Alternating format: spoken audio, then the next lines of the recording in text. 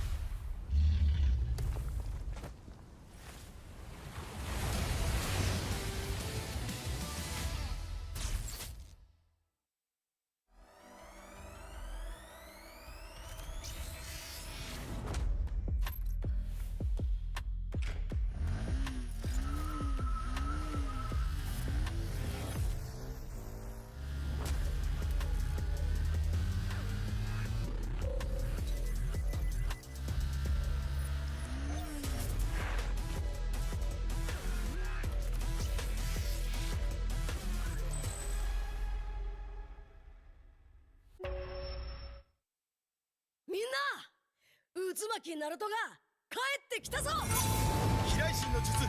俺ってば父ちゃんを越す火影になる。愚かなる弟。子供騙しか。アマテラス。行くぜ。これが俺たちの力だってばよ。Transform diri anda cuma memerlukan 1 tahun. Sijil kemahiran Malaysia, 3D animation sesuai untuk anda langkah ke industri dengan cepat. Kenali juga dunia AI robotik, game development dan content creation. Perbekalkan pelatih dari industri dan fasiliti canggih dan premium. Todak Academy dari industri kependidikan. Tonight is movie night. Cerita apa you suka? Contoh macam cerita makan-makan ke, macam dia ambil makanan ni kan? Tengok. Ada rasa pahit coklat. Ada rasa manis susu. Ada rasa pahit manis coklat campur susu. Roti dah nak siap. Sedap pula roti ni. Sedap bang. Inilah masanya. RM2 satu gelas. RM2? Kau dah tahu kau allergic dengan tapai tu, kenapa kau belasah lagi? Sedap, cute. Zon. Sabar, Zon. Aku pun lapar, Zon. Kami faham, Zon. Kami sahut sabaran segmen tu untuk menuju ke wawasan tu. Ayuh, kawan.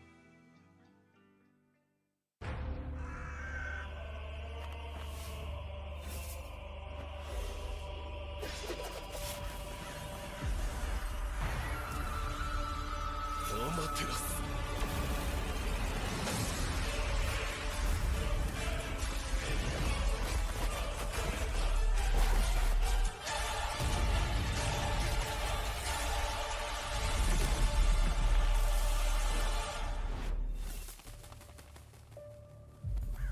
愚かなる弟よ。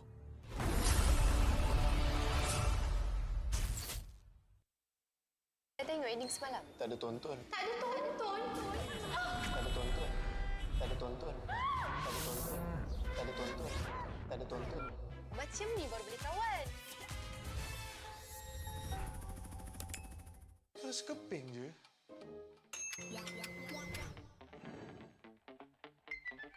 Mesti shopping pun boleh.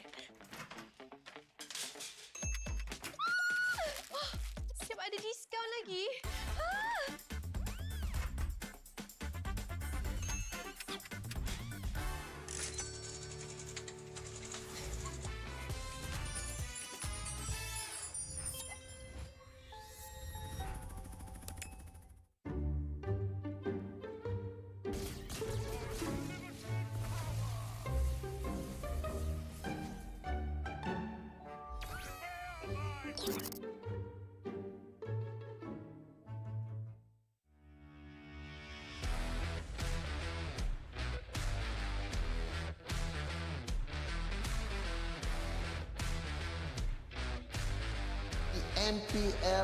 Talk MY dibawakan khas daripada Pautan Gaming. Gimana ngelihat standings yang sesuai ekspektasi? Invictus Gaming, waktu dorang nak secure that second title, dorang dah ready untuk main dengan 1-4. Cultured by Toda.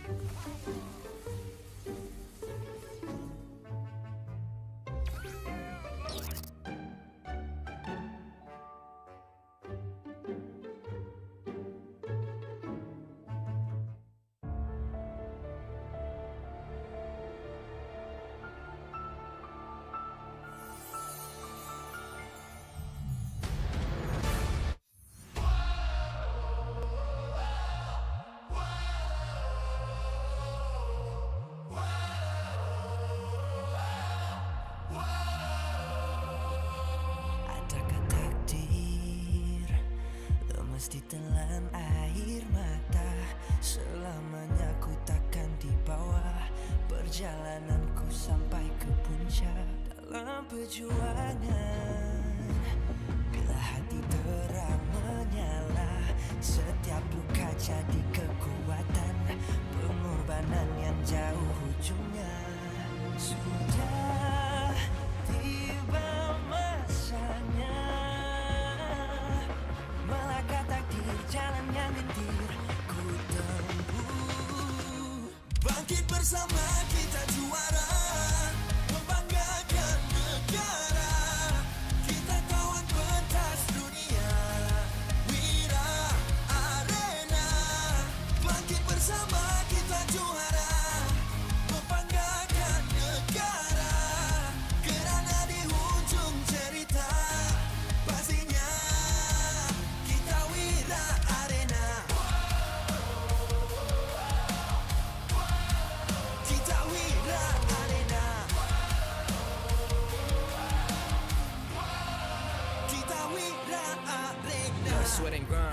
we never gon' fade. This that definition of a legend. Every single move that I make, feel it ain't no doubt. Dorang kena aku, I'm a winner. Cuba check gerak-geri aku semua tiptoe macam ballerina. Genggam bara api, biasa berjadi arah. Mimpiku mula menjadi, tiada siapa je yang halang. Kalau bikin hari-hari, benda susah jadi senang. Segala cabaran aku ready, masa depan aku terang. Tiba masanya melangkah takdir, jalan yang gentir ku tempuh. Bangkit bersama kita juara, membanggakan negara. Kita kawan pentas dunia, Wira Arena. Bangkit bersama kita juara, membanggakan negara. Kerana di hujung cerita, pastinya kita Wira Arena.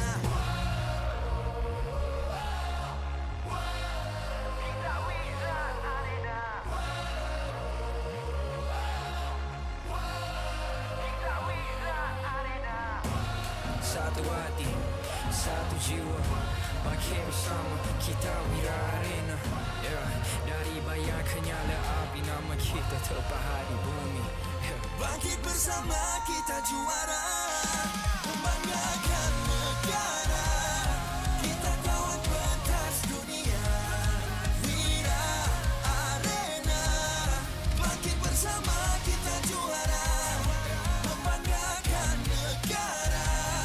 Kerana di hujung cerita, pastinya kita Wira Arena. Kita Wira Arena. Kita Wira Arena.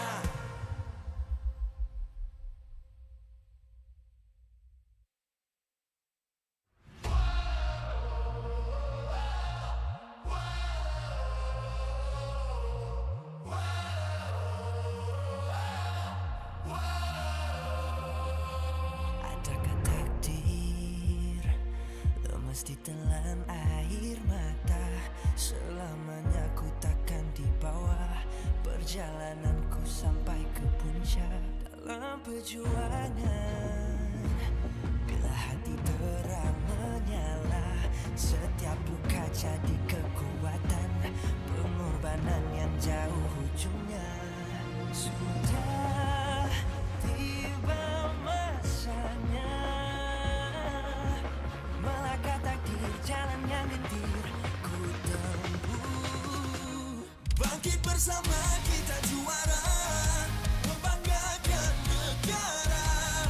Kita kawan pentas dunia, Wira Arena. Bangkit bersama kita juara, membanggakan negara.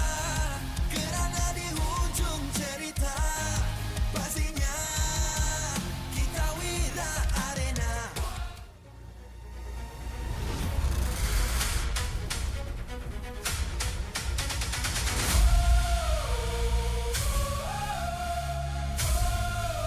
Kita Wira Arena.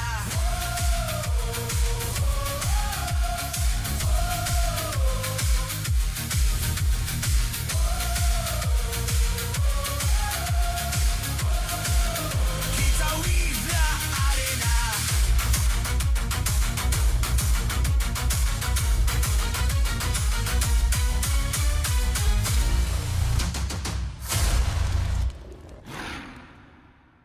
MPL Malaysia Season 17 is powered by Pautan. Presented by Celcom DG. Power up now with Celcom DG Prepaid 5G.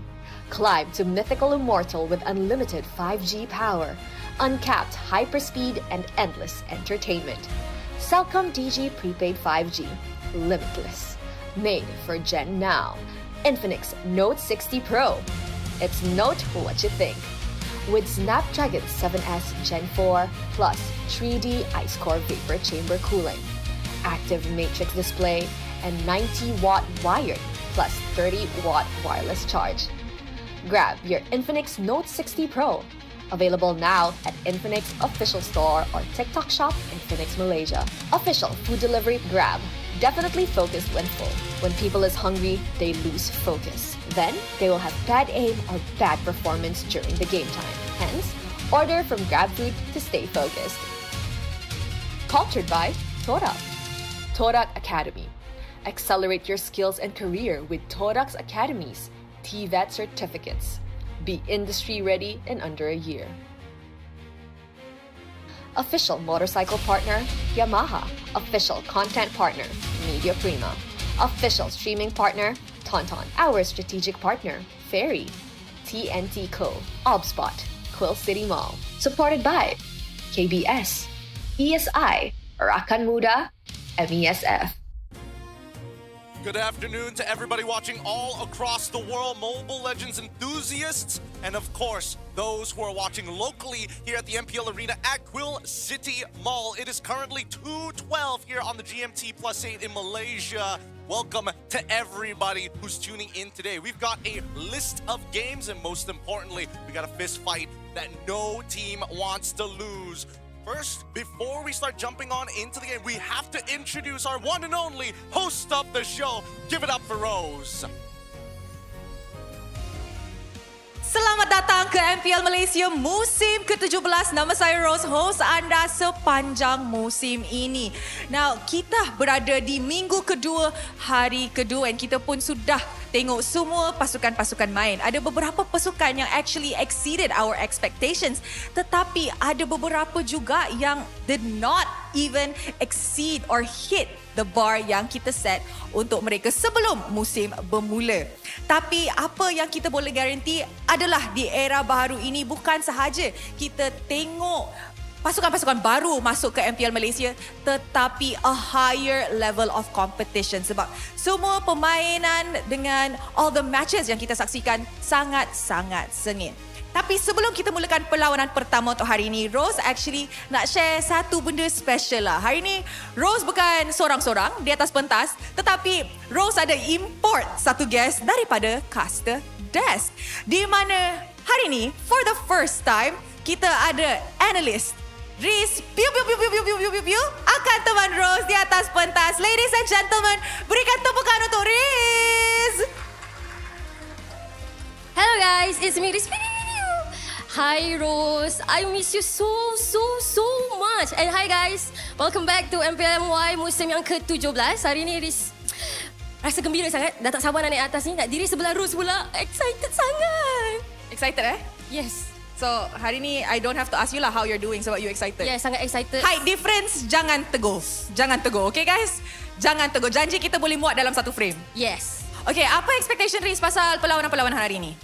Semestinya kita nak tengok perlawanan yang excited, yang kompetitif, yang lagi menarik daripada hari biasa. Takkanlah hari-hari nak tengok yang tak capai expectation orang kata. Ya, kalau boleh nak yang ada surprise movement macam tu. I think tu semua nak tengok dalam MPL. Now, I nak tanya, you jadi side reporter Rose, you jadi teman Rose hari ni. Sebenarnya apa role you? Apa yang you akan buat? Sebenarnya hari ni I akan ganti Poji punya job lah. So harap semua tak merindukan Poji. Teruskan rindukan saya lepas ni. Sebab saya akan handle untuk semua segmen, match post dan sebagainya lah. So harap semua tak sabar nak tengok hari ni apa lagi akan berlaku untuk sepanjang hari ini. Okay Riz, Rose nak tanya. You excited tak nak jumpa banyak-banyak players hari ni? Of course. Especially Diablo. Suka sangat Diablo Of course. Siapa je yang tak suka Diablo kan? Betul. Alright, Rose dah tak sabar nak mulakan perlawanan hari ini. Riz? Sama juga. Tapi sebelum tu, Rose nak remind you guys to scan the QR code di bawah untuk mendapatkan skin Ice Talent secara percuma daripada MPL Malaysia. It's my time, it's my era. Jadi, tanpa membuang masa, casters, take it away.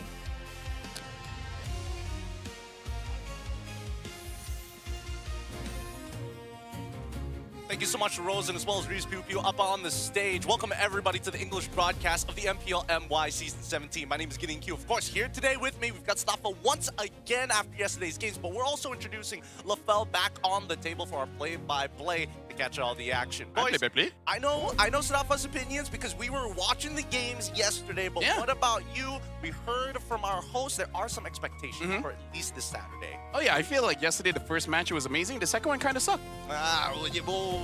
Kind of amazing. Kind of only. What's missing? What's the last point to make it a 10 out of 10 if it's a 9 out of 10? Now that's a very good question, right? I really feel like for things to be a 10 out of 10 knockouts, as they would say, right? Okay. I kind of feel like we have to go all games, and it doesn't have to feel draggy. I feel like yesterday some of the games felt draggy. It felt like there was a delay. It almost feels like there is a lag. Guys, you can power up now with the Cellcom DG Prepaid 5G Power Pass. Go limitless with unlimited 5G power and uncapped hyper speeds made for Gen Now. Doesn't matter whether you're on the commute or whether you're just hanging out with the boys out in the park. You can play Mobile Legends anywhere thanks to Cellcom DG. I can't pick up my script. Don't worry about it. It's okay. It's totally fine. It's okay. We understand the situation you're dealing with right now. I'm doing the walk-ins. I need my script. It's all right. It's fine. We asked for understanding from the audience. Yes, we asked for understanding. Got it. He's gonna try. He's gonna try. He's done it. Now, Staffa, I do want to talk about some of the upcoming games that we're going to have here today. One of which, the first one, is going to be Team Ray facing off against Flash. We didn't get to see either one of these teams yesterday, but based off last week, I don't think there's much of a perspective, or at least not much of a saving grace for either or. Unfortunately, I think we have to say, not really. It's more of a both teams are still figuring something out. I mean, they got to figure a lot of things out, but before we go anywhere, we're going to have a quick look at what the current ticketing is right now. Hey guys, Rose here. Sekarang Rose berada di bilik Team Ray. So mari, Rose actually nak borak dengan Zaid. Zaid, sini. Zaid, ada apa-apa tak nak cakap dekat fans Team Ray? Hai, saya Zaid daripada Team Ray. So, korang mana yang fans Team Ray tu, jangan lupa dapatkan tiket Team Ray dekat website MPL MY sekarang. So, stay tune. Jumpa korang nanti. Terima kasih Zaid. Thank you very much. Alright guys, once again, kalau you guys fan Team Ray, jangan lupa dapatkan tiket di website MPL Malaysia. Ini adalah untuk Team Ray. Mari, let's show it to Riz dekat Team Flash. Kita nak tengok dia tengah buat apa kat sana. Hey guys, so kita nak tengok Team Flash pula dengan kita. So sebelum itu saya nak tarik my big idol Diablo. Come Diablo. Okay, hi Diablo, how are you? Hello, I'm good. Okay, you look very handsome.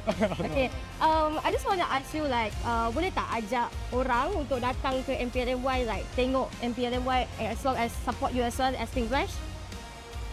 我希望在看的粉丝朋友们可以下来观赏我们的比赛，因为这是我们第一次新加坡过来马来西亚玩，所以希望粉丝们可以下来支持我们。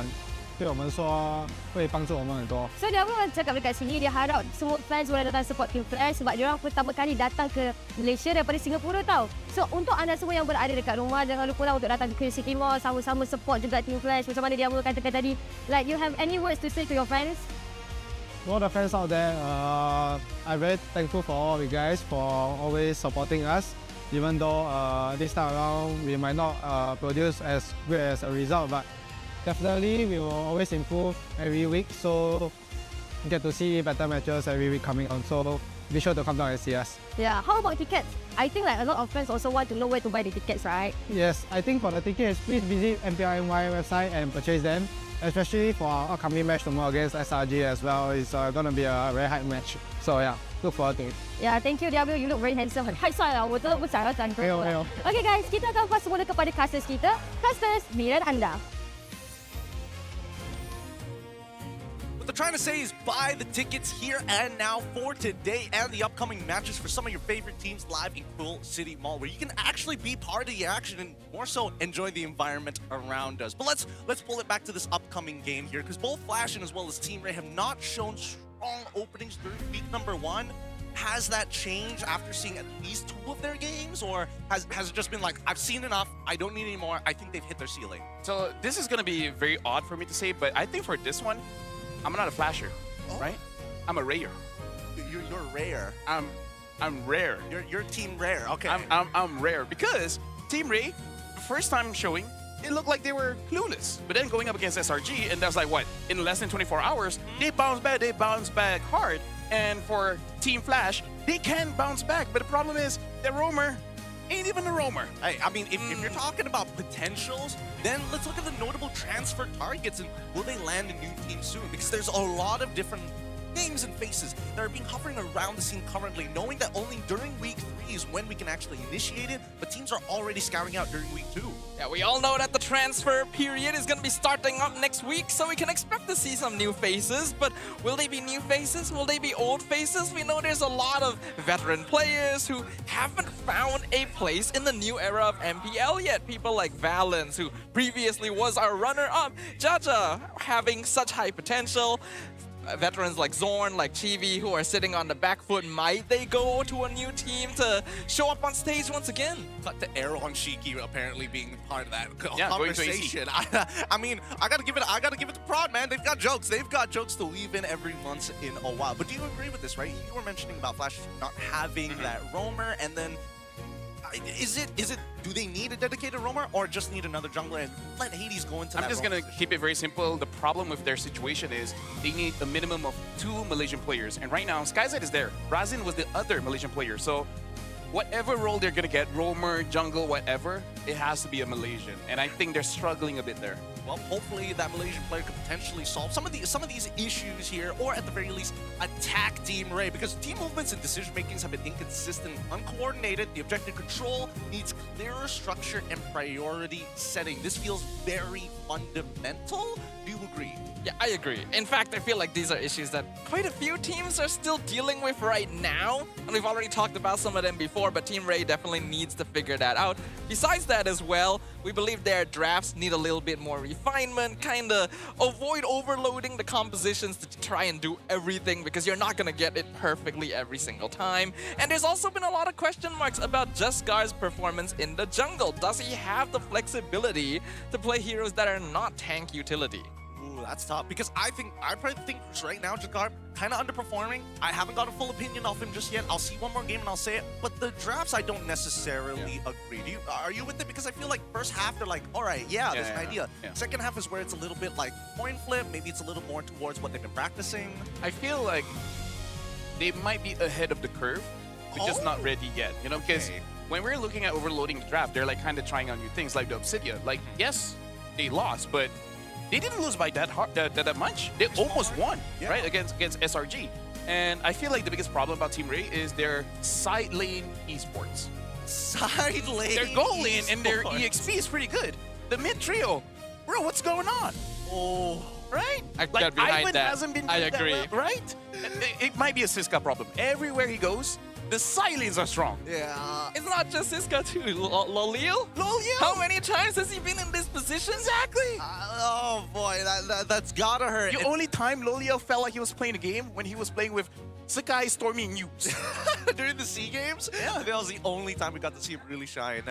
It's really difficult, right? Because again, when we look at Team Ray, and especially when you're looking specifically at some of the notable names, specifically Ivan here, you're expecting the mid trio to be like box solid, like when he was during the time of Homeboys. Yeah. I don't know what exactly happened. Whether or now they're not, just like wet liquid. Get it? Not rock solid, wet liquid. But that's also implying Moist. that they're like, they can stampede or something, you know? Yeah, we don't have a liquid around here. No, not around. Unfortunately. Maybe one day. But we do have a Team Ray. Let us introduce the lineup here with Lolios, Ivan, Martizi, Jesgar, and as well as Siska. Boy, those side lanes are good players, and it feels sad that right now the mid trio isn't able to actually bridge that gap. And I feel like the reason why Jesgar, I mean, like, sure, he's good at tank jungler, but I kind of feel like he has to do that just because Martizi is the kind of mid laner that doesn't mind moving forward, but he would prefer a moving wall, right? And I feel like that's what Ivan and Jesgar are supposed to do, but most of the time, they move too far ahead, where they just die out of nowhere, and Martizi is like, I don't have enough damage to back you guys up. Well, in comparison, let's look at their opponents. Team Flash, they're going to be running SkyZ. Ryzen is the support. Pertizi in the mid lane, Hades is jungle for today, and Diablo in the EXP. I only have one thing. Razin has only performed on Cho, nothing else. Pretty much. I think the hero pool is going to be a big issue here for Team Flash, and not specifically on Razin as well. A lot of the other players have good, strong cheese picks, but are sometimes a bit reliant on those cheese picks as well. I think Diablo definitely performs, but most often on fighter style, the brawler type EXP lanes, and maybe that's part of why Hades has to play more utility jungle as well to make up for damage EXP. Actually, both play utility jungle more, right? And to be fair, Hades has been practicing as a roamer for a while. It's like the last 2 days before MPL actually started, where they're like, never mind, going back to the jungle. It's like, a bit. It's a pretty bad situation as an esports team when you don't exactly have people who are dedicated and specialize in their specific roles. However, I think this might be one of the few cases where I'm more okay if Hades ends up going into the roam position. Yeah. We've seen his Gwyn. He's a pretty nasty Gwyn player. He's pretty good on things like Hellcurt as well, all of which are just unique picks if he ends up going roam. I wouldn't doubt Hades' ability to play roam. There's a reason why they put him as roam before the season started, right? I don't think it's too difficult for a player of his caliber. It just feels like he's been put back in jungle because Razin couldn't quite match that performance as a jungler himself. And you can tell that's not really what you want to start the season with. I think the transfer period will do them a lot of good, but it depends on who they end up picking up. Yeah, again, a lot of assumptions need to be made about the potential pickups for the upcoming week number 3. But for now, let's see exactly where the problems are going to eventually lie. Because who knows? I think the worst case scenario is, oh, we fixed our old problems, but these new problems are like impossible to deal with. Yeah, I feel like Flash, their only hope, really, is their experience in playing the macro game, right? Because so far, they've been surviving very, very well playing that macro. And if they can out-macro TR, which I feel like they can do. Because the thing about TR is, whoever their shot caller is, does seem to get overloaded quite fast. Oh, overloaded might just be the key word of today. With that being said, let's introduce both our teams as they walk up onto the stage.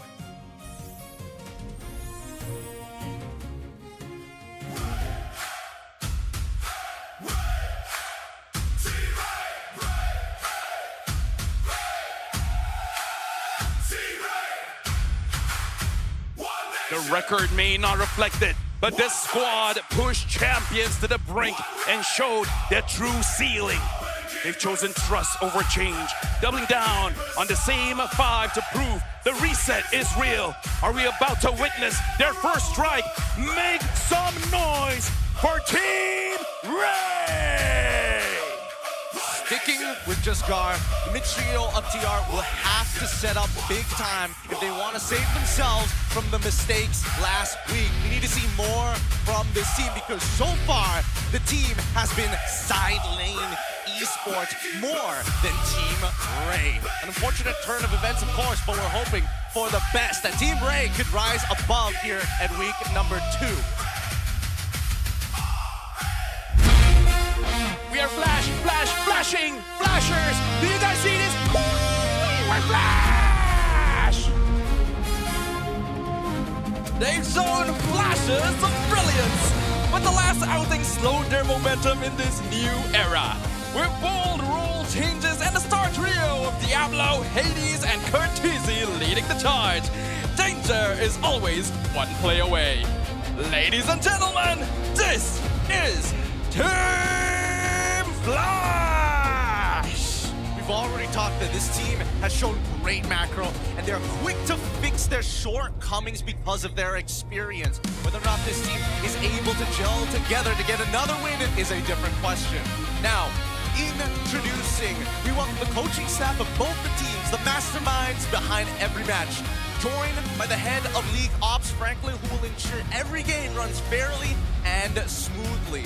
From the side of Team Ray, it is Caleb as head coach, St. DeLucas as assistant coach. On the side of Team Flash, it is head coach Nobody and assistant coach Rancy.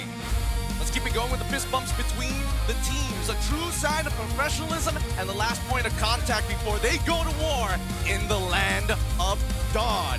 Good luck to both of our competitors.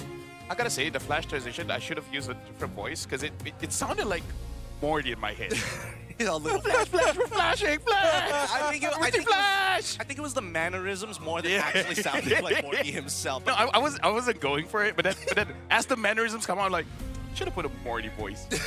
But I think I can only do a Rick. You can only do a Rick? I think so. I feel like if you can do a Rick, Interesting. What's up, Morty? Sorry, what? Oh, the burp. Morty, come here, Morty.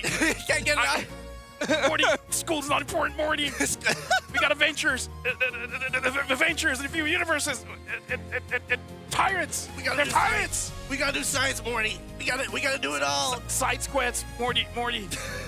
Episode 4, Morty. Episode 4. 1,000. They're tyrants. 1,000 years, Morty. You can go on forever. I've never watched the show. I can't join the. Oh, really? Yeah, I've never watched. Oh, you're missing out. We have to fix that at some point in time. We gotta fix that problem one of these days. But now we look at the Me player not codes watching the show? Huh? Is that a problem? I mean, you got to. It's a cultural. You know what? I'll explain more later. But first, our quotes from our player Siska embracing change, because he used to prefer playing only with players he knew, like his time in DX Seoul Esports and Untitled. However, in this new era, he has learned to step out of his comfort zone by playing new players under a new management. To his ex-teammates, Guy Zed, I won't zone you out. I don't have the heart to do it. Unironically, yeah, I feel like Siska genuinely means it. I would not be surprised. He's one of the few good boys in the MPL MY. He's just so chill, dude. Yeah, he's like, I could go for him, but I'm gonna go for Razin. I don't know the guy. It's pretty unusual. I don't know him, actually. papers. It's pretty strange nowadays to see someone actually go like, oh, I can't hurt him. We used to be friends. Meanwhile, yesterday we had 2 teams of former teammates at each other's necks. We were asking brothers to cut each other, and now Siska's like, I can't do it. Yeah, It's hard. this guy is like, I was poor one day. I couldn't even go to the toilet. He had 20 cents on him. And it was like, hey, Siska. This guy wanna piece Cuts back to me. Here's 20 cents, Siska. Cut to Episode 7. Help me out. It's Marcheesi, the one who's talking to Siska. That's even funnier. I thought you were about to say that Zed gave him money to go to the toilet, and that's why he can't zone him. No, the only problem, there's one of 2 problems with the setup of the joke. One, the fact that you have to pay for a toilet, which can only happen in places here in Malaysia. So it has to be somewhere in KL doing this. It's nonsense. the KLCC one. So That one is more than 20 cents. That's Honestly? a few ringgit. Yeah, ironically, I know exactly which one he's talking about. That one is expensive. It's so notorious for, like, why? Why would you charge it for it? You know what? Never mind. So many things that could be targeted, but now it is about time that both of these teams could draft. We could have talked about the setups of what they could potentially draft, but honestly, we do not know what is going to be shown here today. Maybe a different side, maybe just the same thing as last week. I just want to see if Siska is able to get the Masha. It keeps getting banned out over and over again. I don't think he's going to get Masha. I think he's more likely to get Benedetta than Masha.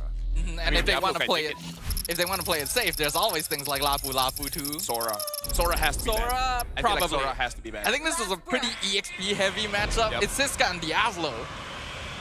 And I'm liking the ban here. Team Ray banning out the glue as well as the Sora, which kind of shows they want to stick as 5, and it's going to be mainly melee heroes, right? And then for Team Flash, banning out the Marcel, also showing that they might want to have like a catch kind of hero. Maybe they're trying to get a Gwyn. Now Jushin is banned out. Now I wonder if Team Ray will get that Gwyn, because if not, I'm seeing Flash immediately picking it up. Yeah, either way, a lot of the key picks are already taken off the board, and it looks like the opener for the side of Team Ray is going to be Baxia. Now, Baxia has been on and off. Other MPL regions are realizing that this bot potentially could be an answer. The question is whether or not it's going to be a refined strategy, because Baxia, his main goal, hey, if I can intercept the enemy jungler, then I can get ahead, and we can slowly win with incremental wins. Yeah, this is one of the best early game invasion junglers in the game. There's a reason why even SRG was willing to ban it out previously against BTR, since they know they might look for a tank jungle. This time it's going to be let through, so Team Ray wants to play for those early timings, prevent Team Flash from getting an initial foothold. Both these teams tend to reach a peak in the mid-game, so having early foundations is good. I feel like we're going to see very similar draft to last week. It feels like it's comfort picks for the side of Flash, Guinevere, and as well as the Cho going to get locked in again very early on. Yeah, because despite it being 8 weeks, despite you can face your opponents twice, I feel like Team Flash, they understand they cannot lose too many points early on. So let's just, Razib is here, let's just pick up on the Cho. And we got a fun fact here. The last time Team Ray won a series in MPL was 175 days ago against Arrow. 2-1 in the regular season of season 16. Yeah, just. I feel like this is I feel like this is a very mean statistic. Over 100 of those days had no games. Oh man, inflated stats. Yeah, like that seems a little bit unfair. Excessive little. Team Ray though will be locking the lead on top of the eve. Honestly, I'm really liking these first 3 picks, and I always say that about Team Ray. Even from last week, these 3 picks are strong. I wonder if they're willing to pick up a Valentina here, because the RWM could kind of mess up Team Ray as well. Suffers. Looks like they're going to pick up the Benedetta here, and I think it's fair considering that Curtizi, even if he doesn't have a mage to play, he'll have something to play. Yeah, he'll have something to play, but well, I guess they didn't want to go for it. They want to play honestly, right? Yeah. They don't want to have any of those questions of, So oh, Masha ban here? I feel like Masha ban, and I think Team Ray, if possible, they might want to grab something like a Phoveus or a Uranus, but the problem is it's kind of not Siska's kind of hero, but on paper, those 2 picks make sense against what Team Flash has. I think if Siska wanted anything, it would probably, most likely, it would be Phoveus. I think the Uranus, not just yet, unless the coach is like, hey, we don't want you to carry anymore. We need you to actually shred for everybody else. And surprisingly enough, we saw this from last week when Kimi was locked in to the side of TR as well. The whole comp revolving sort of around the anchor of Martizi. Do you agree with this after what we saw last week? I think Martizi is a very good foundational mid laner. He plays a similar style to players like Izanami, where they don't really show up often, but they're there to play as the backdrop and provide what is necessary at the right time. Counter argument, Martizi or Zach QT, because they have very similar playstyles. Yeah, I'd agree. I think they're both the same type. More supportive, but capable of carrying if necessary. Okay, one thing I will say I'm entertaining the idea of for Team Ray, Vincitar. I am not the only one. Counters everything on the other side. Let me think about this well, for a moment. Phoveus has been banned out, and now we're looking at Siska here because, yeah, the hero pool is going to shorten when all else fails. I can see him using something like a Lapu. But the problem is, if he's not going after Skyzet, then, you know, who is he going after with the Lapu? The other thing is, if Team Flash picks up their mid laner early, say they pick up something like a Farsa, right? We may see other divers like an Alice, for example. So there's a lot of AoE that their team has. But again, it just doesn't scream like Siska's hero. Yeah. Maybe even a Yuzong. But that's really risky. The moment you lose against Benedetta, it's kind of over. And that's the thing, right? First couple of levels are going to be a bit of a skill matchup, and honestly, Crowned by heaven's mandate, good mid my lane bans, good legacy engagement shall bans endure. from either side. Again, very aware of where the weapons are going to get sharpened, point of contact, these drafts, and more importantly, they round out this composition. It feels like they need the carry. I don't want to make a hard call and say they need to carry right now, because that way Team Ray has the options to pivot, because they still have artillery. Or because they have Vendetta, they might even consider the Moskov.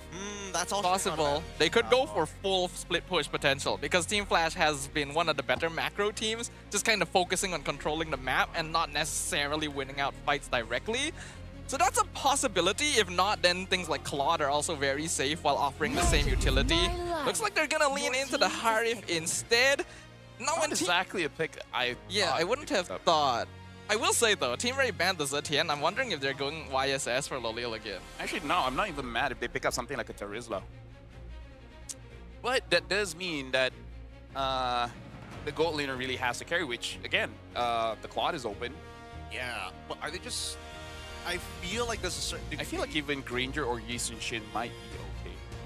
I kind of like YSS, actually. Yeah. YSS for Team Ray, having that global ult, as well as being able to dodge out disengages, it's not that bad. Flash is very skirmishy, so vision is valuable here. Honestly, I don't think it's that bad of an idea, but I think that the lane matchup against the Harif is going to be a little harder than necessary. And I think that's the important thing right now, right? of the shadow at your service. The side lane's gaining that priority early so that Boxia can do what he wants to do. You made the right call on the Granger. CC ends up going to be the pick for the side of TR, which is interesting, right? Because again, if we see that level 1 proxy coming in from Benedetta, there's going to be a lot of interactions. We could have Cho pair up with the Benedetta in those moments to try and get the first clear, or it could just be a 2-on-2 fight. I just want to see the spell, right? Because in this situation, do you go for Purify? Do you still go for Vengeance? Do you go for Sprint, right? There are options here. I think you go Because honestly, I feel like I might go Purify because also going up against Vendetta, if I get petrified, I might just straight up die. Or, I mean, then wouldn't you... then it can happen more often. That's just one target, though. I feel like... Okay. I mean, like, the Cho, the Gwyn. I personally prefer Vengeance, though, because I think that the Cho and Gwyn are going to be targeting Baxia most of the time.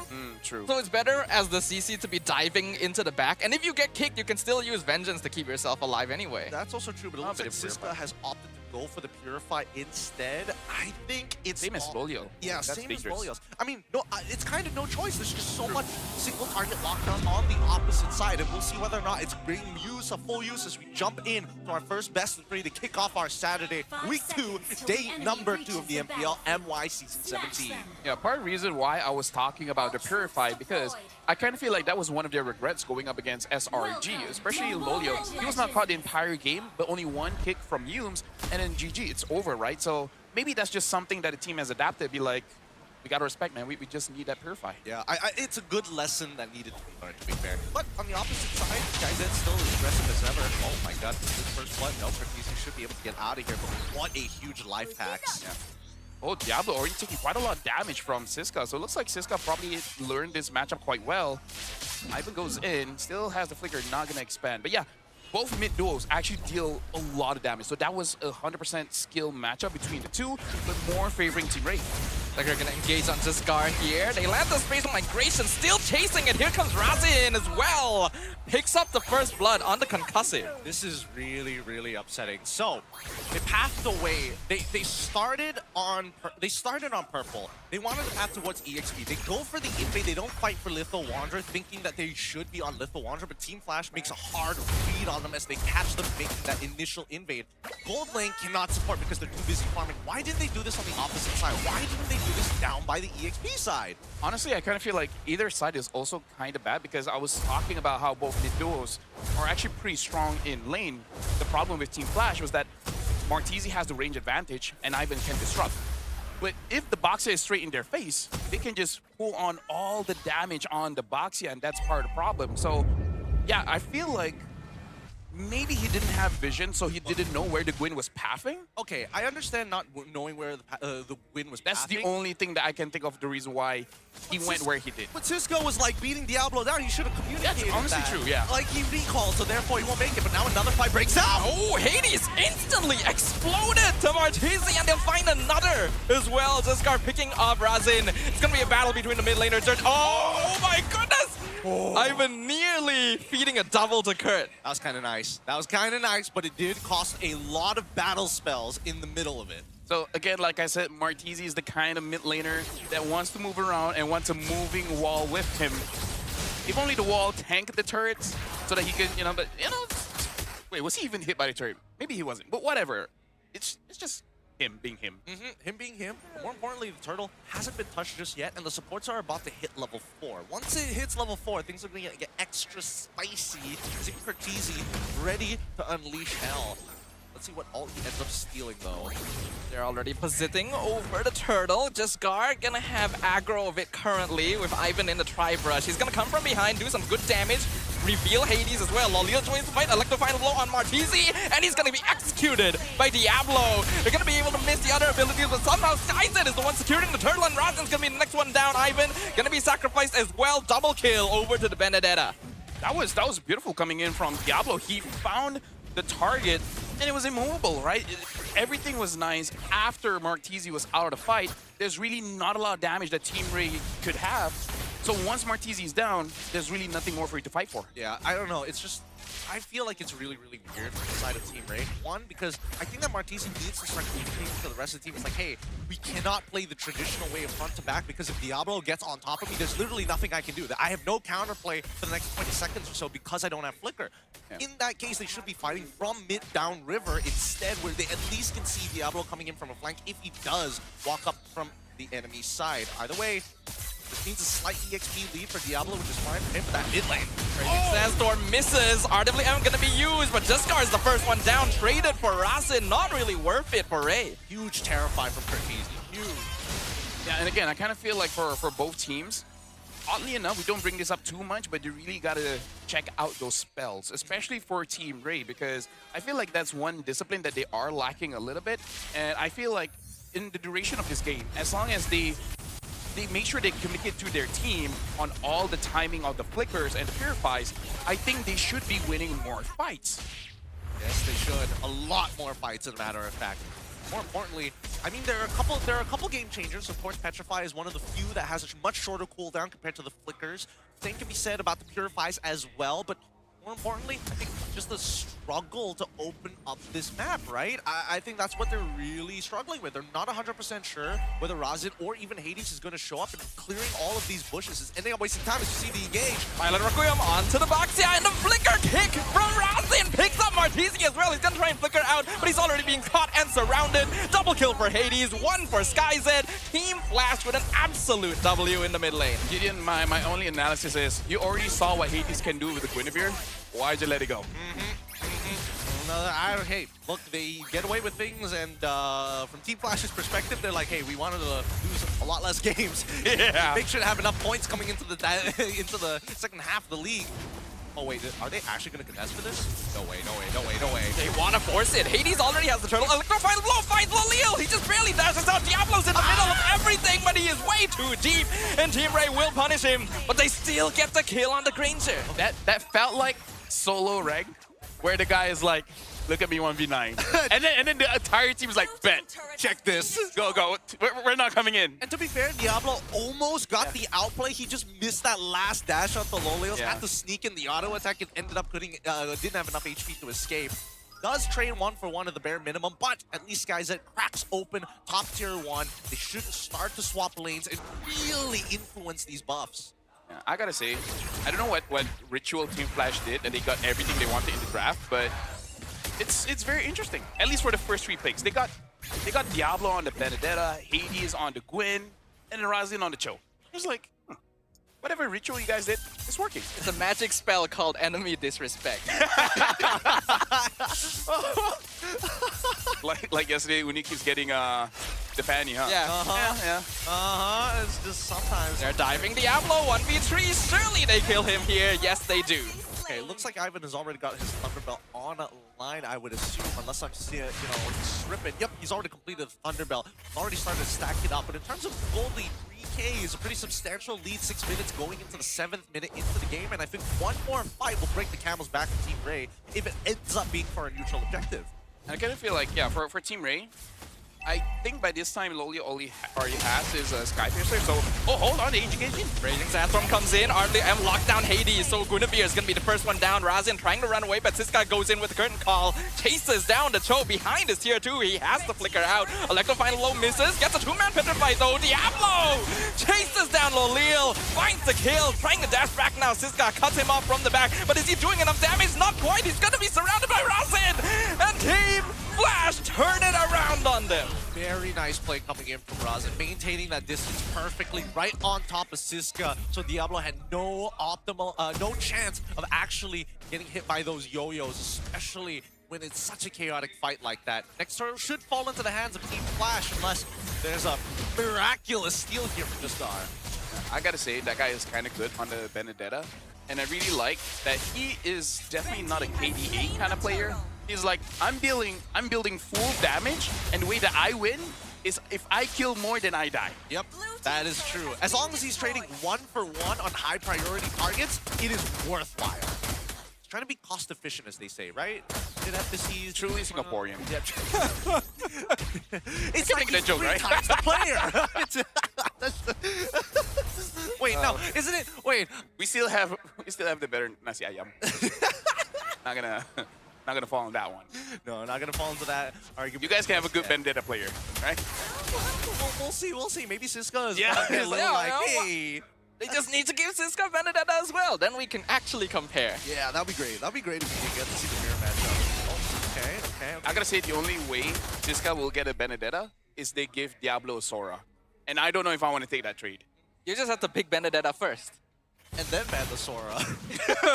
Ideally. I mean, so far this game has been progressing pretty slow from this point onward. Team Flash is very confident knowing that, They may have pincered Razin, but he had the Cyclone Eye, so he's perfectly fine.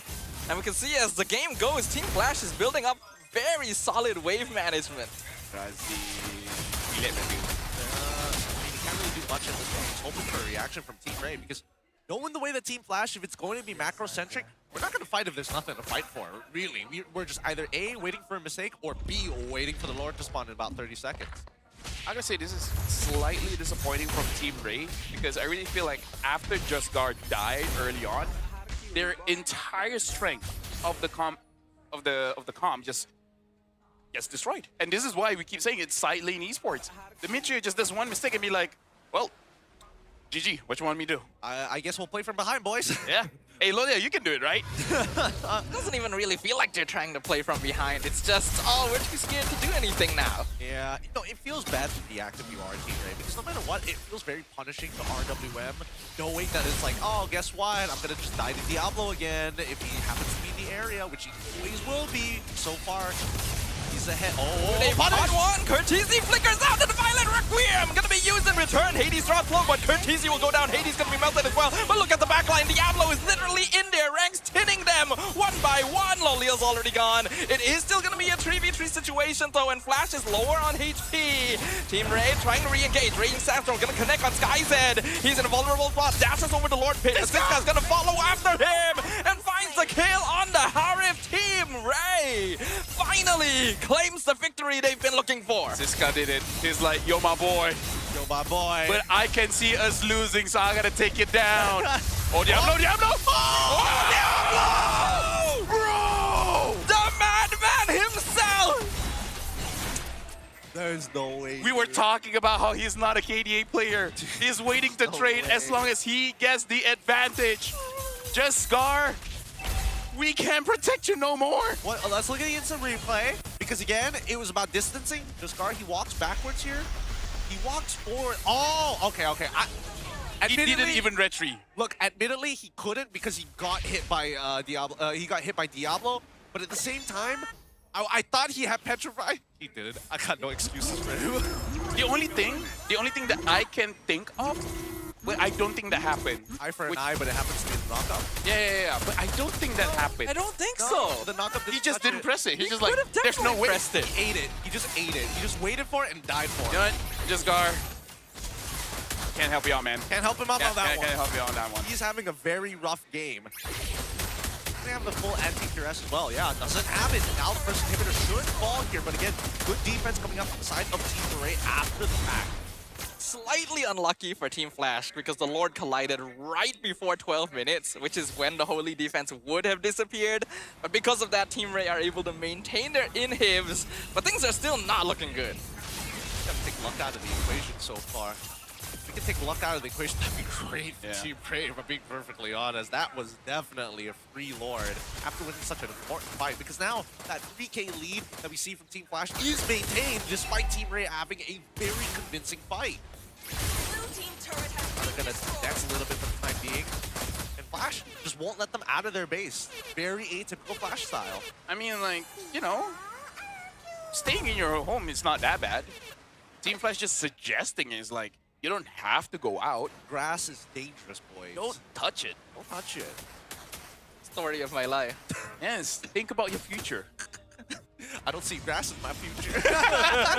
Anyways, right now we're looking at items here, and again, just full on damage. Oh, hold on, just Gar. Ooh, Diablo was found!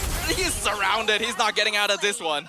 No. Maybe we shouldn't say nice things. It's a little hard to say nice things these days.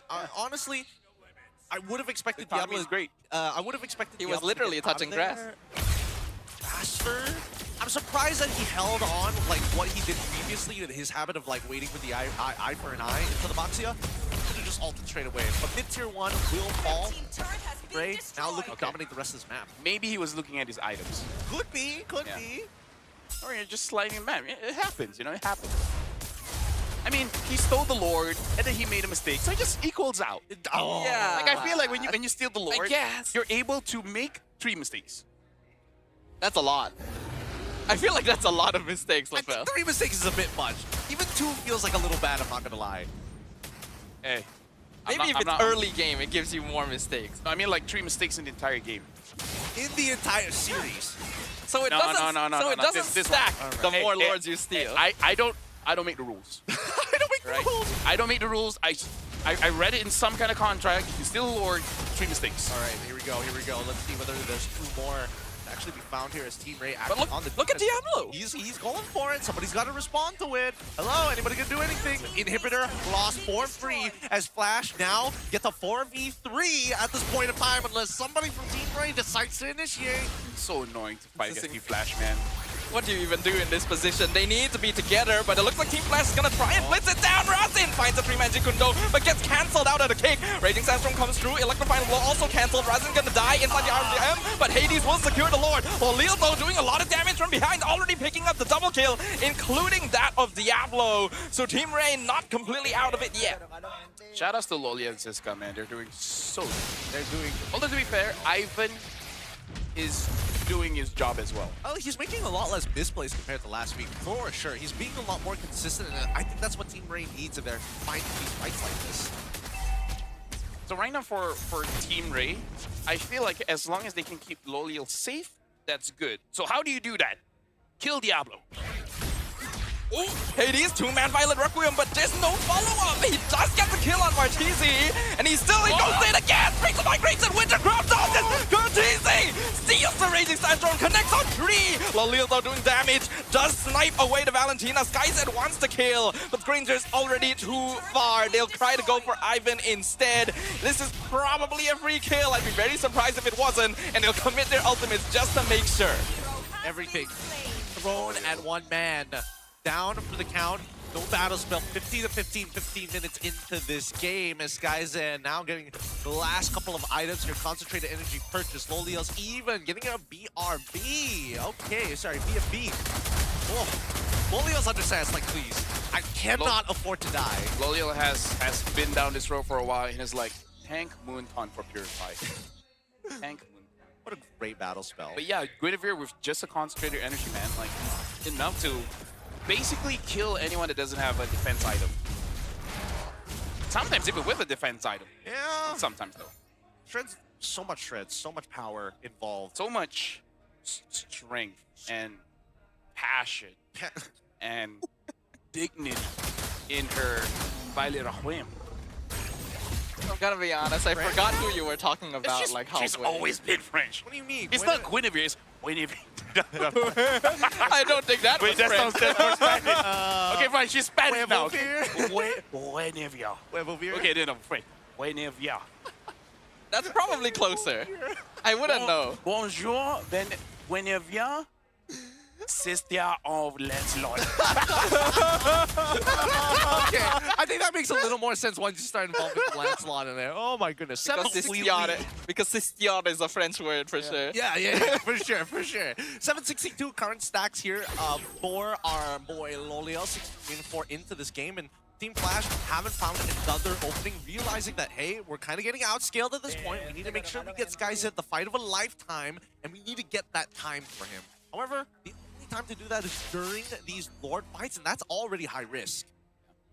Honestly, I kind of feel like we gotta look at Siska, because the team fights only really win if Siska is able to deal with the backline. But then everyone else has to deal with Diablo, which so far Siska's like, guys, it's just one person. You're 4 people. It can't be that hard to dodge it. Come on! What are you gonna do? Not get hit by the Petrify? Kind of feel his pain actually as an EXP laner. You dive, you do your job, and then your team dies behind you, and you're just like, well, what am I supposed to do about that? I guess I'll just 1v4. Wait, look at Diablo. Diablo's behind. He's looking for Lolil. He sees him. He goes in like the final blow. Diablo! He dismantles the backline in an instant. Immortality already burned down, and Hades will finish it with the shutdown. Siska buying a lot of time though. Curtisi's already been dismantled in backline by Ivan, and another spatial migration will finish it. Siska trades for the immortality, but no escape from death here. 4 members of Flash remaining versus 2, and they're being chased out of the base as Diablo and Skyzen waltz their way right in an open door. They will claim game number 1. The handsome devil strikes again. The flank play to secure the game. GG, well played. Team Flash take game 1. Dude, Flash looks amazing, but they look amazing with their best draft. So I want to see Team Ray denying them of getting those picks again. I just don't know whether they will do it or not. Yeah, ban out that Gwyn. Show us something else from Flash. We need to see what the other side of the coin is going to look like. And the only person who can turn it over is Team Ray. Yeah, they have to be respectful this time. You literally saw it in the first 3 picks from Flash. They are obviously going for as many power picks as possible, and yet you're not adjusting for it. You know the crazy thing is, maybe Team Ray has to ban out the choke, because if I was Team Flash, they get selection now because they're the away team. I would stick with second pick because I can get one, either say a Benedetta or a Gwyn or whatever, and then immediately pick up the choke because there's nothing else that Razen can play. Exactly. That, or even maybe you consider even taking a slot for a power play to banning out the choke and then getting something back on the turn. I would swap the glue. You would swap the glue. Right, you still ban the Sora. Uh-huh. Actually, I don't even think you ban out a Fanny, actually. Because Hades is strong, but they're a team that, plays on utility. But that's under the assumption that... Oh, that you're right, actually. Hades can play. I know he can play, but can the team play? Right? I don't think it's impossible, Like, actually. either way, I feel like make sure Razen is not comfortable. I think that's a good way to try and kick the ankles out of him, right? Target Razen first, and then start whittling their way down from there. Mid laners. What do you think about them so far? Because, I don't know, there were a couple of awkward moments from both Team Ray as well as Flash. Like, Cortese ended up, getting hit by awkward projectiles. And more importantly, just taking a lot of chip damage for no reason. I don't know, because he has that playstyle of baiting his opponents and then getting out on that Valentina, and it's a very fine line. I think so, because he's been playing with Hades for a while. I think if you compare them, Martizi's probably a little more consistent, but it's because he plays safer. He plays from, literally from arm reach. Cortese is very creative, very brave. It may cost him sometimes, but that bravery makes a difference. Yes. Handsome Delman himself showing off his Benedetta in MPL MY. Honestly, it's gotta feel a little good. Oh, it has to feel amazing. And I kind of want to see him on a different hero, not because, I hate him on the Vendetta, but because when he's being pushed, we see stuff like the Pautan, right? I wonder if there's something else that he's just keeping in the back burner just in case something happens. But yeah, we got to go back to this game where Team Flash, they played amazingly, and your question about the mid laners is just that I kind of feel like it really is just jungle diff, right? Because just Gar, he moves forward, Martizi will get damaged. He will somehow die by getting caught by Hades or something, right? And then Kurt, he really trusts Hades. He will put himself in a situation that he's gonna get caught, but then it's just bait, And then Hades just goes in. This is the different trust that you have with your junglers, essentially. Okay, so it's just and roamers, I guess. Oh, yeah. It's just chemistry amongst the team members. The mid trios have been big question marks throughout the beginning of the game, from the draft, and when you're inside to the game. Flash, however, when you're looking at this team, and more importantly, considering that they actually won out a good amount of interactions, why do they not, I don't want to say throw the game, but I would snowball it out of control? It feels like it's we must wait for the next objective. They aren't making any mistakes. We're not going to force mistakes out of TR. I think that's part of why they're able to win these games, though. Yes, they're aggressive, but there's a controlled aggression about it, where they only really fight when they know, okay, we have the angle now. The reason why the snowball didn't go as smoothly is because by going for macro play and split pushing, they are gonna be separated a lot of time. And so if someone gets caught out, Team Ray will usually 5v1 one-shot them. That's why we saw Diablo getting taken out from time to time. But the impact of it is not as big. We're talking about impact, as LaFell mentioned, definitely Junks, you can see the number of buffs taken away. Purple buffs actually 12-7 so far. 3 full turtles, every single lord, all taken by Flash. Yeah. And again, despite Team Flash basically getting everything that they want, Team Ray played quite well.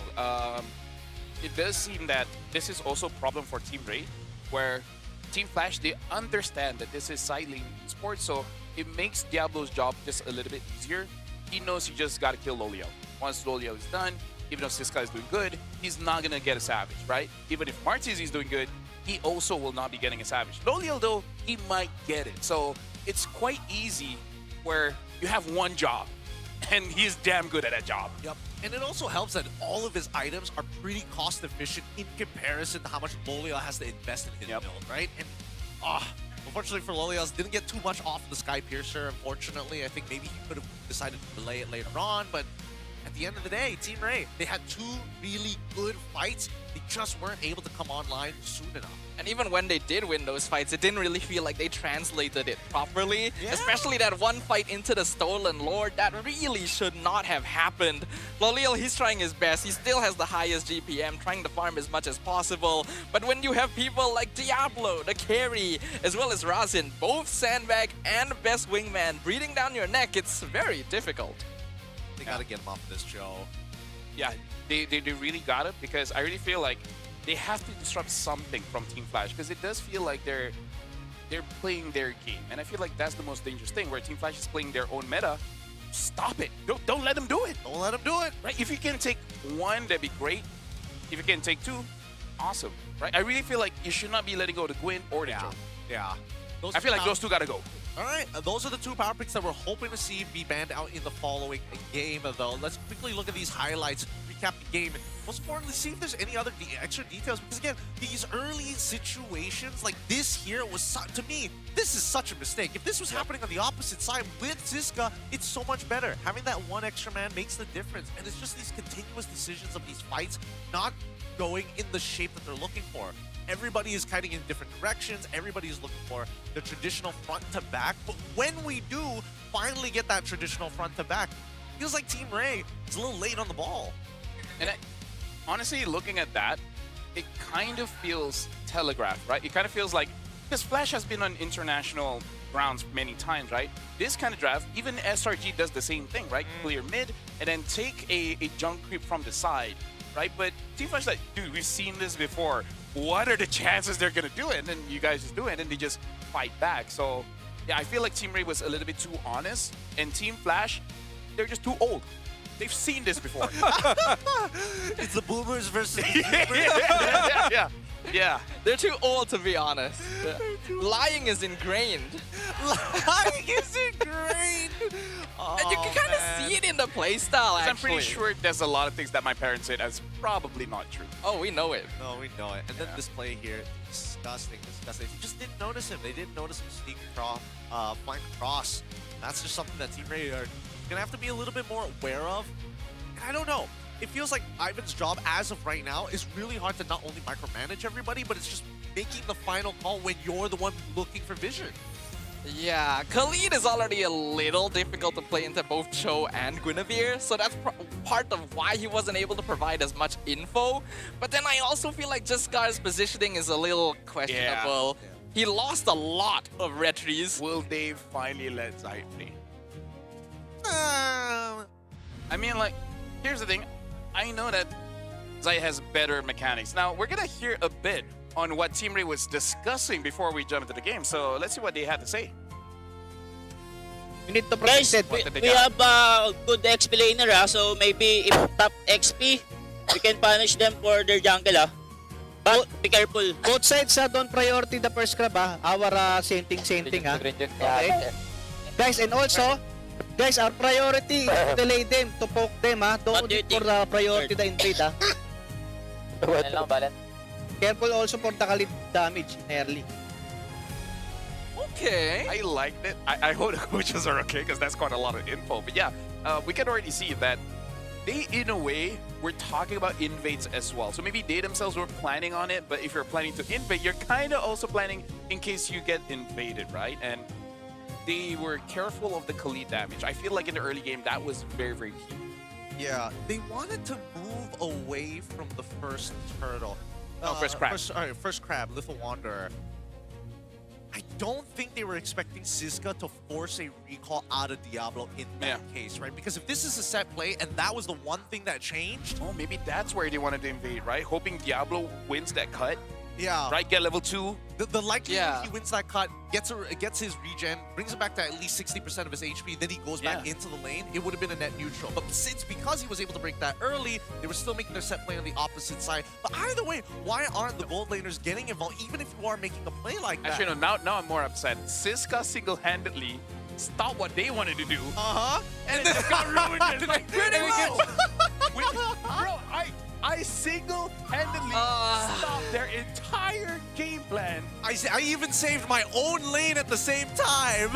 That feels bad, man. Yo, we got a lot to talk about. You guys are not listening to it though. We're gonna be throwing it over to a quick interview up on the stage, courtside. Ni bukan Riz tapi ni Rose. Hello guys, welcome back. Rose actually nak buat sedikit side report sebab these two were my boys last season. Sekarang Rose bersama dengan SkyZ dan juga Siska. Sekarang dah team masing-masing tapi kalau kita ingat pada musim lepas dorang adalah under Untitled. So, how are you guys now? Macam mana sekarang? Sehat? Sehat. Kurang sehat. Yang ni muka masam dah. Ya, dah Z bantai saya. Z bantai tadi. Tak ada, tak apa-apa. Tak adalah. I rasa okay je. Now, apa perasaan sekarang? Last season you guys satu team. Sekarang pula dah jadi musuh dah. Z? Dia sedih juga. Kita dah lama kan. So, kali ni tak sampai hati lah. Tak sampai hati dia cakap tapi dia... Tadi sebenarnya. Tapi tadi terpaksa. Terpaksa. Oh, tak hati saya akan marah. Siska pula, apa perasaan nak lawan SkyZ dah sekarang ni? Semalam saya dah check lah dengan Z. Yang saya tak nak zoning dia. Untuk lawan sebab tak sampai hati lah nak zone dia. Apa perasaan dapat kalahkan Siska tadi? Happy Best untuk ke? team tapi sedih untuk sebagai member kan. Oh, apa perasaan you tadi kena bantai pula dengan Team Flash? Perasaan sedih sikit lah. Tapi awal lagi kan, masih ada peluang lagi nak comeback. Ada apa-apa tak yang nak cakap dekat SkyZ sebelum kita mulakan game kedua? Mana tahu bagi 1 point ke, 2 point ke? Good luck, have fun lah. Alright, what's your prediction? 2-0. Cakap Ya, sangat oh, lagi kuat untuk Siska dengar. 2-0. 2-0 Team Flash. You rasa 2-0 ke? 2-1. 2-1 Team Flash. Team Ray. Sure. Kita tengok nanti ya. Okay boys, thank you very much. Okay. Good luck on game number 2. With that, mari let's show it back to the casters untuk mulakan game kedua dalam Best of 3 series ini. Throwing it back to you guys. And that's the courtside report here with Rose. Again, Untitled, a name that we're not going to see ever again. Really, really sad to see, but at least the boys are going into their own different paths. And unfortunately, this time round for Siska, he's looking at game number 2 and it's like, all right, maybe I got to go back on my word. Maybe I got to zone out this guy. Dude, I feel so bad for Siska, man. He's trying so hard. Genuinely. And Lolio too. Lolio as well, but he's used to it. Look, apparently it's not hard enough, clearly. There's only so much effort you can do, especially in a meta that highly depends on... And it's still the same vibe. Well, they trust it. All right. They trust it. I think you gotta give Siska an ego challenger. CC could have been, but you could lean into it more. Let him carry you. See long. Too much. No. The only way we can win is if you scale Siska. He wants to push the side lanes. That's what I'm gonna do. I'm gonna 1v1 this guy. Siska, if you don't scale, we'll never win, dude. He has a sword. I gotta bring it spear. It's time to play Sun so that he can be his whole team by himself. Siska. Hey, actually, you know what? I don't need y'all. I just need more of me. Yeah. I need a team of 5 there. Hey, long time no see. Flash. Oh, is he? That would be. Which side of I'm trying to look. Team Flash. He's on the Team Flash side. Aww. Hey, Team Flash does need more junglers. I didn't know that he was such Yeah, definitely. Out of all the roles, that's the one they need. Oh, yeah, for sure. Let's add another one to the mix, right? The blue lock people do say junglers are the best players of ML, so just get 5 junglers and hope for the best. Fun fact, Jones used to be a jungler. Oh yeah, he did. Yeah, that's why he could play like Fanny Rowe. Yeah. Oh, did not know that. He was a jungler. And he was like, you know what? All your roamers suck. Let me. I'm so pissed off. I'm gonna do it myself. I can do it way better. Yeah. Let me just Jikundo in the Hoya. A bit Yukida. Hoya. You know, because people are like, how are you? But they're like, I get what you're trying to do, yeah. It's like a HWO. What is this?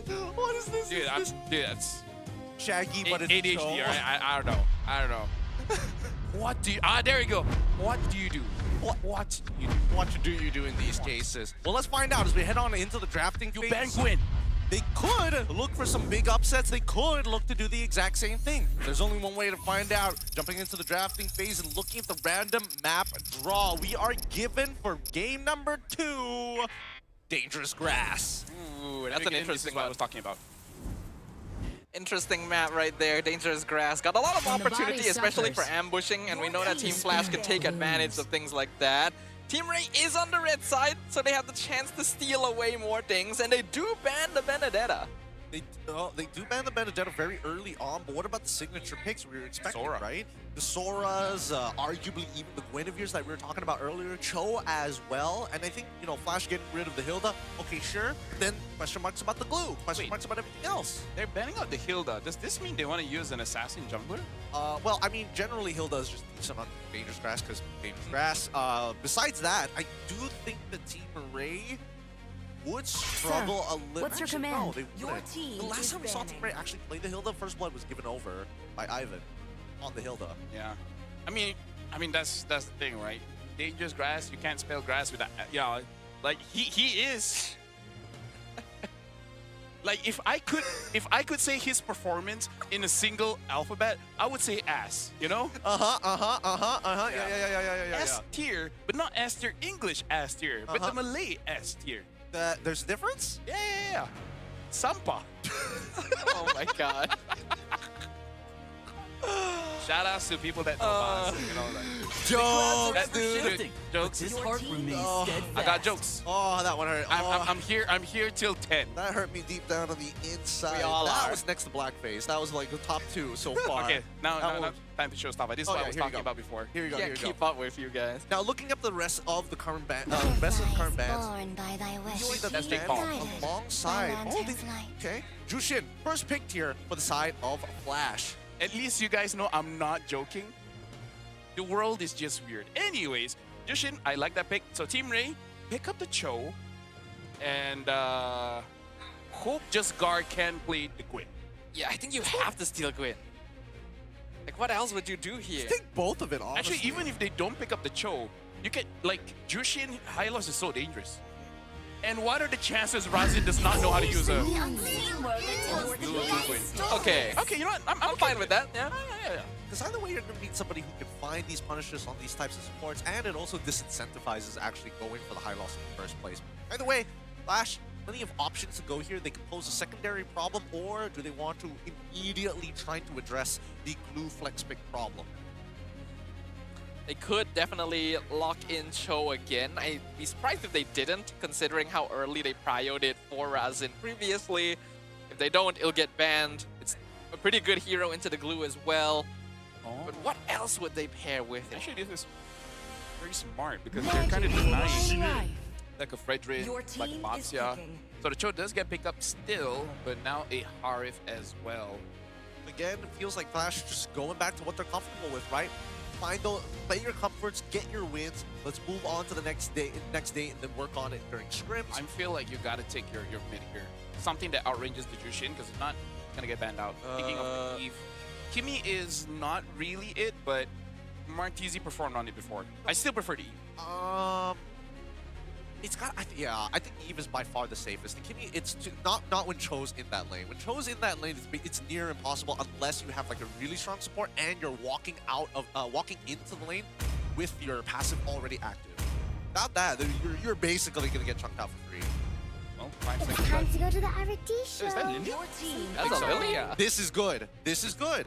It's less punishable. More opportunities to actually run down your targets. Yes, you get completely outranged by the Jushin, but at the very least, you clear these waves fast to keep up with the pace. It's a good counter dive hero as well. We know that Team Flash is gonna run at their faces a lot of time. If they overstay their welcome, they're gonna get blown up by the Gloom.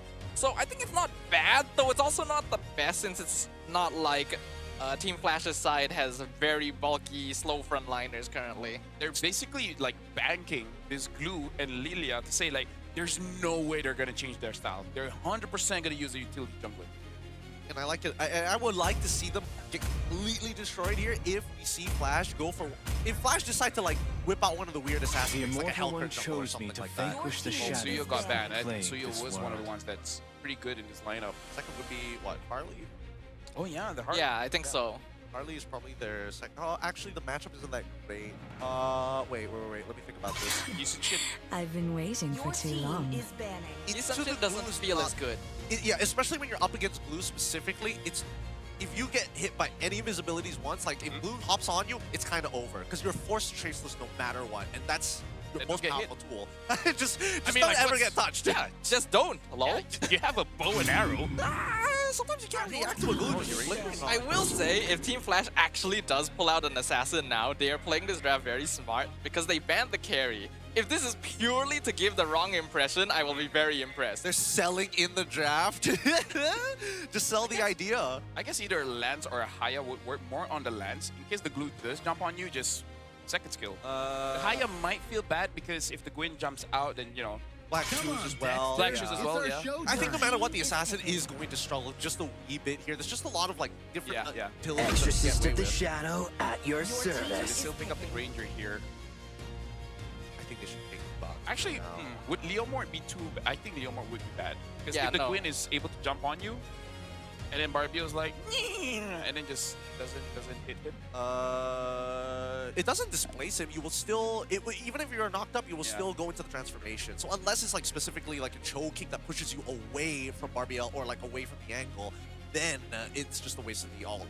Up until then, though, I think that honestly, getting a tank jungler doesn't sound like a bad idea for the side of Flash. Like this is a pretty good comp for it. And if they want to be really weird, they could pull out a Margis. Just don't get hit. Just don't get hit. And you dog.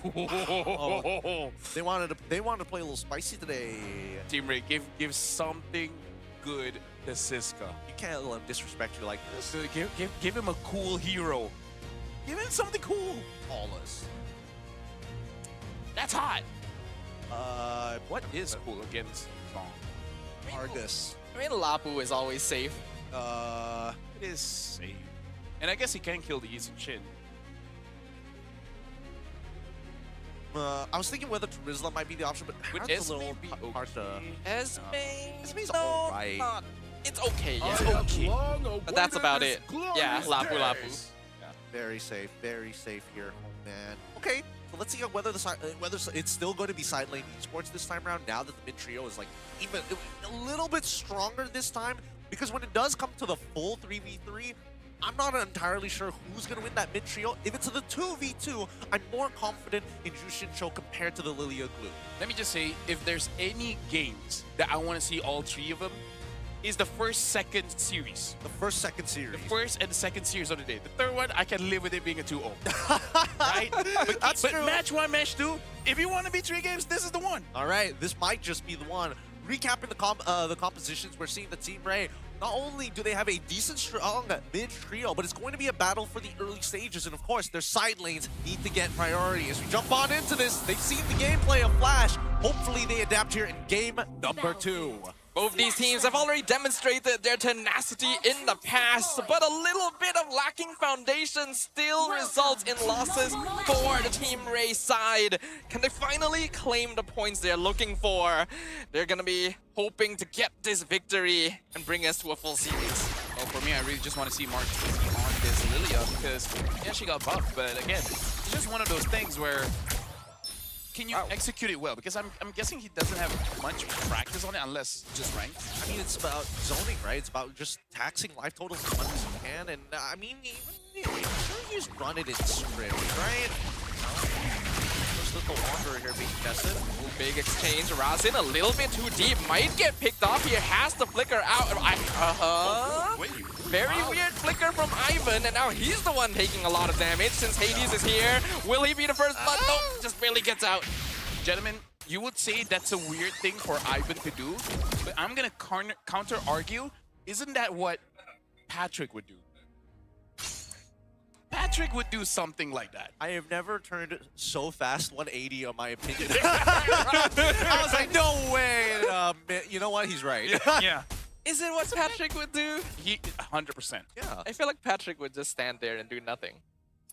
No, he will try to do something because he is inspired by SpongeBob. Because SpongeBob, he's doing his best, and he wants SpongeBob to do isn't best here, too. LaFell. It's in his memory, right? He's here in spirit. Some may even say he's here in Team Raid. You're talking as if you're talking as if he's like dead or something. This is obituary. He was a good man. An even better fry cook. Specifically a sponge. Yeah, I know. Sponges can be meal. He just sucked. At this point, now they go straight for the turtle. And now that they've already got a little bit of an idea of how this is going to play out, they just have to delay this. Black Dragon form. And here, Siska goes in. Nice toss from Hades. From Landtaker waves, Mountain Stalker does good damage, and Siska's gonna be left to dry. First blood to Diablo. I'm feeling a bit bad here. Feeling a bit bad here. Dude, Ziska jumped in and everybody was like, hey, thanks, bye.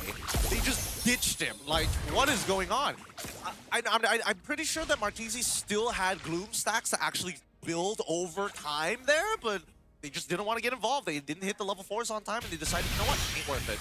Violet Requiem in the bot lane. It's 1v1. Jiskar wants a kill on Diablo and actually wins the trade. Meanwhile, we see a Wave the Dragon onto Ivan, but the Gloom stacks are building up. Ivan, though, dropping low. Hades comes in to finish him off. Very nice. And now, immediately, vertically jungling. See, the Guinevere was down by bot side. Hades is able to steal at least one camp and looking for a second one in the meantime. Ivan, I loved you when you were in Homeboys. Make me love you, Team Ray, man. I mean, like, he is out of form for quite a lot here. Maybe it's just an awkward pairing of Glue with the Lilia, because usually what Glue does is just he stops the person for a while and then, you know, the mid will follow up. And Lilia can follow up, but it kind of depends. If she already, you know, blew her load early, she has nothing left. Just gotta make sure to save those charges as they fight. Jumping in once again. Landshaker connects on 2 this time. Skyzen in danger, but Diamond Force gets him out of there. Wave the Dragon kicks Siska, and he dies to the tower shots. Again, the Lapu left to lurch. Razin tried to help. Razin started to feel bad. Yeah. He's like, please. He's like, out of everyone, you don't deserve it. They told me to shoot all the puppies. I can't do it. Run! Run! Martese. It is doing great damage already, Manstrucker. Black Shoes used Martese. That was the wrong decision. So as I was saying about, you know, Lilia, run! It's just one of those things where you don't have the practice and you do that. I'm trying to save your life. Well, okay. The only argument I have was that the shot residue was bleeding him out, and he didn't know whether it was gonna kill him or not, right? Like, you're just guessing at that point. I feel like we could have just run in the other direction, though, instead of trying to run back into where Flash was, but they're gonna get a free turtle out of that one, and things are getting out of hand very quickly. A little weird, a little strange here. And I feel like Siska is doing the right thing, but at the same time, it does look a bit tilting. I'd be pretty tilted, I'm not gonna lie. Dude, if my team is playing like this, like, bro, you know what? I'm doing it for me. Now I'm a KDA kind of player. He's 0-2, it's like, I will redeem myself. Yeah. I will let you guys die first, and I will dive in, get a triple, and then die. Big player things. They're trying to engage on Kurt, but he's got the lantern. Now he's gonna lift up Jiskar, and they just have to back it off. Yep, fish migration well held by Jiskar. As long as he's holding up his ability, it's an escape. Now Siska, unfortunately, just has to take the brunt of his wave, just getting shoved in constantly. But now we're seeing the movements from Flash. This Skyzed is getting threatened underneath his tier 1. Well, right now, Martese does have that glowing wand. But again, Team Ray, I'm thinking, is this a front-to-back kind of team comp? Because at first glance, it does look like it. I just don't know if they can play it that well. And especially going up against Yuzong. Yuzong can really disrupt the front-to-back. He really can. It's difficult. I think the front to back was like front middle. Yeah, front to right? it's like front to back. It's more. I think it's a little bit more mid range than it is. Yeah, more intimate. Mainly because you're working around Martese's like glooms, and once you stack it up, there's like a space of which you can actually have a circle of influence, and I think that's about the anchoring space that they need. Unfortunately, it's not going to be as easy as the number of flickers I've seen. Even Cortese like aggressively flickering forward to ensure kills, even if Razin wants to save lives. Yeah, and I'm sure Razin does. Deep down, he could save lives. That was his second ambition. Number 1 being control player, number 2 being doctor. Oh, they found one though! Violet Requiem on Razin! His own life could not be saved. Sometimes there. we're to save someone's life. You gotta sacrifice your own. This is why I stopped being a paramedic and became a pro player. I'm done being a first responder. I'd rather be playing Joey. Yeah, I'd rather be taking their lives in-game than in real life. Now, breaking open tier 1s is going to be useful here for the side of Team Flash to make sure that, you know, this doesn't hurt them too bad, as Team Ray are now building up that momentum, trying to take this 2K away, but Team Flash, they don't mind. They know that they're trading equivalent gold on the opposite end. About Hades' heart rate, it's below 60. Yeah, honestly, really. Oh, hold on. Here's the engage. They get the lift up and the kick onto Just Guard. They've taken out the jungler. And Team Flash is happy with that one. Oh, but the Eastern Jin actually in some trouble. Hades being chased by Siska. He's already used his ult. I don't think he can continue. And he's still 57 PM. He's chill. He knows that he wasn't going to die there. He really wasn't nervous about it at all. He's like, what's this 0-2 and 1 lob with Who do you think you are? 2 levels down on me. I'm a Korean hero. I'm a general. I outrank you. I actually don't know much, but it's just I couldn't say more. He was a naval commander. Naval commander. That's why he's got the turnbull. Very traditional. Very traditional. Okay, heal the space. Scar, so nervous that he was going to lose his buff. He's like, I'm a home. Well, right now, Team Ray, they're going to be playing losing by 3K. And I think it's not that bad. Because I feel like most of the 3K is really on Hades. And he can kind of one-shot people, but, you know, just dodge. Yep, dodge. It's just a basic attack. Yeah. Get out of range, fool. That's all they gotta do. I don't know. I feel like Team Flash right now, like, there are clear moments where they can actually, you know, pour petrol on this bonfire, but they don't want to. They're just holding on and letting Team Ray kind of eat themselves. There's very large gaps of nothing in this particular matchup because Team Ray plays fairly passively and needs to be a 5-man to fight. And then Team Flash only really forces fights when they think they're in the right spot. But the Violent Requiem was found! Just Scar picks off Hades!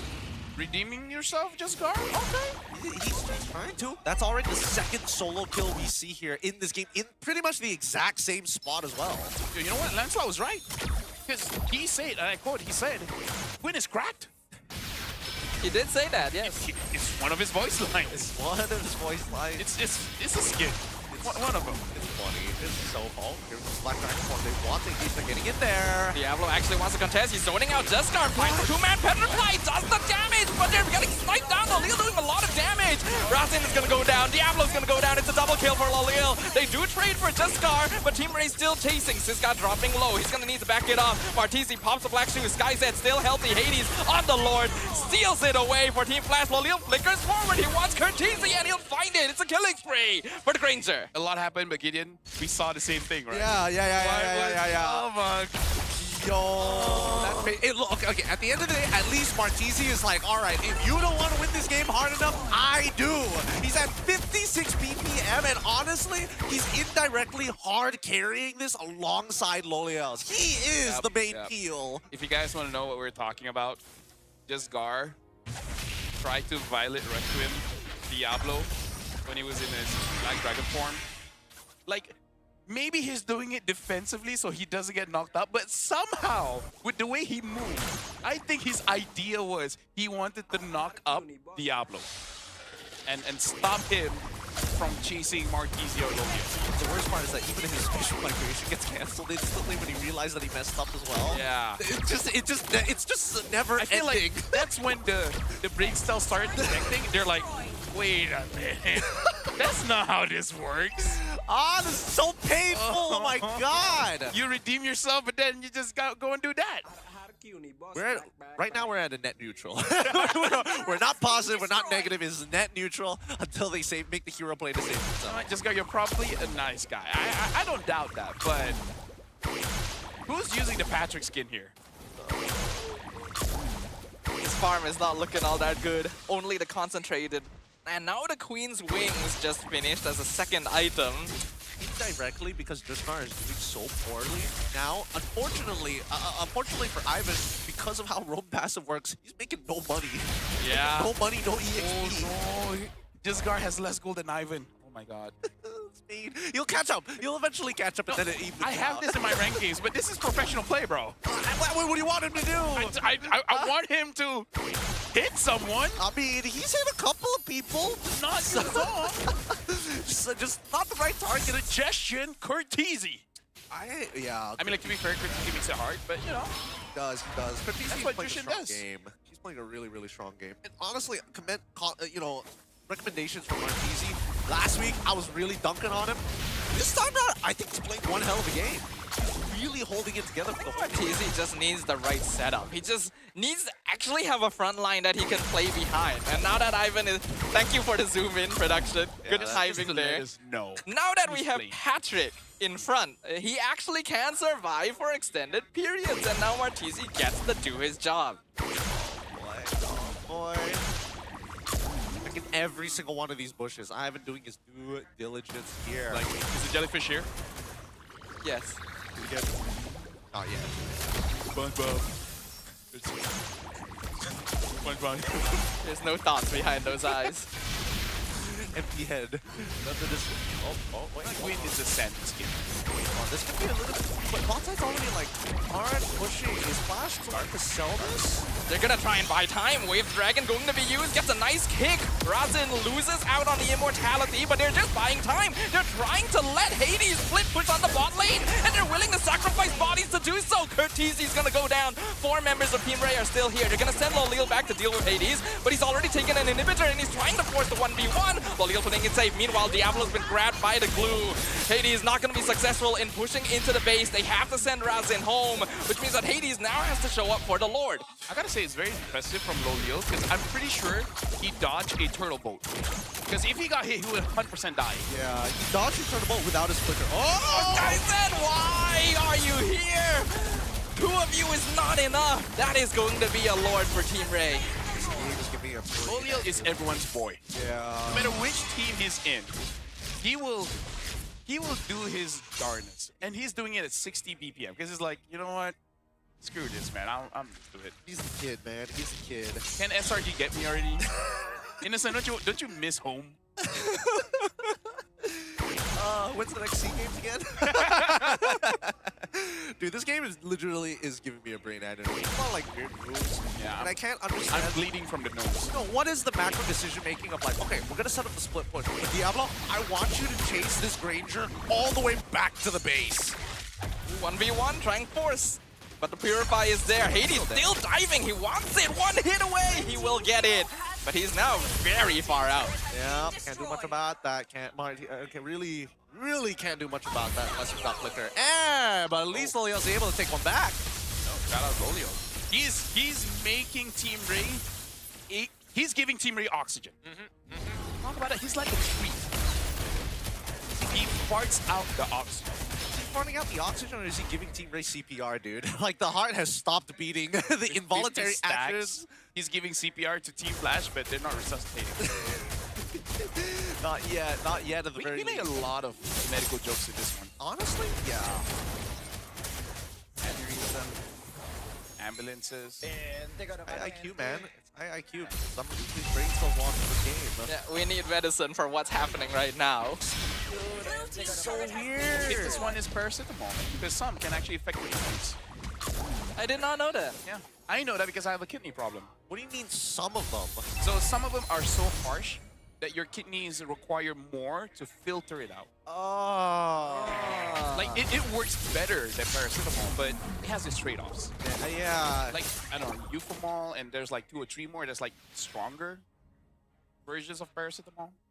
I'll take your word for it. I wouldn't know otherwise. Yeah, there you go. So if you're having problems with kidney, some painkillers are bad for you.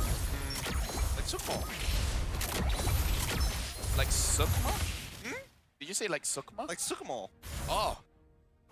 I prefer Sukma. Is that a real thing? Don't ask. If we were not on broadcast. Don't ask. If we were not on broadcast. My only piece of advice, don't ask. Oh, one of the few times I'm allowed to say that. That's the plan. If you were Eterna or Brig, I would risk it. I'll just say it. You're a nice guy. Oh, the Scar! Vilerock committed onto Razin, and now all the damage comes in from afar. Immortality burned down. Razin going to explode. that the rest of Team Flash are not in position to follow. There's only so many of these I can take. So many of these I can take. Because not only is this like a ridiculously slow game with the way they want to progress, it's also the fact that look at him do this. They see him. They're not going to be able to catch him. He's allowed to do this. Like, are we being for real? He's on a turtle, yet he's the fastest. He's literally committing crimes in front of their faces. Hey, some people can do that. So illegal. It's so illegal, he should not be allowed. You really shouldn't be allowed to do that. I want to step in. Come on. There's law enforcement. It is low. Siska dives in. He sees Diablo first. Here's the Black Dragon form. The stun goes in on Skyzip, but Silent Force still comes out. Lord drop low. Loleel secures the Lord for Team Ray, and now the fight is all out brawl. Just gonna be first one down. Siska gonna be melted away, but is actually surviving a surprising long time. Curtisi will eventually finish. 2 members of Team Ray down in exchange for the neutral objective. Okay, maybe there's some hope here. At least now, Team Ray has guaranteed themselves an extra 5 minutes, and they've already survived longer than game number 1. 17 minutes here as their inhibitor is going to get threatened, but they're sending Hades to at least deal with the Lord on the top side. I can't believe even the Lord Loliel had to do it. Like, it's not enough. He's 5-0-3. That's not enough. He had to dodge a lot of engages, and he had to get the Lord. Now, what are you talking about? Just Guard totally used the retribution. Just Guard, he committed everything. He violated Requiem just to make sure he doesn't get CC'd. And he's like, I'm going to time this so perfectly. And Loliel just gets it. Yep. Oh, it's too good. It's too good. You know how bad you are? That Sakai's got the turtle in week number 1, and he wasn't even there. If y'all seen the clip, y'all know. Like, that was the most... Yeah, you don't get too many of those. That's only once in my entire... He was working remotely. What? He was working remotely. Yeah. Actually, the theory was he hit his second ability earlier, and then like the flames of Retribution I think just so, keeps on yeah. ticking. But you weren't contested. Yeah. It should have been free. It should have been free. We could probably talk about it forever here, but the question is how significant is it going to keep on? Well, how many times is this going to keep on happening before something changes? I think for the side of Team Ray, at the very least, just start building confidence off 2 solo kills. Neutral objectives is something that they're going to have to work on during scrims. Yep. I feel like this game is only really progressing when one side makes a mistake of some sort. Dude, I don't know. With the way, like, Team Flash, every single time they get bored and they finally decide, you know what, we're actually going to commit, they lose the fight. Ironically, that is correct. I don't even know what to say anymore, man. I don't know. Like, what are we watching here? You're play-by-play, man. It's alright. We'll figure something out. We're watching terrorism, dude. That's basically what this is. This is we're being held hostage here. Unfortunately, that's just 2026 entertainment. You mean 2016, actually. 2026? Yeah.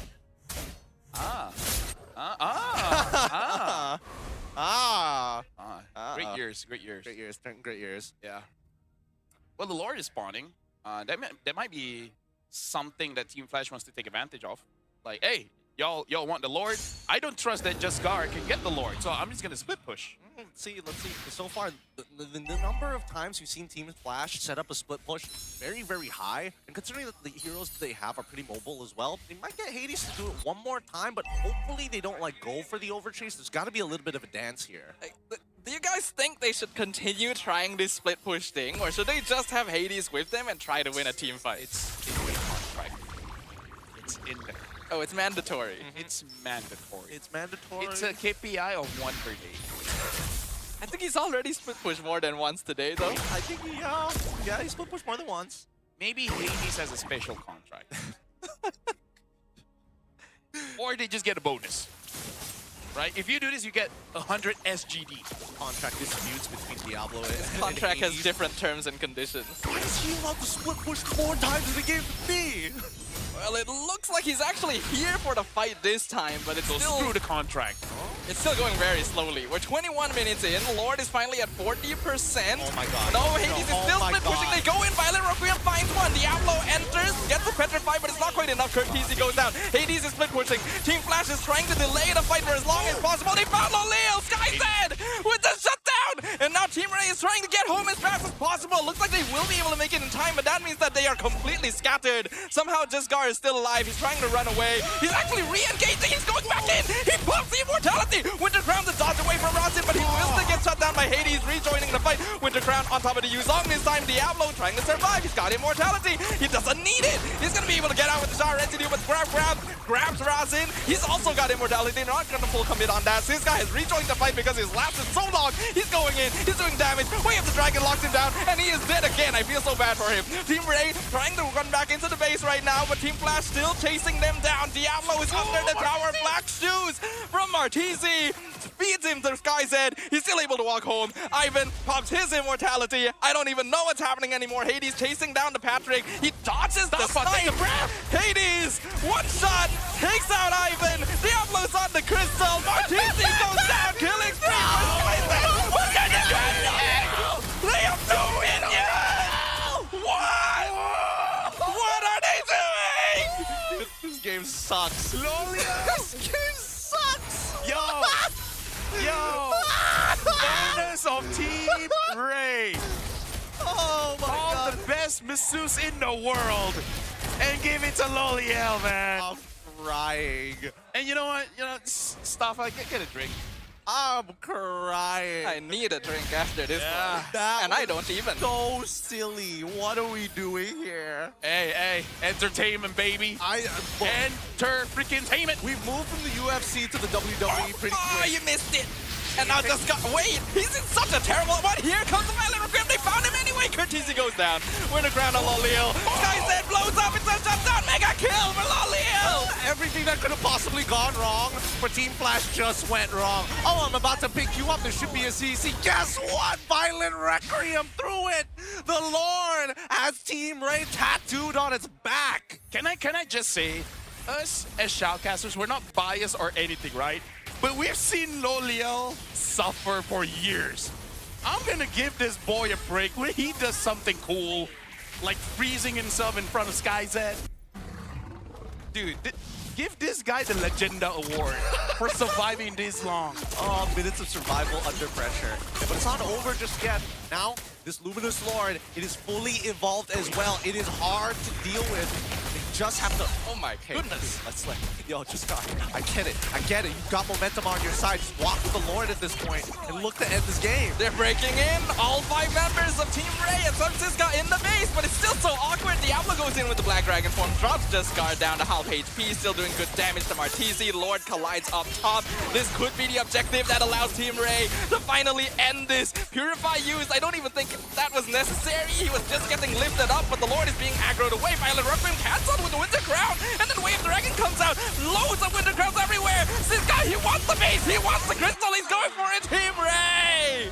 They close it out. We are going to a game 3. Look at how happy the crowd was. I gotta say, I've never seen so many Team Ray fans, but they're converted. Let me just say, if the owners of Team Ray are watching, get Loliel a Bugatti. He needs a Bugatti. He deserves one for after that. Wow. A purple Bugatti. Wow. Or a purple Lamborghini. All right. Get a Joker as well. Honestly, as the game progresses, we're seeing that mid-trio really start to wake up, right? Like, Ivan now, it's like, okay, I'm willing to flicker forward. I'm willing to make things happen. ATM. Yes, at 348. Oh. Yeah, that was painful. That was game. That was game. You guys are doing such a good job today. You're entertaining. You're giving insights of what you guys are thinking. A lot of information, both in-game, out-game. Yeah, I'm sure the audience is loving it. Yeah, just at the cost of vivid dreams of walking into ongoing traffic. Yeah, that's how it feels like, man. Because there's so many things that just like don't. Hey, good job. Oh, thanks. I need a heart rate monitor because it's high right now. I can feel it. Mine is. Hold on, let me just. Oh wait, check. I have a watch. Yeah, we have it. I'm empty. What do you mean? My wrists are empty.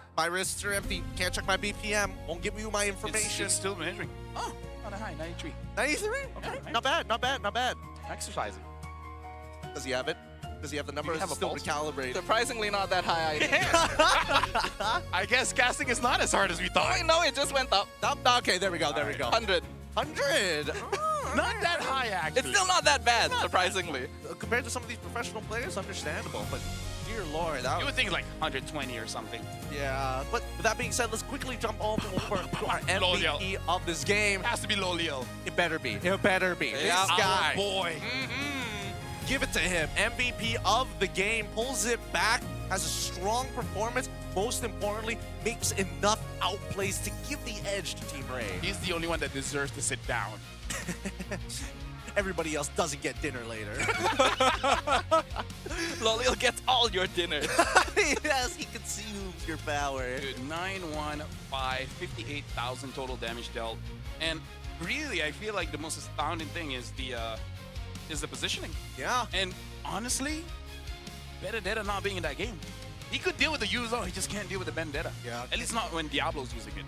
Yeah, that's also true. It's just that it's just unfortunate, right? I mean, early on he couldn't deal with Diablo, but eventually once he got the brute force breastplate, he started swapping out his items, and more importantly, when he has Flicker, he can guarantee save himself. But now let's quickly look at the item build of everybody else in this game. Because some of the big standouts here, especially when it comes down to just peeling that front line away, getting that hard poke, Marquise coming up big time with the Wishing Lantern on top of the Ice Queen wand. I think that's Ice Queen's wand is honestly making a big difference as well, because Team Flash was constantly trying to dive in to delay the fight so that Hades could get a split push going, but the slowdowns from Martese made it so that Team Ray could split apart enough to send people home, and then the fight just becomes awkward for Team Flash when they start losing members. And I like the idea and the willingness to do this, but maybe sometimes you just gotta go back to the basics. Yeah, I mean, I don't know, because Loliel did great. I do have to say, Jesgar had his moments as well. Like everyone, maybe except Ivan. The glue is not that super flashy. Get it? Either way, I feel like everyone did kinda okay. It's just that, is Jesgar only good occasionally? Like, does it have to be the day where his Zodiac says, today's the day? Right? He opens his Chinese fortune cookie. Today is it. Yeah, he's like, your time is now. He gets a fortune cookie and is like, let Zai play. It's like, coach, that's how the cookie crumbles. Coach, the fortune cookie said so. He told me to play Gwyn today. Well, Loliel definitely carrying this one. Man has heavy shoulders. Siska trying to buy as much time as possible as well in the early stages. Got left behind quite a lot. Eventually managed to scale up to do something later on though, so that's fine. Yeah, but even so, just the raw fundamentals, the decisions that are being made in this game it got pretty ridiculous pretty quickly. And I have to admit, there are moments where it's like, okay, yes, there is the idea of like, we're gonna try and set up a backdoor, but if you're gonna set up a backdoor, why forcefully push enemies back in towards the base? You want to cut them off from that angle initially. And you also have to like make sure that the wave is big enough to actually sustain all the way to the crystal. Something that I do have to say, if Hades won that 1v1 against Loliel, they would have won. Right? If he is able to deal with Loliel and there's like at least 2 minions left, I think he would have enough damage to potentially end it. But that's a what if, right? Yeah, that is a what if Like, situation. that was all on Loliel. He had to win that one, or at least don't lose. Yeah. Most importantly, don't lose. Or at the end of the day, clear the wave. No matter what. Yeah. Warriors does save the day in those types of situations. And luckily for them, it bought them this one extra game to hopefully turn over the series. Because the carry is going over to Skyzen, and everybody else, even Ivan being sandbagged, all a part of the best stats we see up on screen. Even my wife feels bad for Loliel. And he just won. He just won. Yeah, he had good moments, but I'm pretty sure he was still suffering. I mean, like, for context, my wife is a gold leader as well, so she feels it. The relatability, nobody feeling for you. Dude had 800 GPM in a 24-minute game. Like, that's impressive. Yeah. It is and a dying lot. only once? Yeah. Dying only once the entire game. Let's look at these highlights one more time, because from the beginning to the end, there was a lot of weird moments like this one, where it's like, yes, Siska's really deep in there. Martese can only do so much to actually make it happen, but unfortunately just not connecting enough of those moves. But these solo kills from Jesgar really made the difference coming into the late. Yeah, and honestly, there are some plays where it looks like Jesgar cannot play for the objective, so he just tried to go for pickoffs, and with the concentrated energy, he is able to get those kills. I just don't see a world where I'm really hoping Gwyn gets banned, because I feel like at this point, both teams are willing to first pick and win. Like, it's so first pickable. Yep. Both sides play it really, really well. I think both sides have honestly shown that they can win with it. I think that at least the side of Hades here, if they want to go for a composition of this sword, they really have to accelerate this game, right? They cannot have these big windows of nothing unless they can either get Hades more than a 2k lead. Because so far, the biggest lead he's had was 2k against the Just Gar. And even then, he still feels like he hasn't gotten to that critical mass. I feel like Just Gar really needs to work on his retry timing. He's still losing it almost every single time, despite having Pilot Requiem to let you stand there. This as well was excuse me, what is the plan here? You have no minions, you're just standing there and waiting to be sniped. Very weird decisions. Team Flash also went a little bit single-minded in the end as well, and I think that cost them. Yeah, I gotta say, Team Flash is waiting for Link to be viable. Because they look like a Link kind of team. Absolutely. You know? Or bring back the marksmen in the jungle, you know? Then you have the plot situations. All right. So third game here for potential adjustments from either side. I mean, we've seen what Flash has done. We've seen what they're doing now. What Team Ray has done. I think they're about to do their cheer. Oh, I didn't realize that Kogoro was part of them as well. Kogoro is part. Everyone from CG has a job. Nice. Maybe except Valence, because he's studying. Yeah, he's got a master. That is a job, in a way. He's doing masters. Yeah. Is it a job? Kind of. Is he getting paid You for get paid. I think you do, actually, sometimes. It depends on where you do, but like when you do like research or master's PhD, you have like an allowance. But if it's like master's to PhD, I'm saying not the master's itself. I'm not too certain. I didn't go for it myself. I'm not a studying kind of guy, but if they pay me, maybe. I don't know. I dropped out of 2 degrees. I have 0 clue. What would be a subject that if you pay me, I would like to learn? Maybe psychology. Really? Psychology? My family has schizophrenia. Hey, I need to figure out how to deal with this. Anthropology, that's another one. The study of human science, or just humans. People. Not necessarily just the psyche of just people. I mean, if they're paying you, why not both? Yeah, fair point. Fair point. There's honestly not a lot of things we wouldn't do. Like, I feel like I would be interested in that, right? Okay. But imagine, like, after a week, lecture comes in, it's like, hypnosis is BS. I knew it! It's like, that's all I need to know. It's wild. So far, we have a lot of fun here at the desk, but there's also a lot of fun and cool things actually happening, not only here at the stage, but outside. Let's quickly have a look at the booths happening right here in the arena. Hi guys, review di sini kita nak tengok ada booth apa yang menarik dekat MPL MY punya arena di Quill City Mall Arena. Let's go! Sekarang ni saya ada dekat booth Selcom DG tau. Ada banyak challenge yang korang kena try dekat sini. Yang paling menariknya ada hadiah-hadiah yang korang boleh dapatkan juga. Antaranya macam card player dan juga 1,000 diamond. Kenapa dia dekat situ? Okeylah, saya dah dapat dah. Saya dah jumpa satu dah perkataan. Kalau korang nak join benda-benda macam gini yang menarik, boleh datang dekat GrabFood punya booth. Selain daripada itu, kita pun ada juga 1v1 punya challenge. Kalau rasa korang pro lah. Kalau tak pro, tak payah cerita. Lepas tu juga kita ada banyak hadiah menarik dalam ni. Ada diamond. Yang paling penting untuk korang tu yang bangsa final. Kod-kod boleh teluk. Tiba-tiba dapat pula kita punya tiket playoff. Saya dapat apa? Tak boleh tahu. Kena datang sini.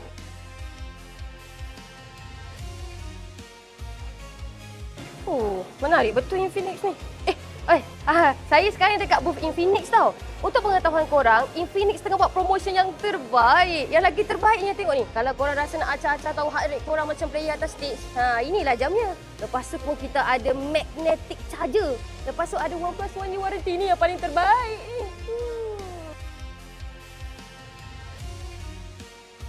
Wow!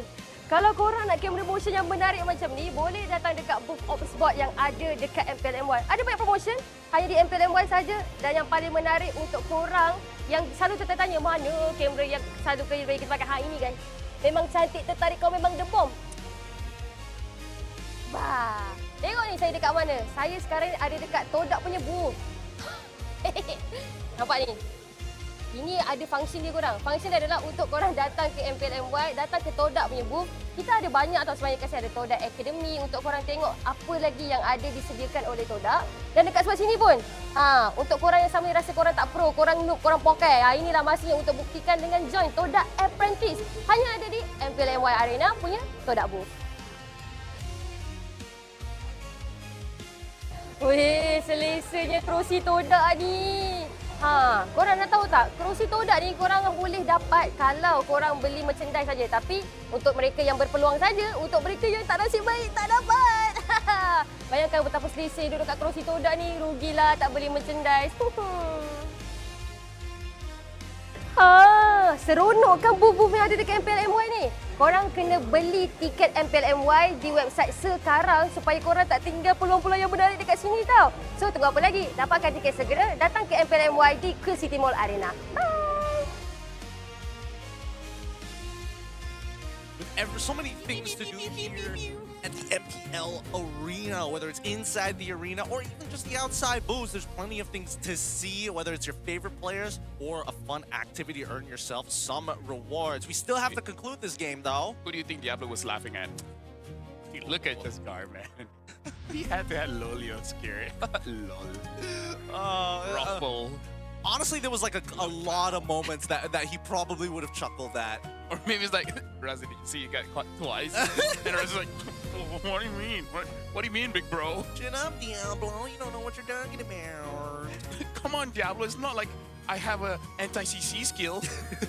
Oh, wait, I do. Oh, man. All right, Team Flash now taking first pick this time on blue side. Team Ray will take second pick. Going to see a little bit of, I'm assuming that everything is going to look exactly the same based on the 2 games we've seen from Flash. I think that they're just going to stick to the game plan. I think they're going to go immediately start thinking about, hey, when start taking the chill once more, and then maybe alter a couple of things, like number 1, getting rid of the blue. By the way, did I see that correctly? I think Team Flash was first pick. Yes. I feel like in this situation, second does have a bit more strength, and I believe it was Team Ray that made the decision, so they should have a better command of this draft. And the question is, what will be bad, right? Like, they were willing to let go of the Jushin, and looks like they're able to do it well. Curtizi is pretty good at a damage dealer / baiter. Just pretty weird category to be in, but hey, it's good at. I think Curtizi is a very unique mid laner. There's not a lot of other players who play like that. He's bait-teasy. Bait-teasy, man. He knows how to pull you in and keep you locked. I think that's going to be something that's going to be useful in this upcoming game, right? Because as we have seen before, if they are willing to let go of Jushin, a couple of adjustments could make this Jushin comp even stronger than it was. And I would even make the argument that he could be the center point of this upcoming composition. Build the Jushin, get a Sky Piercer early on, everybody else just peels. Well, let me just say, the audience, they're really invested for this one, and I would too, like, yes, on a higher level, it's like, there was a lot of what are you doing kind of thing, but as an audience, that's like, I'm not working today, I'm chilling, I don't have kids. Yeah, it's a pretty fun time if you are just watching the arena. Sometimes you just gotta not take the game too seriously. Exactly, I agree. You're here to have a good time, and I hope that all of you guys watching are having a good time. And if you don't, it's okay. I don't get paid medical insurance for this. Being depressed is okay. Like, I don't know, get some chocolate. Unless you're allergic to chocolate. Oh, or no. a dog. Are you sad? Here's some chocolate. I'll save that. Honestly, I would like some chocolate. Man, that's what I do with my wife. So. Been working out well so far. Oh, that or Ayangapo.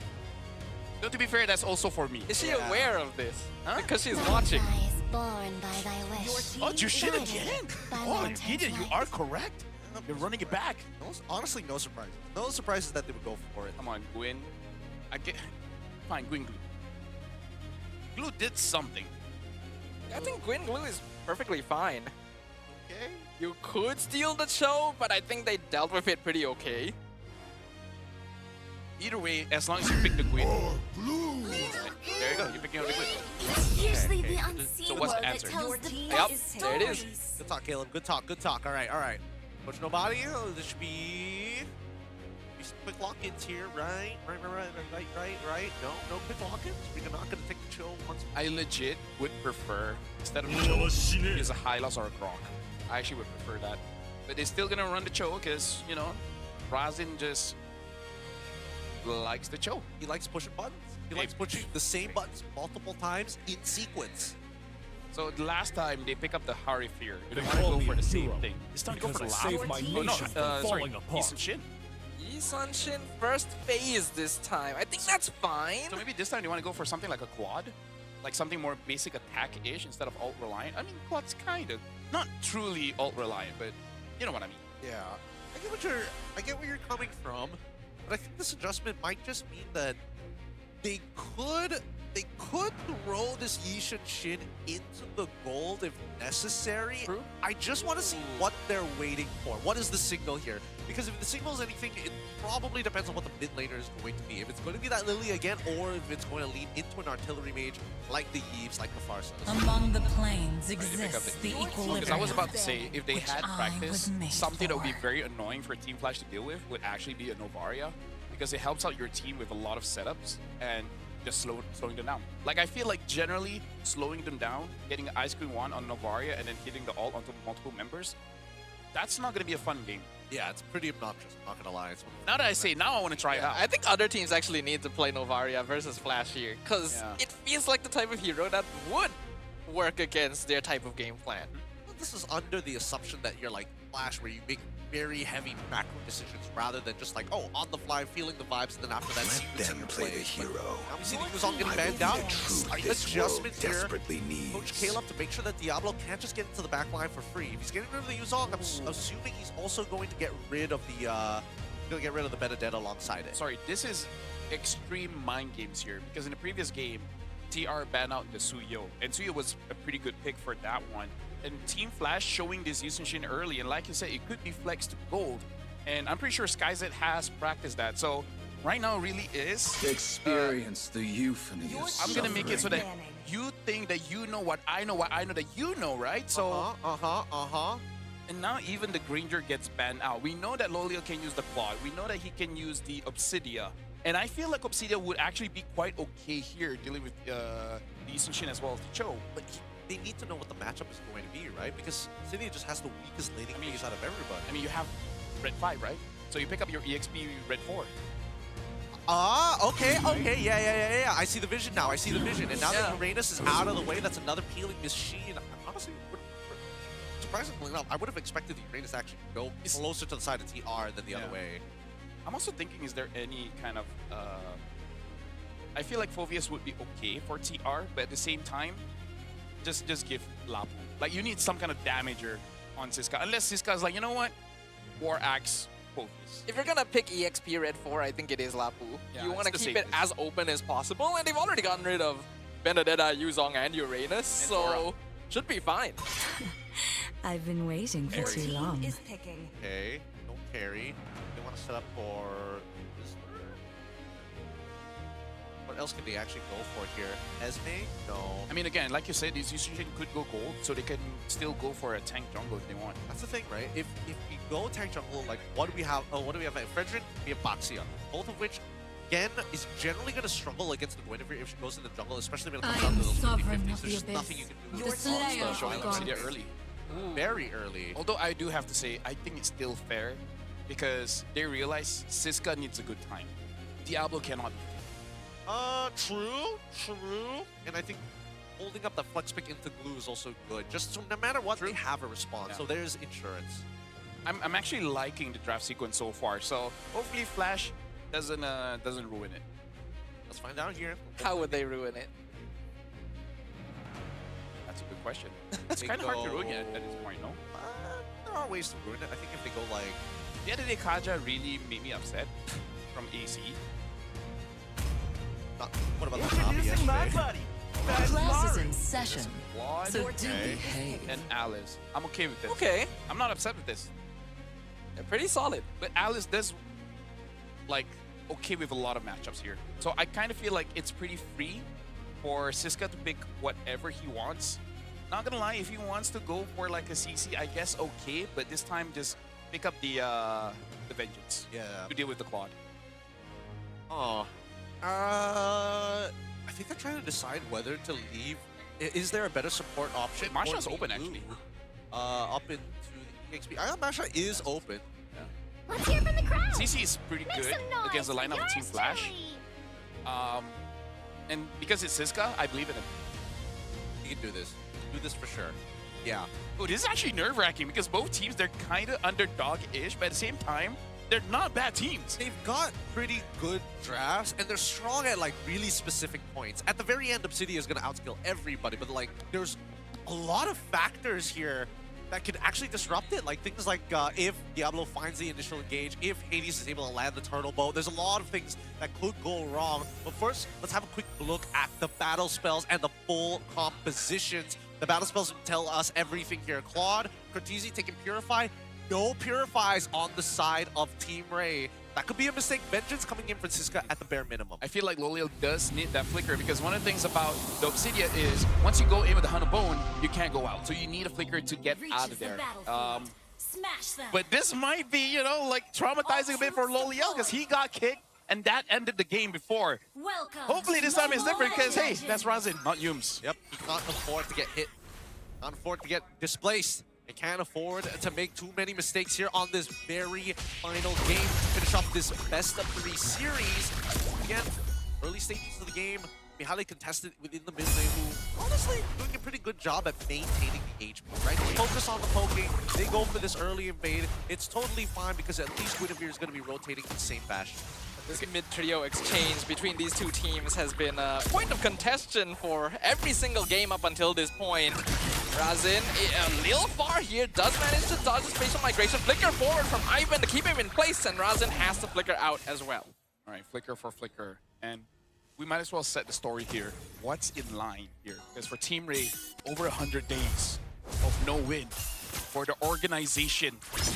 Doing it against the Singaporean champs, man. That will make your boss proud. It would. Whoever he or she or they is. I mean, if they saw the numbers of how long it was, I think they would be very happy. Maybe boost up and maybe get a bit of a bonus at the end of it, but we'll see here. Really depends on the performance. Team Ray with a slight lead for the time being. This mid lane getting consistently pushed out. It feels like Flash now leaning towards the bottom side, looking for an opportunity to punish. I really want to see how Team Flash plays around this Guinevere because even though Jesgar, you know, wasn't the best in being a jungler, but he as a Guinevere was pretty good. So I want to see how they want to maneuver around this because if not, it could be a very costly mistake letting the Guinevere go over to Team Ray. Ooh, nice dodge from Razin. He kind of knows the habits of Jesgar by now, so he is able to make those plays. But Team Ray are the first ones on the turtle. Life difficult. It's just the lockdown 2 and Hades can't get into the fight at all. A full zone by Team Ray. Oh, hold on though. Very close. Razin does finally get caught, but not going to commit the Violent Requiem because the Throne of Ruin is here from Diablo! Sets them up inside the RWM and they pick up first blood. They're going to pick up more, in fact. Ivan going to get chased down. Siska pops the Vengeance, trying to survive as long as possible. Skyzed even coming in with the Blazing Duet. Unfortunately, doesn't get the assist, but the job is done. Now they walk away from it. At the bare minimum, he did get the turtle, but he's able to steal away a purple buff and even fight for a grab. Let's quickly look at the instant replay here. How this actually breaks out, because just not actually using the Violent Requiem just to make sure he doesn't get disrupted as he's going for this Retribution. However, without that Violent Requiem, the follow-up as he tries to go and magic them elsewhere after the spatial migration just did not find him the value he was looking for. Yeah, unfortunately for Jesgar, the moment he wins a retry, 3 people die. Yep. I would not take that trade. Let me just tell you that. Yeah, I don't think anybody with half a mind would allow that to happen. But even so, it's been a pretty tough game against Team Flash because they make their decisions a lot quicker than Team Ray. I do have to say that one was mostly on Diablo. That was a beautiful setup, expanding the flicker to get into position, and then afterwards, Martese was able to use the RWM, but just not fast enough to hit anyone, especially because you don't have enough damage for all members of Team Flash. So honestly, good engage for Diablo there. As I say that, you know, he misses an engage. You gotta trade 1 for 1. You know what actually diving for this. Vengeance forced out of Siska. He's gonna be fine, but Hades and Diablo will be able to take the entire gold shield down here.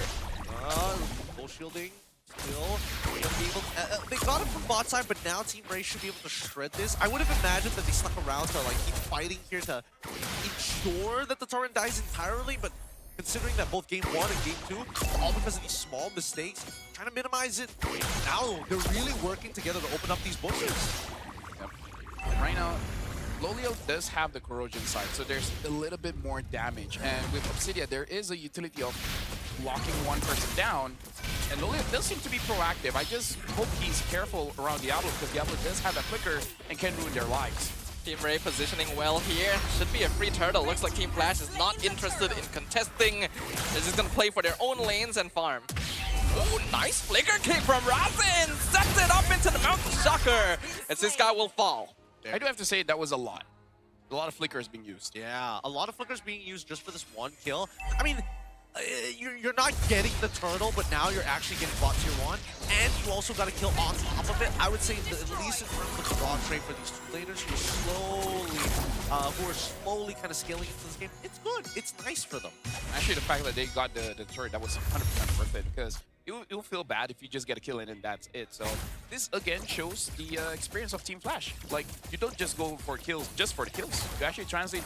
Exactly. It's about swinging the gold, and it's really important to understand that 90% of all interactions in this game can be measured in the value of gold that you generate for it. See that Diablo opened up this map and finds Ivan and Martinez in the big a little further than I was expecting, trying to get Siska involved. But if we look down bot side, this is what Hades likes to do, right? He goes for these full players, gives it a moment. If he doesn't see any gank opportunities, he goes up to correct some of the lanes. I gotta say, it was very interesting itemization for Ivan here. Going for first helm, full build early on. It does reduce the enemy's armor and magic resist a little bit and helps you clear the minions faster. So I wonder if he's using this for pushing, or he just feels like the team needs a little bit more help in terms of actually lowering down the defenses of Team Flash. Does need a little bit of help, right? I think that, like, in terms of the raw abilities, the biggest one that he's having trouble with is easy for sure, right? As soon as he gets into the middle of it, he controls a very large space at one time, and even for Just Car, the timing of his magic thumb sometimes can be a little awkward, so he just needs to make sure he holds on to it until after her TC uses his ult, or he just immediately engages to break the Purify. Question is going to be the synergy. The chemistry on Team Ray is starting to look a little better across this series thus far. Looks like they're engaging on Siska down bottom. Way of the Dragon committed vengeance as well. Hades dropping him low, one hit. They finish off the CC. Violet Rock'em going to be used here, and the turtle allows Jiskar to secure the objective away. Diablo with the 3-man Throne of Ruin, blazing to it in backline, but Skyzet just doesn't have enough damage just yet. Her TZ will be able to finish off Ivan. So all wins for Team Flash, and looks like now we know what Team Flash is discussing with each other. Just take down Siska. Lolio will become a problem, but we cross that bridge when we get there. Let's make sure Siska is out of the picture first. And right now, Team Flash looking pretty clean, 6-0. I hope Team Ray sees this and make a quick decision. Either let Siska die by himself, or now actually play around him. And I think that even playing around him is going to be a little difficult, right? Next neutral objective is in 76 more seconds. It's difficult to play with Siska because they really need the RWM in an effective spot, and the only person who can kind of, like, you know, set things up is Ivan and Siska himself. I want to say Just Car as well, but I think that his life right now is a little too valuable. Oh, he's gonna come in. Violet Requiem onto the toe. Throne of Ruin comes out. Just Car gonna be pulled up and dropped backwards into Hades. Killing spree for the Sun Shin. Mountain Shocker only connects with Ivan, and the flicker kick picks up Siska, but the vengeance comes out. So Razin is the one that goes down instead, and both teams will have to disengage. I'm actually quite impressed throughout all of that. It's only the roamers that got taken down. Well, jungler as well for Star. I mean, you're talking about how his life was precious. He doesn't agree. He doesn't agree, and well, at least they're taking fights before the neutral objective, right? Like, if they're gonna make an attempt and they end up dying and it fails, at least they lose nothing for it. And it's already like 6-0. Might as well make an attempt while the deficit is relatively small. Oh, nice. Siska knew something was wrong there and actually jumped towards the jungle creep. So, yeah, good on him. I was like, he's probably gonna die. He knows better. He knows better. And Loliel is actually doing a decent amount of damage. He currently is at 2 items, Corrosive Scythe and HS. Team gets his third, then he's going to be a true problem. I wonder if he will use the Sky Piercer for this one, because some Obsidian players does go for a Sky Piercer third item. Some of them do. I think they've got like a decent... No, actually, I think Cortese should be the one. I think he can most reliably get it. Cortese does have it, but Loliel, I'm thinking Loliel might need a Sky Piercer. I think he's going... Wait. Yes, he is actually going for a Sky Piercer third item. Oh, boy. Well, he dropped a lot of targets, but I'm actually more curious about how many stacks he has on his bone. Yeah, well, now he does have that Sky Piercer, so Team Ray, if they can get a good catch, you know, give it over to Loliel. And hopefully this time Loliel doesn't get by Razin. Uh-oh. Ooh, they found him! They got the Hunter Bone on the toe! But it doesn't last long enough. Razin is able to escape. Throne of Ruin misses, but Jescar is being chased down. Violet Requiem in return. They're counteracting, and Hades gets shut down! Diablo trapped inside the RWM. Team Ray punishes Flash for overextending. They punish for sure. I mean, like, they try to get Jesgar, and again, good idea, get the jungler, but Jesgar able to actually avoid some abilities and then get the stack onto Hades, knocking him up, and Hades used the traceless to chase instead of running away. Now, that was a big mistake. This game went from 3,000 now just 300 difference. It's a huge goal swing, and I think for that one guy in the audience who said that he'd shave his head if Team Flash is gonna lose, I think he's now sweating in his boots.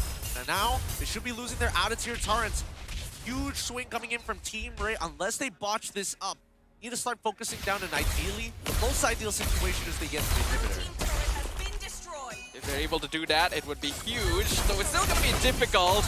They have to break through basically every tower in between first. They're playing it safe, keeping distance from Razin, controlling the top jungle of Team Flash. The Lord will be taken down, but tier 2 is quite low. Right now, Team Ray, they're in very commanding position. So I hope they don't throw. Hades is nowhere near. Hunter Bone, they connect with Razin into the Violet Requiem, and Toe is executed. Throne of Ruin is great, but Diablo is out of position. Loliel picks up the double kill. And the rest of Team Flash have to back it up. Team Ray gonna try and push with this. Well, will someone, you know, respect Hades? It's like Siska is going. Base race! Base race! Oh, Hades, he's trying to split push. Team Ray, they have to full commit here, but they're being stopped. They don't have the minion wave anymore. So Siska has to be sent back to deal with it. He will keep the inhibitor alive. Yeah. Actually, that was unfortunate for Hades. If he got that inhibitor, then might have been a lot better. And now I'm slightly bit worried here, Gideon. If Team Flash, yes, it's their kind of meta, but are they just a one-trick pony? I don't know. I think that Flash is very comfortable with the way that they're playing so far, and I think they understand that they have a slightly better way for their... Even in these fights, right? We're seeing that, unfortunately, Diablo did not actually get the big counter engage that they were hoping for. There was an angle for 4 to maybe 5 people in that one ult, but unfortunately doesn't connect. Either way, Team Ray very happy in their current position, and they will eventually get to their full builds first in comparison to Team Flash, despite the entire game being controlled by Flash for a large majority of it. Yeah, right now, even looking at all the heart rates, everyone is relatively calm here. So shout out to how they've been training, making it so that game 3 should be the most nerve-wracking, and then they're like, we gotta relax. We can't make a mistake. We can't get tilted. And now Team Ray, they are bunching up together, which could potentially be a problem if Diablo finds a good spot for his lane. Big assumptions that he finds it, but we'll see. We'll see. He can travel a lot longer with the Flowing Blood in comparison to just the Electro Final Blow when he was on Benedetta in the previous game. But now we see that at least for Obsidian, once that Malefic gun is done, I think this is where Loliel can take full control over the game. Oh, and Ivan actually going for a glowing wand here. So it looks like his idea isn't to fully face tank, is not to fully just be in the front lines, but actually get onto someone and get a kill. Just a little bit of chip, you know? Just a little bit of chip. Goes a long way to some of the squishier targets like Skyzit or easy. Ground Shocker has been used. Team Flash sees them. Here's the conceal. Beautiful Jit Kundo from Razin. They got the shutdown. Team Ray is being disemboweled by Team Flash. They come in from the flank. They're chasing them down one by one. Siska's gonna be next to fall. Double kill for Hades. Jescar taken out. Killing spree for Cortese. It will be a free Lord and a near team wipe for Team Flash. Are they gonna try to end it here? They could, but at least Alice was able to get back in time, and now Flash looking to crash on into the base. Who's the next person who's going to come back up? Martesi in 7, Lolios in 7 as well. Could be a chance for them to finish things off. They do still have 2 minions. Razin commits the kick on Ivan. He will sacrifice immortality. He's buying time. They're going for the crystal. Team Blast, can they end it? They don't have the minions. It's been cleared up and now they're being dismantled instead. Double kill going over to Loleo. They picked off 3 in an instant. Curtisi's the only one left. He has to make it back home. Diablo, he will be the only one other. 2v5 base defense. Can Team Ray turn this around? Twice now, Gideon. This happened twice now. Either this is Team Ray being the ultimate defenders of their own base, or Team Flash. They need a calculator because they're making the wrong calculation. Endeavor goes down. Diablo finds a 3-man throne of ruin, but the damage is too much. Lolil is too strong. Curtisi gonna commit his beacon, but it's not enough. It's a shutdown. They go for the inhibitor. They're adding insult to injury just to make sure to get the extra minions. But Hades is back. Skyset as well. They do have the wave clear. Can they stop them? Mountain Shocker comes out. Team Ray is not full committing. They're not sure yet if they can actually end, but the RWM is gonna be used. And Team Ray lands the last hit. They will turn it around and reverse sweep against Team Flash. The resilience of Team Ray shows up at the very end. The quality I was not expecting to see in this game against Flash, who again, time and time again, early game falls into their hands. Middle to late, there's just not enough gas. Their foot is on the pedal, but this car ain't going up the hill. I gotta say, look at the happy face, especially on Siska, man. It's like, yeah. Oh my god.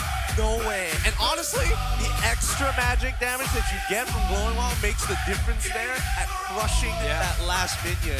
I thought there was no way he could solve it. And Cursed Helmet, yeah. It does a lot of damage onto the minions, and as sad as Team they're like, are you as nervous as I am? They're touching hearts. They're touching hearts. Now that's the sign of true friends. Like, I lost, but are you okay, dude? Hey man, Untitled may not be here with us, but they'll always be with them in their hearts. God, what a game.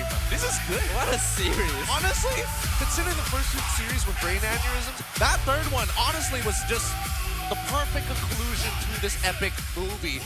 With that being said, we're going to be throwing it over to our host up on stage, having a talk with Loleos and as well as Siska. Kemenangan pertama untuk Team Ray di musim ini.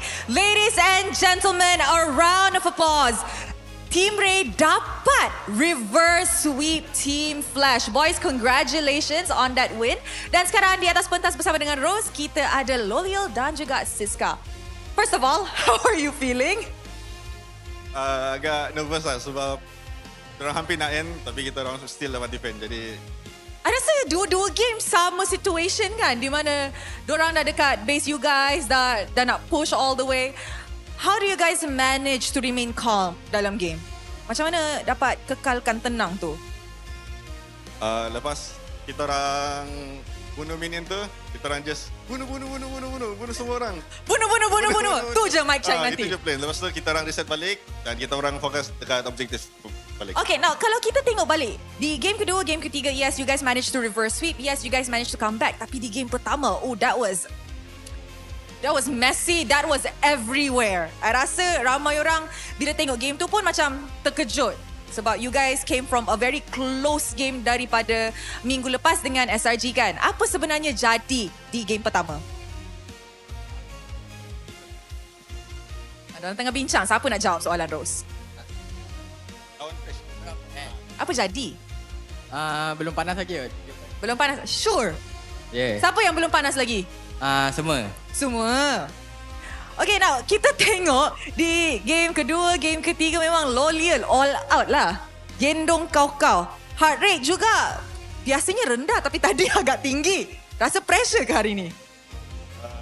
Tak sangat lah sebab tapi saya just rasa pressure menjaga position sendirilah sebab itu yang menentukan game ini akan jadi macam mana kan. Jadi you guys expect untuk menang tak hari ni? Sejujurnya. Kita orang sejujurnya just fokus dekat diri sendiri dengan tim kita orang kena synchronize dengan each other dan kena memenangkan game hari ini. Okay. I rasa there's a lot of things to work on lagi lah kan dalam tim ni, daripada chemistry and everything, synchronization, tapi mungkin kita boleh nampak hasilnya di next week. Of course, Siska. Rose nak tanya, daripada minggu pertama ramai orang katakan Team Ray ni side lane esports. So, you setuju ke tak dengan statement ni ataupun tak? Tak setuju. Tak setuju. Kenapa tak setuju? Sebab kalau kita tengok daripada in-game, statistik semua memang side lane yang kau gendong. So, kenapa you tak setuju you guys adalah side lane esports? Tapi tak juga sih. Tetap tengok game tadi. Mana ada saya main? Diorang yang gendong. Diorang yang gendong. So, bukan side lane. Yeah. L, setuju tak? Tak setuju. Sebab dua side lane kena connect with each other lah. Tapi diorang cakap side lane kuat. Oh, side lane kita orang kuat. Side tu yang side lane esports. Nanti next yang match akan datang ni, itu mungkin momen Siska untuk bersinar lah. Untuk momen Siska untuk bersinar. Okay, diorang tengah play safe. I rasa nak jaga hati kawan kot. Tapi guys, kita dah tengok full 3 games untuk perlawanan pertama hari ini. Agak-agaknya siapa MVP dia? Ada? Mari kita tengok MVP dia in 3, 2, 1. MVP jatuh kepada...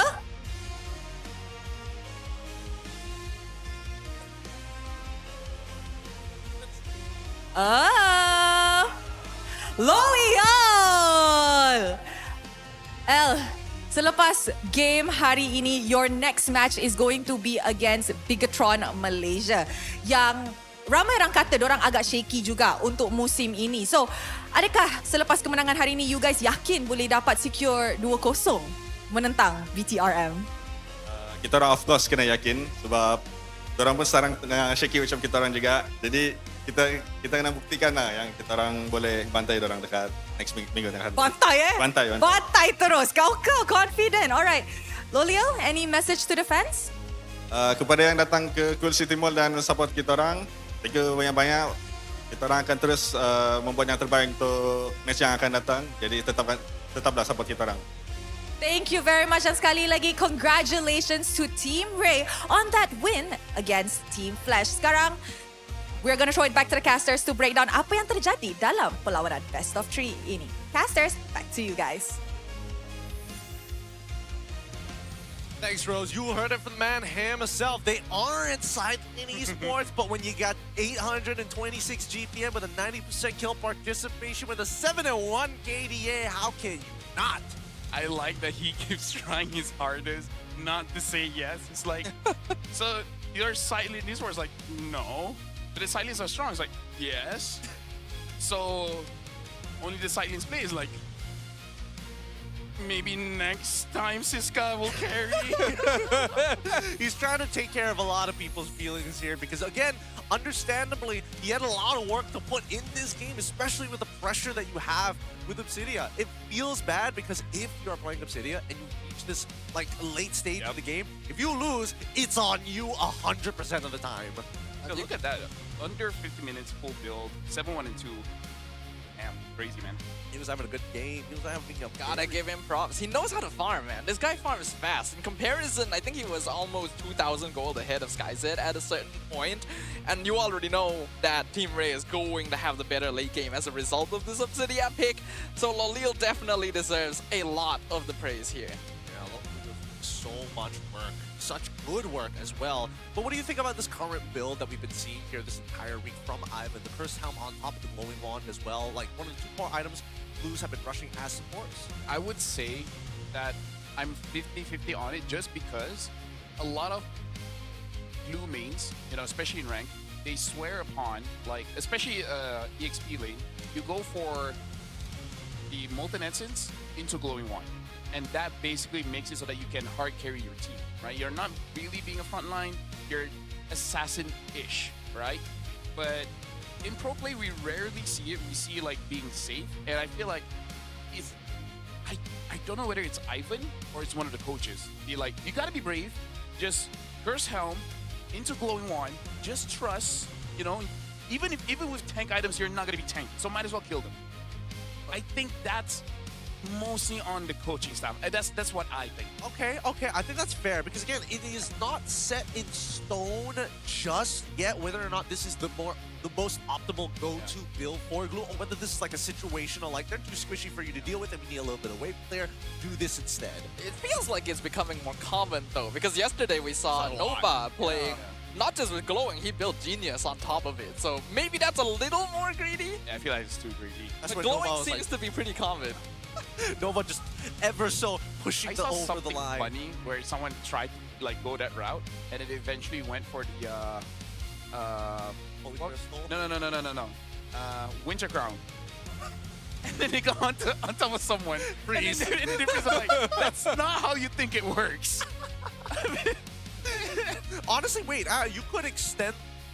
I mean, the only thing you do is like kind of extend the duration of how long. Like just before you're about to jump off, you just win the crown, so you stick on a little bit longer. I think the funny thing is when he winters crowns on someone, and then he just becomes drops. their winter crown. Yeah. But either ways, yeah, Loliel still getting the rich guy, Martizi dealing the damage. And I'm looking forward to next week for Flash, because we do hear rumors that some players are coming into Flash. My only worry is it upgrade? Is it downgrade? Because let's just say they get a Malaysian jungler, and Hades goes on to the role. All right. Right? Will it be much better? Because honestly, it does seem like Hades wasn't entirely sure what to do with Hades and shit. I agree. I think that, well, I think he had an idea, but there was also a lot of things that you just can't really do. So close. The total goal is 1, 2, 3, 5, 4. That's how they get you. That's how they get you. I think he got the 1, 2, 3, 4, 5, and they were like, no. They're like, no, we shouldn't be teaching. We need 9 more. Yeah, we need 9 more after. Oh, either way, this Obsidia has been wrecking tournaments here, and not only here in MPL MY, we've seen it in both in MPL ID as well as PH as well. It's the late game guarantee assurance that most are looking for, and especially when you have a good gold laner who knows how to farm, just one of the forefronts to go to now. And a gold laner that knows not to hard commit, because we seen him using the Hunt of Bone and connects, but he's like, yeah, I'm not gonna go all in on this one. Like, he could get the kill, but he could die. And yeah, I think Loliel will have slight nightmares with choke, because the only time he dies is with a choke. Yeah, unfortunately. Let's have a look at the highlights real quick here. Quickly make sure that, man, I mean, I keep thinking about like how this game started off, this entire series actually started off, and then it finally concludes with Team Array actually building up not only some pretty decent strengths, but their mid to late game actually improving once Team Flash gets a little impatient. I feel like when we look at this as well, it's a bit of a reversal of what happened in the beginning of the series, where initially Team Flash were the braver, more aggressive team, doing unorthodox plays while Team Ray played it safe. But in Game 3, it felt like Team Flash was a little bit afraid to really push out, was constantly trying to stick to the split push strat when it wasn't necessarily working, and just falling to Team Ray, who were playing standards. No, we gotta talk about a big mistake we did. Yeah. The one where they're trying to push all the way to the end. Right? I feel like you can see the death timers. You know when the minion is gonna spawn. That was too greedy. Yeah. This... I mean, they almost got it. This one was like a very close attempt, and unfortunately for Hades, he gets clipped here by Loliel's with the Hunt of Bone, and it was only like 1 minion anyways. Probably the only optimization you could have done is somebody just tanking the turret as it happens, but besides that, it's just what you really do, right? And especially after game number 2, where the margins were much more in Team Flash's favor.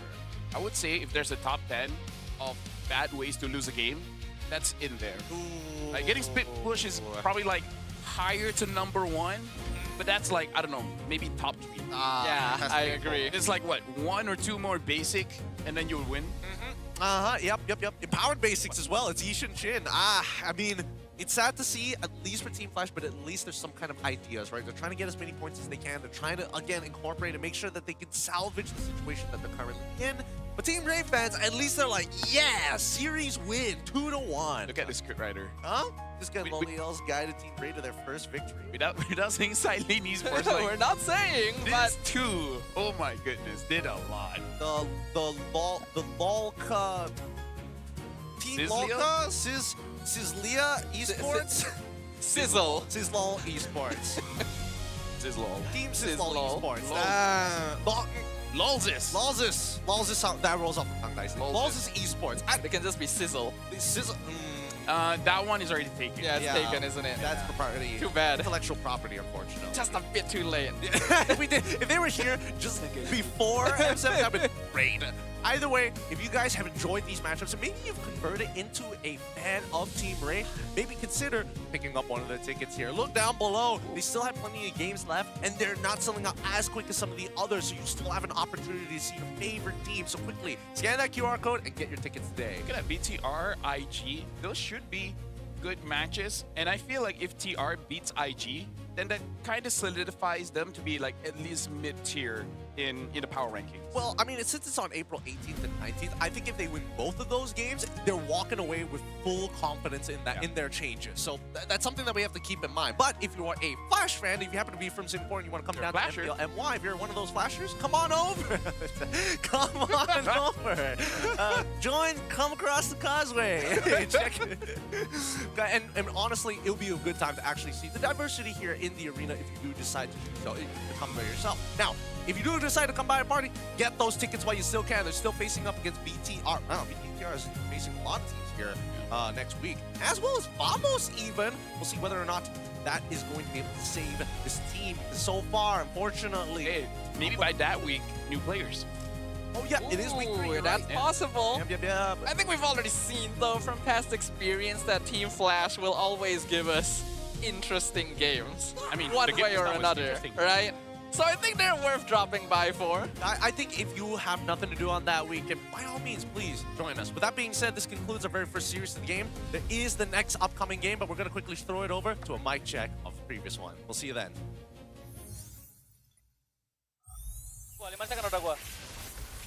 Harit nanti, no Harit, yes. Harit. Mati, santai. Boleh lor. Tiba siap dah. Petra. Wow! Let's go. Siap go. Take my first roll. Apa itu? Okay. Ada Granger. Granger. Nice. Play ni. Nice. Naburi. Baca. Naburi cici. Nice. Alhamdulillah. Let's go ya, Naga. Target tuh sini ya. Boleh. Apa Use on di gua, guys. Harit nih. Terkaiting guys. Fighting ke belakang. Dapat lor kita. Akmat ya. Susin mana gua? Amat ya. Pak bisa bareng Susin lagi. Ayo, yuk. Sini guys, let's go guys. Gas, Wak. Ayo, let's go. Nice, Wak. Tarik naga nih. Tarik. Coba berapa ya? Bisa lagi guys. Aku tahu. Tahu enggak? Tahu. Nice. Coba, Wak. Dapat. Ini gua dapat. Itu loh, Wak. Kaiting. Sini lagi. Gak ada apa-apa. Alis. Bawa next. Bawa. Dapat. Nice one, Din. Ayo. Kaiting. Go dah. Glue kat kau. Come. Oh, salah. Gue injek. Nice. Go. Okay, enable me auto. Mid. Bottom. Di tahu. Tower. No kena aja. Ganti go, Pak. Orang dulu, guys. Orang aja, guys. Orang aja. Satu. Tahu. Go teng. Nice.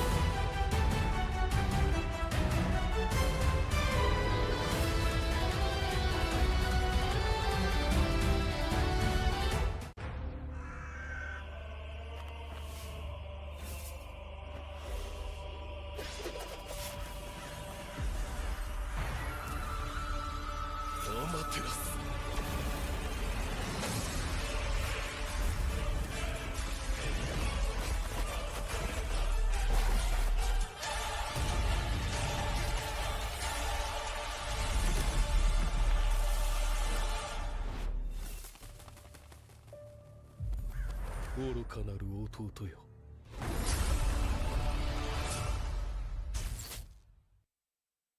Transform diri anda cuma memerlukan 1 tahun. Sijil kemahiran Malaysia, 3D animation sesuai untuk anda langkah ke industri dengan cepat. Kenali juga dunia AI robotik, game development dan content creation. Perbekalkan pelatih dari industri dan fasiliti canggih dan premium. Todak Academy dari industri ke pendidikan. みんな渦巻きナルトが帰ってきたぞ。飛来神の術。俺ってば父ちゃんを越す火影になる。愚かなる弟よ。子供騙しか。アマテラス。行くぜ。これが俺たちの力だってばよ。 Transform diri anda cuma memerlukan 1 tahun. Sijil kemahiran Malaysia, 3D animation sesuai untuk anda langkah ke industri dengan cepat. Kenali juga dunia AI robotik, game development dan content creation.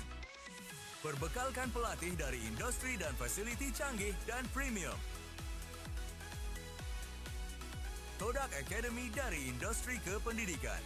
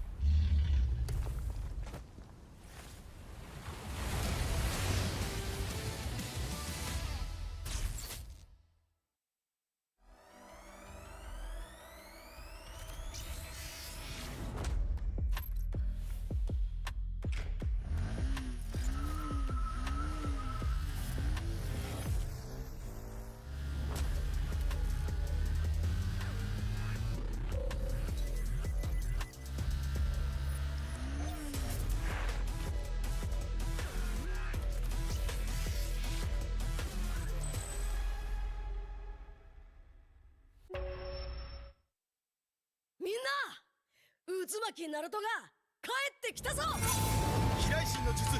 俺ってば父ちゃんを越す火影になる。愚かなる弟よ。子供騙しか。アマテラス。行くぜ。これが俺たちの力だってばよ。 Transform diri anda cuma memerlukan 1 tahun. Sijil kemahiran Malaysia, 3D animation sesuai untuk anda langkah ke industri dengan cepat. Kenali juga dunia AI robotik, game development dan content creation. Perbekalkan pelatih dari industri dan fasiliti canggih dan premium. Todak Academy dari industri ke pendidikan. Tonight is movie night. Cerita apa yang suka? Contoh macam cerita makan-makan ke, macam dia ambil makanan ni kan? Tengok. Ada rasa pahit coklat. Ada rasa manis susu. Ada rasa pahit manis coklat campur susu. Roti dah nak siap. Sedap pula macam ni. Sedap bang. Inilah masanya. RM2 satu gelas. RM2? Kau dah tahu kau allergic dengan tapai tu, kenapa kau belasah lagi? Sedap, cute. Zon. Sabar je. Aku pun lapar, Zon. Kami faham, Cik. Kami sahut sabaran segmen tu untuk menuju ke wawasan tu. Ayuh, kawan-kawan.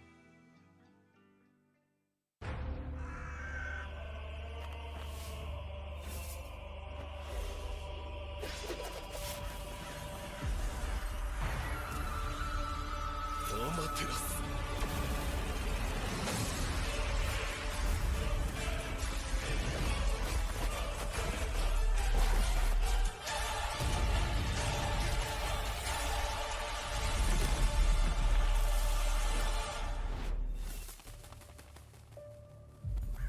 愚かなる弟よ。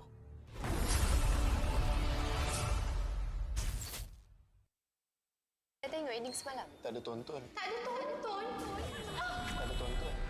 Tak ada tonton. Tak ada tonton. Tak ada tonton. Tak ada tonton.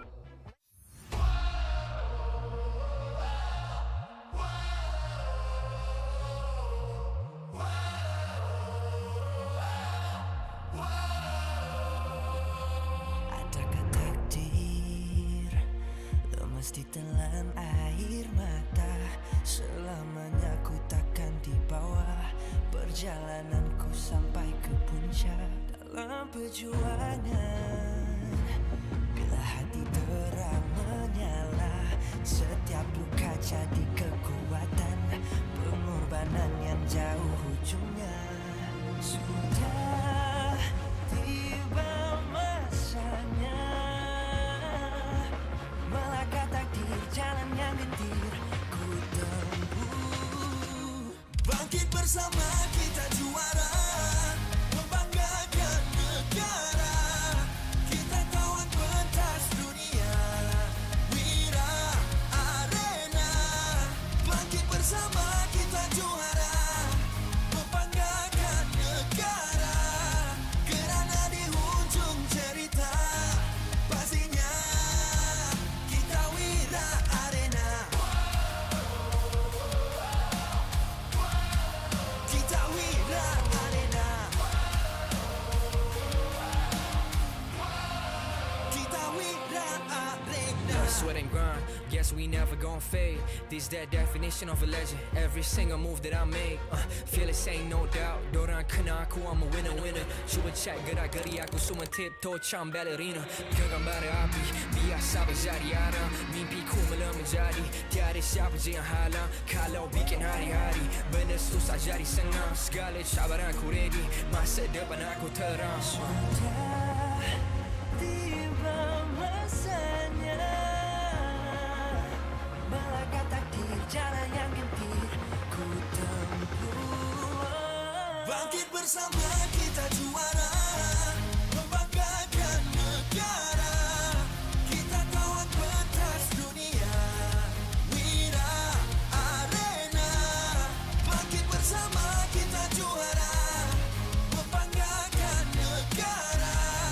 Kerana di hujung cerita pastinya kita Wira Arena.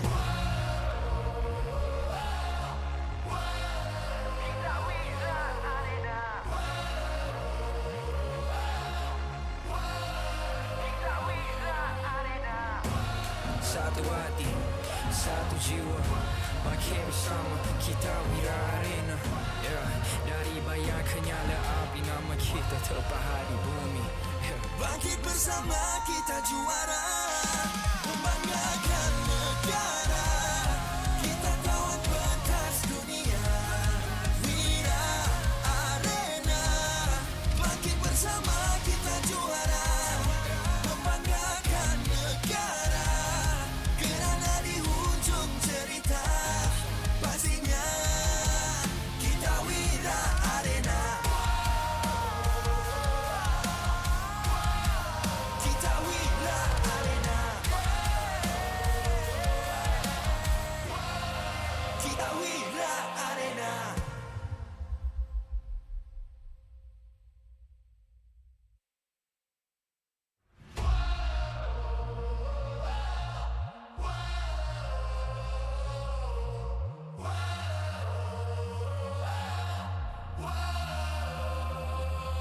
Adakah takdir lemas ditelan air mata?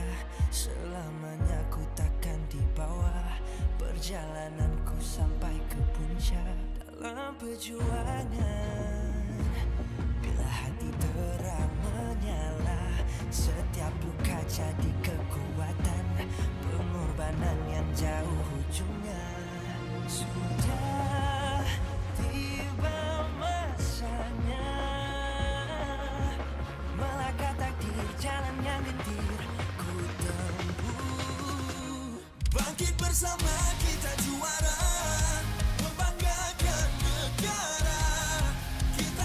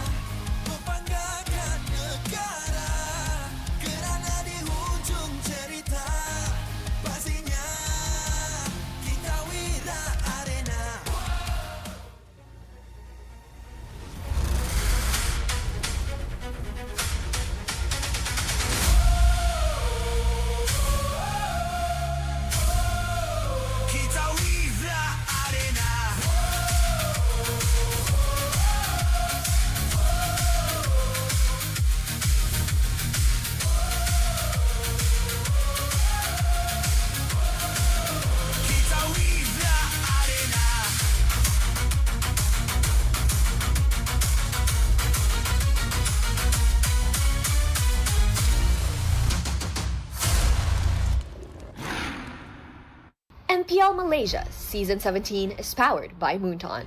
Presented by Celcom DG. Power up now with Celcom DG Prepaid 5G.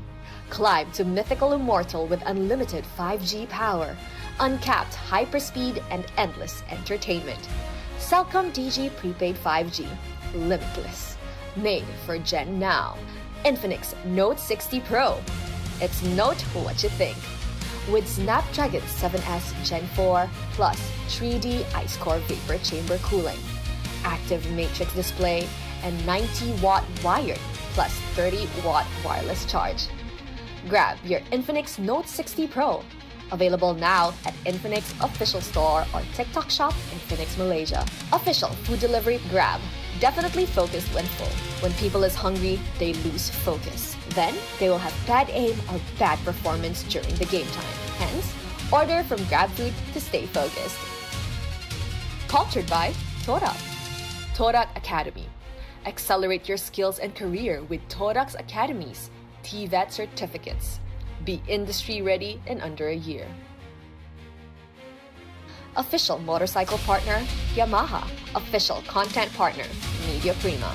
Official streaming partner, Tauntaun. Our strategic partner, Ferry. TNT Co. Obspot. Quill City Mall. Supported by KBS, ESI, Rakan Muda, MESF. Live in Quill City Mall, it is currently 4:59 GMT plus 8 live in Kuala Lumpur, Malaysia. The MPL Arena at Quill City Mall beckons for you guys to come on over for our next best of the 3 to keep week 2, day number 2, as lively as ever. As we continue to fill up the entire arena, our teams, and more importantly, our players, are ready to sharpen their skills to hopefully put on a better show than what we saw in our first best of 3. Once again, we want to welcome everybody here, whoever's watching from across the ocean, whether you're watching from Malaysia or internationally. Welcome to the MPL. Or outer space. Or outer space. Hey, shout outs to what was it called again? The name. I had it. I literally. Artemis. The Artemis. Artemis 2. The Artemis 2. Artemis. Nice. I'm glad we watched the same TikToks. Yeah.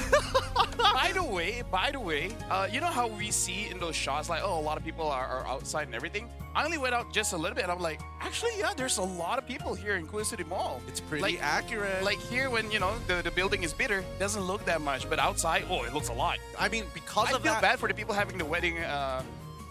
Well, hopefully they're tuning into the show because the CD code is already up for you guys to get your in-game rewards. So quickly punch that in and send it over to a friend who probably doesn't have enough time to actually watch it and needs the free rewards. And maybe ask them to come on over when they're free time.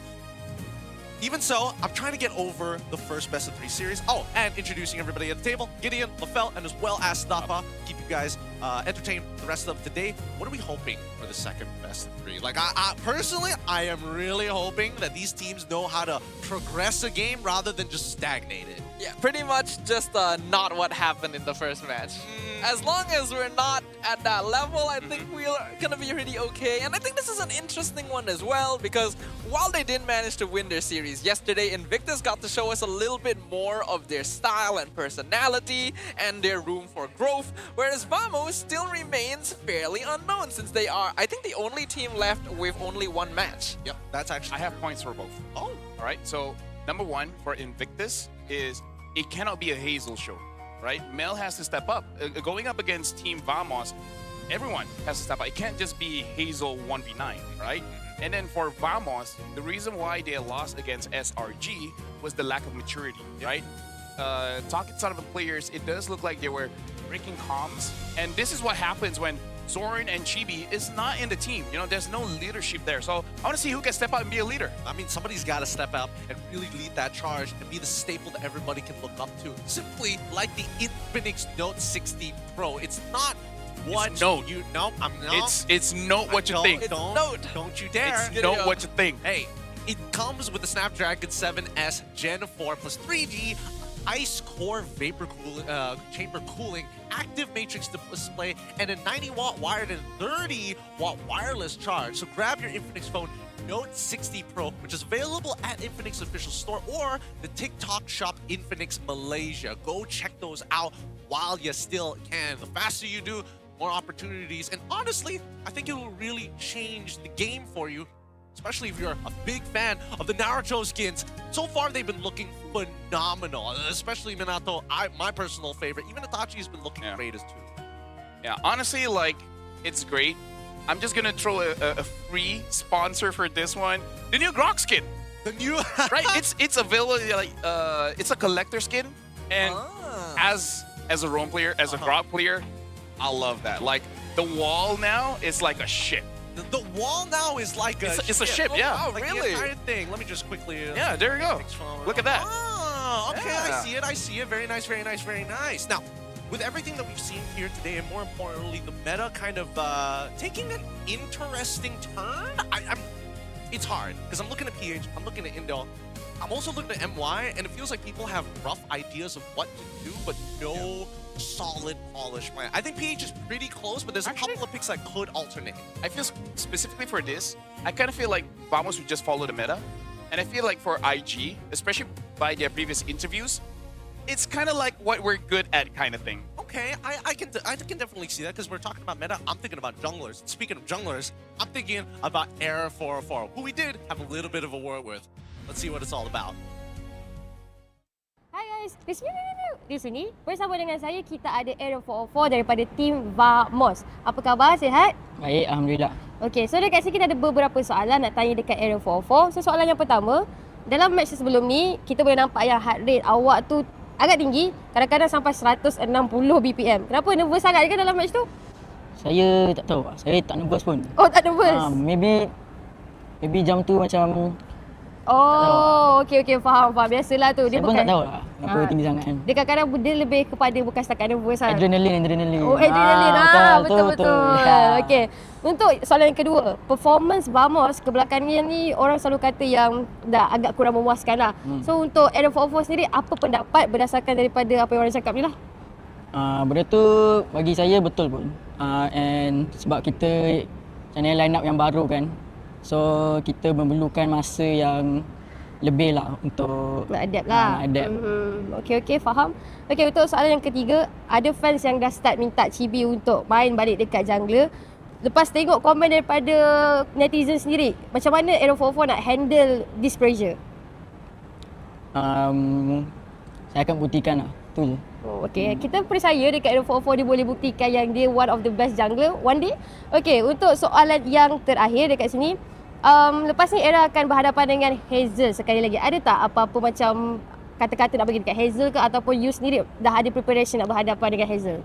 Untuk Hazel, by one sini. Itu je? Itu je. Okay, itu saja kita bersama dengan Era 404. Kita akan pass balik semula kepada casters. Interesting insights coming in from Era 404. Yes, I do think that Vamos needs a little bit more time, but I think, you know, netizens have also been a little critical of them being not only a local team, but more importantly having like plenty of background experience at potentially producing championship MPL MY teams. So that's why it feels weird when there's like, we need a little bit more time. You guys had time. Yeah, I mean, Team Vamos has had a very long history. I can see why there would be a lot of fan outcry because they've been one of the teams that has been close to contending for the titles, and they've had many players who have represented the country before. But I think this is one of those situations where they should be given a little bit more time since they are fielding mostly new rosters. They've got very young players. Error and Zkeef are basically on their second or third seasons of MPL. So I think the potential is there. What about you, LaFell? Again, it kind of feels like they got a pretty strong body, just not a very strong hit. And that's not like saying it like super bad, because talking to Error in week 1, he basically said that everyone had different ideas, because as a jungler, he was thinking more of the objective and then everyone else was thinking of the team fight. So there's a disconnect. But right now we're going to talk about Invictus Gaming. We got Mel, Cutie, Nova, Escobar, Spencer, Hazel, as well as Gorgeous. I kind of feel like Hazel already has a pass. He's doing great. He's welcome here in MPL MY. He has the skills to pay the bills. Gorgeous so far has been almost exclusively playing tanks in the EXP lane, which honestly I'm okay with because that's his style. But again, Mel Cutie, doesn't matter if he gets the Harif or other heroes, does not seem to be able to get position to deal free damage. And we even see out of everyone, he does have the highest BPM. So it does seem like he's pretty nervous for some reason. I agree. I think that right now the biggest problem I see from Invictus Gaming is that their kiting isn't the best. Like individual kiting, sure, but as a team, the shape of the fight is so important when you're playing front to backs. And MelQT likes to get really deep in the sauce. But let's look on the opposite end, right? If we're talking about Invictus Gaming, we also have to talk about Team Vamos, the away team, with Natko, Ziki, Clockwood, Aero 404, and Xeno. You would imagine that Clockwood's experience would be able to kind of tie the team together. I do like the overall aggression of Team Vamos, but you can tell they're still looking for that general identity with these new players among their roster.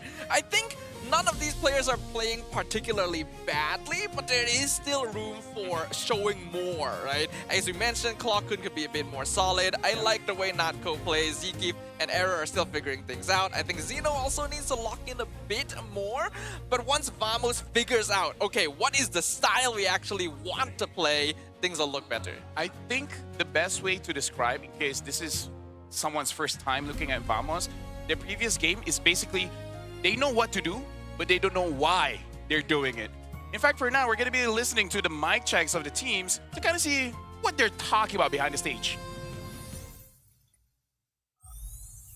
Angan tak sengaja mengalah, Angan luar biasa. Guys, jangan lupa tengok podcast Angan. SRG nggak main hari ini. Bukannya Error kilauan IC. Oh iya ya. Karena nggak ada jersey, Dok. Adanya jersey SRG doang. Iya, Dok. Berarti fans kita ini fans SRG, Dok.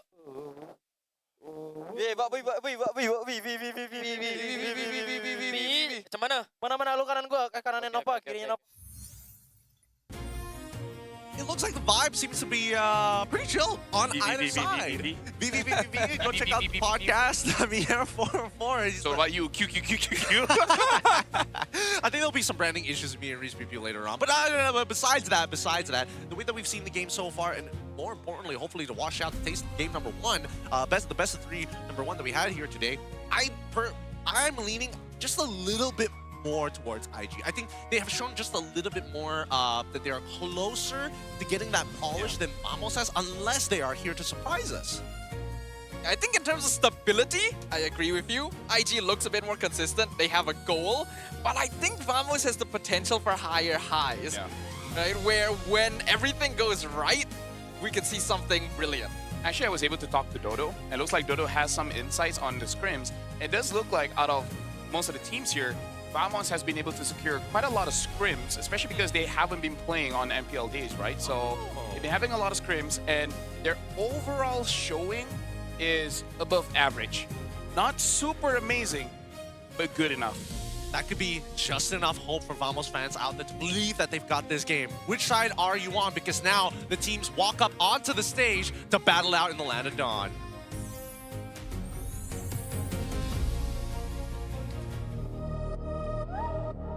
Invictus.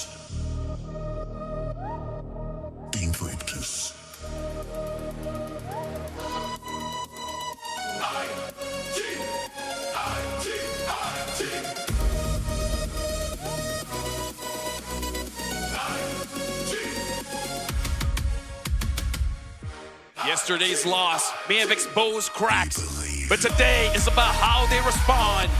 With Hazel, MelQT, Gorgeous, Spencer, and Nova Escobar locked in and fired up, this team is chasing redemption with style. Let's cheer for Invictus Gaming! MelQT may have stumbled a little yesterday, but the team was generally solid. We can also look at how Nova Escobar and Spencer make this team become strong, but now they're opponents. I'm a snake. Vamos.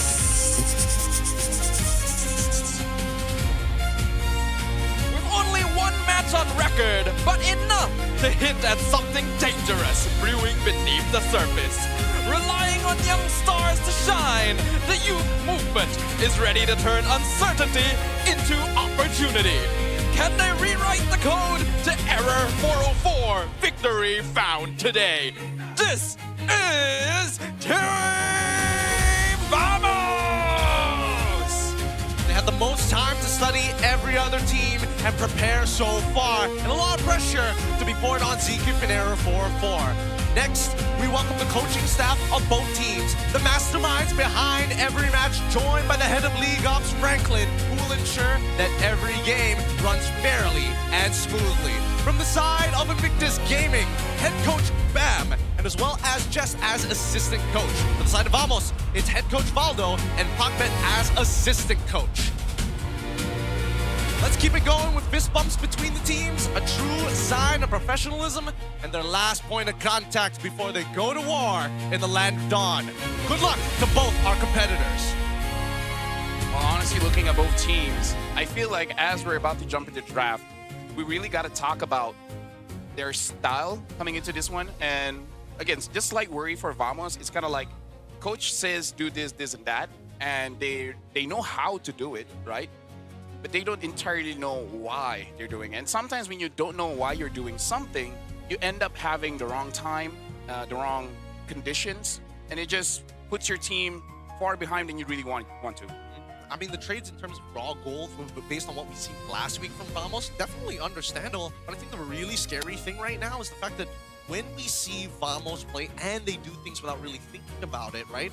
The autopiloting is, I would have to say, predictable.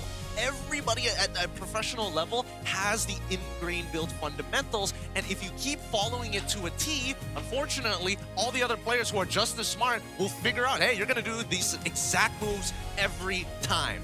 Well, let's ask the question now of whether Gojas is able to take down one of his former teams. For those of you who don't remember, Gojas used to play with Team Vamos during Season 16 of MPL Malaysia, where they ended up in 4th place. His performance was not so bad, but you could tell that there was still something missing.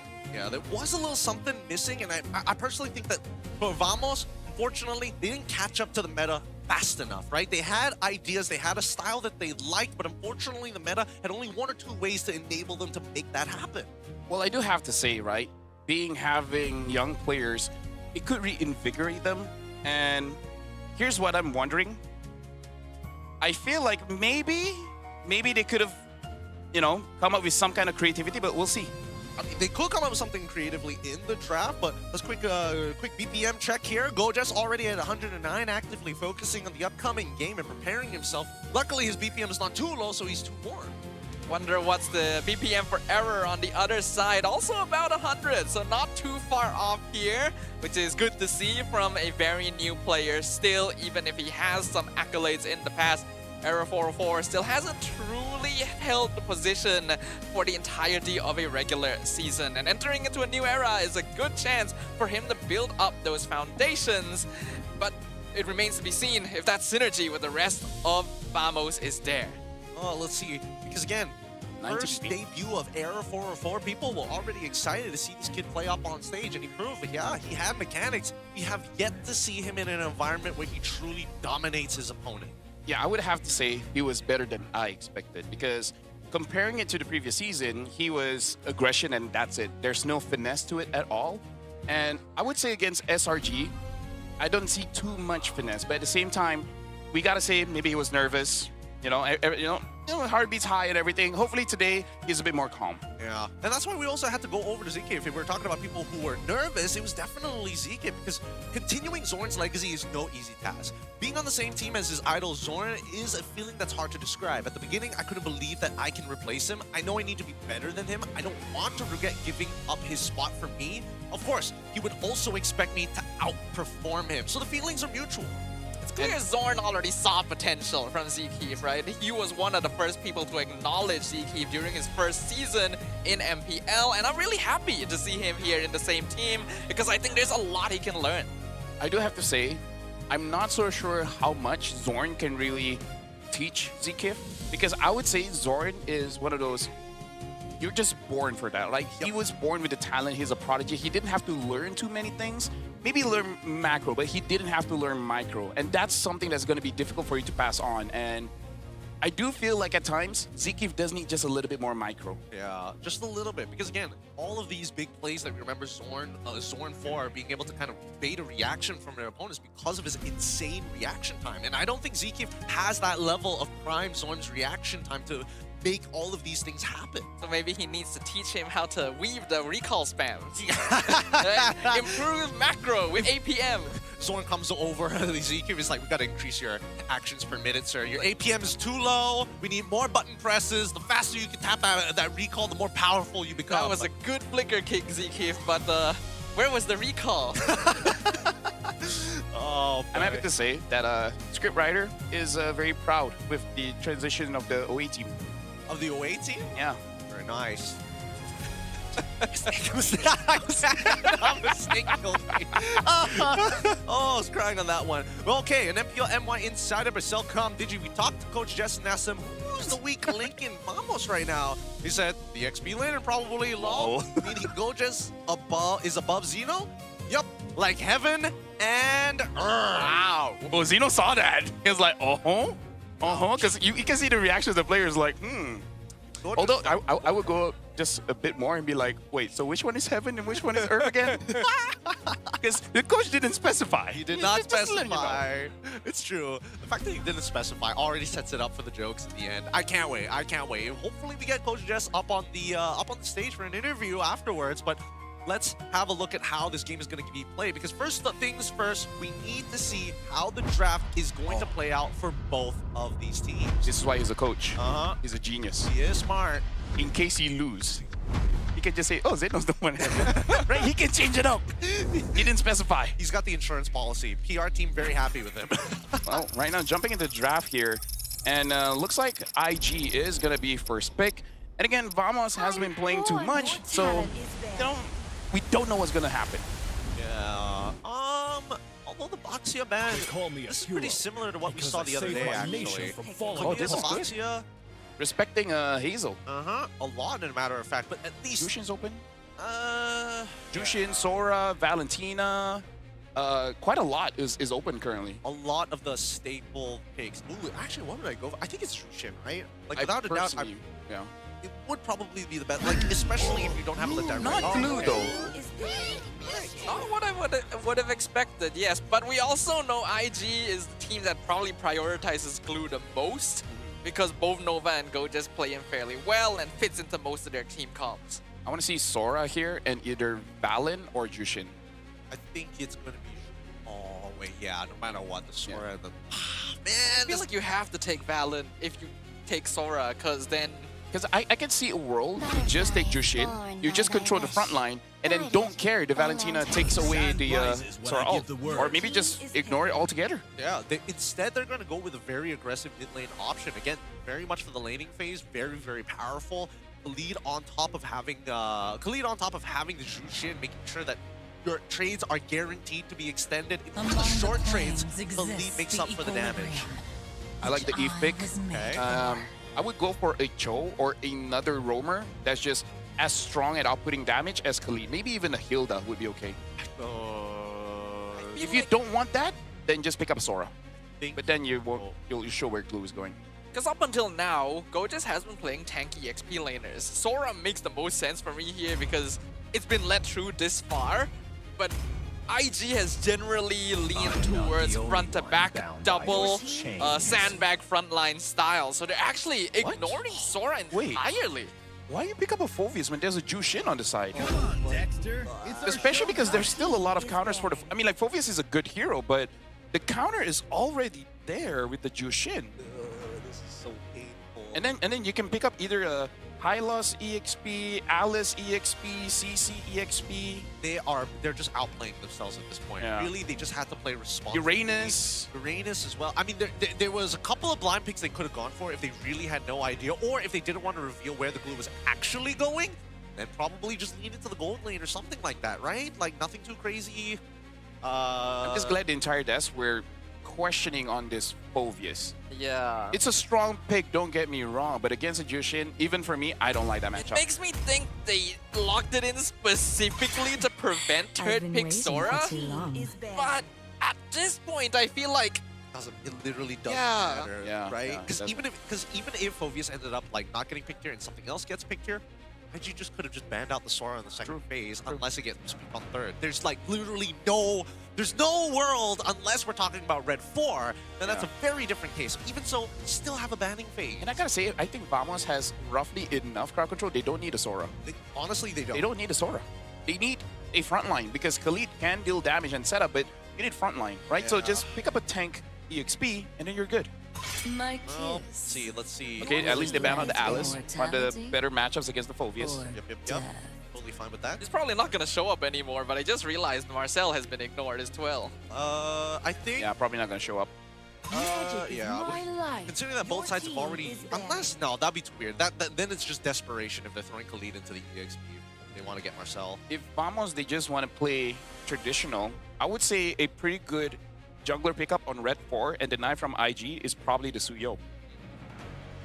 Or, you know, Aero has been spamming Leomort. Still not bad. Either Suyo or Leomort, I think is good. I would probably go for Suyo a bit more. Yeah, I like Suyo a bit more.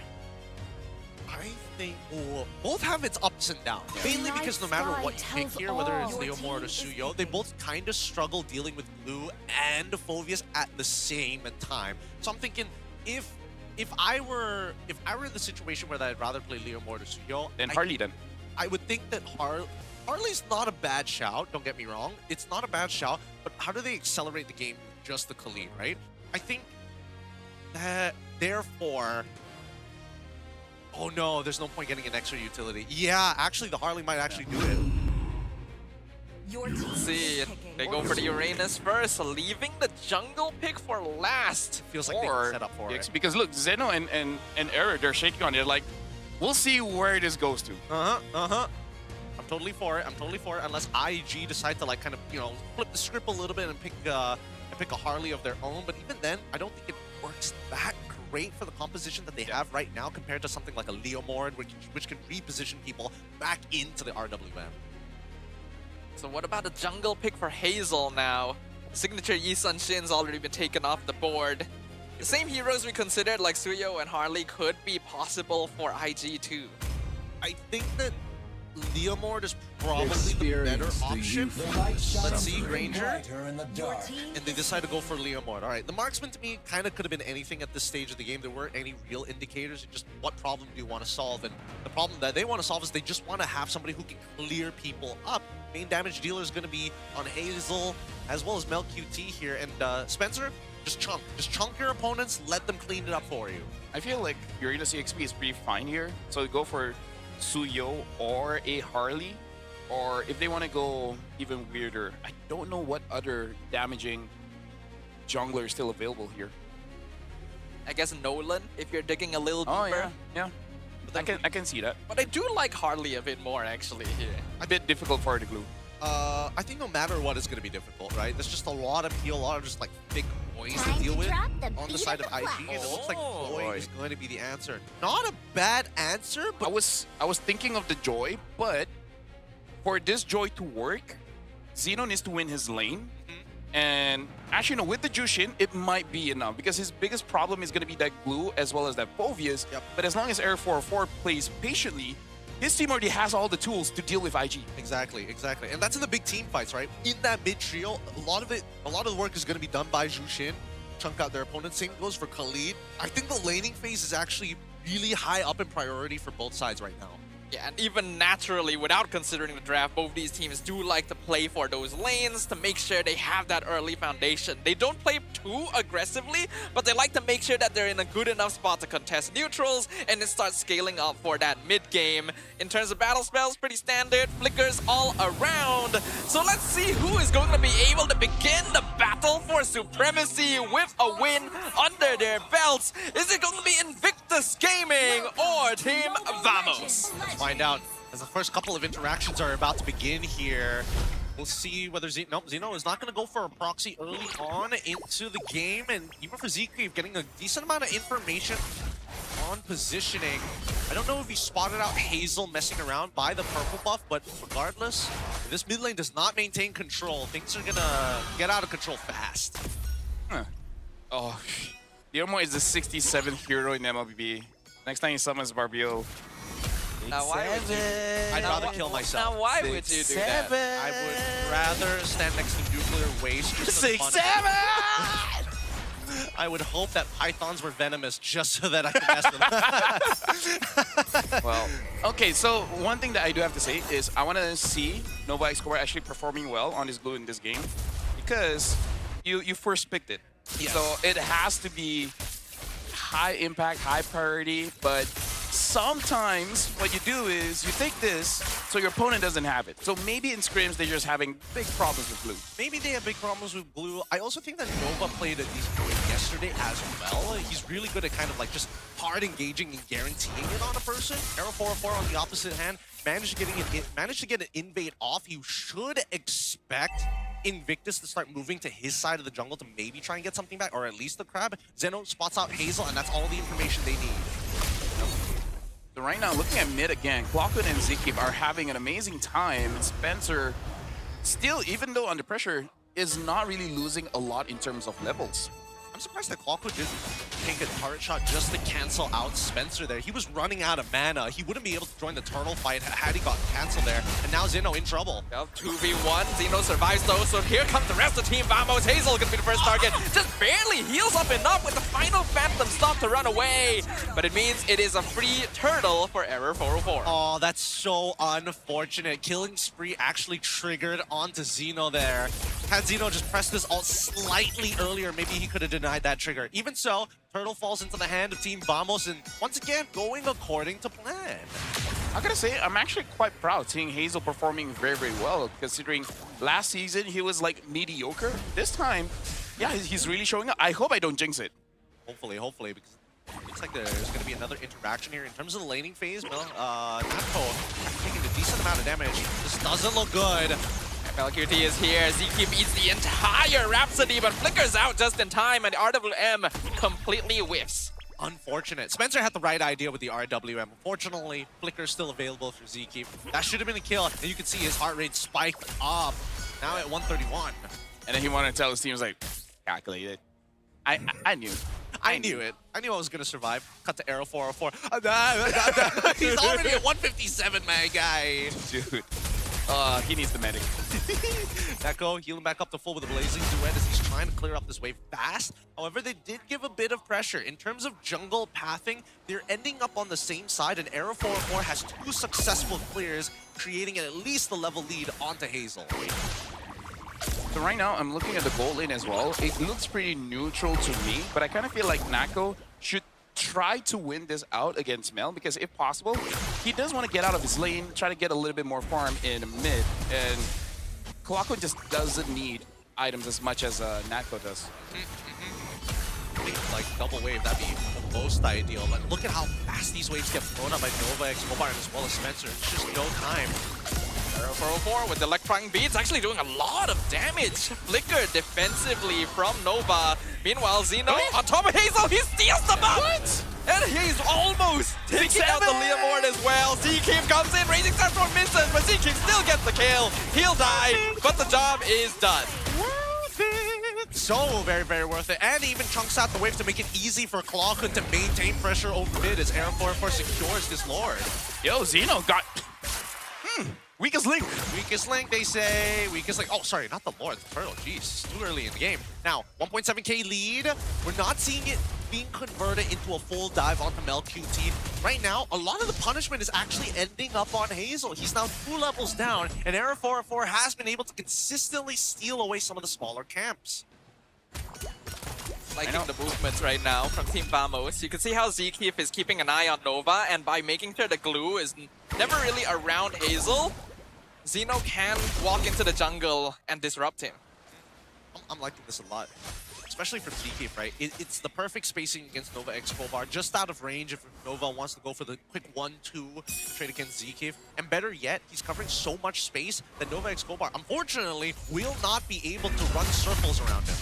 And Zeno's having a good time here going up against Gorgeous, 1 level ahead.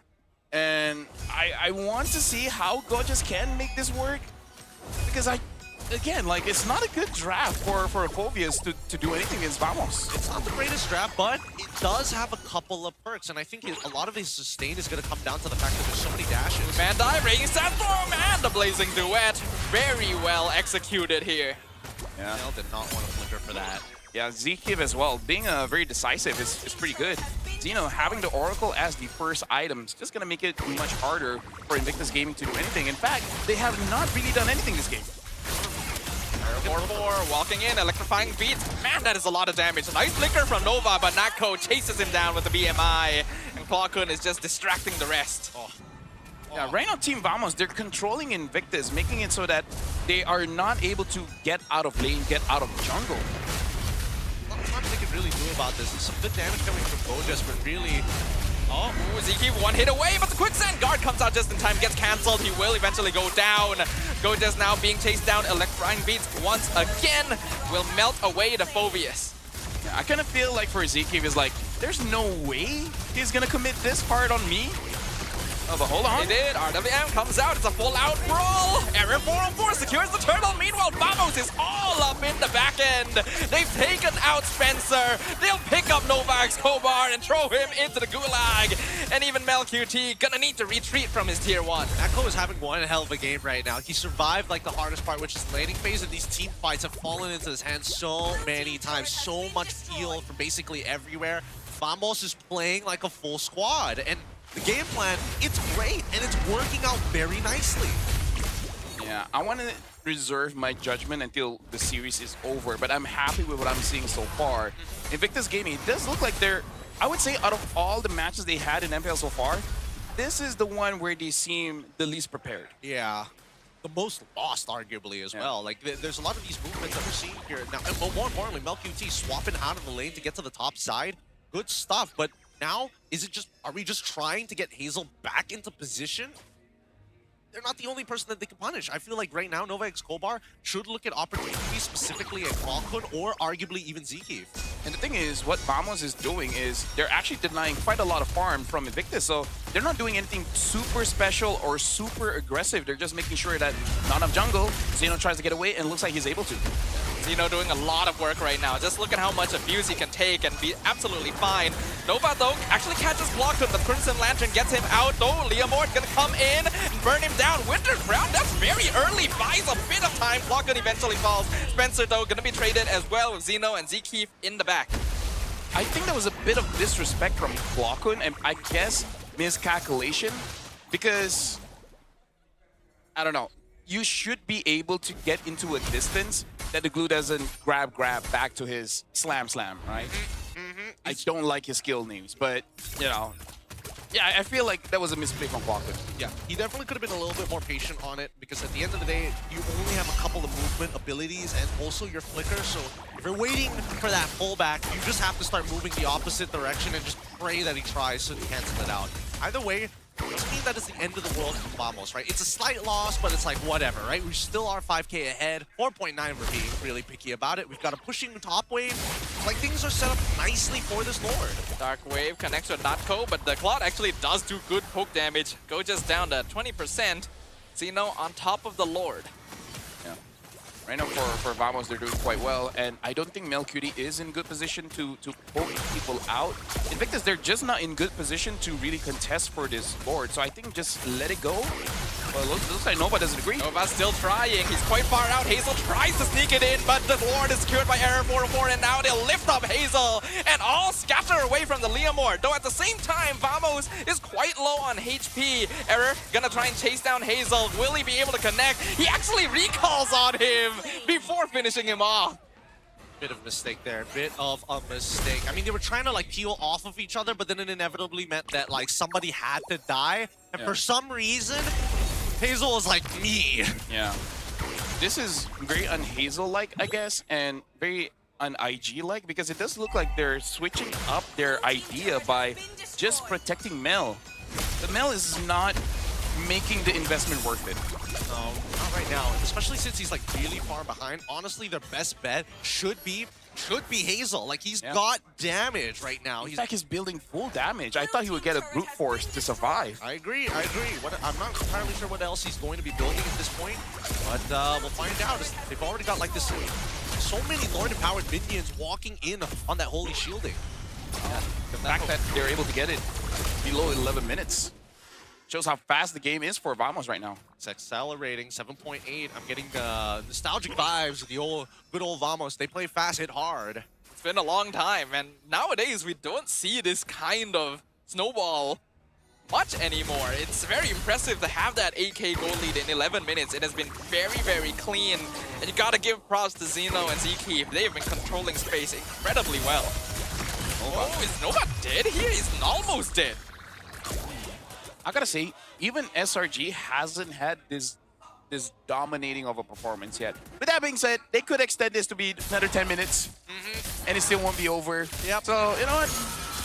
We'll see. It's all fair in games. It's all possible. Not 100% sure whether or not it's going to be the case, but for now, Arrow 404 will enjoy the fruits of his labor. He's been doing a really good job at not only staying away camps, but just staying ahead of the metagame, right? Well, sorry, not metagame, but in terms of just raw levels against Hazel.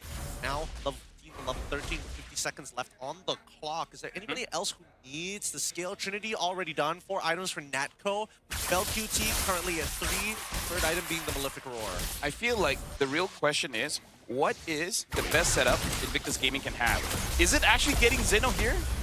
Because I don't think so. They don't have enough damage, so Gorgeous or Nova needs to get a good pick. Oh, Zeke with the Raging Sandstorm flickers in! Lands on Spencer before the early opportunity comes out, but Natco gets shut down! Snipe point blank by MelQT. That's a bit of a positioning mistake. Team Vamos missing their main DPS. Gonna need to back out. That was bad, but that was cool. It was pretty cool, I'm not gonna lie, but at the same time, with Spencer already gone, and Natco unfortunately just he got caught out at the most awkward time. Really just good peel coming out for the side of Invictus game. Something that Team Vamos needs to be aware of. The 3K swing still 6.4 ahead. Should be able to get this Lord, but again, it's all about setup first. They've done it for the past couple of neutral objectives. Set up those opposing long lanes, and then we come on over to have a more convincing advantage on the Lord. I feel if Vamos wants to make that play again, you need a Winter Crown on Natco to make sure that he doesn't get caught, because Invictus does have catching tools. It's just that they can't get close enough, right? So if you get close to them, you're kind of helping them out. See how this plays out now. Both sides in the zone, and Nova Escobar trying to get the backside of the Lord pit. Look at Zkeef's positioning, hiding in the lane, looking for a chance to enter from behind. Oh my god. MelQT and Spencer are in the Iron side. Zeno still buying time with Hazels. Here comes the Conceal Raging Sandstorm, forces 2 flickers out, but MelQT is the target, and the Electrolyte Feet melts him down. Mega kill for Error 404. And now he's going for Spencer. Look at the damage! It's a double for the Joy!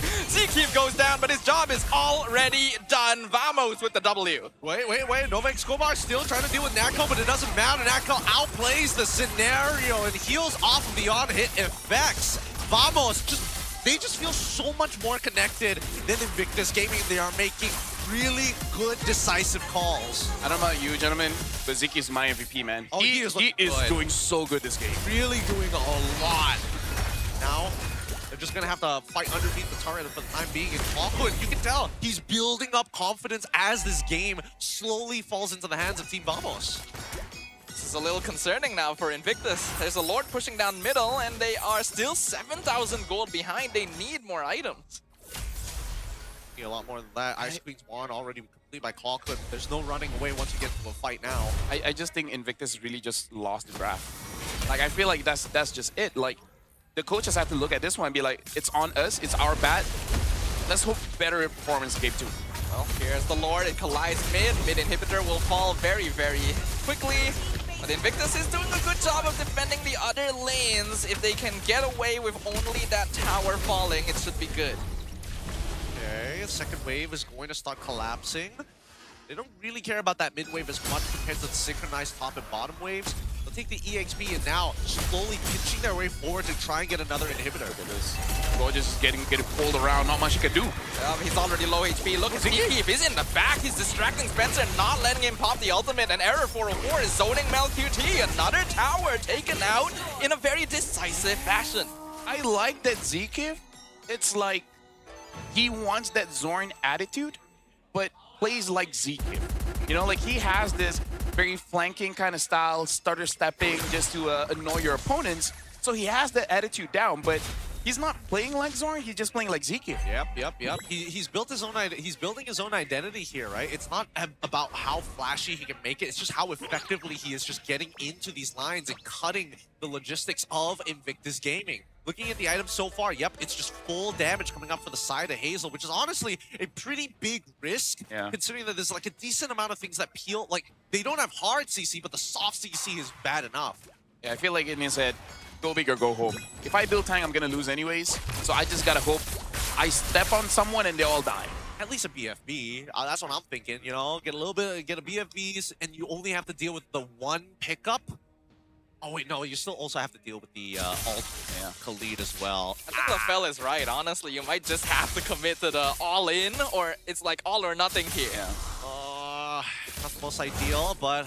I mean, it's also the kind of build you build when you don't trust your team.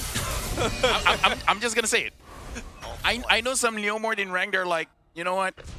This kid, man, I'm gonna go full damage. Yep, that's fair. That's fair. 16 seconds left on the clock as they start opening up the north side of their purple jungle. Invictus Gaming now just having to manage the waves on not only mid, but also on the long lane opposing the Lord spawn. Right now for a Team Vamos, they're not forcing things out, but this is, I would argue, one of their weakest points, is that late game decision making. So they should not throw this.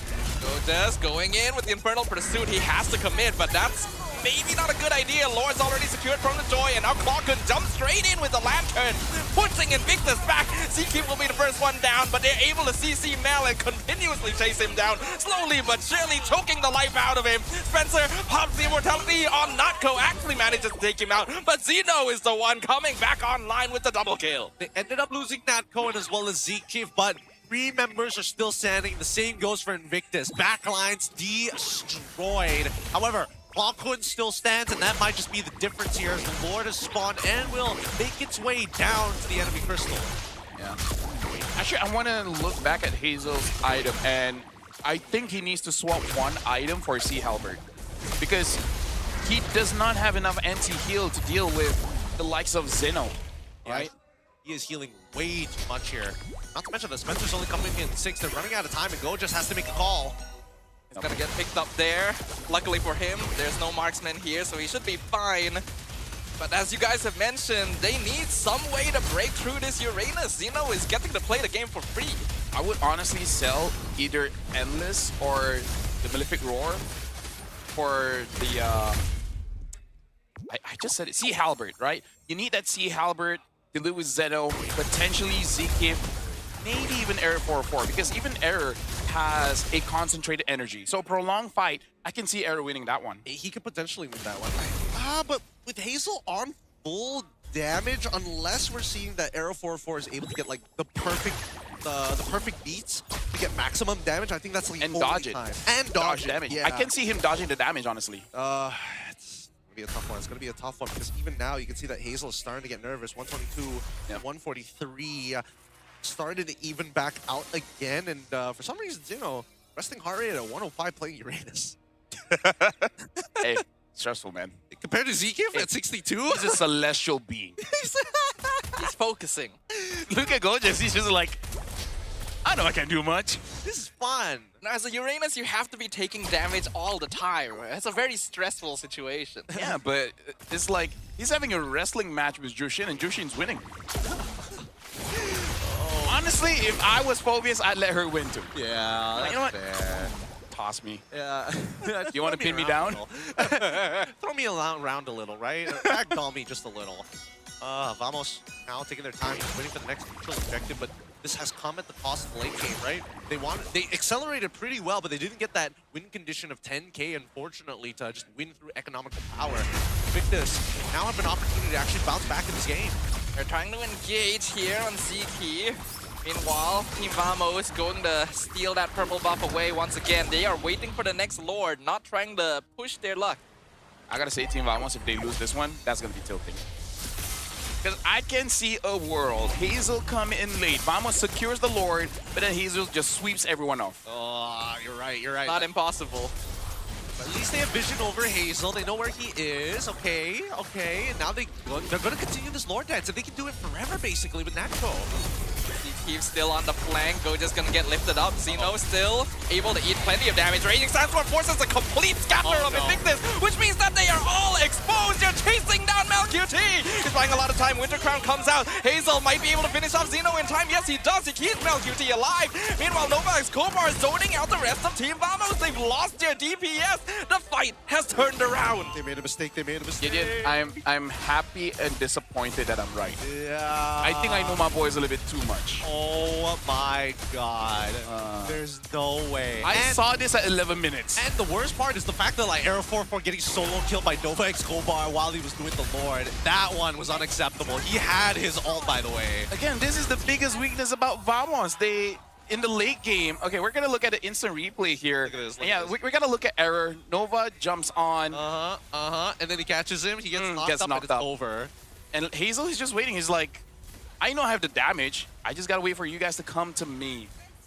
Now, if you were a Vamos fan, that's painful to watch. Especially having like a near perfect game up until this point. Like, dang. They really should have like 50-50'd a lot earlier before they started getting into like the 52s. Now that we're at the 67s. I can't believe Gorgeous 3-1-3. Yeah. He should be dying like 6 times. I think it's because they're picking and choosing the fights a lot better now. And also because he's been able to escape with the help of the flickers. Right now, even playing field for Invictus. Oh, Arrow 44, he's going to be able to get out here, but things are starting to look a little dicey. Oh, Spencer, he's chasing. Get him! They find him, he slows him down. Spencer catches Error 404.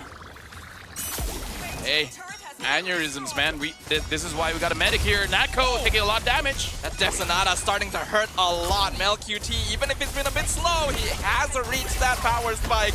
Lord is pushing in. Gojust actually tanky enough now to hold the front, and they don't have Error 404 to work with. Xeno trying to continue to be as annoying as he can, but he's not going to be able to survive for much longer. Nako comes in, Blazing Duet, does nothing because of the Winter Crown. Invictus Gaming is still 5-man strong. MelQT with the double. They are forcing their way through. The crystal is open, and in a reversal, Invictus Gaming takes game 1. Unreal. Unreal. Spencer able to divide the attention in the middle of the most important fights of their lives for Vamos, and that ended up bringing IG the time and funds necessary to equalize that score. That has got to be an upsetting defeat for Vamos. And on the other hand, that's big motivation for IG. They got a big momentum shift there. Oh yeah.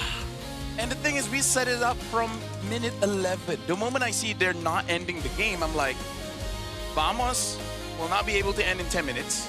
So it's going to be over 20 minutes. And then that's where Vamos is the weakest, because they don't have an experienced shot caller to know what to do at the end of the game. And then that's where we see the mistakes. It's the same thing with SRG. Remember when I said before we even get into the draft, Error will be focused on the Lord, and everyone else is so focused on the team fight. How is it that same mistake happened with 2 different teams, 2 different weeks, the exact same way, at roughly the exact same time? Yep. What have you been doing this entire week that you made the same mistake? It's got to be habit. I don't know. Maybe this time around it was actually intentional. Okay, tell him, tilted. It could be actually intentional. It could have been Error 44 was aware that the fight was going on, and they told him, dude, Error, it's just you and Glue. You have concentrated energy. Just clear out the Lord. We get the Lord. It's over. We'll just deal with the rest of the team. That could have been the call. Yeah, I think it's possible that they made the decision to split the fight this time because things were going so well for them throughout. Agreed. That they probably thought they could have won the fight without Error around. And certainly in a 1v1, you can handle Nova Escobar, right? But some small miscalculations. Unfortunately, Natgo getting picked off multiple times in a row as well meant that his damage was not where it should have been. And allowing that timing to slip away from them cost them dearly. Well, we could be entirely wrong here until we hear that audio, but for now, let's quickly look at our MVP of this game. Who could it possibly be? Oh, it's Nova Escobar from Invictus Gaming taking the MVP game number 1. Yeah, and honestly, he tanked so much that Gorgeous actually had free time, right? Like, it's mostly just him tossing baby Patricks, and then honestly, it really is just on Vamos. They could have ended at like 13 minutes. They could have. They should have. But just didn't work. Coulda, shoulda, woulda. But yeah, items. Maybe this is just the new thing, right? Yeah. Curse helmet with the glowing wand. Thank you very much. And apparently that's enough to take out the fully built and fully itemized Joy 21 minutes into the game. Lord helped, but still, he probably did enough damage. Lord also Lord next actually to the did TR help. logo. It also has an IG tattoo right next to it. Man, that Lord knockup really was the nail in the coffin. I feel like he probably would have died anyway, but man, did not help. Novak Skobar, comfortable on this glue, still a hero that takes over games if you're not dealing with it correctly. And I think it might be time to respect it. It really is. It's time to respect it. And I think that, dude, there's so many awkward timings here. And the thing is that it's Vamos' game to lose, right? Like, I think we 100% saw a few moments where they could have changed their decision and just ended the game. Because we wouldn't be this upset if the game was close. It was not close. It was not close at all. The only reason why IG was able to survive is because at that point, Mel had about 3 items, Spencer had 2, and Hazel had 3. And Hazel having full damage, making it so that they can clear the minions, right? They clear the minions, Vamos could not end. So, you know, props to IG, right? They had the tools to protect their base. They did have the necessary. Really, it was on Vamos. I don't know, man. Yeah, there's just so many things that could have been. They were doing so many right things that we were hoping, like, okay, with the momentum that they have and the consistent amount of plays that they do, taking space from their opponents, 9 gold, the overall economic lead, there's no excuse for it. This is going to be awkward. Oh, Someone posted on Facebook congratulating Vamos for winning game number 1. Yikes. Yikes. This is why you don't speak too soon, guys. This was 6 minutes ago, by the way. Oh, yes, sir. Even they thought Vamos could have ended it by 13, 14 minutes. This is what he said, and I quote, Vamos Air 4-4 improved first game against IG. Even though his heart rate didn't look that good, but he improved so much. Good job, Air 404. I feel like he posted that just before the Lord fight. Like, he was seeing the Lord fight about to start, and he's like, it's already over, right? He posted it at 17 minutes, 52 seconds. Oh my God. He had so much confidence. He had so much confidence. It was still possible at that time. So that means he saw Natco die the second time and it was like, yeah, confident that they're going to win this one. That's rough. This is a result that will hit morale hard, and it worries me a bit.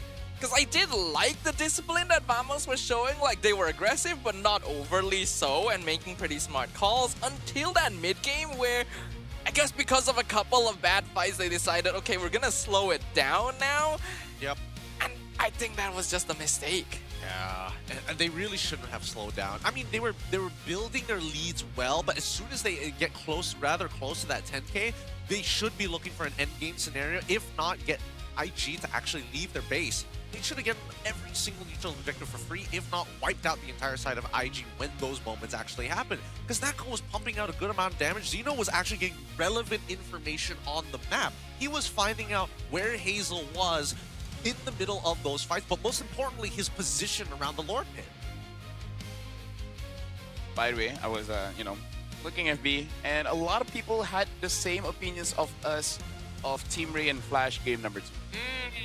So it's good that we're not the only one. Like, there's a lot of opinions. Like, one of us, like, I'm not taking away the win from Team Ray, but Flash was the one that played like Sampa. You know, yeah. But anyways, let's look at the highlights. And let's look at how many opportunities Vamos could have won that game. Oh my God. That's rough. Oh my God. That's so brutal. Oh, that's not though. Because when you have a moment like this, where Hazel's like, I literally can't even stay in my own jungle because we're getting attacked from like every single darn angle known to man. There's no escaping it. There's no escaping it. These were all clean movements from Team Vamos. That I will give them for sure. Yeah. Calls were so good. The way they were rotating was so solid. The way they were team fighting was making full advantage of the Khalid and the Uranus front line. It didn't seem like Invictus had a foothold in this game at all. But then at a certain point, they just stopped. The momentum just entirely halted, and that gave more than enough space for LQT to actually farm back up. Is it a Saturday thing, Gideon? We had our first match, and now we're having it here in the second one.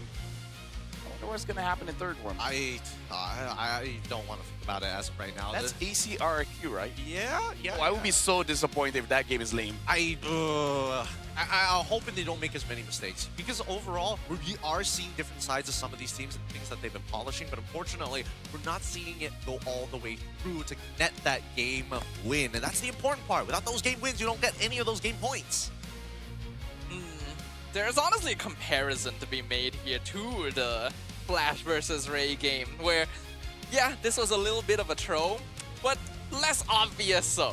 It was a more understandable situation where mistakes were made by Vamos, and it was a better hold by Invictus, where they weren't just given the game, they had to hold it long enough to make sure they could get there. That's also true. That's also true. We thought initially that the draft was going to be the problem, and then that final fight really just botched it at the end. So, I still think the draft wasn't all that great. The only reason Gojes did well is because Nova Escobar did better, right? He made it so that the Jushin was a non-factor. Yep. Because how many times was Gojes really pulled around? Not much. Right? Not much. In fact, his Dark Wave, even during the highlights, multiple times he was able to knock up 3 people. Yes. And that's like enough to slow them down so that, you know, Hazel's safe, Melky dies, but who cares? Yeah, you know? it's enough for somebody who's drowning to get a breath, and I think that's all they need, just that one gasp of quick air. And I think that Nova Escobar, I don't know, that was horrible.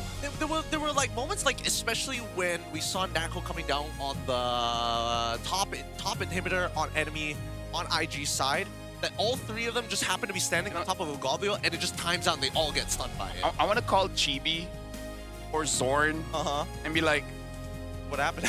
What do you guys think?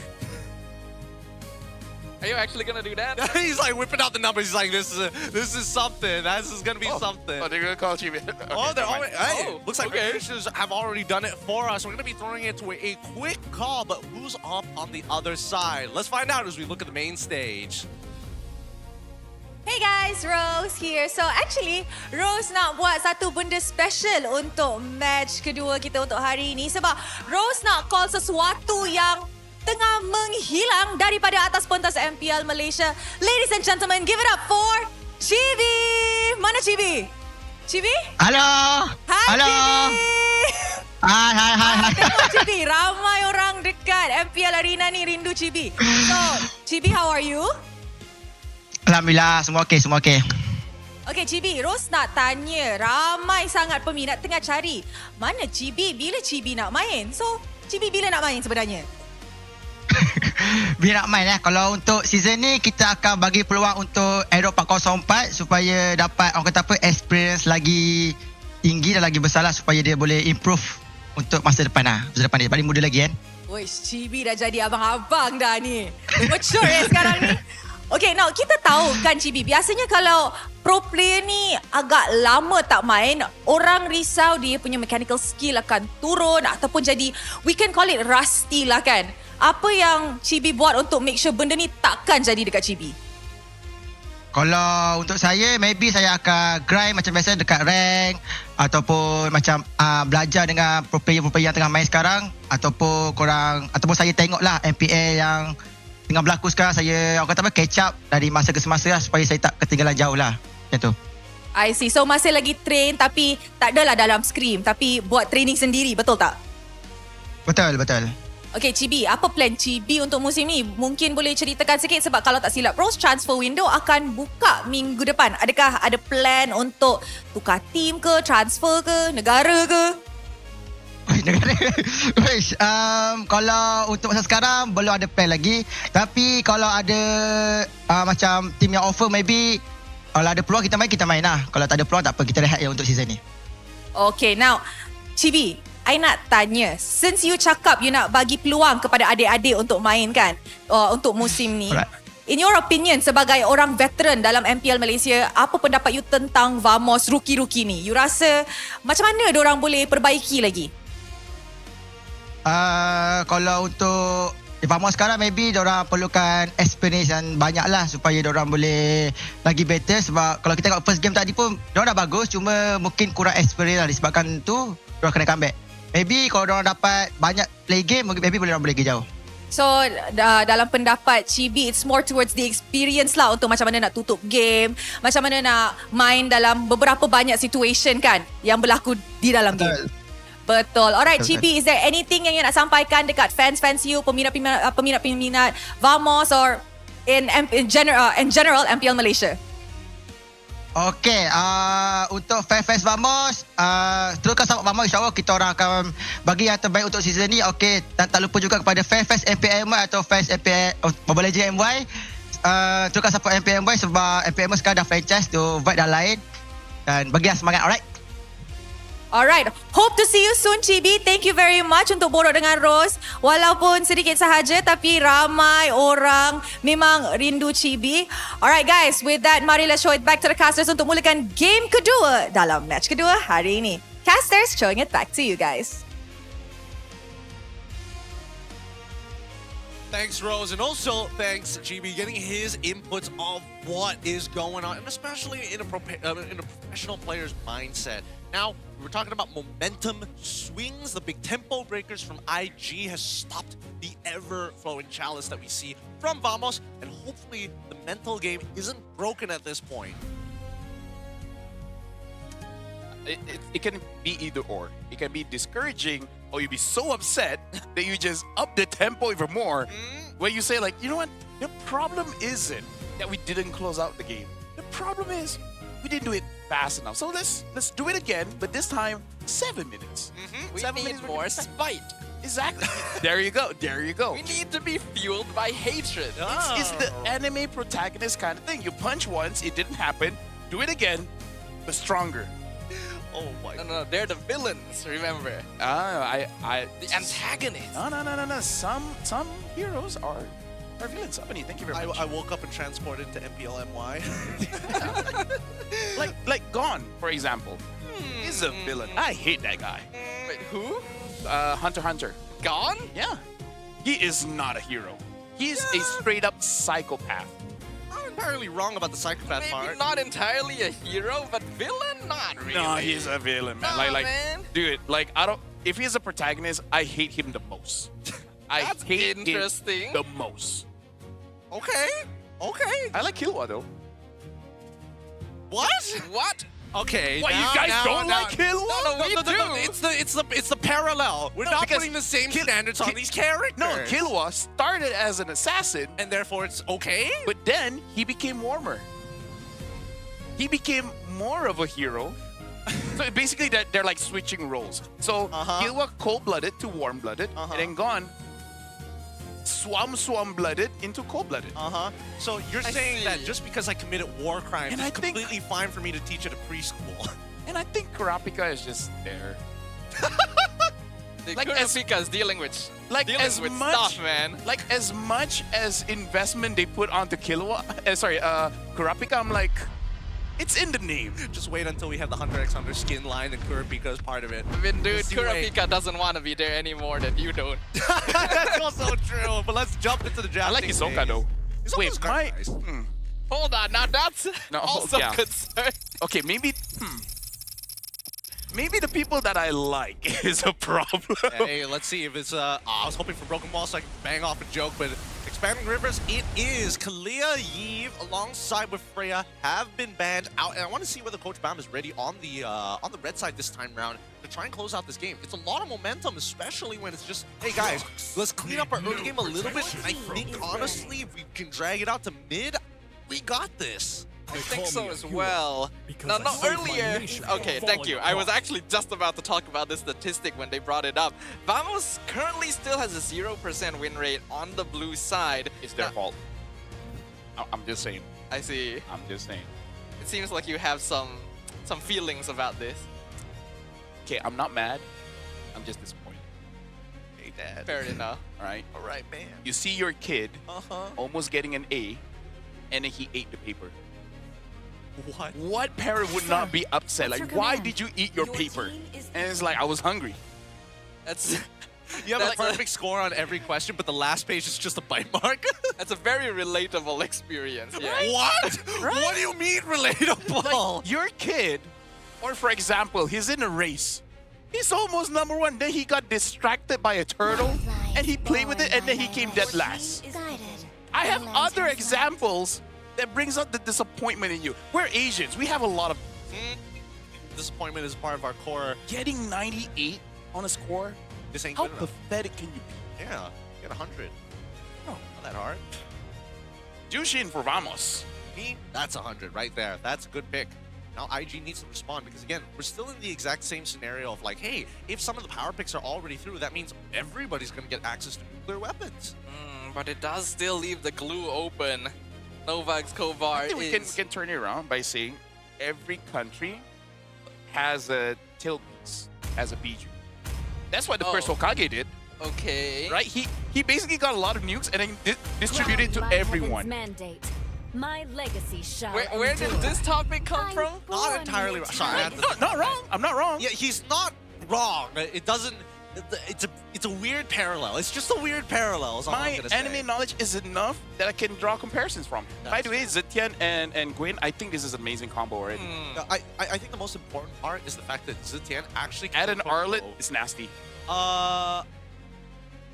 There's a lot of control between Zetian as well as the Gwen. And good work. Right? But it does hand the glue back over to Vamos. IG definitely has to be aware of this. So certainly there's a plan here. I guess they might want to lock in an Alice to counter it. Possibly. I think Alice is okay at best for the time being, mainly because there's like a lot of combo components that you can work with on IG's side. I do like the Zetian into the Zushin matchup. At the very least, you can actually interact with your waves while minimizing the damage overall as long as you have your support nearby. The Claude is a very early call here from the side of Vamos. Now, I wonder if they still want to hide this Gwen, because I feel like Nova can use the Gwen quite well as well, so it doesn't have to be Hazel. So I want this pick to potentially be the gold lane, because then you really keep it open for where this Gwen is going to be. Are you thinking about lane winning, or is it just about pure survival at that point? I think the Granger is still fine. Because you want range to be able to deal with the Jushin. I think that's the biggest thing. I think that's fair, but at the same time, this glue, rises it when has I give been the word. quite frustrating, and it looks like we did have a little bit of a repeated sequence. Finally, on the first phase, it ends off with the Khalid to kind of make sure that the Zetian lane maintains priority throughout. So these teams have traded their roamers this time around with the glue in the potential hands of Zeke and Nova on the Khalid. It does mean that Guinevere very likely going to be the jungler. That is good information for Vamos to work off of. In the second ban phase, I imagine Invictus is going to start banning those junglers since we haven't quite seen what Error 404 is going to play yet.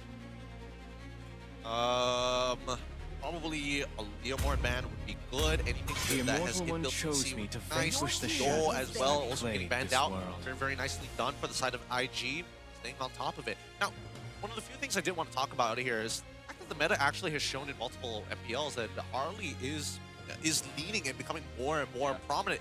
It's just not as popular here in MY. Yeah, I kind of feel like maybe it's just not our style just yet. Is it not? I feel like Harley is very opposite of what everybody else does. Like I get maybe MPL ID, but MPL PH especially, it's like, oh, that's pretty new if you want to skirmish in that way. No, personally for me, I really feel like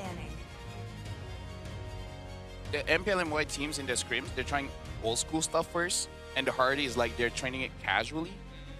Because I think even they're aware that the Harley is strong, but at the same time, they're like, how do you use this? How do we fit it in the draft, I guess, right? Because I feel like the coaches, they can just copy-paste the draft, but you kind of don't know the sequence of what you're trying to do, right? So I think they're still trying to figure that out. Okay, just working out the mechanics of the drafting section of it. The carry gets banned out for Vamos, leaving IG with the final ban of this game on their side. I'm guessing it's supposed to be another jungler here, and they've already gotten rid of the Vanny, so really there's only one other option that I'm looking at.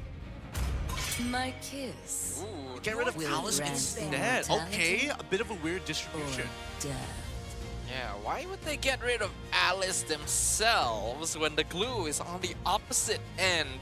Do they want to go for the Phobius again? Possible, but also not that good. We said that last game. Yeah, we said that last time. And it ended up working out, but you don't have a glue to hide behind anymore. Besides that, what other things that they use on? I don't think right now there's no good well, okay. I think a Lapu is still fine-ish, but knowing IG, it will be a tank. Yeah. So maybe Gatot? I'm thinking like things like Clear Waves Fast, Proxy Waves. I'm thinking already Benedetta as one of the potential options. Uranus as well, but I don't see like enough combinations to make this Uranus work unless Guinevere decides to go like full damage. But then there is like plenty of like magic resist shred from the Zetian alongside if you do decide to blind pick. Yeah, I just don't know whether Gorgeous is ready to use a damaging EXP, you know? Because he's been using tanks all the time. That's true. He used to play more damage EXP, but that was quite a long time ago. It was a while. Around the time he first debuted. It didn't work out. Yeah. Just a little. I mean, it was okay. Yeah. The end of the world, not the end of the world. I think the a Uranus pick or like a last pick Benedetta would work in their favor. Let's see the first. euphony of Like suffering. they got Ranger. Yep. Okay, keep it safe, keep it blind. So now what hero will Air go for here? Honestly, it's not that bad of a game to go for the Joy again. And the Joy was not the problem. It really was the late game decision making. So I don't think you need to change that much. I think the Joy is still able to work here. And then when it comes to the EXP/roam, I don't know. I really don't know. They'll never know what the matchup for the EXP is going to be. Something that they could potentially sacrifice here. I think worst comes to worst, if it is the Benedetta, then they just need something that can actually match that pace. They could go with like or they could pick up a roamer, because one of the problems with the previous game is they didn't have a set. To a young heart, Okay. everything is fun.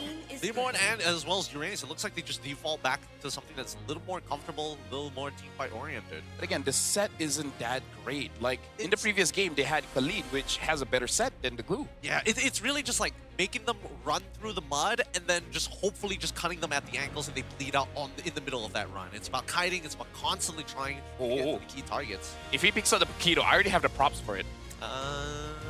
Covering the Exborg as well. Honestly, not a bad game for Exborg, but it is the Benedetta. You know, Gold is better, man. Yep. I mean, they just needed something that was able to kind of like cut Proxy, right? Look at how quick potentially IG could play here. And it feels really weird because it's like a flip script of the archetypes of what we saw in game number 1. Yeah.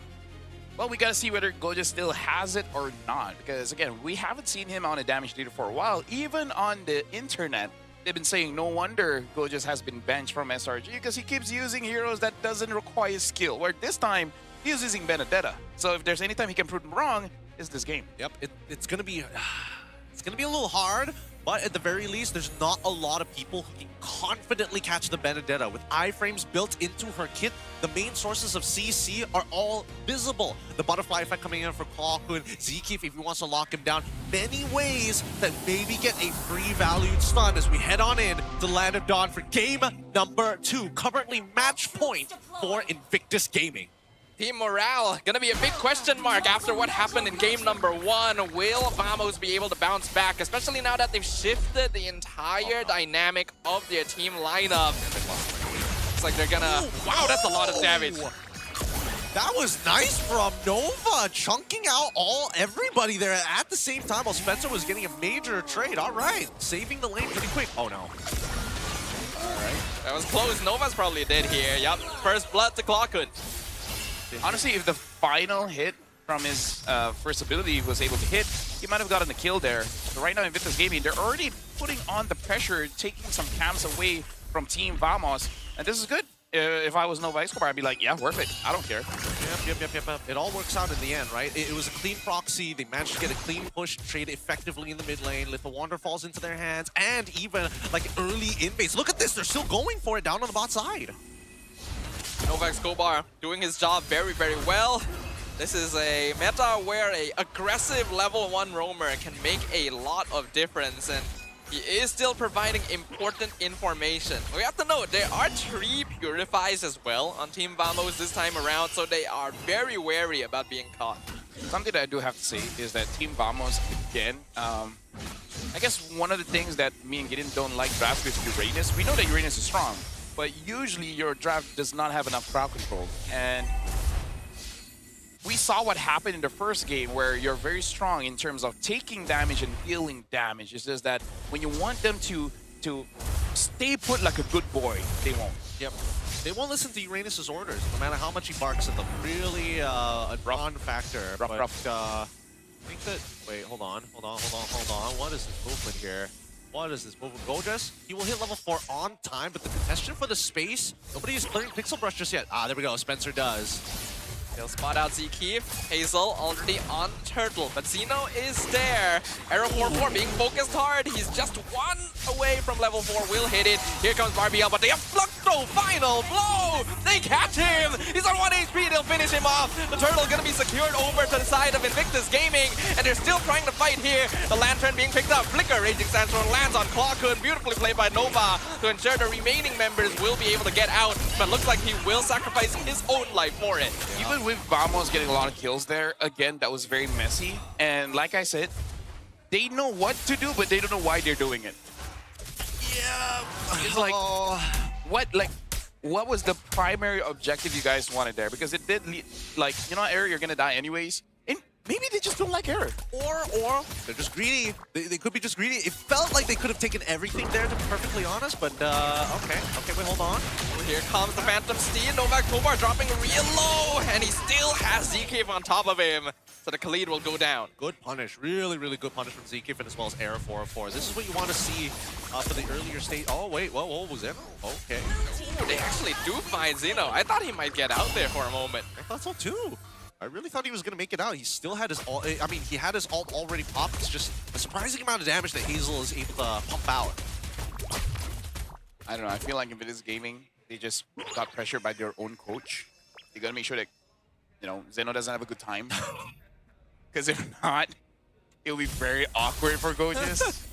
So coach is like, guys, if I owe you guys, just help me out. Just help me out. Let me be heaven. I don't want to be earth. Yeah. That's also a T brand. Oh, it is actually. Yeah, there you go. Oh. Now we see this Pautan chilling for the time being, and honestly, not enough. Not really finding too much here. Nova X Gobar has evolved to bringing MelQT out to get this double waving done, but it's a little late on that push. So Invictus Gaming, I want to see what Hazel is going to do. Because I feel like if anyone wants to bring full damage win, it's going to be Hazel. I don't think it's that local, but you know, whatever. Find out. They're on top of the Turtle. Nova is zoning out. He sees Error. Looks like Team Vamos is not going to bother contesting for this. They're going to go for the split push instead. Natko going to get a lot of gold off that top tower. Yeah, this is really... Oh. Now, how did that happen? Got caught, apparently? I don't... Oh, Hazel definitely caught him. Yep, Hazel definitely caught him with a magic thumb. He doesn't have his ult currently, and he didn't use it for the prototype. Okay, what? What? Should we be for real here? Oh, top lane, Blazing Duet used to clear the wave, and Natko actually winning out the 1v2 to the Quicksand Guard, while top Nova back up. Yeah, I gotta... This game is spacing me out just a little bit because Team Vamos, they're not being aggressive at all. Not aggressive at all. Again, they don't have the Khalid this time. But I don't know, I hope this is not a sign that they're losing confidence. I think... Raging Sandstorm connects on Zkeef. Clawkun comes in with Crimson Beacon, doing some good damage, lifts someone up, but MelQT flickers forward, gets the finish. Novak Komar goes down. Hazel punished as well. Invictus Gaming started the fight, but Vamos are finishing it. MelQT in danger, one hit away, flicker forward, and Zkeef just punches him with the right hook. Can I say something mean? I would fire Mel for that. Like, you killed Hazel. Do you not know how glue works? Why'd you keep shooting Hazel? Oh, like I feel like Hazel will be like, bro, I've been carrying you guys, and this is what you do to me. This is how you repay me. I think you forgot about it. He's like, yeah, you'll be able to survive through my damage. Like, what's the big deal? That reminds me of Terrence. What's the big deal? Hey, are you tank mate, sir? He did it to me. He was using X-Borg. I was like, stop hitting me. But are you a tank though? Are you a tank? I am. Oh my god. That's the important thing. Oh! 1v1, go just an error. Here go. Oh, nice. All 500%. Yeah, he's trying, but it's not quite enough.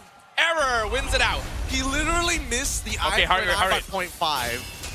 Oh, Roger's hurry isn't that high, actually. bad. It's not bad. Oh, not go in the back with the three-man blazing duet, doing lots of damage. Nova's Gobar is gonna fall, lifted up by Clockhun, dumped to the ground. The damage is being done, and Vamos is finding their stride. Very good burst, and Arrow 4-4 is able to steal away a buff, and Hazel can't do anything about it. Think about how this fight, because every single time they go for these smoke and mirrors, Team Vamos builds up momentum. And now that they've got this momentum, this turtle will fall into their hands for free as Invictus Gaming is left scrambling. Yeah, looks like Clockhun is on the way for a Sky Piercer as well. So hopefully that will be able to speed up the game just a little bit. Because for Invictus, Nova's not having the best of time with this Khalid. Oh, Mel. Oh, Mel, why are you here? Here's the blazing duet. Natko finds a bit of revenge from the previous game. Yeah, it's not even close. Not even close there in terms of raw items. It's not even no corrosion side. It is just DHS plus golden staff, and he knew as long as Mel QT refuses to flicker out of the way, he was going to get him for free. And he just knows that Mel is not going to shoot him. He ready to shoot Hazel. Yeah. I mean, to be fair, at the very least, Mel did get some decent damage. However, it's going to set him further behind before he unlocks his third item.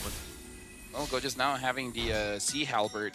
Probably thinking that's the big problem because Air 4-4 did have the War Axe. So maybe he's like, you know what? If I cut your healing, should be enough.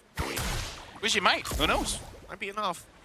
Can't really tell with some of these games sometimes, especially with the durations of these fights. Oh, Sandstorm into the Violet Requiem. They're going on Ziki, but look at the backline. They instantly collapse on Mel QT. Ziki will go down. Nako doing good damage. The rest of Invictus has to back it off. And that means Hazel is abandoned. It's a killing spree for Error. What did I just watch? You're like, guys, we gotta kill the giant purple guy. Such a problem. Let's commit all the ults, literally. I don't think he's a target priority. I think this is right now starting to become a problem. Even if you want to go on him, like, that hard? Like, committing the ult? Like Khalid's ult? Beats me. I think if it was like on Arrow 4-4 or Natco, I think that would be like a little bit more understandable, but they've got Purifies, right? 3 of them have Purifies and only 2 of them don't. No, I mean, like, Hazel was there. Everyone knows Hazel was there. So he could just jump, like... You know what? I need to meditate. I think meditation might be necessary. Okay. This time. Flicker forced out from Ziki. Zeno once again running them down. Invictus playing defensive. Error and Natko on top of the Lord. Zeno alone able to buy a lot of space and time. Nova already down to 40% HP. I don't know if they can contest this. The Lord is very, very low. Here's the Wrath of the Phoenix. Hazel gonna be jumped on with the glue. Go Test! He steals the Lord away! Even with Hazel going down! Hey, worth. Well, worth for Gorgeous, I mean. Hey, look at Gorgeous. He's happy with himself. And at least Gorgeous did it with his Petrify. He's like, okay, so Diablo did it. Now I did it. It's just, hey, you know what? April 11 is Benedetta Day. April 11 just seems to be Benedetta Day. And now the third items are already through. Malefic Roar alongside with Lightning Charger. This is where it gets it starts to be a little more like, hey, if you make a bigger mistake, we can punish you. But so far, Vamos, they're winning these fights, but they just can't seem to get these objectives. Such a weird situation. Benedetta suddenly claiming the status of the Lord stealing hero today. Team Vamos should have more than enough damage to deal with it, but Natko is doing it alone. Blazing Duet, he's jumping in the backline, but he's dropping very low. BMI back out, but the Raging Sandstorm connects, and Nova will finish him off. Unfortunately, Mel QT gonna be cut off as well, with the rest of the Team Vamos coming in from behind. How do you tell me you're tilted without telling me you're tilted? I don't know. You do that. You maybe run it down 1v5, possibly? I mean, Goldust, he's getting a free push down on bot side, and it just feels so weird, man. Ladies and gentlemen, sorry if we're complaining, but like, what are they doing, bro? Yeah, I mean, the fact that Nako, if you're telling me that it's like limit testing to see how much damage he actually pushes out when he goes for it, all right, fair enough. But taking it back, probably not the best of ideas. He also had Peel coming in for Zkeef as well, so not entirely sure why he wasn't doing that, or at least trying to stack up the glue on top of him, on top of Nova. So at least Gorgeous has lead over the Uranus. Hey, 600 gold. Compared to before, even though Vamos still has the lead, it's honestly not that much. 3K doesn't make too much of a difference at this stage of the game, so it could still go either way.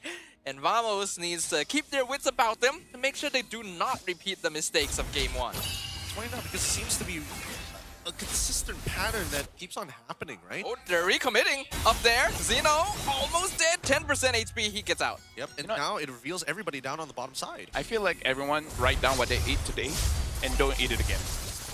Echo. Gorgeous challenging the 1v1, eye for an eye. He's trying to get out, but Error 404 is there. The cut hop is escape, and the Leomord is unstoppable. Very nice, very nice. They do get a kill onto Gorgeous. Gorgeous manages to clear the wave at a bare minimum for a tier 2. Honestly, he probably could have just left the tier 2 there. But he landed a couple more autos, would have been better. But hey, now Winds of Nature onto Nako. This is where it starts to get real fun for him. I understand Gorgeous though. If I stole the Lord, I would have unreasonable amount of confidence. It really should not give you enough confidence to just go in blind, but it's like, hey, you know, it's confident. He's confident. He's got 3 items. Like, guys, I swear, I'll one-shot him. Trust me. The marksman, you know, I can kill you easily. He's just a thief with a monkey. Yeah. I'm a baddie with a sword. Baddie with a sword versus man and monkey. Man and monkey wins again. MLB lore. I don't know if they can contest this. Gorgeous is here again, but it's a bit too late this time. Error 404 secures the Lord, and now October out of position. Nice 3-man Raging Sandstorm into the Fury of the Phoenix, though. Forces a defensive Crimson Beacon out.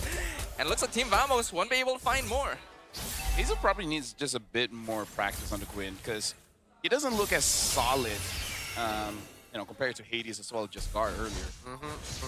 I think, well, I mean, as long as he's landing the magic thumps, I think that's the most important part. Everything else is kind of like, all right, sure, if you use it, like, all right, but if you don't hit that magic thump, oh, what's the point? So Vamos, you have to win. If you just wait until 20+ minutes, I'm seeing heart rates over 100. Yeah, I don't know if they can keep it up for that long, to be fair. The wave clear of Invictus is not bad, although not great. It's like once Gorgeous dies, it's difficult. Yeah, once Gorgeous, he's the main one. Phantom Steed going for the mid-tier 2. Team Vamos should be happy with that one. Zeno continuing to be a nuisance. Violent Requiem committed though. Purify comes out of Uranus, so he is able to walk away. The Lord though collides without a lot of waves synced, so Invictus should be able to clear it up no problem. Well, Vamos doesn't look like they can really do much here, especially considering that their draft doesn't have good engage. Unless Clocken can get 5 or 3. I think 2 is enough actually. Find out here. Because I mean, Clocken has been picking people up. However, it's always a trickle, right? With Invictus Gaming, they come in, multiple people attacking the back line, multiple people dealing with the front line. You can't be everywhere at once, and neither do you want to be too close together to get punished by that Raging Sandstorm. So really, I feel like Team Vamos and Invictus Gaming have come to the point where both sides don't really want to make the mistake. Whoever pulls the trigger first usually has been punished so far. Well, for Invictus, maybe their game plan is just like, we're fighting against Vamos. As long as we can extend it like 7 more minutes, we should be able to win, where Hazel catches Error 404 alone on the Lord and everyone else is God knows where, and then Mel should have enough damage to just clean up.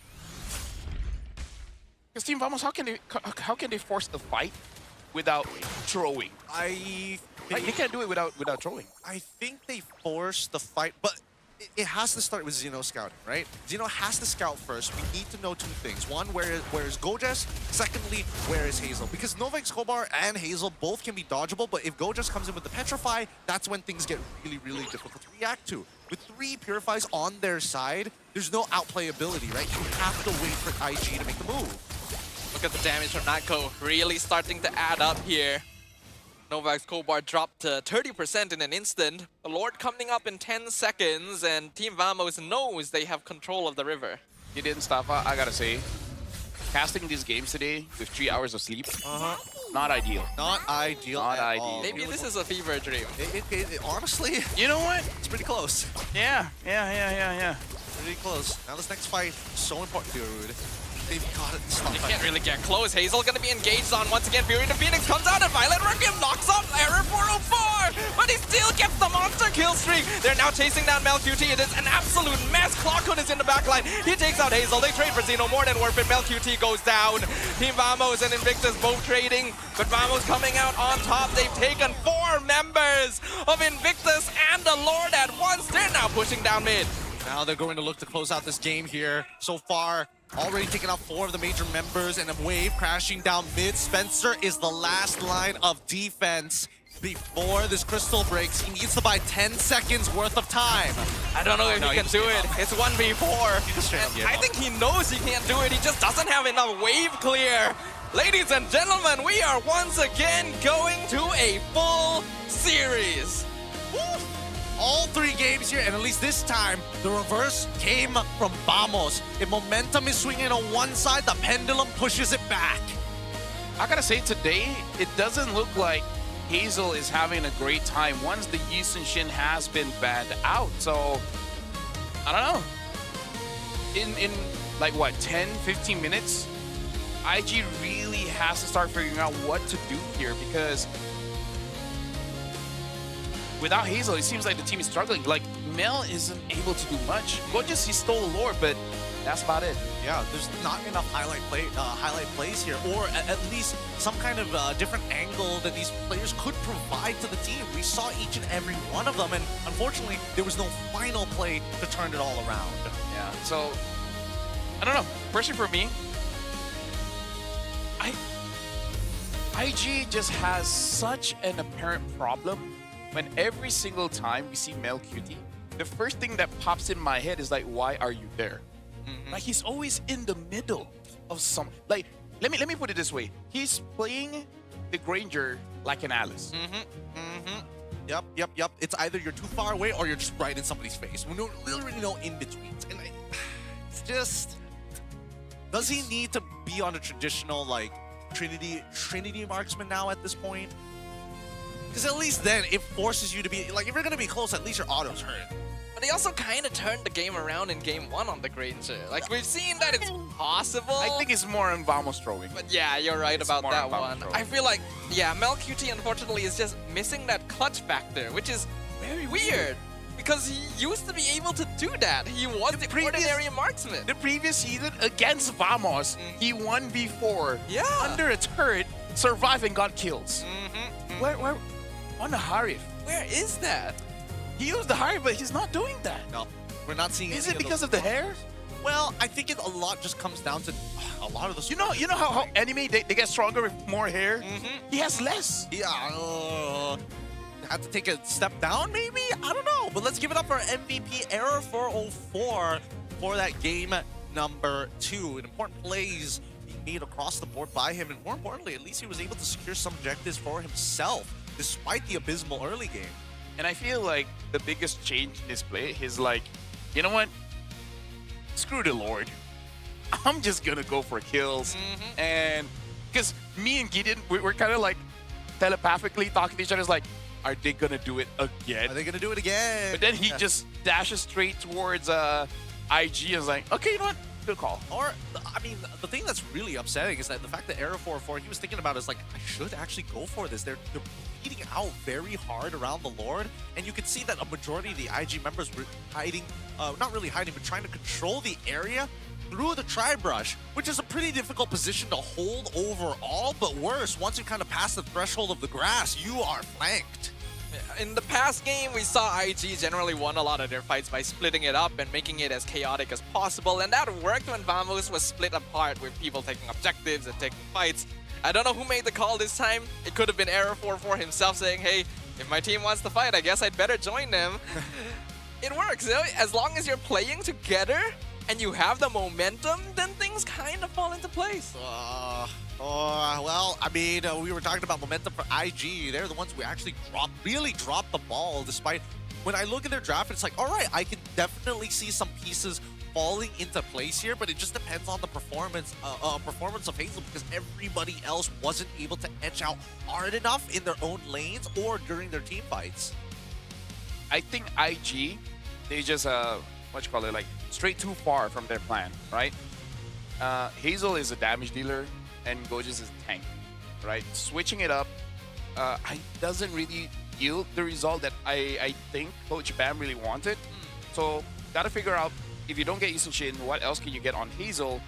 And then Gorgeous, just be a tank. Even on a Phobius, with a draft that counters a Phobius, he did much better than this Vendetta. Yeah. I think that at least for the earlier stages of the game is where he really started to shine. The later stages was so much harder because the target's really far away. And I think Claw could recognize after dying once, like, okay, there are some people who are out to get me. I just need to take my time. That's when we see Vamos go into that like almost monotonous tempo route. We don't have flickers to kind of bait anybody out at this point. We just need IG to start. And once they start, we can end it because we can just chase you all the way down the map. Yeah, IG tends to play a very standard style of MLB, be front to back, and that's why it's always worked when they've had Nova and Gojas as two beefy boys in the front. But here, since Gojas is on the Benedetta, he's not going to be part of the formation as much. And since you've already pointed out that Hazel's uncomfortable on the Guinevere, that means that the frontline formation of IG is a little more messy, and there's a lot more gaps for Vamos to slip through. Yeah, because the decision making is all over the place. Overcommitting on a glue, like, come on, right? So, really hoping for game 3, both of them bounce back and get a draft that is, you know, like, this draft that IG has on a different team will look amazing. Just not IG, you know? I mean, like, if you give this to, say, Flash, Team Ray, SRG, I haven't seen Cram on a Benedetta, but still, I would put it past him. Yeah, exactly. Like, Uni can definitely play a Guinevere, right? So, yeah, I just feel like it's just not their style. Not their style. IG, I mean. Okay. I mean, this was one of the few rare cases where we see composition, archetypes of compositions be swapped amongst the teams. Because previously, I would say that the draft that we saw from IG was closely related to what we saw in Vamos in game number 1. The fact that we see on both sides, at least we see the polar opposites, you know, the extreme ends of either side. Just goes to show Vamos, they've got a lot more potential running on their mechanics. And I mean, we know they have a lot of potential. We know that these players have a lot of experience, even if some of them are newer. They just gotta figure out how the puzzle pieces fit together. For the side of Invictus, this is an eternal question when it comes down to any MPL, right? If a team can only play a specific style, is it better to keep sticking to that to ensure you win? Or do you try to push yourselves to be more flexible at the risk of losing? That one's really hard. I wouldn't go flexible. Because the more flexible you are, the easier you are to get hurt. No, it's actually the opposite way around. The more flexible, the less likely you are to get hurt. No. Less likely. Because if you are less flexible, then you don't have range of motion, and therefore, when you do regular things, you're more likely to snap. Okay, hold on. We gotta check this. Yeah, it's overextension. Yeah. That's the one that will get you messed up. That one really, really hurts. But at the very least, I'm not happy with the result, not happy with the way that it was played. For the very least, we got to see both teams make an attempt at each other with very similar archetypes. What I do hope to see, actually, is that Team Vamos, they go back to their aggressive ways. It suits them much better, but they have to take real consideration about the supports. Right now, it's this constant trade of this Khalid alongside with this glue. Yeah. That those mid-duo pairs, they got to shake that up. Honestly, still working. Yeah, I think glue is working, but at the same time, it's working in a weird way. Like, it's working where it's tilting your opponents rather than making huge plays. I mean, like, the plays that glue does is kind of like denying, right? It's making sure that you don't get to do what you want to do, and then that's it. And I just feel like it's more on the team not playing around it. Like, I feel like it's workaroundable. They're just not doing it. Yeah, we'll see whether or not they figure it out in game number 3, because I don't know. It's really tough to say what the adaptations and the level of performance is going to look like that, right? It's hard to say one individual person could do naturally better than the others when you don't have the silver bullet to begin with. So, like... And I have the answer. So it looks like as long as you have enough stability and strength, it's better to be flexible. Because without it, like, overextension? Yeah, there you go. You know what I'm talking so about. if you're flexible but you're not strong, then you get hurt. It's just as bad. Yeah. It's just as bad. I think that's a good explanation, actually, here, right? Gotta be strong and have the Invictus tried to be flexible. But you're not strong, it doesn't work. Just so much pain, so much pain. I don't know what to expect for game number 3, I'll be honest with you. I am same. I am just hoping that both sides are just like, they look at each other and I like, gave you up know after what? game 1. Yeah, woo. I feel like the argument for Hazel being a Yisun Shin bot is starting to gain steam though. Oh. Before this, it was Hayabusa. Yeah, I was gonna say Hayabusa as well. It's such a bummer. Like, if all right. Sure. IG, you take IG. All right. You take Vamos here because we need to figure out a way to break this curse. Because based on what we've seen in the draft, I already know. Ban the Zushin? Nope. Early pick Suyo. Suyo is close enough to Yisun Shin. Okay. And if Hazel cannot do that, if Hazel cannot use the Suyo, it's on him. He's an MPL jungler. Okay, I can respect that. That's actually a pretty good point. What about you, Stafa? I think if Vamos continues to play well around their mid duo, then that creates a lot of space. Because so far, I think that Zkeef as well as Clockun has been working quite well together. Especially when they have the Zusin, they have heroes like the Glue. It allows you to control map very well. Their side lanes tend to hold pretty okay, but aren't really looking to win too hard. So making sure you have mid-trio prio helps. I agree with you, Stafa, but I think instead of just the mid trio, instead of the jungle, because I think that they have enough chemistry to get communications across. I'm thinking about the side lanes. I'm specifically towards Natko. I think Natko feels more disconnected than the mid duo, which is so important because you need that mage to kind of buy you that space when you are on Jushin. And Natko is like, no, I don't need you. I will do it myself, and then I want to fall back to you at the end of the day. They got to figure out those kings. What is the communication here? What is the protocol? Yeah, Nako needs to stop getting picked off. Once we get to the mid-late game, like, he farms pretty well early because he doesn't really need to join fights much thanks to the rest of Vamos. But once he does play a little too dangerously. And this is a bit of a remnant from when he used to play Fighter Gold. Hey, confidence scaling. Hey, even Zorn is still around. Watch. Yeah, but you can see his face is like, what the hell are these guys? How do I... He's smiling, but inside. Yeah, he's he's making sure. Dude, he's even got the camera. That's even funnier. I'm gonna catch your mistakes in 4K. Well, we're going into draft, and IG is first pick. So if Jushin is open, you're gonna be the one picking it up, or just do the game-winning draft and pick up the glue. Yep. Let's find out. Let's find out because these teams, they're not adapting to each other as much as I would have wanted to see in the drafting phase, but in game. It feels like they're running out of steam. There's only so many things. They need a draft to really shake things up. But first, a random map draw. It looks like we're going to be locking ourselves into... Aw, man, flying clouds. Oh, man, doesn't matter about adaptation. You can play whatever you want. Lose your lane, just fly back into the lane. I could definitely benefit either of these teams in some way. It would help Mel. Actually, it will help Mel as well. Oh, no. They were playing Uranus the previous game. It didn't matter. Yeah. It will help the duo mid. Yeah, it will help. The duo mid either or usually suffers a bit. They're like, okay, we win level 1. Hits level 2. All right, we've won the lane. Walks away with 10% HP. What happened? There's moments like that. I can't stand it. I can't stand it. But again, fans are looking. It's our show time. Okay. So maybe Mel is just like, anything other than Claude I can handle. That's interesting. Okay. So this has to be used in Shinban. Yeah. They call me a hero. Yep. Because I saved my nation from falling apart. Zushin or Glue, considering what they did earlier. Wait, why have we not seen Sora? It gets banned out in the... Oh, actually. No, it doesn't. It doesn't get banned. It doesn't. It wasn't watched. I think Xeno and Gojas don't play Sora. Bro, what? Okay. I was not ready for today.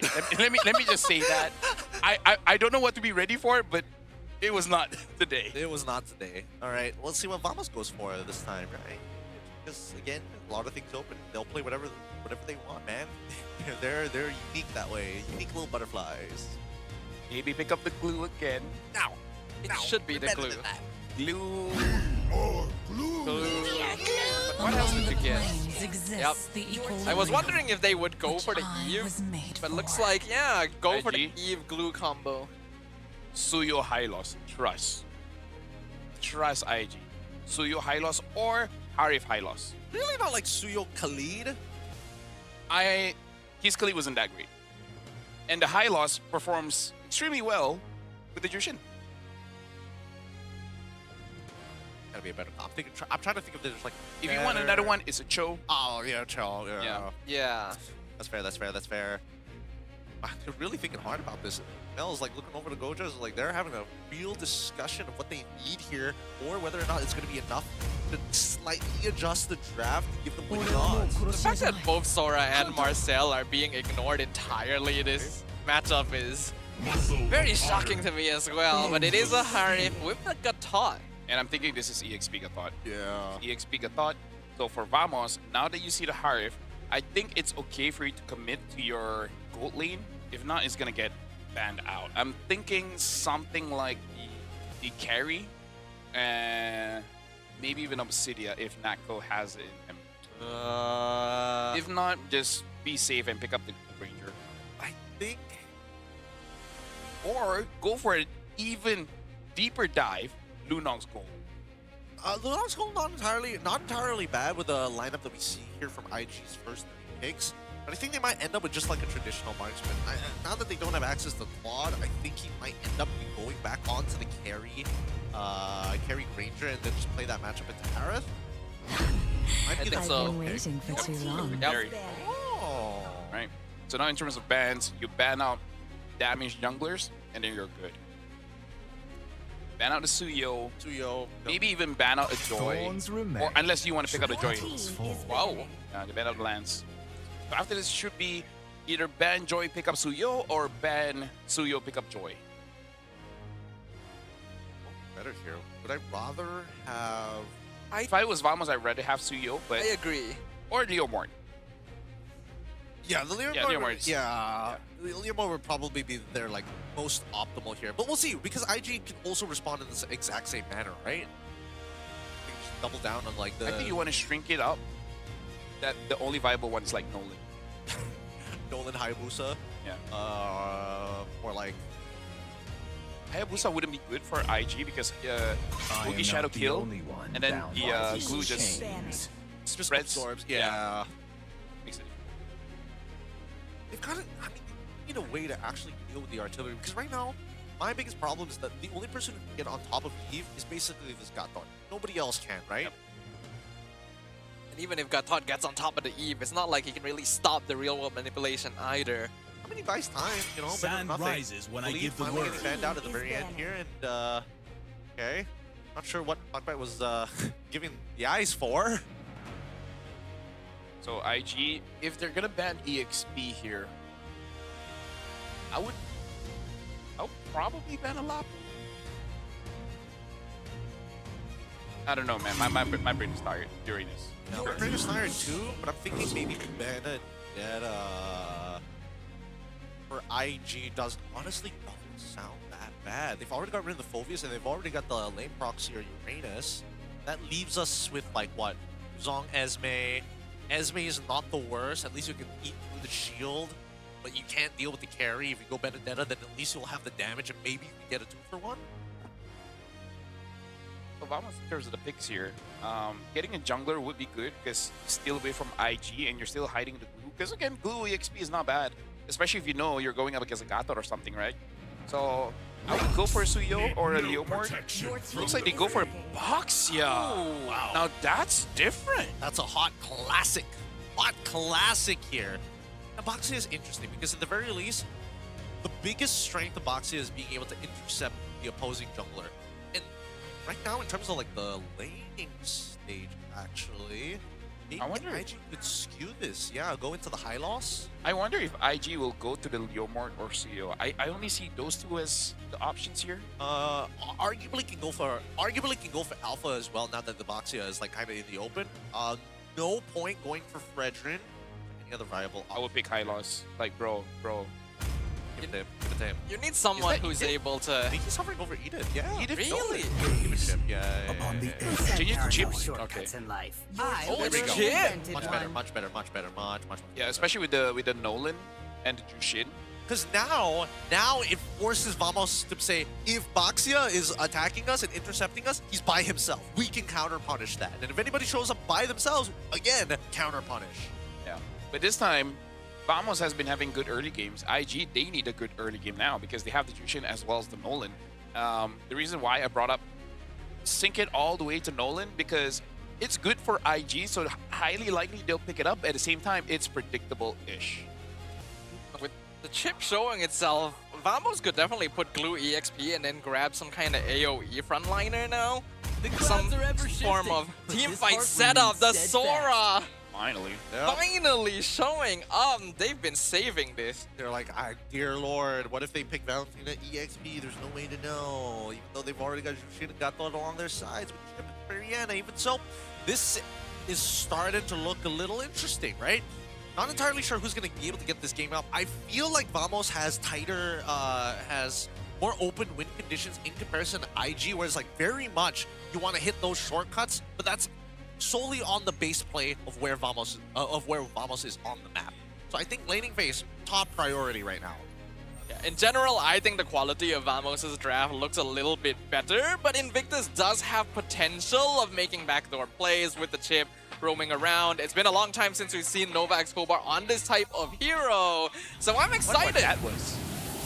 Well, let's find out. Let's jump on into the Land of Dawn for the very second series end here. Currently 1-1. Only one of these teams are walking away with the extra points for the league. Let's get into the laning phase. Nova Escobar not actually going for a lane gank here. Didn't want to TP and check. Okay, that's fine. Well, right now looking at just able to clear, looking pretty good. Zeno's like, and this is a very early. Okay, he's not gonna commit anything because I was worried if he's just gonna overextend. Spencer has to use the flicker. Good respect, looking pretty good. So for Team Vamos as well as Invictus Gaming, both had the potential for a very good early game, which scares me because both can make mistakes. Anything could happen. See the exchange already in the mid lane here. IG is more comfortable of invading. I think that Hazel shouldn't have too much problem piloting a Nolan. Yeah, it shouldn't be. I mean, one mistake could really cost somebody the game here, and I think that's the scariest part. Both sides understand this, and like as much as Victus is a little better at actually making these invades work out for himself. Oh, Zkeep coming from the flank, doing good damage to Spencer. Error 4-4 comes through, but Nova gonna stun him. Zkeep flickers forward. He's trying to get the kill, but it's not quite enough damage, so Spencer will get out. That's very unfortunate because Vamos knows Spencer does not have the flicker, so they try to go all in, and they almost could have done it, but shoutouts to Nova Escobar, able to use the first ability to basically stun everyone. Table Crash Course? Yep. I think that's what it's called. I can check, I already have it open. Yeah, I think, man, my brain. Oh, it hurts so bad. I was kind of right, Crash Course, no table. Now, as we see both sides actually, again, these attacks coming in from Nova Escobar is just to set the precedent, right? Zkeep as well as Clockman, unfortunately, not level 4 just yet. Ooh, Fracture on Zkeep, he will survive it. Error 4-4 on top of the turtle. The EXP laner is a level 4 as well. Zeno goes for Thunder form, zones everyone else successfully, and Error will secure the objective. Very good call from IG. No point actually going for the fight there. Majority of their members haven't even got their big ults just yet. Not worth risking it for the biscuit. Okay. Spencer gonna Crimson Beacon out. RWM used as well as the AOG to join the fight. Revitalize, but go just a bit far, though it is far enough for the Nolan to secure first blood on Zkeep. They find one back. They trade 1-for-1. Go just for Zkeep. Now Hazel gets a free invade as Error 4-4 is just a little too low. Gonna get the drive-by though. Is it even worth the risk? Looks like he wasn't able to do so. Hazel, using the retry, will secure it away. Yep. I guess he just doesn't want to lose tempo onto Hazel. But right now, the lead is looking very nice for Hazel. If he can just maintain this for another 4 more minutes, it's going to start compounding. I think we discussed this behind the scenes, but even we're like, why does Malaysia we don't have a lot of Suyo? Right? Everywhere else. I don't know. And especially when Suyo is like uniquely positioned in the current metagame. Or shortcut, they found Zeno. Can he pop it back? Thunder form, nice escape with the flicker. It kind of looks funny when everyone just dishes out everything and be like, oh, kind of nothing happened. Everyone just stares at him. Public viewing shows it. Fortunately, no flicker on his side, on the top side of the wave, and at the very least here, we'll be able to hold out. Hurdle coming back in about 30 more seconds, but the way that they're escalating this isn't too great. Like Team Vamos right now, playing a lot more passively in comparison to IG, hoping to catch them on the rotation. Collide with Nova, Zkeep gets lifted up. He tries to go for the stun, does manage to land it, flickers forward, lands the grab, but Spencer going the Crimson Beacon into the tower. So that Zkeep goes down and Gojes is zoning everyone else out. I feel like there was nothing else that Zkeep could have done anyways. He was gonna die, so might as well try to make a play. But he was able to get quite a lot of abilities from Invictus Gaming, so it might be worth it. They know what the Thunder Form is gonna get picked up instantly into the Fracture. That's a mistake. Killing spree for Hazel. Now the Zaman Force chases away Clockhood. Error 404 abandoned in the pit, and it's a double kill for the Nolan. Oh, that was. I want dinner. Yeah, that was rough. That was real rough there. But at the very least, this is good. A very good sign that Hazel has what it takes to actually accelerate even further. Since that 4th minute, he's compounded plenty enough, and now he has found a successful 2-level lead against Error 404. From this point onwards, all neutral objectives are going to be a lot easier to manage with Hazel moving around. Error still finally hitting level 7. Low wand purchase from Auckland, and finally they don't have to worry about healing and shielding. This is going to be very rough for Aboxia because you kind of don't do well against a Jushin as well. It would be okay if you had a very good lead to the point where it doesn't really matter. Even if you're pulled in, you're super tanky, no one really cares. But you're losing in levels, and Hazel is doing so well. I don't know, man. It's gonna be very hard for Error 404, especially because it's kind of the same problem as IG in the previous game, where the carry junglers all of a sudden change into tanks, and then the entire team are just like, wait, what are we supposed to do again? I mean, they have to stay focused. Oh! Flicker shortcut. Nice Thunder Form from Zeno, but he's gonna have to abandon that top tower. Oh, actually, Vamos comes through the portal as well. AOG on 2 members, but they're still getting lifted. Oh, look at Spencer. His positioning is perfect. Gets the kill onto the glue. They're still chasing. They're still zoning. They don't need the kills anymore. They just want to make sure they get that tower. So Natco will trade for 1 down bottom. They're bleeding out. They're bleeding out a Lucian lot. is a pretty good hero, huh? He's kind of busted. She's very busted. 1 shot. Oh! 1 shot. Yep. Gotta call it. Gotta call it when it happens. I'm torn between giving Spencer and Hazel the MVP because both are doing their jobs extremely well. They're doing pretty good. I'm not gonna lie. Well, I would say that Pautan and Spencer have been anchors for the team for a good part of it. Novak Scobar sometimes, and as well as Zeke, they find these incredible moments, and sometimes you're just like, what are they doing? Yeah. You know what? You don't have to go to fun fairs to get a roller coaster kind of experience. Just check out MPL and Yeah, check out MPL and Y.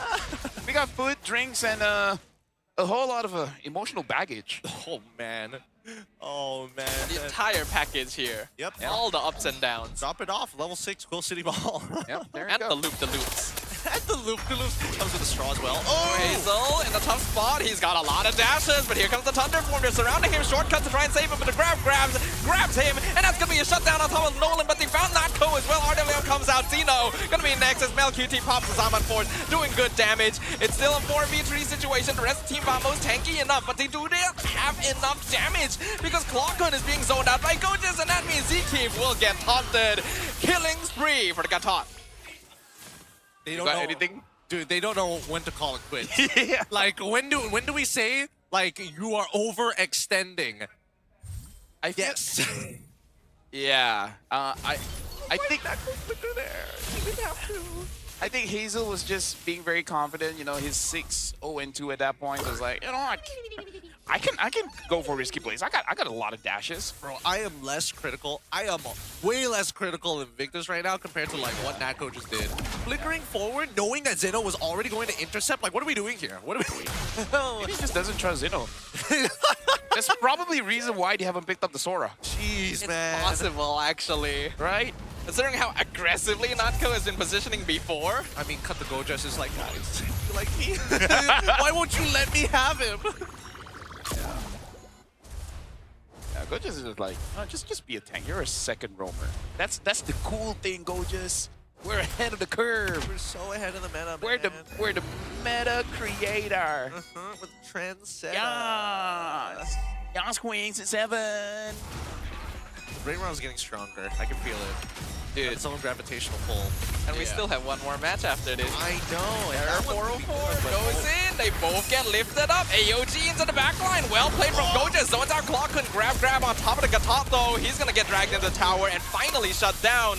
The entire time, Invictus is getting the Lord. Yep. They sacrifice one to make sure that the greater good has been achieved, and especially since it's 9 minutes, the death timers are relatively short. They timed it right, and by the time that Lord comes out right now, 10 seconds left on the clock, and Gojas should be able to rejoin the team for an upcoming fight. I would say at least for Vamos, if they play it right, their wave clear is not that bad at 9 minutes. It's decent. Right? Yeah. Later along the game, maybe it'll be more difficult because Nako's going to have a pretty tough time to clear it. But other than that, you know, at this point, you guys should be fine. In fact, there's a potential you guys can catch a mistake. So try to do that. Thoughts on I mean, he's 6.7 to 6.6. Thoughts on Natco going for the Magic Dagger here rather than looking to complete his DHS? I think he really is not confident that he's able to deal with Melcury, right? So I think he's trying to save some gold so that with the Magic Blade and then later on switch to Rose Gold Meteor, he's able to survive for a long time. But that requires a lot of mechanics and a lot of gold. The worst part is that he doesn't have the Trinity, right? So his natural base damage just ain't going to be enough. And really, his autos only hurt when his ult is active. For the time being, nothing he can really stack upon. Holy shielding slowly collapsing on all sides. Finally, we get to see the last remaining turret. The last remaining turret should be going down right here. There we go. Very systematic dismantling of the structures here from Invictus. Now that they're in the driver's seat. Surprisingly, the first time in this series that they've been leading since the early game. You can see how standard styles of play can really increase that gap. So if Vamos wants to make it hurt, find a way, get to 20 minutes, get a comeback victory, and just go to them like, we know how it feels. Exactly. No. We won 2 games, brother. No. It can't be just a comeback victory. It has to be a very specific comeback victory where they're about to go into the base. It's at 1 HP, and then they respawn, and all of a sudden they all just die. Oh, I'm gonna add one more layer. The V. The V. The V. Oh man, it's been a long time, huh? Dude, yeah. After 3 full games, they have energy to be like, boys, it's time to show them the V. Or audiences that don't know, they might be like, what the hell are the casters showing the V? Don't worry, Can it's you just say that? It's the flying V. It's the flying V. You guys, those who get the reference get the reference. Oh wait, actually, now that I think about it, everybody in the international side is like, you guys still sponsored by Visa? I'm pretty sure our fans know about the V, you know?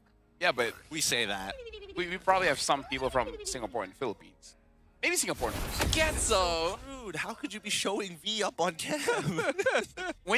If it happens, you'll get it. We need Vamos to get a comeback victory first. How they gonna get it? I have no clue. No clue, dude. I think it comes down to Xeno's cloud form. If he can hit like a fat cloud form, that'd be great. Not even gonna contest with the Lord. Understandable here. No position. Would rather be. Or Nova Escobar uses the shortcut, but then Vamos is inside the base. So they all just go in the fountain. And then we're like, how did that happen? And then that becomes play of the day, V, and it still doesn't end the game. So in short, they need to feed themselves to Vamos. That's how you think ahead. Yep. Is that the only way? That's the skibbity way. That's like no cap, Riz Lord. Scaladi Skibidi. Boy. Oh boy. Come on. Let's see. You can tell that things are not looking good here on the caster desk. Honestly, considering that both of these teams have been fuddling around with each other for the past 13 minutes, it's been, not exactly the highlight of my life. Well, maybe it's time for a highlight, right? The Lord's crashing in, the waves are synced, though maybe not strong enough yet to do any notable damage outside of the bot inhibitor. I don't think IG has a particularly good lineup for fighting direct front to back either. They ideally want to attack from the flank. AOG comes in, dodged away. Zaman Force as well, shooting guys only on one. Goja's gonna be abandoned inside the RWM. Another minion wave comes up top. Fraction does good damage. Natco! He flickers forward, picks up the double kill in exchange for his life. That's worth it. That could have been cooler. That could have been cooler. It could have been cooler. But at the very least, it does mean that Vamos Nako sacrifices his life for hire. And now it means that they have one more opportunity. This next upcoming Lord is a make it or break it. It's going to be fully evolved, and worse yet, if you start walking next to it, you get damage reduction. That's something that Team Vamos cannot afford. Okay, Nova, are you going to use the shortcut? It's like they really want the towers. They will drop the shortcut. Shifting Skies is good, but no proper follow-up. The combo is broken midway. Gotis is back, and he AOG's out. Oh my god, Melkiki didn't have to use his Purify. He just walked out of there. He was totally fine. Let's look at the instant replay one more time here. Where does he go? Oh, he goes for the flicker so he doesn't actually land onto it, but unfortunately, it's the residual damage that ends up burning him alive. Either way, the previous fight, I feel like Zeno could have timed the shifting clouds a bit better, but you know, beggars can't be choosers. They were still able to survive. That's good. Nako is basically full build, only having the Magic Blade, waiting for it to be the Rose Gold Meteor. Other than that, you know, just keep on going on. We got 5 more minutes. Let's get to the 20-minute mark. Yep. At that point, where the team fight is just a little bit better than any of the objectives. It's not impossible for Vamos. That's right. Justin Bieber did say that. Mm-hmm. Like impossible is never there. That's what he said. Never say never. No. Well, let's see how this fight is. They want to contest this? Okay, I actually thought Arrow was going to come in there. I was a little concerned. This is like an unwinnable for Team Vamos. Like, no matter what they do, it's like, oh, great. Now we have waves pushing into your IG wants to go for a split push. Yeah. Or they just want Kwakun. No, they just want to punish. They're almost guaranteed to pick here no matter what. This Team Vamos eventually will have to send somebody to deal with the side waves, and then they're going to get hit by the shortcut. So hopefully IG, when that happens, they start walking away so they don't, you know, give the free portals over to Vamos as well. At this point, you're like, it would be great if you were Aldos. Let's open up the map for a while. I don't think you have to be Aldous to open the map. I mean, I know you got Zetian and everything, but Aldous hasn't been spoken for a while. Well, Zeno in a bad spot, only one. Oh my, oh, I'm not gonna say anything. Zeno drops down to 10% with the Zaman Force. He's the first one out. Z-Keep comes to join the fight. Error 4-4 gonna be picked up. Yeah, it's a bit of a mess. Team Vamos will be able to survive with 4 people. They have to go home because the minion wave is pushing in and hitting their crystal. So this should be a free lord. I think they actually did us a favor by not picking Sora before. They wait for game 3. Honestly, I'm seeing why. Yeah. I am understanding his absence. Like, no, you. No, you. They keep forcing each other to pick Sora, and eventually Team was like, hey, Zeno, how bad can it be, right? Dude, the crazy part, look, if Zeno's phone is lagging or something, or like he's has a tech issue, he's gotta call it. He's gotta call it. Like, it is impossible to like get caught by that many things in cloud form. With the Note 60 Pro, I don't think so. I think it's just human error. And I'm not talking about the jungler. Dude, just buffer your abilities, man. Just buffer your abilities so you trade them together. I can't. There's no way. No way. Hey. Invictus can still throw this. That is fair. That is fair. Gotta hold my tongue here. All right. For all intents and purposes, this could Here's be the last Lord. fight. The waves are synced up. There's a chance Vamos holds this, but they'll probably lose all of their towers guaranteed. Lord dropping low. Good damage from Pautan as well as Nako. But oh my goodness, look at them melt. Shifting Skies only on 1 once again. Mel QT goes down. They do actually find the trade because Nako's still alive. Vamos actually holding Invictus. Messed up with their positioning.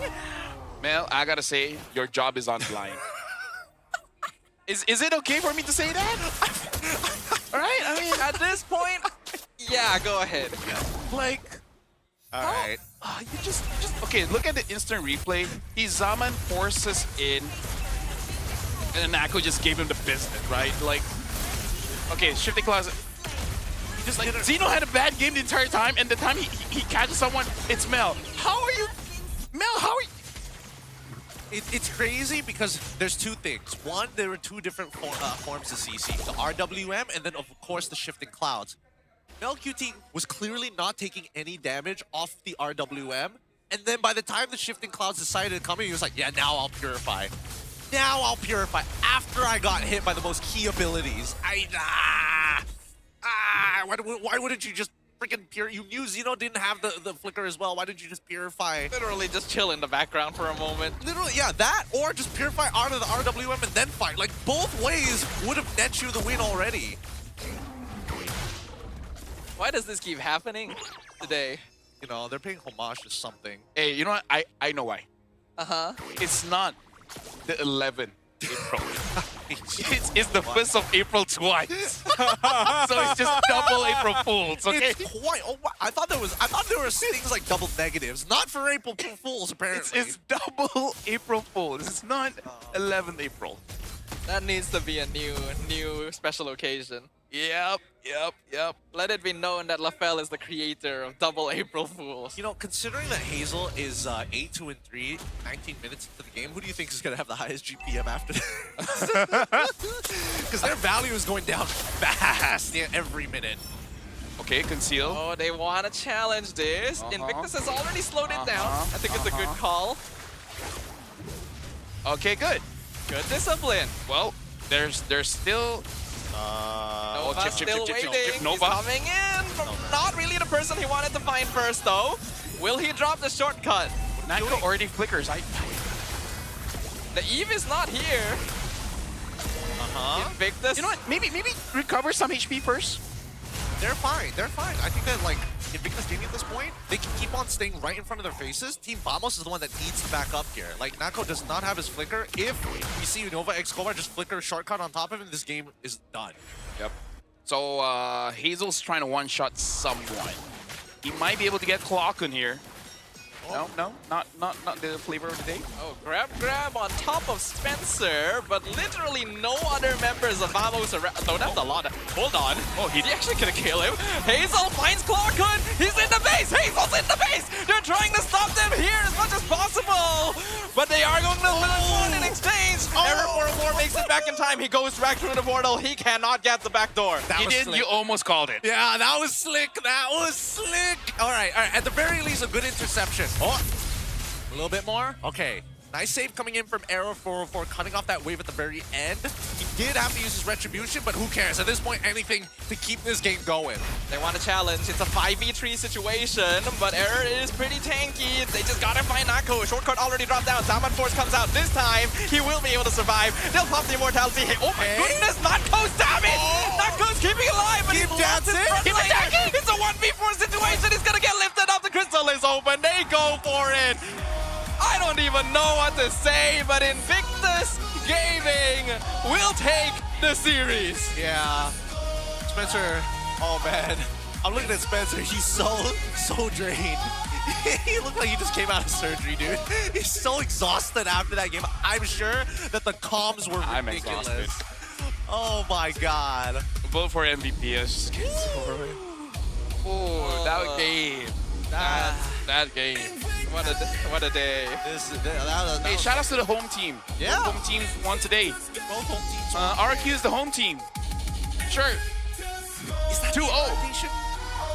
Well, I hope that is, but hey, Gojas and Clockwood still reunited. Both sides not exactly 100% happy about the situation that happened, but hey, at the very least, Gojas is that much of a homie. Ah! Hands off of him, boy. He's got 4 other brothers watching over him now. What a time to What be if they're alive. like, you know what, go just do it. Take him. We don't care anymore. Oh boy. What a series. What a series. An unfortunate turn of events for Vamos though. They started off so good. They started off real nice in the early stages. Just dropped the ball. I think I need heart surgery.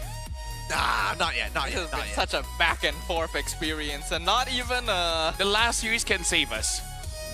I hope so. With that being said, let's throw it over to our host to have a chit chat with the coach as well as Gojas up on stage. Rose, take it away.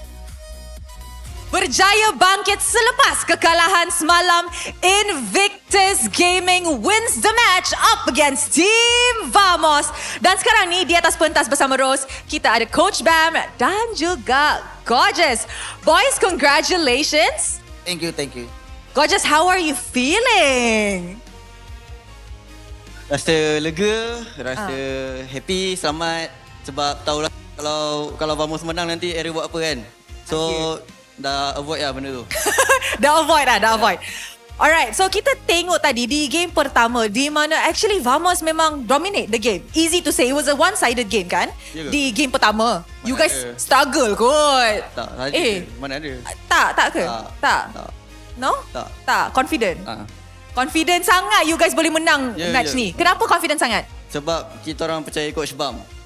Tapi bukan Coach Bam yang main, you guys yang main. Kita guna apa yang Coach Bam ajar supaya game tu tak kalah. Apa Coach Bam ajar? Tak boleh bagi tahu lah. Alah, I try punching. Tak jadilah. Coach Bam, what do you say? We are confident actually even yesterday. Well, one thing we need to do is we prepare for our outside the game. I think we doesn't prepare inside the game. We are more on focus in our outside. What do you mean by outside the game? Because my players is still good.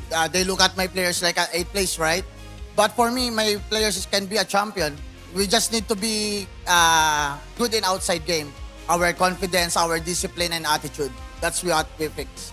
I agree with that. Confidence, attitude, all of that translates into how the game plays out.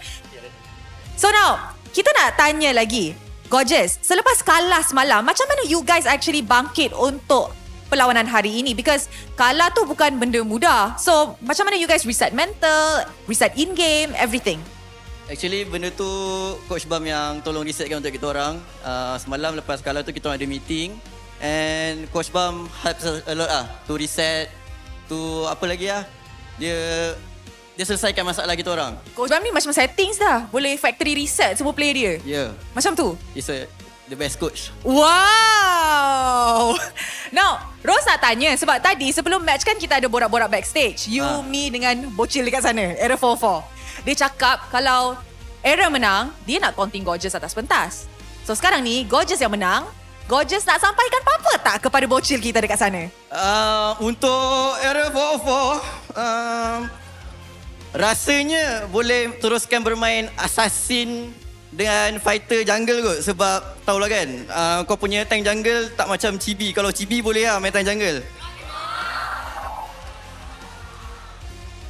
Are you saying you miss Chibi? Rindu juga sebenarnya. Rindu. Kalau Chibi main tadi mungkin menang kot. Mungkin menang, so you kalah. Tak kisah. Yang penting... Yang penting apa? Yang penting apa? Teruskan. Yang penting? Yang penting dah menang sekarang. Dah menang dah sekarang.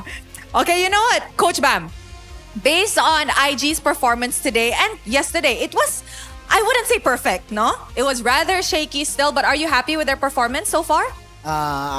Actually, I'm very happy because right now I can say we are not a top 8 team for you guys.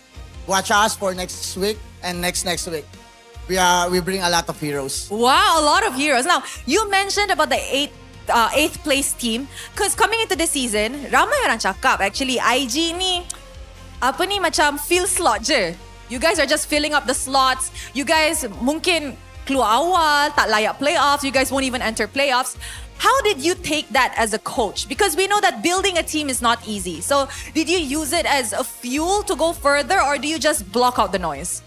I believe in that because, you know, for how many seasons? Since season 14 I came in Malaysia, they always said, we will not go to playoffs. I go to Indonesia, they said, we are the top 9. Right now, we just need to prove. I have a good coaching staff. Coach Jess, good in drafting. I have better players right now. They are so mindful. They are so good in their attitudes. Before, they said to Gorgeous is not good player, attitude player. But when I handle him, he doesn't show. Wow. Maybe he chose a right coach. Wow, budak baik ke Gorgeous? Coach garang sangat, takut nak buat. Thank you very much. Now guys, kita dah saksikan full series untuk match ni tapi hanya seorang yang boleh menjadi MVP of the match. Agak-agaknya siapa? Oh, Rose dengar Hazel daripada audience. Tapi mari kita cari MVP of the game in 3, 2, 1. MVP jatuh kepada... makan dah terus.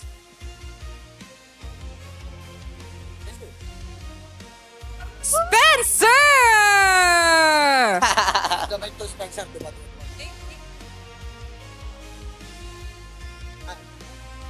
Congratulations, Spencer! Guys, tepuklah. Kalau tak silap Rose, Spencer ni dikira kita punya one of our rookies this season and ini adalah debut MPL dia. So, Spencer, how are you? Baik. Baik aja. How do you feel jadi MVP untuk perlawanan ini menentang Vamos? Biasa-biasa aja. Biasa-biasa aja. Biasa aja. Sebab udah tahu bakalan menang. Wow! Kenapa you udah tahu menang hari ini? Ya karena kami punya tim lebih kuat lah daripada Vamos. Really? You think so? So kalau jumpa kali kedua di leg kedua pun pastinya IG akan menang? Confirm 2-0. Okay, ini adalah perlawanannya ramai orang akan stay tune tu. Now, nak tanya, IG next opponent adalah ACE Sports. Now, ramai orang cakap pasukan ni adalah contender untuk menjadi juara juga di MPL Malaysia. You rasa dah ready ke nak jumpa ACE Sports? Kita lihat aja lah siapa contender yang lebih kuat. Oh, Spencer sangat-sangat confident hari ni. So, kalau you nak jumpa AC, which is gonna happen, you rasa skor dia keputusan macam mana? 2-0 ke 2-1 ke memang easy win? Confirm 2-0 lagi. Wow, confident. Thank you very much, Spencer. Gorgeous? Anything for the fans? Nampak family? Okay, terima kasih kepada semua orang yang datang untuk menonton match Vamos dan IG dan siapa akan tengok next match pun. Terima kasih semua kerana telah support MPL MY.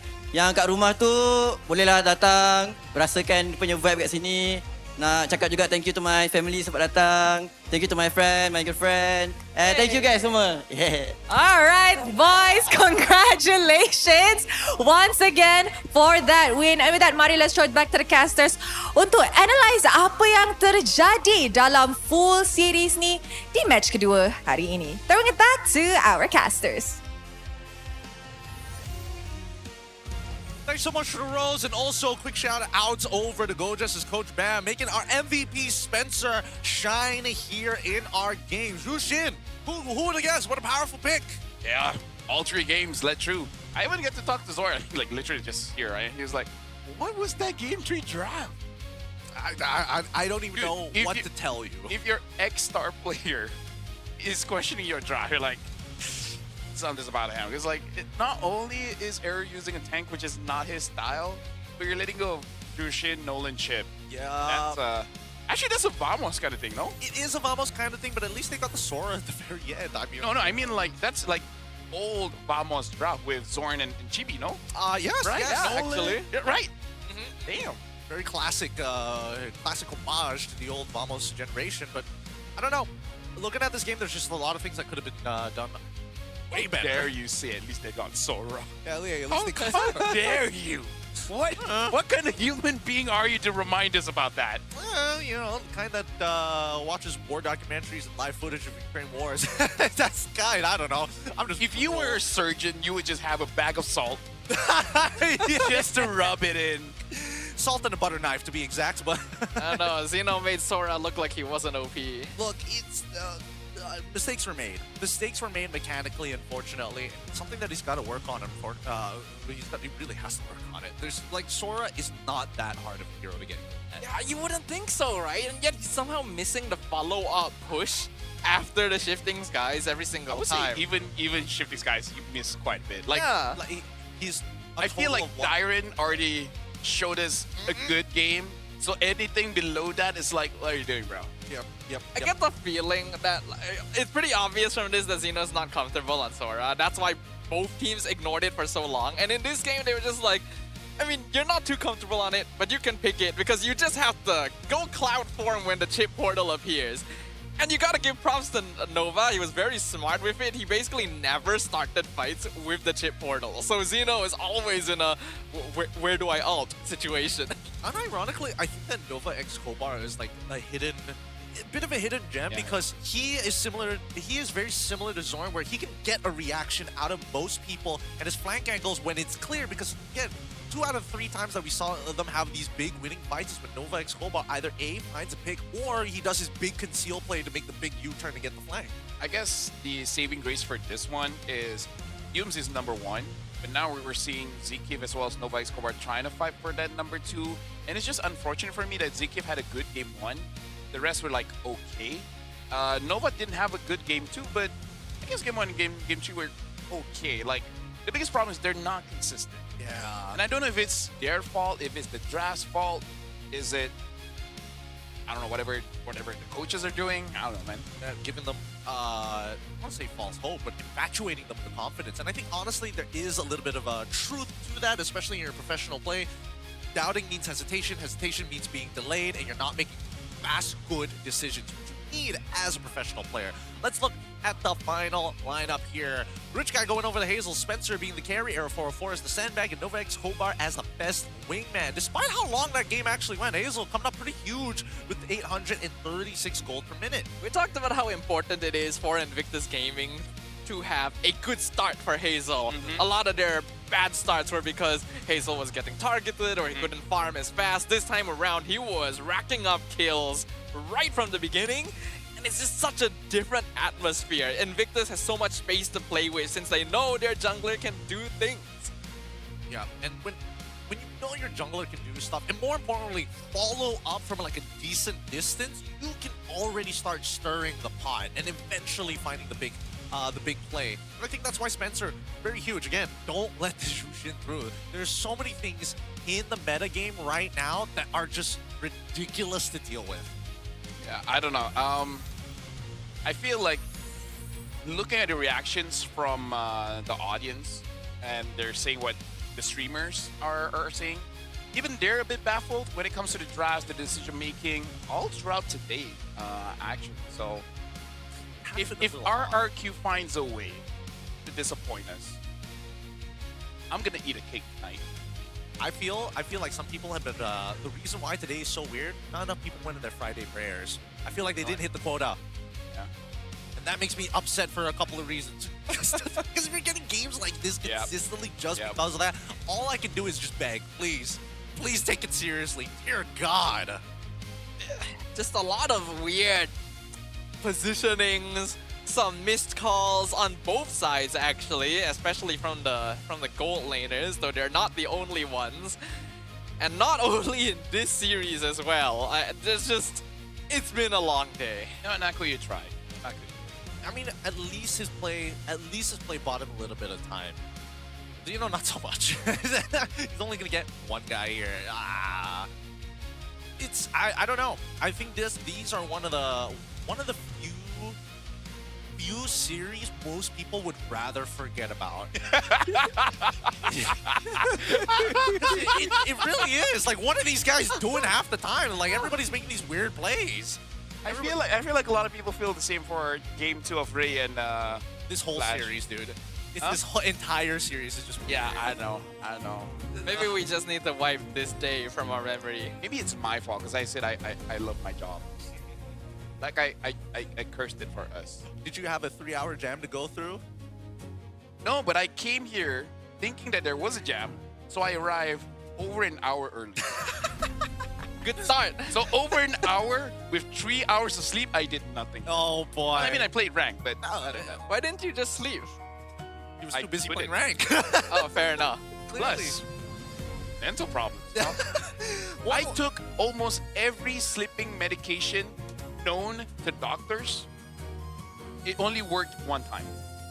Wow. Even Xanax. Xanax hasn't really worked for me. Wow. Okay. Wasn't expecting that, actually. And neither do I. Yeah. Well, with that being said, with everything that has happened today, we have to ask the source itself. We have a bit of an interview with some of the members of Vamos. Let's quickly look on over what they have to say.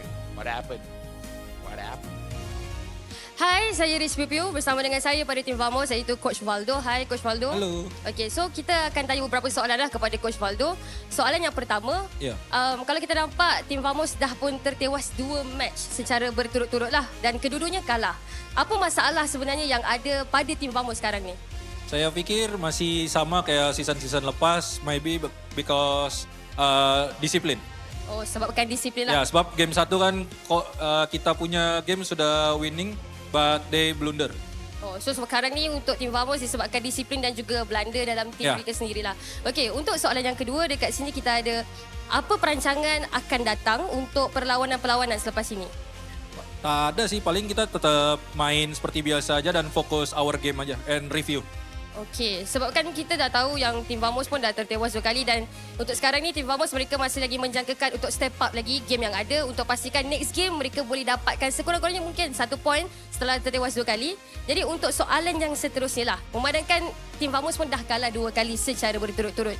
Adakah Chibi dan juga Zon ini akan dipanggil balik masuk dalam line up utama?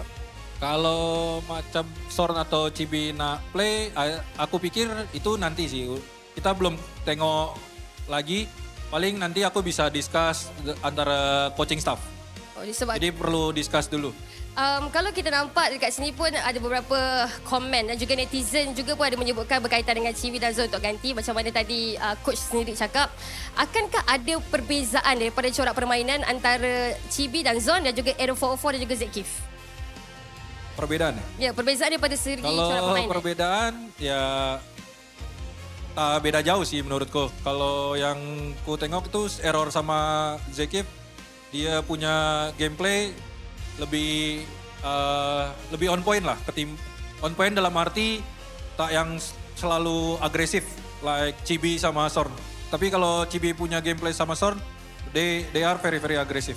Sebab saya yakin untuk peminat daripada tim Vamos sendiri pun mengharapkan ada lagi improvement untuk tim Vamos sendirilah. Ada tak macam kata-kata yang mungkin boleh sejukkan sikitlah hati peminat tim Vamos setakat hari ini? Paling kalau kata-kata, ya memang kita kalah tapi kita pasti akan melakukan yang terbaik esok hari. Karena kalah atau menang kita akan pasti tetap belajar.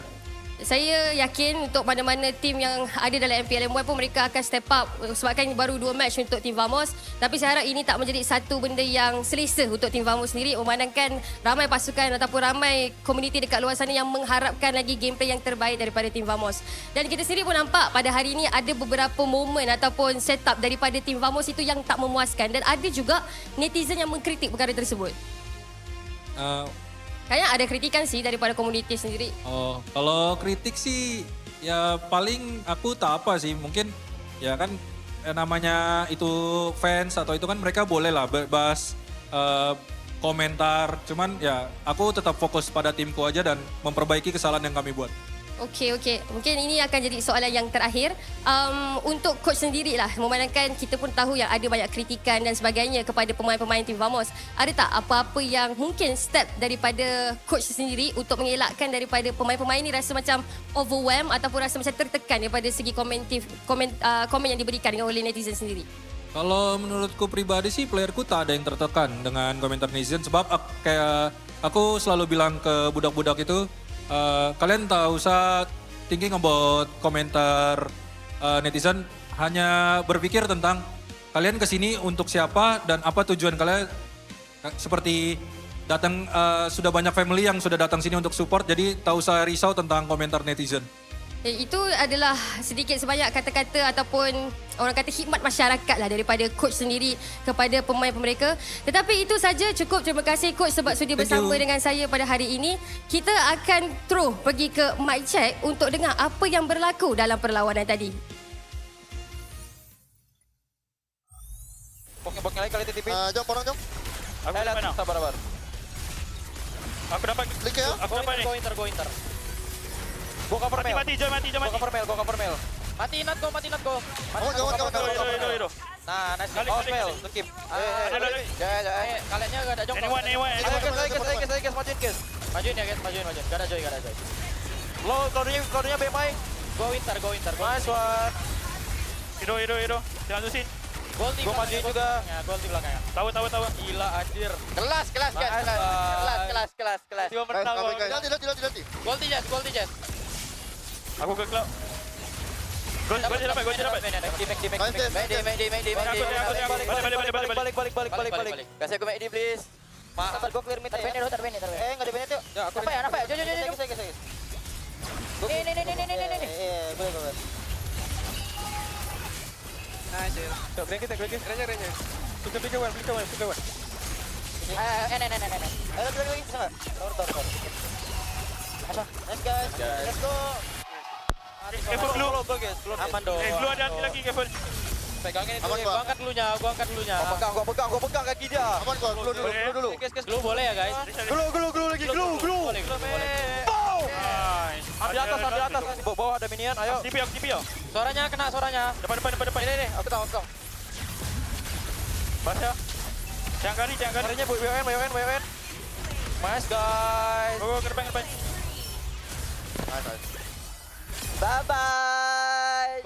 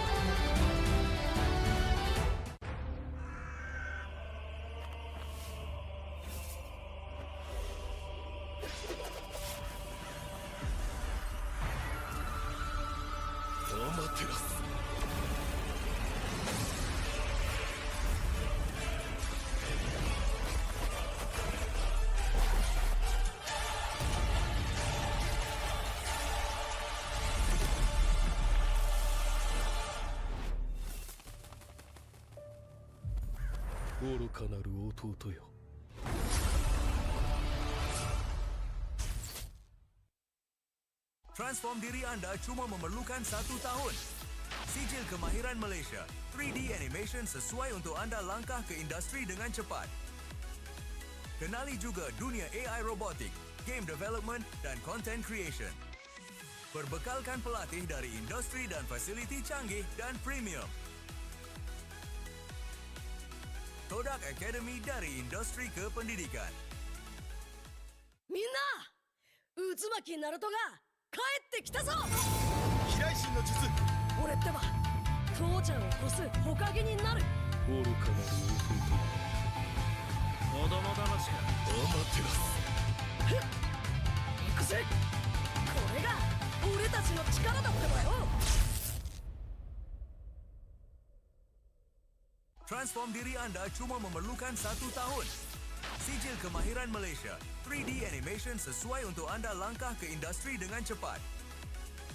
Kenali juga dunia AI robotik, game development dan content creation. Berbekalkan pelatih dari industri dan fasiliti canggih dan premium. Todak Academy dari industri ke pendidikan.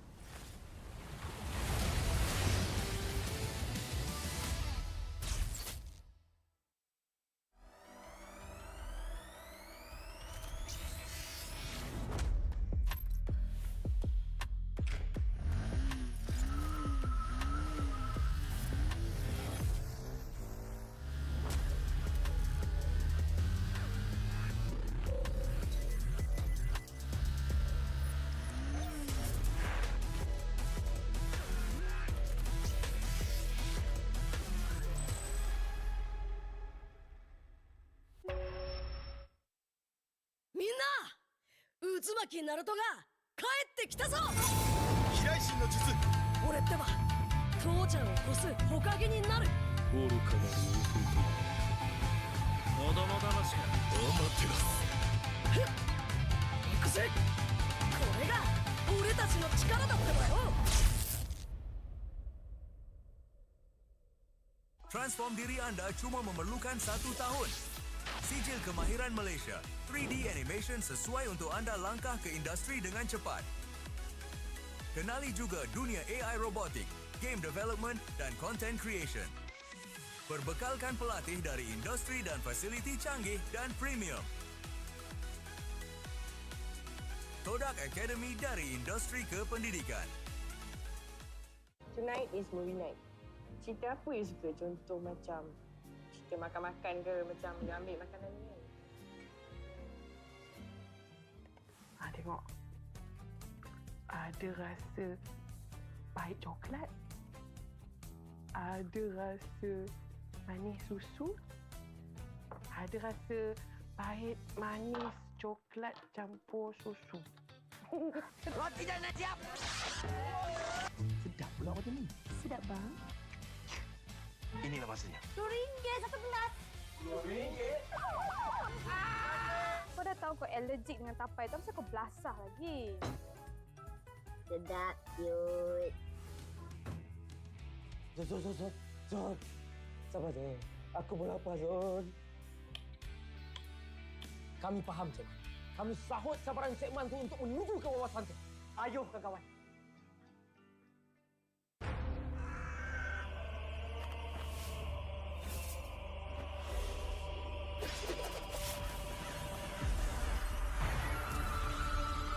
Amaterasu.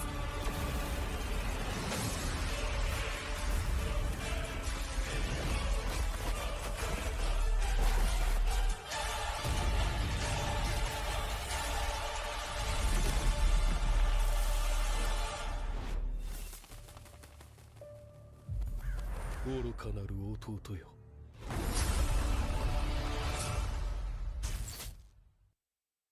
Saya tengok ending semalam. Tak ada tonton. Tak ada tonton. Tak ada tonton. Tak ada tonton. Tak ada tonton. Tak ada tonton. Tak ada tonton. Macam ni baru boleh kawan. Sekeping je.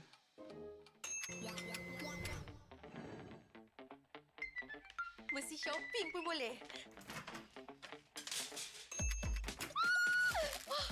Siap ada diskaun lagi.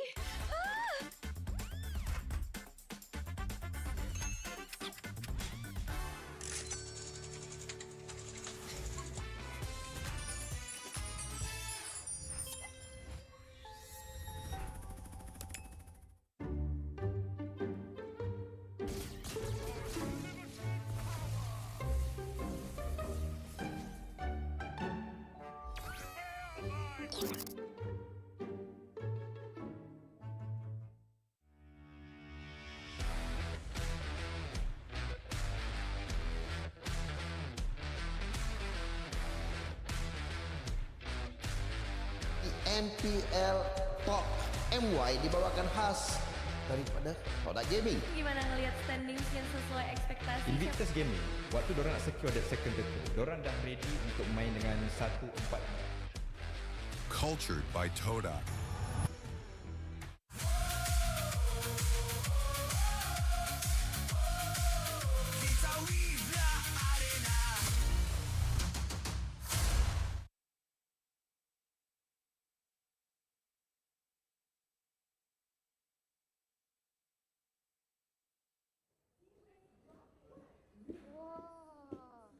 Hai. Selamat berkenalan. Weh, sabar bang. Bang, sabar bang. Tahu excited jumpa saya bang. Salam semula. Salam. Sini. Cuba sabar. Tahu nervous. Tak apa saya bangun untuk awak. Good boy.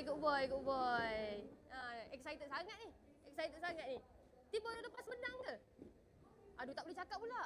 Boleh lepas menang lah. Ke boleh kalah. Kalau kalah nah, boleh pakai tak kat tangan tu. Sebab nampak macam perlukan juga ni sebab kalah. Ui! Gatal kau. Gatal. Boleh buat apa lagi ni? Cakap. Nak menari? Oh, nak menari lah. Okey. Tengok sikit menari. Boleh menari macam mana?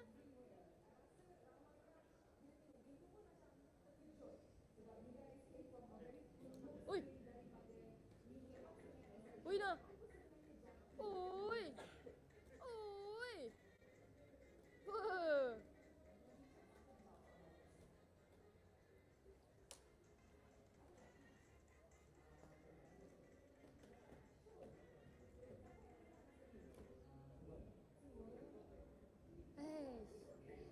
Korang kalau nak tengok benda-benda best macam ni, jangan lupa untuk datang ke MPL MY di Quill City Mall. Bye!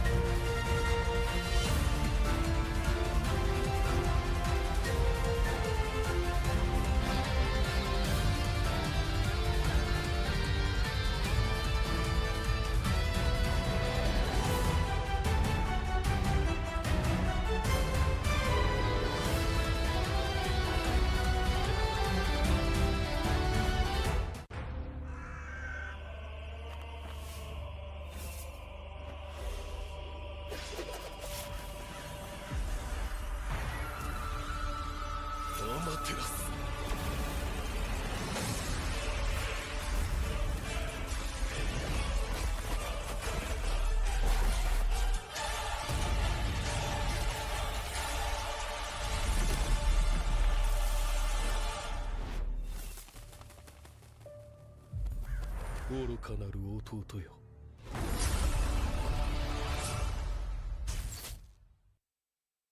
Transform diri anda cuma memerlukan 1 tahun. Sijil kemahiran Malaysia, 3D animation sesuai untuk anda langkah ke industri dengan cepat. Kenali juga dunia AI robotik, game development dan content creation. Perbekalkan pelatih dari industri dan fasiliti canggih dan premium. Todak Academy dari industri ke pendidikan. みんな渦巻きナルトが帰ってきたぞ。飛来神の術。俺ってば父ちゃんを越す火影になる。愚かなる弟よ。子供騙しがアマテラス。行くぜ。これが俺たちの力だってばよ。Transform diri anda cuma memerlukan 1 tahun. Sijil kemahiran Malaysia, 3D animation sesuai untuk anda langkah ke industri dengan cepat. Kenali juga dunia AI robotik, game development dan content creation. Perbekalkan pelatih dari industri dan fasiliti canggih dan premium.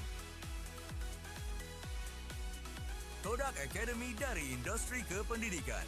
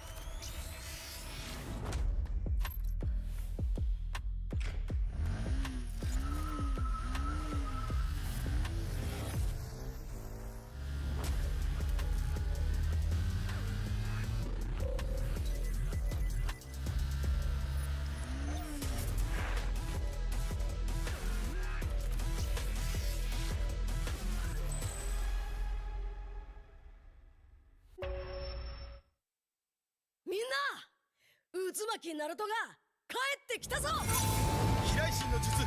俺ってば父ちゃんを越す火影になる。愚かなる弟よ。子供騙しがアマテラス。行くぜ。これが俺たちの力だってばよ。Transform diri anda cuma memerlukan 1 tahun. Sijil kemahiran Malaysia, 3D animation sesuai untuk anda langkah ke industri dengan cepat. Kenali juga dunia AI robotik, game development dan content creation. Perbekalkan pelatih dari industri dan fasiliti canggih dan premium. Todak Academy dari industri ke pendidikan. Tonight is movie night. Cerita apa you suka? Contoh macam cerita makan-makan ke, macam dia ambil makanan ni kan? Tengok. Ada rasa pahit coklat. Ada rasa manis susu. Ada rasa pahit manis coklat campur susu. Roti dah nak siap. Sedap pula macam ni. Sedap bang. Inilah masanya. RM2 satu gelas. RM2? Kau dah tahu kau allergic dengan tapai tu, kenapa kau belasah lagi? Sedap, cute. Zon. Sabar je. Aku pun lapar, Zon. Kami faham, Cik. Kami sahut sabaran segmen tu untuk menuju ke wawasan tu. Ayuh, kawan.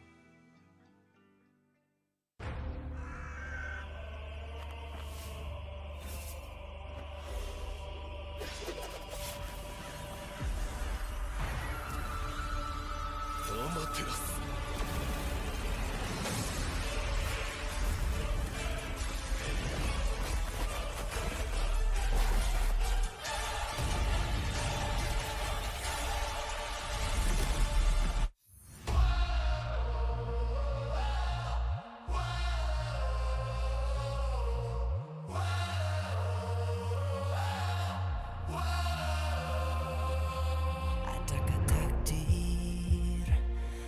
mesti telan air mata. Selamanya ku takkan di bawah perjalananku sampai ke puncak. Dalam perjuangan, bila hati terang menyala, setiap luka jadi kekuatan. Pengorbanan yang jauh ujungnya. Sudah tiba masanya melangkah takdir, jalan yang gentir ku tempuh. Bangkit bersama kita juara, membanggakan negara. Kita kawan pentas dunia, Wira Arena. Bangkit bersama kita juara, membanggakan negara. Kerana di hujung cerita pastinya kita Wira Arena. Kita Wira Arena. Kita Wira Arena. Sweat and grind, guess we never gon' fade. This that definition of a legend. Every single move that I make, feel it, ain't no doubt. Dorang kena aku, I'm a winner. Cuba check gerak-geri aku semua tiptoe macam ballerina. Genggam bara api, biasa berjadi ada. Mimpiku mula menjadi, tiada siapa je yang halang. Kalau bikin hari-hari, benda susah jadi senang. Segala cabaran aku ready, masa depan aku terang. Tiba masanya melangkah takdir, jalan yang gentir ku tempuh. Bangkit bersama kita juara, membanggakan negara. Kita kawan pentas dunia, Wira Arena. Bangkit bersama kita juara, membanggakan negara. Kerana di hujung cerita pastinya kita Wira Arena. Kita Wira Arena. Kita Wira Arena. Satu hati, satu jiwa, bangkit bersama kita Wira Arena. Dari bayangkan nyala api, nama kita terpahat di bumi. Bangkit bersama kita juara, membanggakan negara. Kita kawan pentas dunia, Wira Arena. Bangkit bersama kita juara, membanggakan negara. Kerana di hujung cerita pastinya kita Wira Arena. Kita Wira Arena. Kita Wira Arena.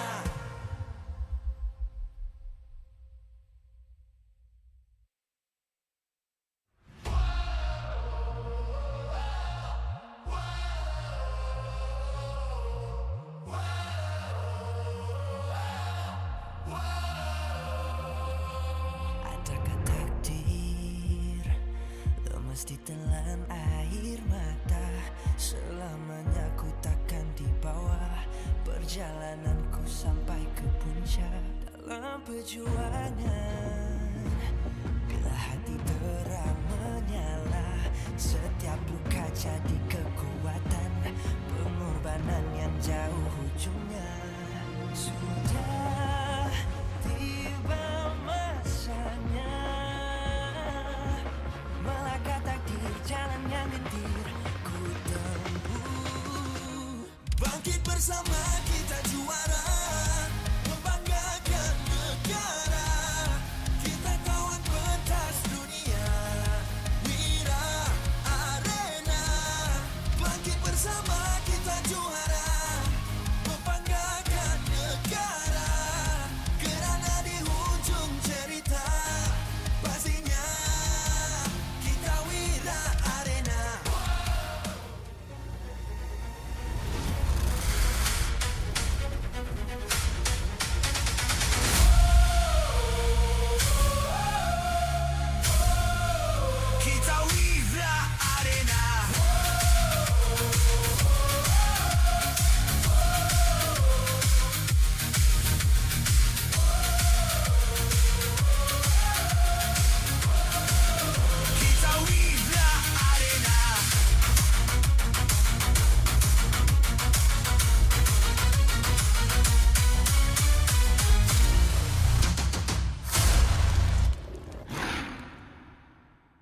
MPL Malaysia Season 17 is powered by Moonton. Presented by Celcom DG. Power up now with Celcom DG Prepaid 5G. Climb to mythical immortal with unlimited 5G power, uncapped hyperspeed, and endless entertainment. Celcom DG Prepaid 5G. Limitless. Made for Gen Now. Infinix Note 60 Pro. It's note what you think. With Snapdragon 7S Gen 4 plus 3D Ice Core Vapor Chamber cooling, active matrix display, and 90-watt wired plus 30-watt wireless charge. Grab your Infinix Note 60 Pro. Available now at Infinix Official Store or TikTok Shop Infinix Malaysia. Official food delivery Grab. Definitely focused when full. When people is hungry, they lose focus. Then, they will have bad aim or bad performance during the game time. Hence, order from GrabFood to stay focused. Cultured by Torak. Torak Academy. Accelerate your skills and career with Torak's Academies. TVET certificates. Be industry ready in under a year. Official motorcycle partner, Yamaha. Official content partner, Media Prima. Official streaming partner, Tauntaun. Our strategic partner, Ferry. TNT Co. Obspot. Quill City Mall. Supported by KBS, ESI, Rakan Muda, MESF. Welcome everybody. MPL MY Season 17 continues. It is currently 8:04 p.m. GMT +8 to all who are watching from across the world. Welcome live here in Kuala Lumpur, Malaysia, MPL Arena at Quill City Mall Level 6. As the boys get ready, we're matching up RRQ facing All Combo AC for a chance for some extra points. It's going to be a very interesting matchup and honestly the most anticipated game of today here on week number 2, day number 2 of the MPL MY. By the way, Gideon, apparently you can just look at the time there. Yeah, it works. Hey, look, no matter what, the timer already shows us the beautiful stage behind us and the full packed audience here at Quill City Mall. Of course, my name is Gideon, here today with LaFell alongside with Staffa to keep you guys entertained. Because again, I cannot stress, this is the game everybody has been anticipating for. Look at that audience waiting to see it begin. Fans of the Kingdom continue to come out in droves for every single match. And this is no exception. After all, RQ Tora remains undefeated, still only having dropped a single game, but not a series. And they're looking to keep that streak going. There are certain expectations. I mean, today has already been a little bit of a letdown. We're hoping that this brings it back up to show that MPL MY has got a little bit more substance. You don't think so? You don't think so? Where's your faith, sir? My hope, my faith, it's all down in the gutter. Hopefully, maybe RRQ or maybe even AC this time round might pull it back up. I mean, like, I've had faith for AC, but they've been letting me down. Right? It has been. I mean, like, the best thing that we can hope for is that RRQ doesn't drop the standard and actually stay strong and then end it quick. I mean, they've got to show everything they have here today. People are starting to doubt, and impressions are important.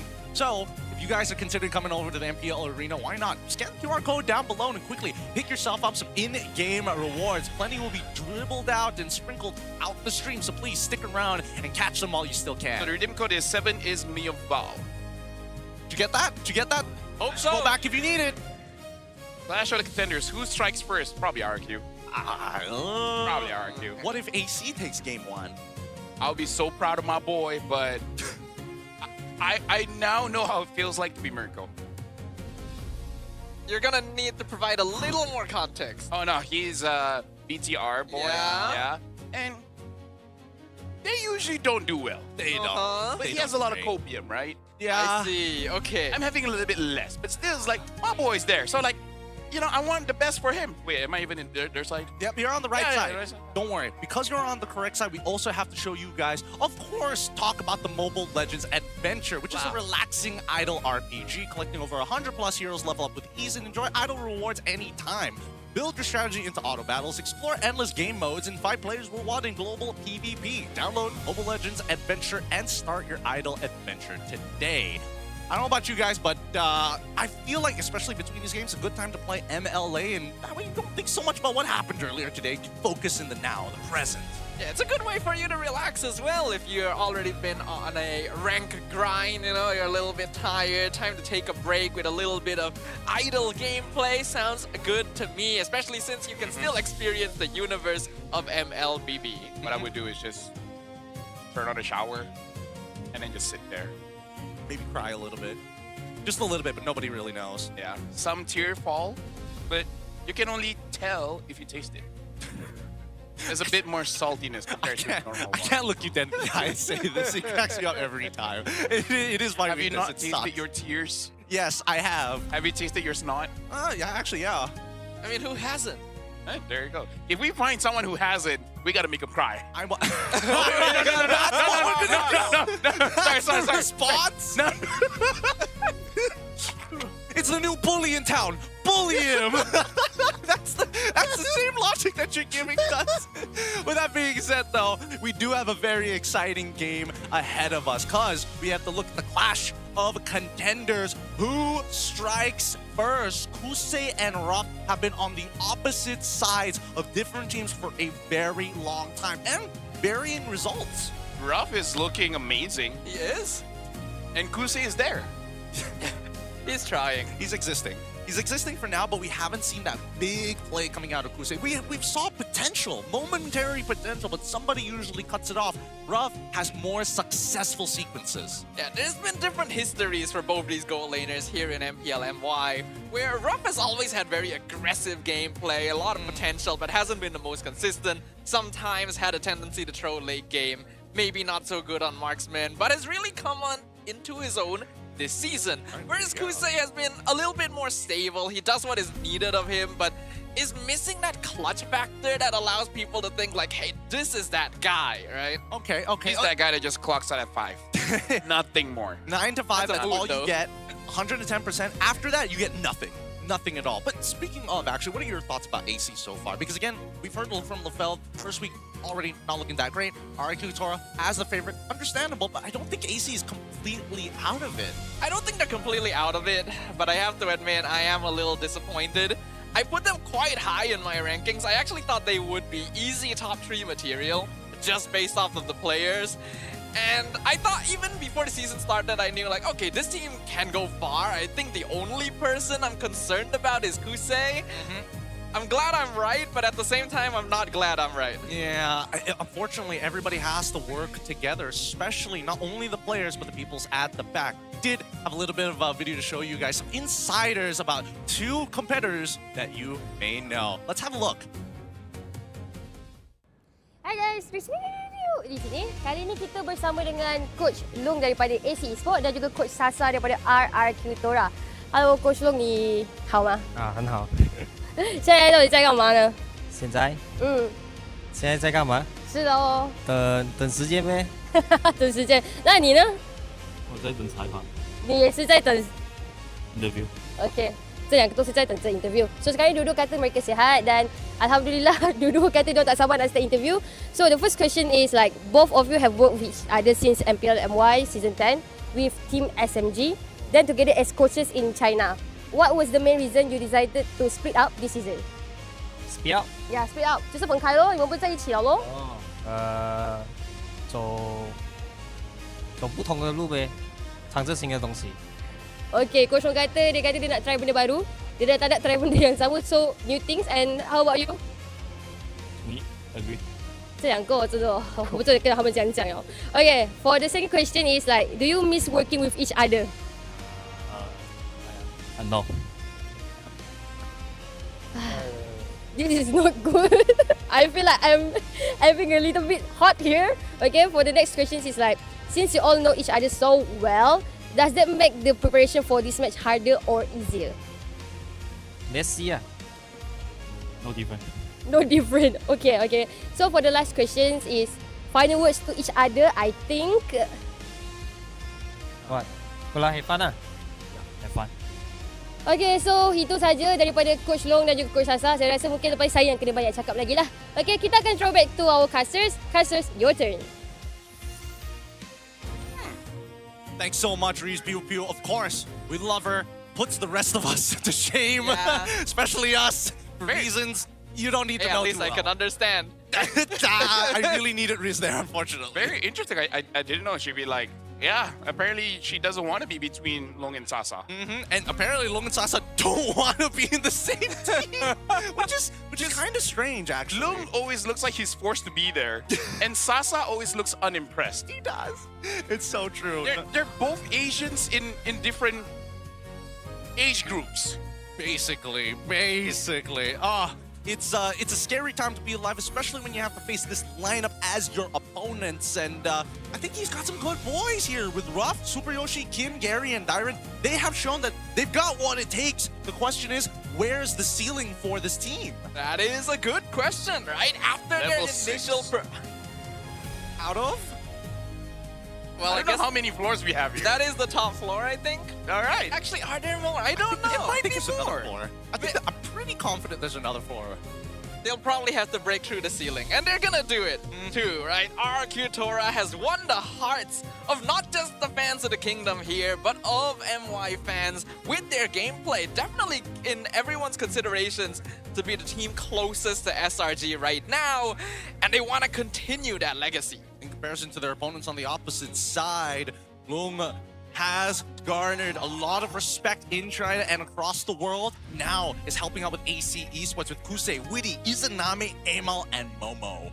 My heart breaks a bit looking at this. What? Because these are all star players, but I don't know, man. The way that they play, the way that they draft seems a bit clueless. It's like they live in their own world, but not in a good way. Which makes me question whether or not they're like, are they having internal scrims with someone specifically, which is why maybe their data or even their drafting looks a little bit skewed, or is it because there's just not enough scrim partners? It's one or the other, right? Because that's what usually it evolves to. Yeah, it's weird because these players have potential, have experience, they've worked together, they've played against each other, and yet somehow there's still something missing. There's a gap, which is weird because especially players like Izanami, for example. Oh yeah. No matter the team, he'll find a way to fit in. And then to be fair, he's doing well, but I don't know. We'll see because we're going to be calling the players in, so hopefully it's a good game. Yep, hopefully we are praying for the best to watch the taste out of mouse of the past 2 best of 3s. This one is the one you need to watch. Check them out.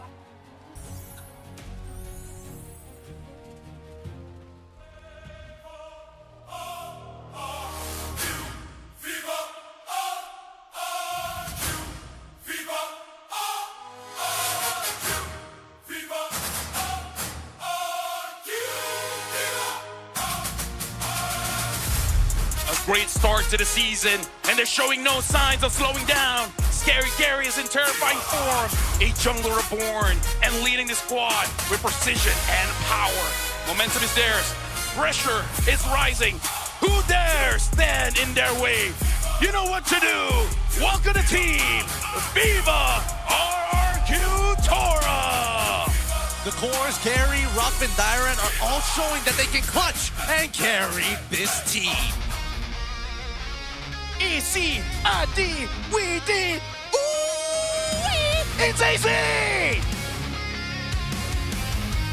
That's right, boyos! Their results may be lacking, but the ceiling of this squad is sky high if it all comes together. All eyes are on the mid trio, Amal, Izanami, and Witty, to take control and dictate the pace of the game. Will this be the moment they find their identity? It's time to change it up! This is AC Esports! Shaky early to mid-game, but all the names are staple in MPL MY. High expectations have been put.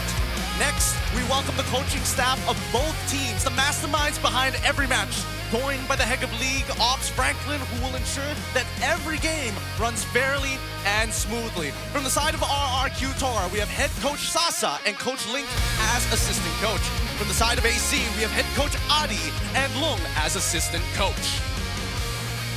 Let's keep it going with fist bumps between the teams, a true sign of professionalism. This is how we roll. This is Malaysian sportsmanship. Good luck to both our competitors. Funny how just now Adi was confused which side he's on. Because he fist bumped Sasa. Was like, wait, do I follow you? Or do I go here? Hey, his mind is thinking about something else right now. I wonder if it's funnier if the crowd could hear the English side of the transition. Maybe? I don't know. You got to try it on BM one time and see whether or not you get the response. I feel like the AC one was pretty good. It was very innovative. I mean, you got me for sure. We probably just need to pre-record them and make them official at this point. How many variations at that point would you take? I think like... Wait, we got... No, I can do the math later. I can't be bothered about that now. Who needs math when you got good MLB? Actually, no, you need math for that one too. But first, we need to see whether or not, the taste, if they pass the taste test, right? We need to see what this draft is going to look like because RQ Tora, I got to give it to them. They have come out the gate swinging. Week 1, they played a signature style. Hey, we team fight, we draft to follow those good points. Here in week 2, we're going to expand a little bit out of that. And now we are seeing the multiple facets of RRQ Tora. Yeah, it shows that the team is not just locked into a specific style of gameplay. That's a pitfall that, unfortunately, quite a few other squads are dealing with right now, and RRQ Tora simply doesn't have that issue. That makes them a formidable force even in the draft.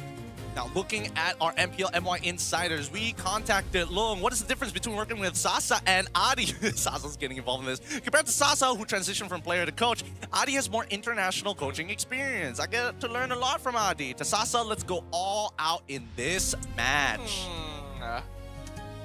I wonder if this indirectly throws shots at Sasa. I don't know, because technically Lung is in the exact same Or position. what if he was sarcastic? It could be sarcastic, but I think it's ironic because Lung also comes from very similar backgrounds, and unfortunately, Lung didn't win an international, and Sasa has. Well, both y'all great. I hope you guys don't make up. Don't make up? It's funnier that way. Oh, okay. They just have this constant love-hate relationship. Yeah, because these are the kind of guys that's like, how do they even express they hate each other? Right? Long is just blur, and Sasa is just like, get out of the way. You know, if they were in a TV show, people would ship them. They probably would, honestly. We got one more MPL MY insider, though, by Selcom. Did you? Yeah, Sasa, the exact same thing. How do you feel facing your former partner, Lung? And he says, I'm up against their head coach. Is Lung their head coach? Dude, that is so Sasa. He does not hold back. And then we also ask him anything you want to say to him. And he says, yeah, focus more on your work. Don't focus on outside things more, la. Sasa is this guy. Like, Sasa feels a lot of alphabets because he doesn't F around. He doesn't tolerate BS. And I hope he just END fast. Yup. I mean, like, end the game, not like, Yeah, don't worry about it. We all got that, clearly. Of course, clearly. What kind of terrible people would think otherwise? No kind of misunderstanding on the English desk. Yeah. Whoa, wait, hold on. Whoa. Yo, was that Aaron Shiki? Who's Aaron Shiki? What is he doing here? He's going to AC. What? No. Surely not. I mean, they asked us to keep it secret. I kind of don't care. Yeah, but I don't think that's the case, right? Who else need a goal laner? Actually, a lot of us actually need a goal laner. Quite a few, actually. Yeah. I don't know, but I'm glad to see. He was in MPL ID. He was. I'm very glad to see Aaron Shiki here.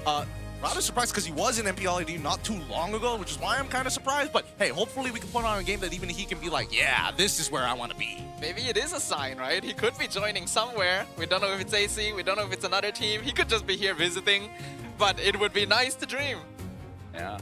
The nice lady's like, I'm just here because my husband is here, so. Hey, he's even supporting the stream. Wow. Hey, that's actually sick. That's sick. I respect that. I respect that a lot. Showing support live on stage, but it's time to get down to business. Down and dirty. Drafting phase now begins. We first need to see what the random map is going to be first before they decide upon the tools they will bring to war. Let's jump right into it. Come on, give us a great sword. I'm dual blades. Broken walls, please. Broken walls, please, no. Flying clouds. Right. Bring the staff of Watum. Are you just making up words? No, that one is Doctor Strange. I was thinking it had to come from somewhere. Yeah, it's a staff. That feels too specific for you to make and then up. the Eye of Agamotto. Eye of Agamotto. We know that one. Yep. And then there's another one. I'm more disappointed. Bands of Sidorak. That I know. Bands of Sidorak. Yes, know that? Yeah. It's comic. It's comic book thing. And also is in the... yeah, a lot of strings. Thanos. Remember that one? Yep. Oh, wait, that's the name? Yeah, that's the Bands of Sidorak. Did they ever mention that in the movies? Yes. They did? Yeah. Favorite Cumberbatch was doing the same. Sidorak is also the guy that gives power to Juggernaut. So Juggernaut's not really immune. Okay. Yeah. I guess that's a good point. That's a good point. Because he got the power from a god. Here. He did get a power from God. Now, speaking of superheroes, we finally get to see Marcel getting first pick, the lockdown finally. Dear God. Do want to see how they're going to address the problems, because again, now that Sora is gone, Valentina and Suyo coming into the mix. I don't want to get my hopes up. I know. AC usually start the first 3 picks very well. We got to wait for those last 2, though. We definitely have to wait for those. Because then they throw a boomerang. I feel like we have to highlight just how different this already feels from the previous match, right? The Marcel ignored, Suyo, Perma banned.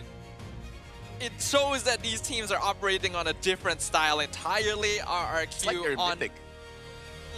Perhaps. Or they're just looking at every other MPL and this just like copy their homework but change it a little bit. That's why Adi's like, first 3, exactly the same. Last 2, this is where I put my spin on it. It's like, this is where I talk to Yeb.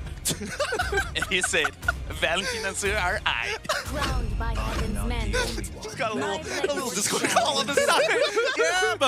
Yeah, bantu Yeb. Okay, he probably doesn't need it for the very first game. Probably let's see whether this goes well or not, because we are seeing an early Phoveus alongside with Zetian, which is rather shocking, right? Because again, Phoveus always goes into EXP, almost no matter what. Uranus on the opposite side to kind of sandbag this Phoveus. I'm all for it. First half of the draft, complete. I love that everything makes sense. Thank God. Everything makes sense. Zetian into the Valen. Let's hope that continues. Uranus into the Phoveus. So now, you ban out junglers, no? I think so, yeah. I feel like no matter what. Oh, wait, do you want to go for gold laner instead? Ruff is pretty strong. That's what I'm thinking of. Like Clog Ranger? Are there any jungle gold lane relationship matchups that we need to care about? Leomord, yeah, sure. Leomord is still strong. Welcome to the greatest magic Harley, show of I was all about time. to say. I thought that maybe we wouldn't see it because Gary still hasn't played Harley, but still respect being shown there. I mean, honestly, I'll be real with you. If you're bad at Harley, I don't know what to tell you. It is a ridiculously ridiculously easy with a interesting level of complexity when it comes down to like figuring out the distances you can actually dash and what levels where you basically have quote-unquote infinite dash. So basically, like after 3 games, you should get it already. Pretty much. It's not that difficult. It's really more of like how you saying, respond to your opponents than you actually performing. So I say, why do you pick up Hylos? I don't know the kid, man. Hylos is one of those heroes you don't need to know anything. Oh my god, my abilities still go off when I don't have mana. It's crazy. No, man, it's like, why did you use your second skill? I ran out of mana. Like, bro, why? Come on, man. Bro, don't embarrass me, man. My friends are watching. It's like, hey man, there's a bug. I have no mana and my skill 2 still works. This is from Jakarta, by the way. Oh, wow, okay. Again, it's great to see that there are going to be fans from Indonesia coming over to support, previous players like Witty, for an example, coming up from TLID. I mean, RRQ. The kingdom needs no introduction. So now, back to the draft. I feel like AC, either a Hylos to make sure this Phoveus doesn't get too much, or a Khalid would be amazing just to destroy whatever RRQ has in the mid duel. Dexter, it's our showtime. Your team is picking. And I wonder if they want to go for a carry here. I think carry's not too bad. Yeah, carry. But I do believe that RRQ is going to pivot if we do see the carry first, right? Unless they... Because I think AC might want a Harif, but considering that there is a Phoveus, probably not a good option. Yeah. And even Moskov wouldn't be the best, so I think RRQ is trying to direct AC into the Granger gold lane by getting rid of the Claude. And then if they do that, then carry will feel a lot more comfortable. Okay, that means the support needs like a hard engage. Either AoE engage or single target. Now that we don't have Kalia, I'm guessing Cho is probably going to be the pick if they're still wondering what Kusei is going to play at the end. I do have to say, you just have to be a little bit more careful with the Zetian if you're going to pick up a Cho. That's fair. You kind of need someone like maybe Uranus. Just to break the passive. Exactly, and then you go in. But they still go for the Harif because, again, this lineup is strong with a Harif, but against a Phoveus, you know, maybe it's just like, yes, Dyron. Yeah, it's just Dyron. Cares about Dyron. Yeah, he's not on a Sora, he's not on a Phoveus. How many plays can he make on somebody with 2 buttons? Phoveus is pretty strong.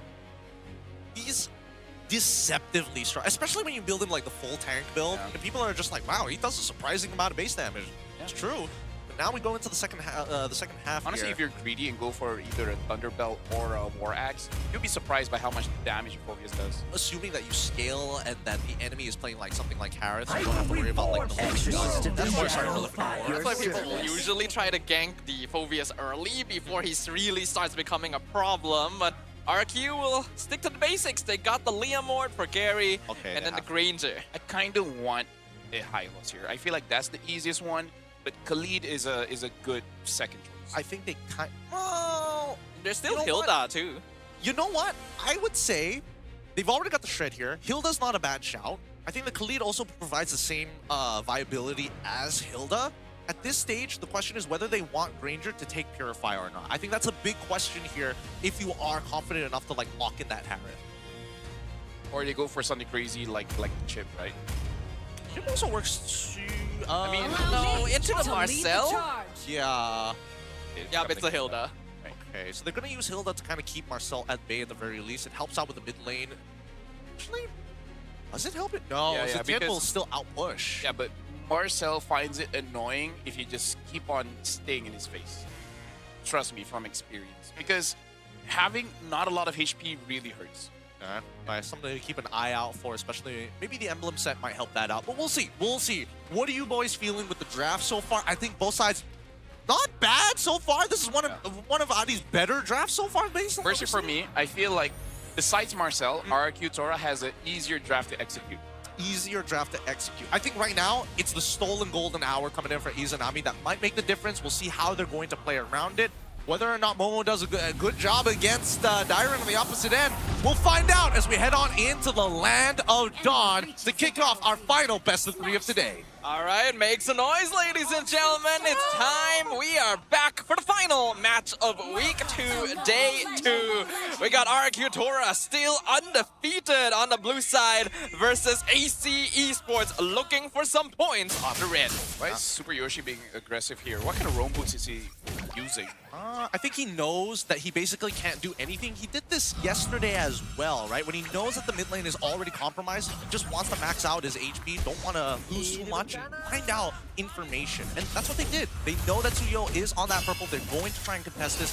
Oh wait, no. This Really gonna eat a lot of damage here, but his team is behind him, and they're in better position to get the Litho. Yeah, and they can't fight for this. Yeah, now I see it. So Super Yoshi is using Conceal. That's why he's being uberly aggressive and trying to get as much stacks as he can. And I kind of don't like it. I prefer to just go for Encourage, and then once it's active, just change the boots. I don't think I don't think it's worth it. Because nobody really like takes advantage of the extra Encourage, right? Even Ruff is like more ability. Yeah, but meaning like the Encourage gets you more gold, then you know. Yeah, so then once you're done, then you change it. Got you. Because then you don't have to activate. It's already activated. That is fair. That is fair. Rapid Boots already purchased here. He will be running Quantum Charge overall. Standard builds all across the board here. Not to mention that he did take Tank Emblem. So this being said, keep an eye on Witty, because again, both of these supports are kind of doing the same thing, but Witty already has a bit of an EXP. That's to be expected somewhat.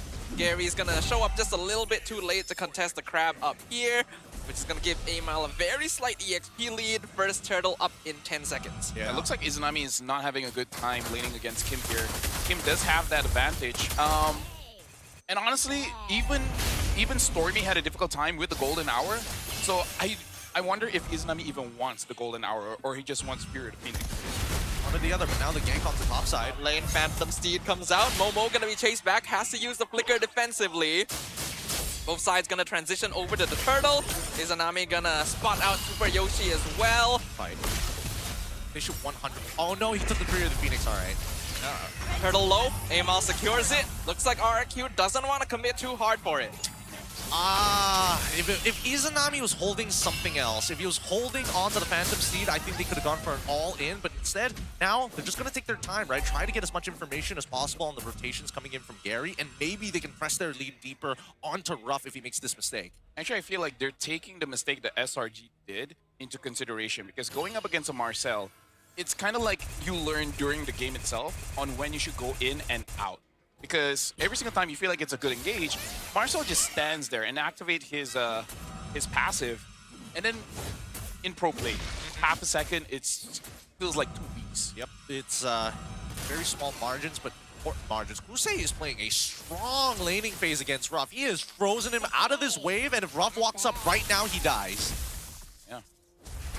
I mean, it's good because we have been criticizing him so far. At least the laning phase is doing quite good, but gold laners today hasn't really had good reputation, especially the Harriers. They're always in the middle of everything. So I want to see better play coming in from Kusei. I think a lot of today actually has been coming from the supports, if I'm being perfectly honest, right? I mean, considering everything that has happened, like... And EXP. Like, to certain degrees. Yeah, Benedettas. Benedettas especially, yeah. He's still my favorite hero. So fun to play. So awful when you're behind. So you don't like Uranus? Nope. All right. Awful. I think that's a known historical data. Yeah, and then you like Ruby and hate Estes. Factual, all factual. Man, Izanami's really holding on to this ult for like forever. He will never let go of it just yet. And I think there's an argument for the Phantom Steed, but right now I think it's safer just to have the all-encompassing Fury of the Phoenix. 11 more seconds till we actually see the spawn here. A fast rotate and a quick recall from Dyron. And I feel like he's saving the Fury of the Phoenix when Arcutora kind of forgets about it, right? Because having all of that, stopping someone, and then maybe Amal can deal enough damage to maybe get a kill. Looks like they're gonna get things started. Gary diving in. Fury Phoenix comes out. Doesn't really hit anyone. Nice stun though on the Izanami. Kusei comes in with Summon Force on the flank. Ruff also doing some damage from far. Gary secures the turtle. Two-man Phantom Steed push. Unfortunately, Vidi is gonna be the one to get the first blood. And they will also find Dyron deep in their jungle. Okay, turtle for 2 kills. Honestly, pretty respectable because Dyron was willing to go above and beyond and make sure that Amal was nowhere close to the neutral objective. However, this has costed them. With 2 members already done and Dyron unable to get back into his lane, this is going to be a free purple buff steal as they dive bot. One hit away. Ruff gonna have to flicker out. Golden hour as well, just in case. And they're gonna start firing things. All the projectiles. Witty's still alive though. Can he get away? Yes, he does. Makes a run for it. Gary, he really wants to kill, but the Terrify is here. He's still going. They've dived deep. They'll finally finish off the Hilda. And the crowd goes insane off of that. Another interaction here, at least a little bit more beneficial for Arcutora as they pull it back 1 to 2, 5 minutes into the game. Yeah, honestly, I thought Weedy was able to get out of there. Super Yoshi trying to go in, immobilizes Izanami just a little bit. But look at Arcutora. They're making sure that AC Esports doesn't feel comfortable. The moment AC gets some kind of advantage, they're kind of just showing that we still have damage in the early game. I'm also noticing a lot of AC's rotations are not only towards the purple, not towards just the turtle, but more importantly, they're giving some very good coverage to Kusei. I haven't seen many opportunities for Arcutora to actually find these ganks. They might need to pivot, but unfortunately with Tier 1 missing on that top side after the turtle, I don't think they'll be able to set up a gank for Dyron anymore. Who knows? Maybe AC is just a fan of Ruff. Possibly. We'll see. He's a cool guy. He is pretty chill. I've been doing pretty good. Stuff about him. I don't know. Maybe he's bad. I don't know. I haven't talked to him much. It's kind of hard. Maybe he's rude. Who knows? It's hard. We have a very parasocial relationship with a lot of players. Now, Byron, how is he going to open this up? I mean, they see Suyo on that top side, and unfortunately for Gary, he's not going to be able to keep up with that speed, right? 2-level difference right now. Right now, Kusei is there as well, and I believe he should have at least 1 item at this point, so maybe they can actually go for a fight. Looks like they're gonna try, but AC definitely has control over the turtle currently. Here's the conceal from Super Yoshi. He's in backline, flickers in, goes for the stun with the Fury of the Phoenix. Good combo. Gary comes in, steals the turtle away, but Ruff has been dived in the backline. Another golden hour comes out on top of Kusei this time. Dyron gonna be melted. AC just has too much damage, and Kusei will find the double kill. The disengage, it's not good enough. Kim loses his flicker as well as AC wins the team fight convincingly. They don't mind. Turtle or not, it's a 50-50, but they get so much more off of this as a mid-tier 1 now being threatened.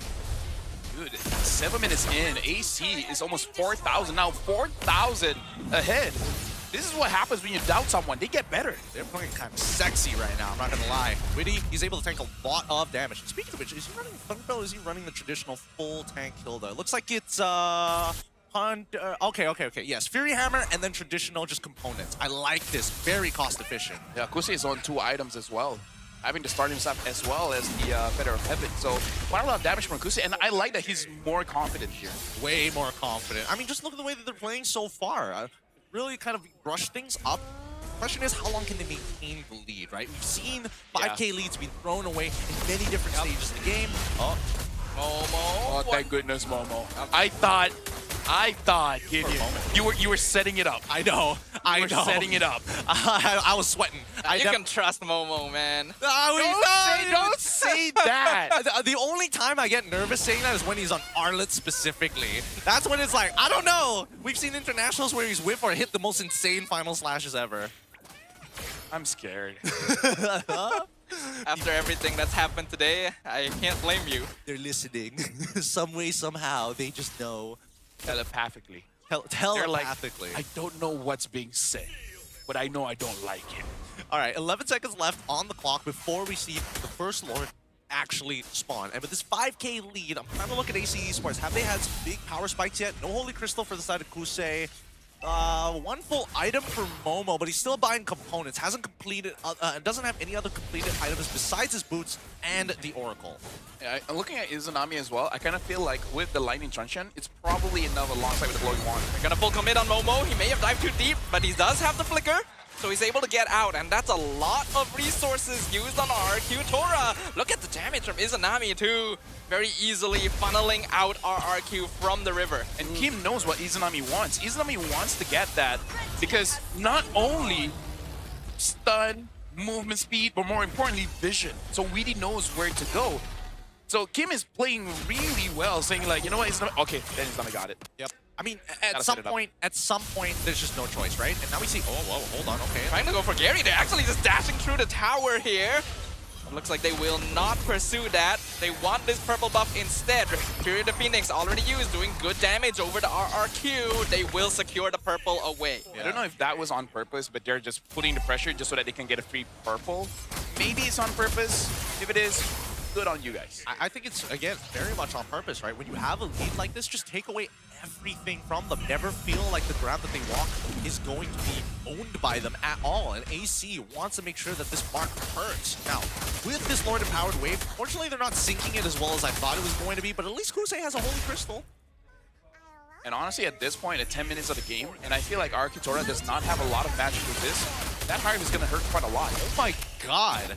Actually, no magic resist so far for the side of RRQ Tora. Yo, Amal just hit like 4 different people with his bow. That was doing a surprising amount of damage. He is pretty far ahead. Oh, he already completed the BOD. No and he's level 15. The level 15 part was kind of like a hit or a miss, but the BOD, the base stats really gives a huge multiplier. RRQ Tora has been behind early before, but this is definitely the biggest gap we have seen. 8K gold lead at 11 minutes. AC Esports has been playing this masterfully. Doing a really good job. You know what?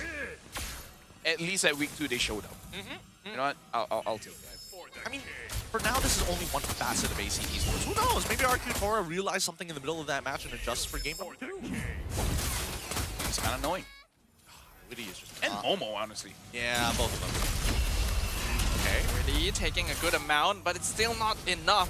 They're too behind on gold and items to actually melt through the front line. I keep thinking that like Witty actually has like a Thunder Belt, but he doesn't. But he's just so proactive in getting these trades that he's making. Oh no! Going in, Izanami on 10%, but he's able to flicker away.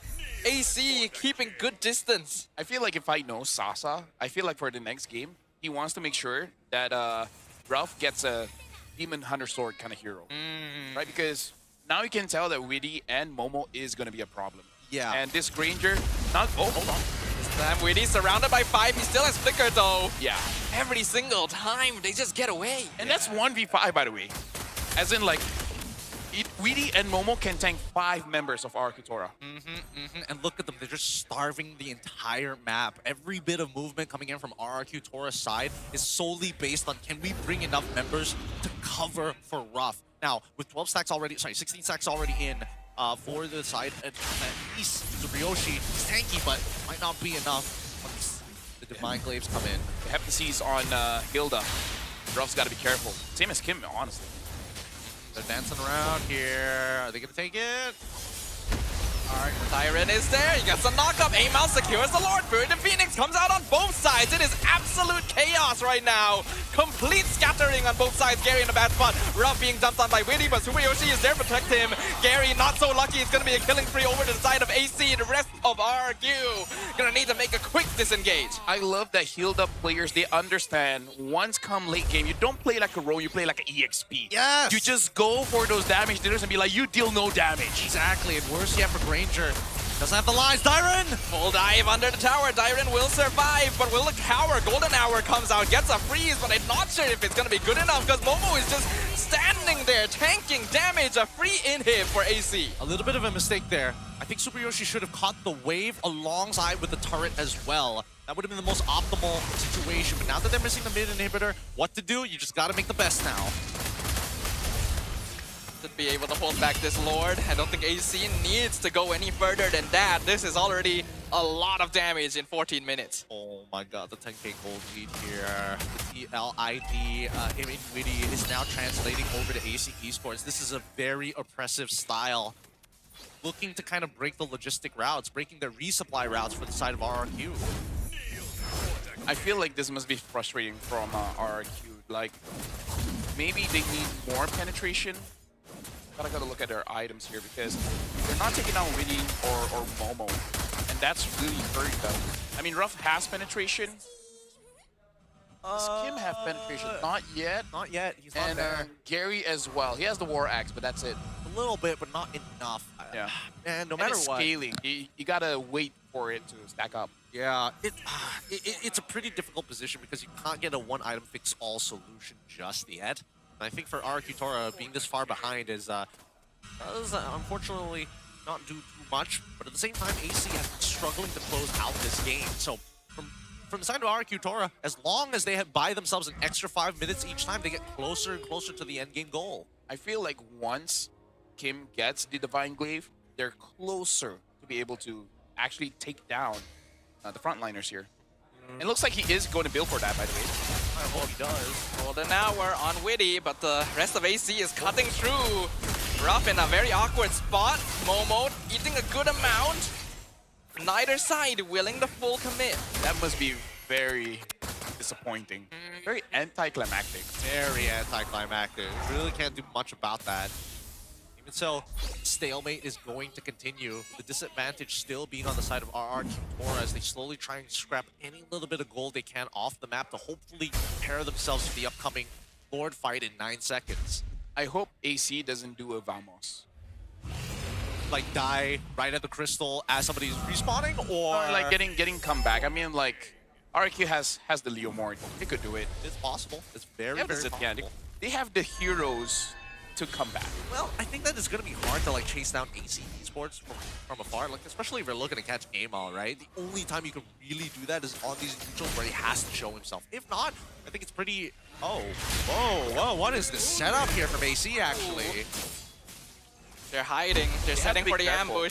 It's not the first time today we've seen this. Oh my god, it's Ruff. They're going in. Do they see? They see Ruff. He's one shot away from Death Fury. The Phoenix comes out. Witty's on top of him, and Ruff explodes. RQ Tora needs to get back as soon as possible. Amal already gets the Lord. AC Esports in control. Gary trying to survive, but Izanami picks up the mega kill. Dyron at least gets Kusei, but they've taken so much more damage in exchange. A 3-for-1 in favor of AC. And they found the opening that they were looking for while still being able to secure the Lord for themselves. With this final Lord, they should be able to start crashing through into the base at this point. Kusei, it should be spawning in about 6 seconds, so therefore Kusei will have about 9 seconds to make his way all the way back to the base. But now Momo is here.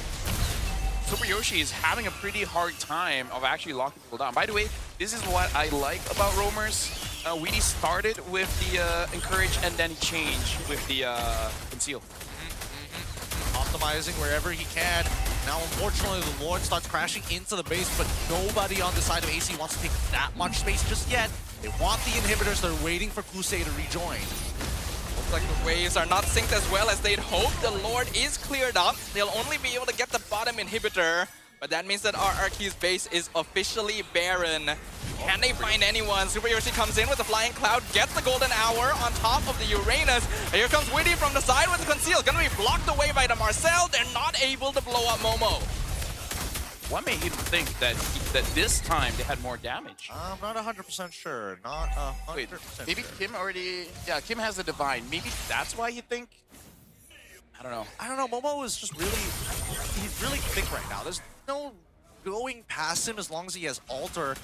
I mean, they know they do have a timer on his flicker at the very least, so they know he didn't have the flicker. Well, right now, AC, they're not making a mistake, but I'm just worried that eventually it will scale up and all of this advantage means nothing. It's already getting to that point, right? Because Arctora maxed out on their builds for a lot of their carries, now looking to build up enough economy to start item swapping. I wouldn't be too surprised if AC does proactively item swap in this upcoming fight, but it's a risk they're going to have to take. And I think the idea from Super Yoshi is trying to give kills to Ruff. Because he has the Sky Piercer, but no stacks at all. And that makes this Ranger feel even more worse. Pretty sure AC is specifically playing to avoid that too. Arcturora has been behind before, and they've made the comeback because Ruff was able to get those Sky Piercer stacks. So AC Esports is more than aware of this. They're not giving them any comeback potential. Sure that the game is tightening around their necks, but 19 minutes really is anybody's game right now for Arctura, right? Looking at the items and everybody's finally starting to get the big boys. Yeah, Kim just completed the Wishing Lantern. That's going to help tremendously. It's all about poking them out, right? I kind of feel like you got to kill Kim first now. I feel like Kim is the biggest problem for AC after this. You know what? I'll take it. Compared to Ruff as of right now, Ruff's damage, I mean, he's scaled to a certain degree, but he's gonna need to do a little more. Ruff knows. He knows, okay. He knows. Oh. Because he's like, I've been here before, man. Yeah, he's fell to it a couple of times already. You could hear the crowd hold their breath. That's actually pretty smart. Only Weedy showed himself, so okay. They don't know Amal's there. They've sold the idea already. And then what do they get? Because there's no like piece of ground that they can actually like conquer just yet. They're just waiting. Oh! The damage on Dyren. Here comes the gang! Amal's been waiting for this chance. Ruff is gone before the fight even begins. Purity Phoenix comes out. AC Esports not allowing Arcturora to go home. They picked up another, and they're chasing them in. Amal with the killing spree. Double kill for Kusei. Double golden hour inside the base, but that only delays the inevitable 5 members of AC breaking down the crystal. They will take game 1. Good game. Good game coming out from all combo this time around. And I'm curious to know who made those calls for the off-angle. I'm going to call it Weedy. Weedy make those calls? Izanami doesn't talk a lot. Momo doesn't talk a lot. Amal doesn't talk a lot. Who's a goal leader? Fair. Weedy really making the difference. Really making the difference here. I don't know if the entire team is just getting micromanaged as of right now, but it really feels like they're a lot more snappier on those calls, and I think now RRQ are going to have to relook at that draft because there were problems to deal with, but unfortunately they couldn't get the right resources onto Ruff. I'm just glad AC got a good draft, and then they just played the draft very well, right? It's always Momo and Weedy. No one else got caught. That's amazing. Yeah, it's finally the AC Esports we've been hoping to see since week 1, right? Solid draft, solid players, a really good game plan, and understanding where your opponent's strengths are and not allowing Ruff to hit that power spike. Yeah, and that, after watching that game, I feel a little bit more refreshed. Yeah. Know, after everything that's happened today, this is brings hope. A lot of hope. And hopefully we get to see a little bit more from RRQ this time around, because again, it's on them to actually make the adjustments this time. Where do you think those adjustments can be made? Well, first of all, I think we need the everyday, but it looks like Momo's gonna get it. No way. Really? I mean, Momo has 2 votes. I think they both did good. This is basically how you're supposed to play a comp with the double beefy front line, right? Yeah. Either way. Yeah. I think Weedy made like good conceal plays. Yeah, good conceal plays, and not to mention the fact that I think that both Momo and as well as Witty were both doing generally the same thing, right? Block shots from the Granger as much as you can, open up the map, find, you know, if you can get Leomord to ult, you've basically won the interaction. I think AC just controlled this very well. They knew what their opponents were going to be doing. I guess we'll see now who the MVP actually is going to be, and it looks like it is Momo. Good old reliable. Good old reliable, man. He was showing off a little bit. He knew that he was pretty much unkillable. 0-0-8 assists, 543 GPM. He knows that his entire purpose is to be a brick moving wall. Yeah, but again, shout outs to Weedy, man. I really feel like Weedy played amazingly, and I just have to assume that he was the one making the calls, and the calls were the difference maker, but also just the discipline from everyone, right? Like, this AC knows what they're doing. And even when we saw those risky plays, right? The risky off angles, Kuse was like more than happy to be, I'm gonna jump. I will jump with you guys, and we will make this happen regardless. And even with Amal at the final play, at the end, how would you respond to it? Because if you're in RQ's position, I'm guessing you're like walking next to the Granger and you're telling Granger, yo, clear up these bushes for me. We can't afford to face check it. Something I do have to say is that, you know, running the numbers, no matter what, favor and encourage always gets you more gold, right? So I feel like Weedy had a better idea. Start with encourage, and then once it's activated, change to conceal. Compared to Super Yoshi, start off very, very hard on that conceal, and I really feel like that hurt him a little bit in terms of the level as well as the gold, especially considering Super Yoshi's build requires a lot of gold, right? Thunderbelt requires a little bit more, same as Flask of the Oasis. Yep, all of it. And in comparison to Witty, who was being very economical right from early to mid game, right? He got the Fury Hammer and then just components, Cloak, the Dreadnought armor, everything that he possibly needs to eventually set up for the tier 3 items. And also, like, I would say everyone here built quite well. Kim just cannot get in position to really do much, because if he gets too close, he's helping out Izanami. And if it's too far away, he's just not dealing any kind of damage. He's not contributing that much. And the build from Izanami as well as Kim is roughly the same.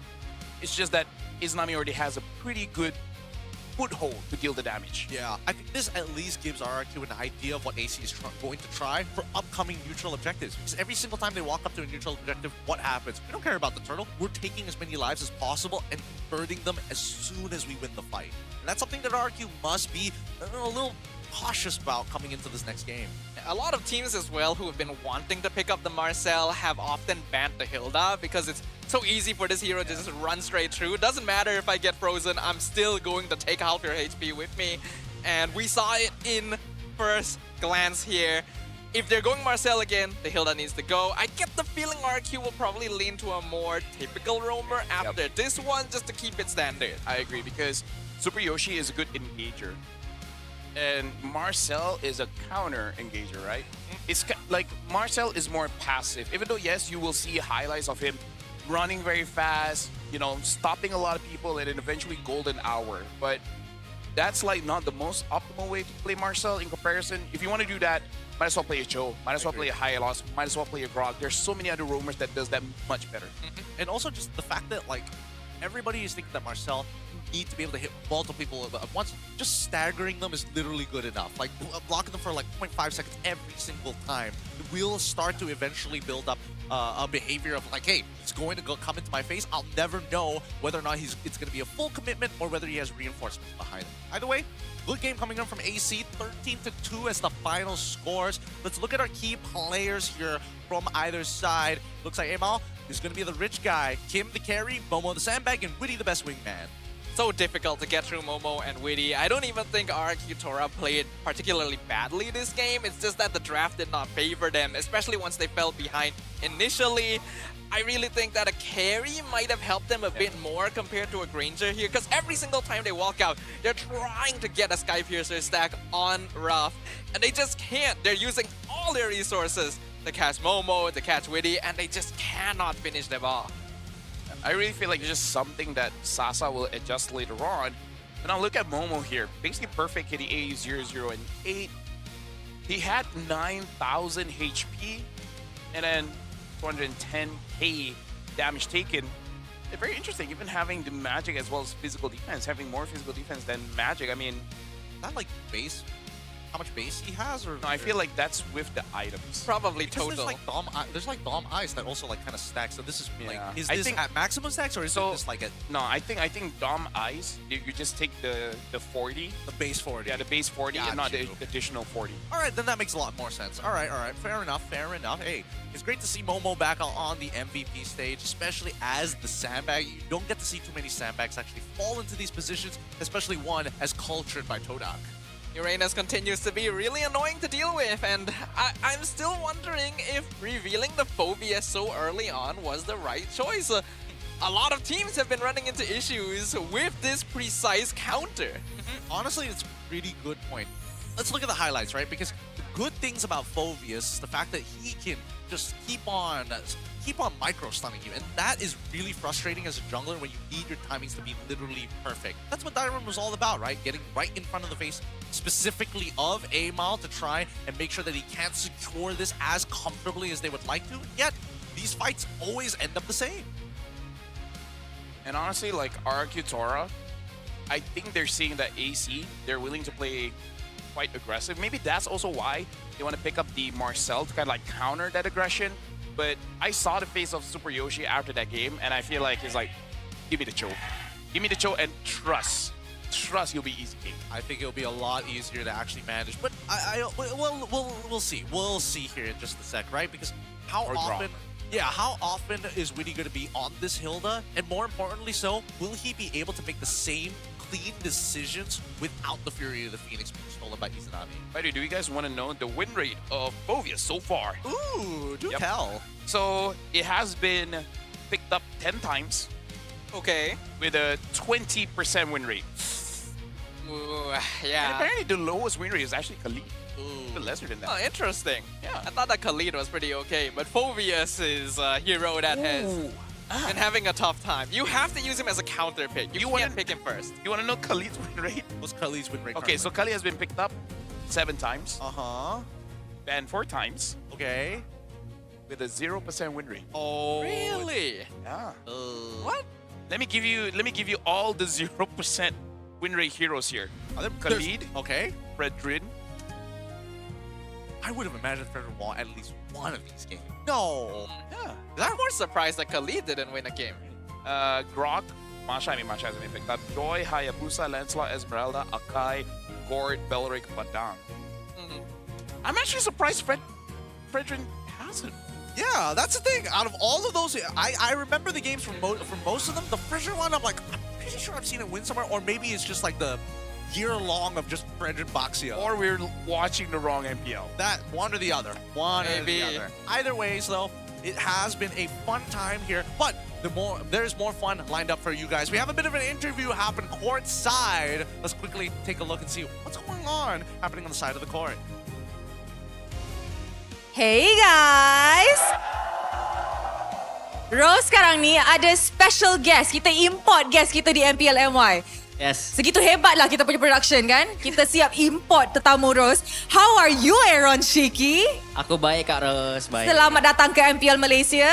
Ini adalah kali pertama you datang MPL MY? Ya, first time. Karena aku lagi liburan je. Vacation. Vacation! So, how's Malaysia? Sebab the last time Aaron Shiki datang ke Malai adalah tahun lepas kan? We met for a tournament here tahun lepas. Yeah.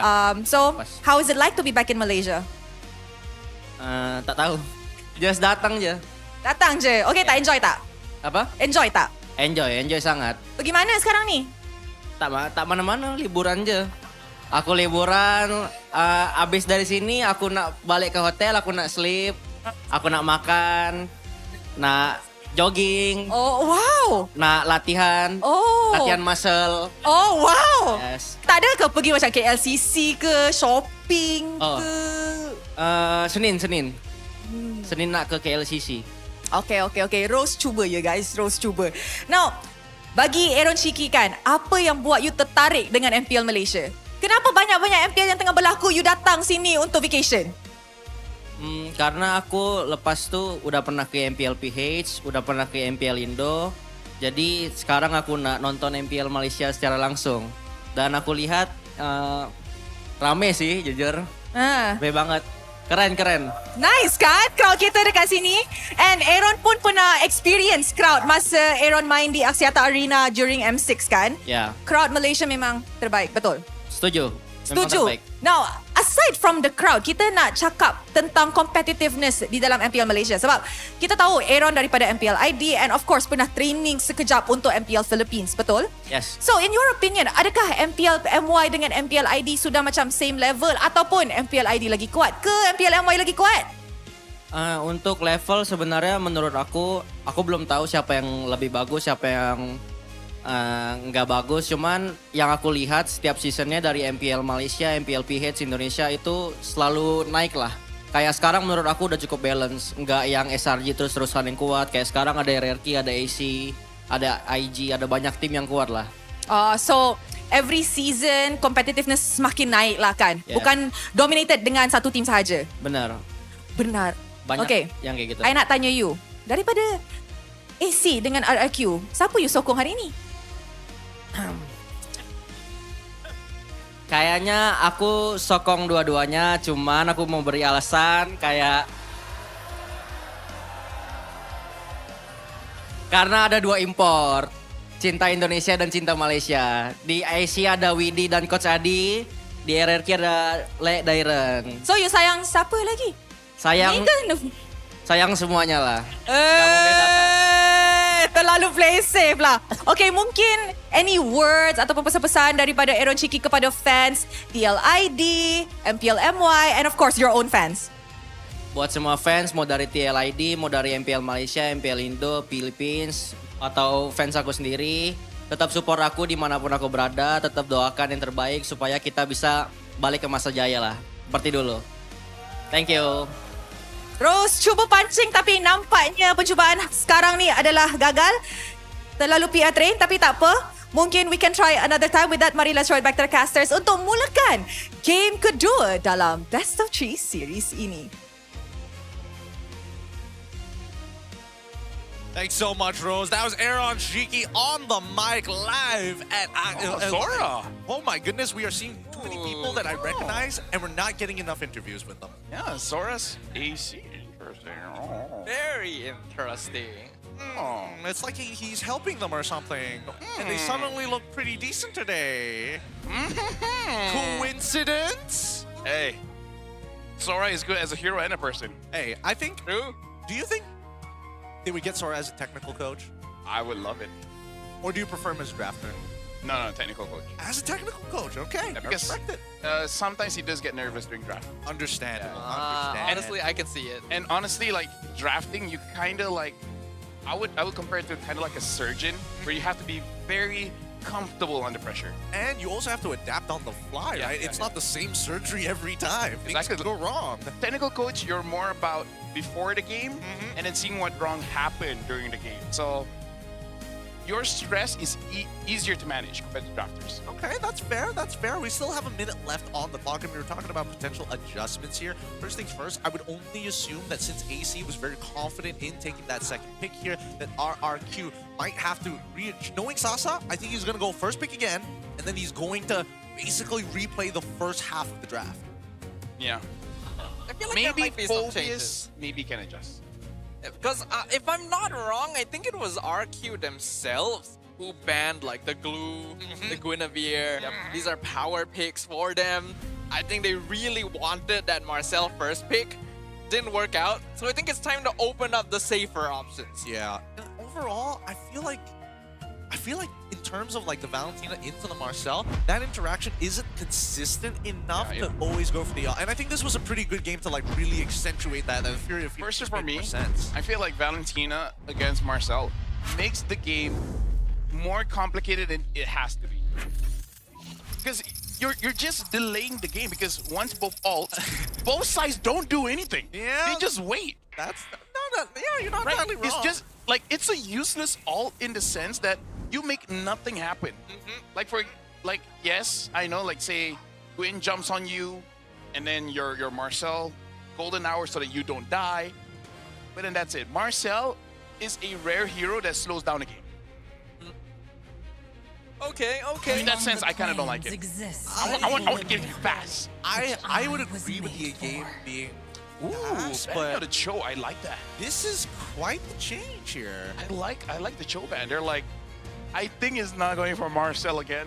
I'm not gonna let Super Yoshi on the Cho. Hell no. Go back on it. Go back on something we can manage. Would AC play Marcel though? Would The option's RQ probably ban open. Jushin? I feel like they should ban Jushin. Honestly, they probably should. Yeah. Unless they're like very confident that AC is going to pick up like a guarantee.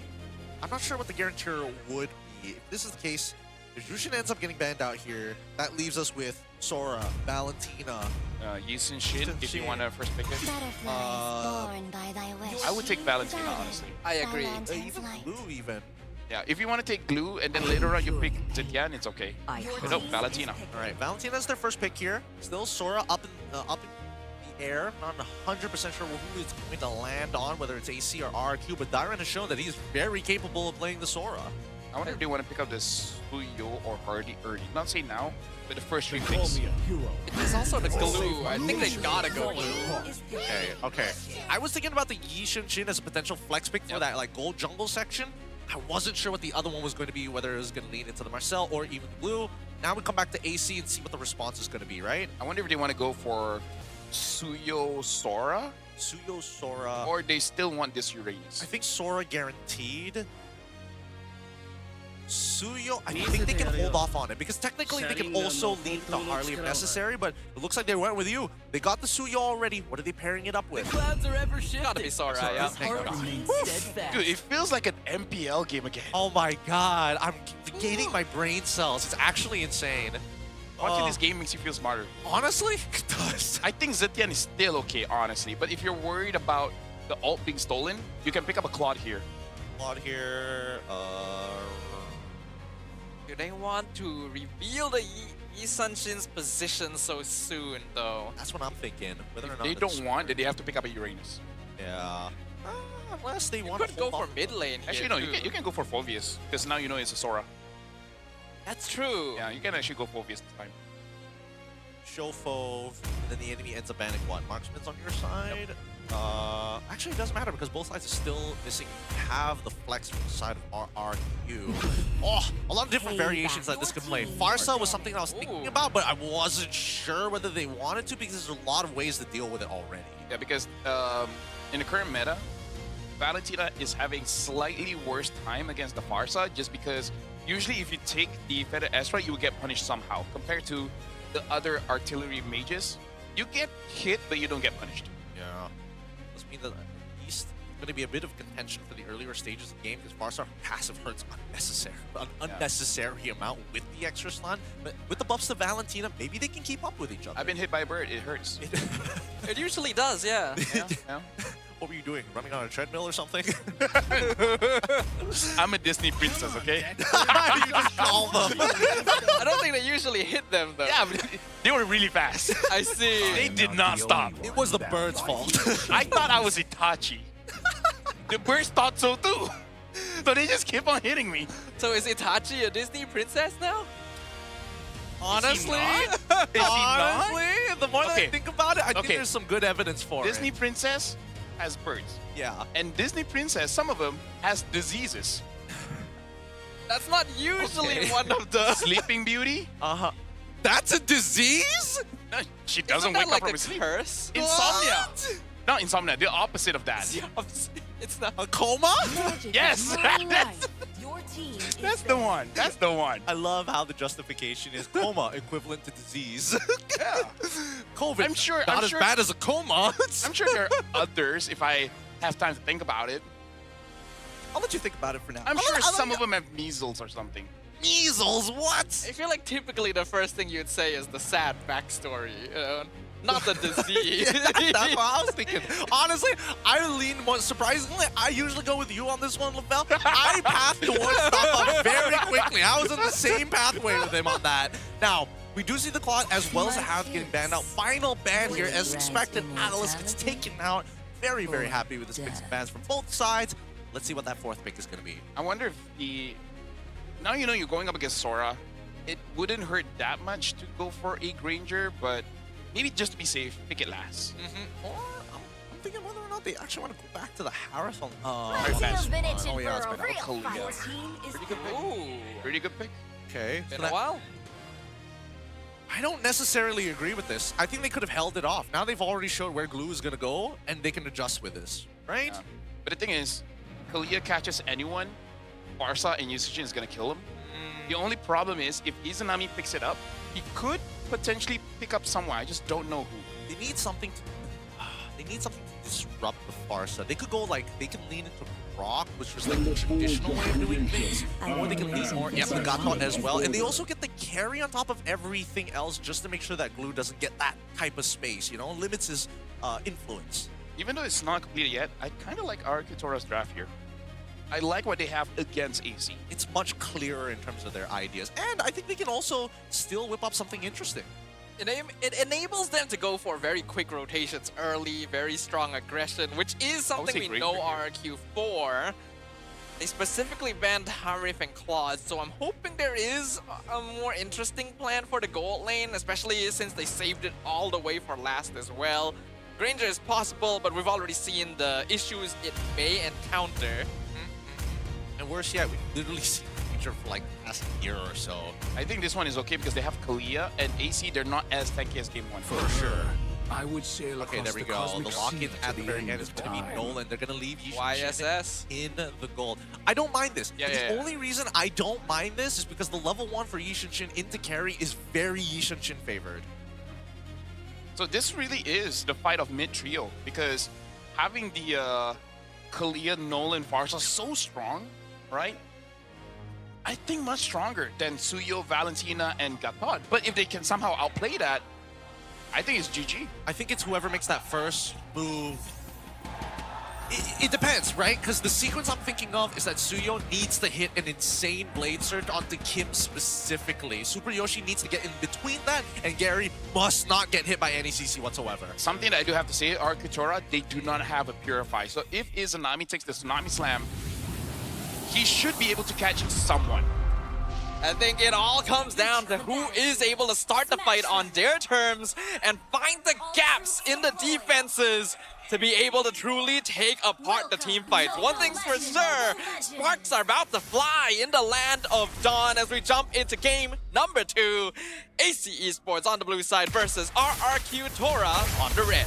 Alright, it's going to be mirrored starts on opposite sides, and you can almost immediately see that RRQ instantly. They know they can't forcefully win and get priority over the waves because of Witty. But at the same time, Super Yoshi taking a little bit of damage here, losing his early regenerate. We'll see where the junglers end up. Right now, it looks like they're on opposite sides. ML is halving down bot, and Nolan just wants to get his buff as early as possible. Can't remember, which one is faster? Is it Nolan? In terms of clear? I think Nolan is faster after level 4. Nolan is faster after level 4. For now, it really just depends on like whether or not he gets purple. Trying to go in on Witty. Unfortunately gets taunted on the tail end of the dash, so RQ not gonna push that one. Siren taking a bit of damage here by AML as well as Momo. And I'm liking AML this week. The previous week, it looked like he was not sure what he was gonna do. This time, the tapping seems more confident. Deliberate, right? Yeah, deliberate, yeah. Very intentional with everything that they're doing here. Is Gary's going to hit level 4 in time because of that quick little gank down by the EXP lane. It will slow down AML's progression in terms of the level. He hasn't hit level 4 just yet. He needs to keep up with Gary no matter what. These neutral objectives are a rule to live by. But we've seen how AC plays. They might not necessarily want to go for these turtles anymore. They could just be looking for hard fights. I feel like for both, they kind of want Kim and Izanami to get that level 4. Yeah. Better airstrike, woo! Big game changer. I think they need Witty to also hit level 4, right? Uh-oh, Gary in trouble. Momo picks him off. First blood, the last thing RQ wants to see. And Heaven's Wrath doing half damage to Dyron as well. That is go time for AC. Thank Allah for good Sora. Momo, he just destroyed him there. Absolutely shredded. The worst part is, like, are we forgetting what Sora does at level 4? Or did he just hit the level 4 and then it was just too late? Could not react to it in time. Maybe he saw other Soras. He was like, yeah, Sora's not that bad. Usually you just come at me and then use the cloud thingy. Yeah, and it only hits one guy, clearly. And then he'll miss the second skill afterwards. All right. Momo, we love you, man. 1-0 currently for AC in terms of the kill score. RQ are not out of it by any means just yet. Now, as we slowly transition from early into the mid, and more importantly, the supports are hitting level 4, this is where things are going to accelerate. So, honestly, yeah, everyone from AC is doing so well, but we got to talk about RQ Tora here, because Super Yoshi is now 4, Kim is 5, and Kusa just took a lot of damage from Gary. Because I feel like RQ Tora, if they can get a pick off, that's the thing. It's just, how do they get a pick off? Yeah, especially since AC are playing a really safe game right now. I love the coverage, right? Every single time Momo's like, I'm done with my lane, I'm going to quickly walk on into my side of the jungle just to be an extra level of insurance. Yep. Yeah, there's a clear wall being erected at the edge of the AC Esports jungle. Witty specifically keeping an eye on Kim because they know that this Farsa wants to rotate, wants to one-shot with Feathered Airstrike. And the more they can delay that, the more comfortable it's going to be. I actually really like Witty's movement. He is keeping surveillance without getting caught. This is the impact that we're talking about that most roamers don't usually get by it, especially if you don't have comms with them. Right now, based on what I'm seeing, Husei is actually kind of dunking on Ruff in lane, right? It's level 6 to level 5 currently. Yes, one turtle has been given over, but it shouldn't be that big of an EXP. Like, he is a straight up full level ahead of Ruff. Husei wants to make sure that he doesn't get replaced by Aaron Shiki. He's like, guys, please. The man's watching. Please, like, we gotta win against Archidora, man. The winner of SPS 2024 is watching. Well, we'll see a bit of a skirmish. The turtle has already spawned. Both teams going to be nearby. Dyren also coming all the way up over. There's gonna be Tsunami Slam stolen by Izanami onto Super Yoshi, and another Tsunami Slam into the Feathered Airstrike. Momo, though, able to Thunderform on the way out. Heals up with a Revitalize. The snipe nearly takes down Super Yoshi. He's gonna need to back off the heal. Dyren is still around, but RQ Tora has lost their foothold in the river. And Witty is still tanking easily, but Gary comes in, steals with the retry. Nice. After everything, nobody dies. Two huge battle spells already used. Major ultimates as well. Witty somehow still surviving all of that, even after the fact. The passive, man. The passive makes it so that he's super strong, gets physical damage, but... Oh, thank God we got a good game. Yeah, this one's exciting. I genuinely don't know whether Ruff is going to be able to keep up with everybody else on the side of AC, because the way that I see it is we get into the late game, and then once everybody's kind of used everything, Ruff needs to kind of chain these kills together to get maximum value from the Yishin Chin. I gotta dance for a little bit. Yeah, you guys can talk. I'm working on my monitor. Yeah, don't worry about it. Don't worry about it. Kim, at this point of time, Gary! He got exploded under the tower there. I don't think he was expecting that kind of dive. Yeah, and more so, he still had his ult, so I'm not entirely sure why he wasn't able to kind of get out of that for the time being. Well, we'll see whether or not this is going to be a recurring habit, because that's the second time that Momo has caught him. Yeah. Honestly, with how everything has been going, it must be infuriating for RQ Tora, because AC Esports is like, there's no gap in their defense so far. Their stance is very solid, and Momo, my goodness, he's having the time of his life, and he needs to see a doctor after this. Yep, he is absolutely dominating this side of the map. Every single time his ult comes online, he's immediately looking for plays. He's not wasting any motions here. While he's still not only is winning the lane, maintains his lead, but is making Gary's life hard.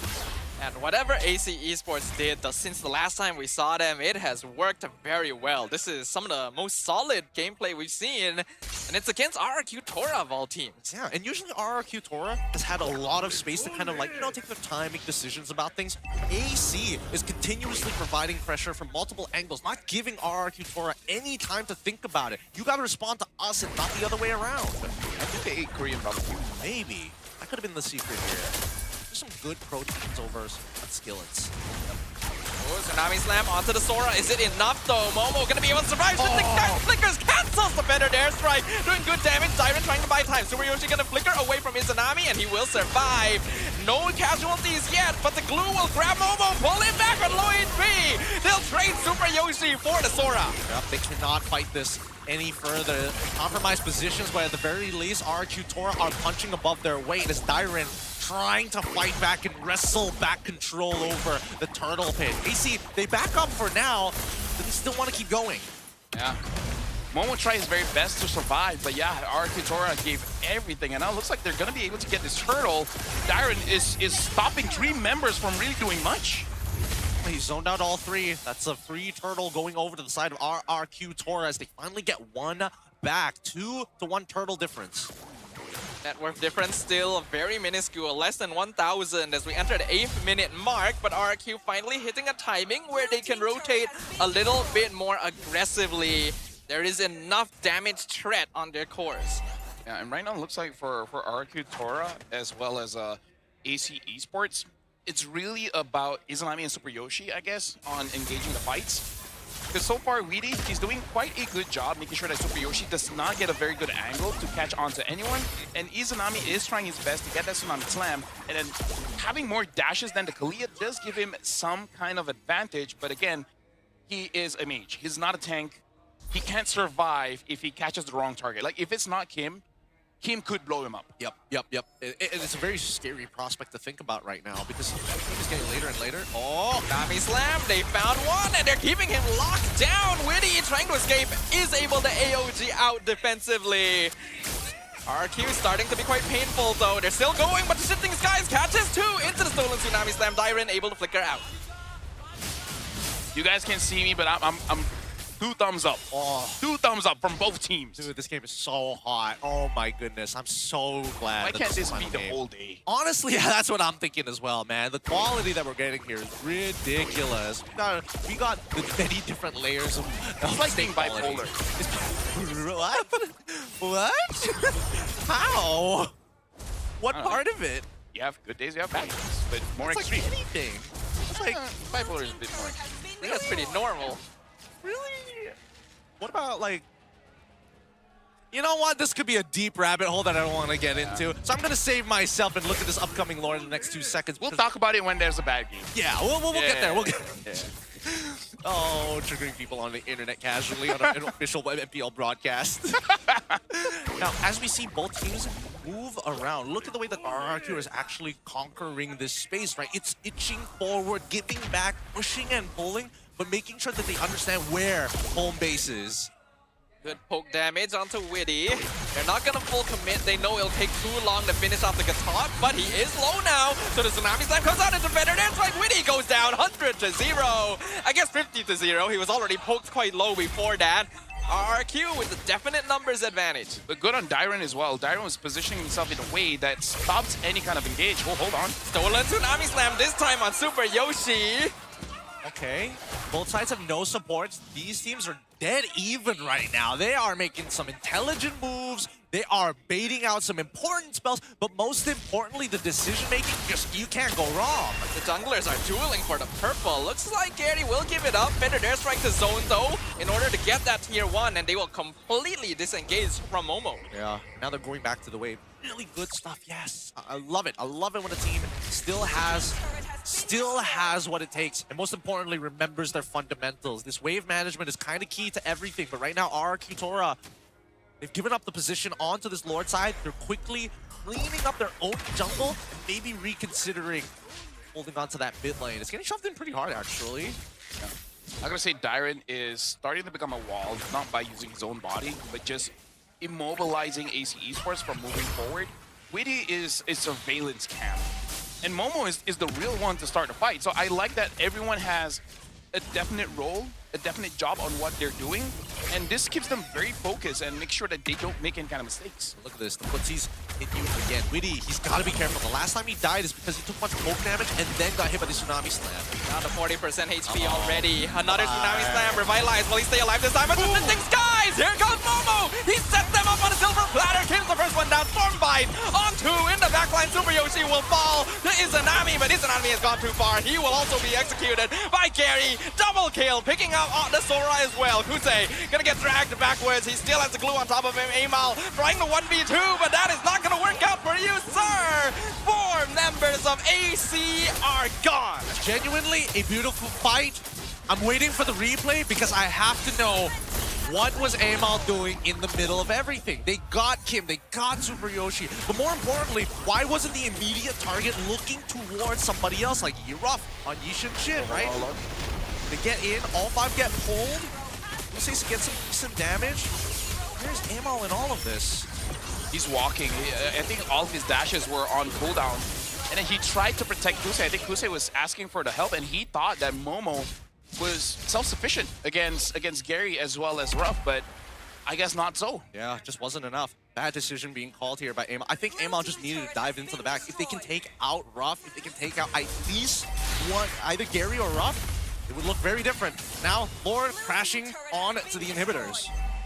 Quill officially in the driver's seat, 4K lead, 13 minutes in. Lord crashing up top, but it's still very early, so AC are able to deal with it. And looks like RQ aren't quite able to snipe the top inhibitor away. Well, right now Izanami does have the Tsunami Slam, but Arkitora has not really made any kind of super aggressive plays. So Izanami always trying. Izanami is gonna try and grab Dyron, pulls him into the tower, shifting skies on 2, but the Tsunami Slam used in return on Momo to cancel the combo.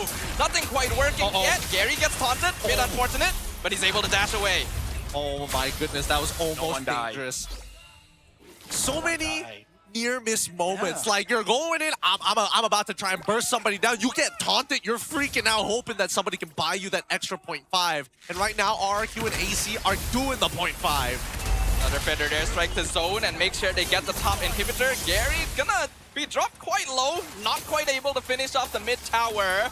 But it's slow and steady from RRQ Tora. 14 minutes in, and it's 6-6. With almost 6,000 gold for RRQ Tora. This is very clean coming in from both teams. Like, even if AC lose, I'm like, you know what? Y'all still did pretty well. Great. I mean, we're looking at the damage dealt rankings so far. Number 1, Kim. Number 2, Izanami. Ruff isn't actually that far behind. Tsunami Slam onto Witty. Look at the damage on the Feathered Airstrike. He has the AOD defensively. Izanami has to cancel the ult.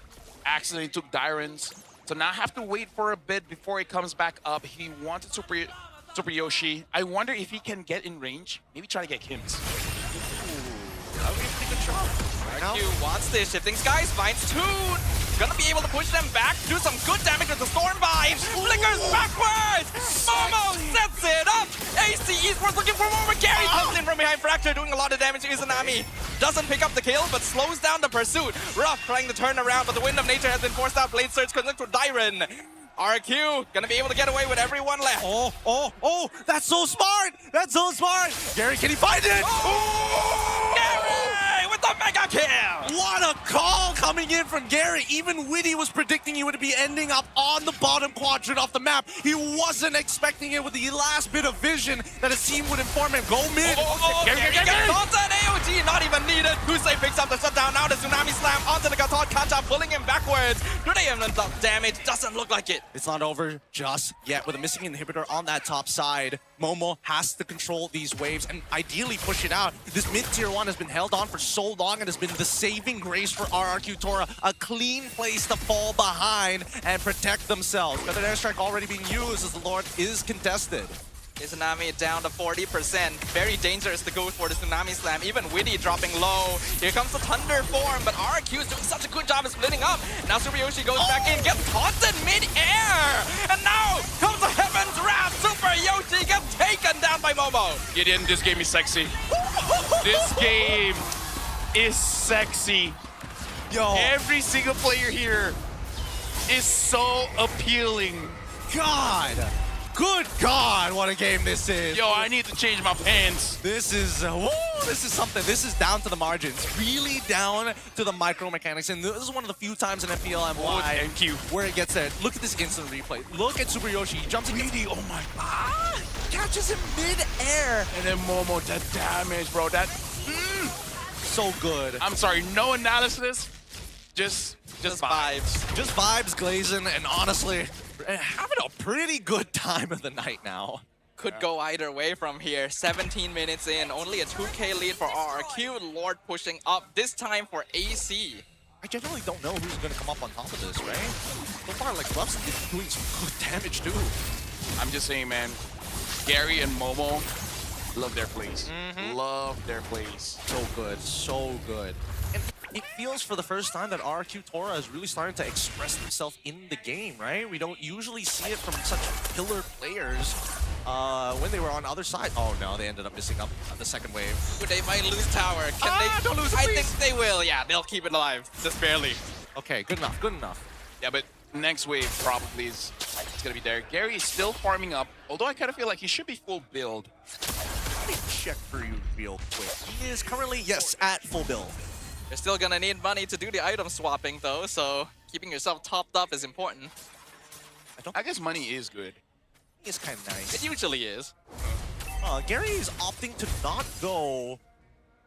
go for a util item. Instead, it's just raw damage on his part, right? Yeah. I mean, everyone's just going full damage here, which surprises me of how no one really dies. Yeah. Like, no one really dies when they have a lot of damage, and also, how do they not die when they have no defense? Oh, actually, gonna make the call now. Momo, he already has the Winter Crown, so there's a potential play that he could force onto them.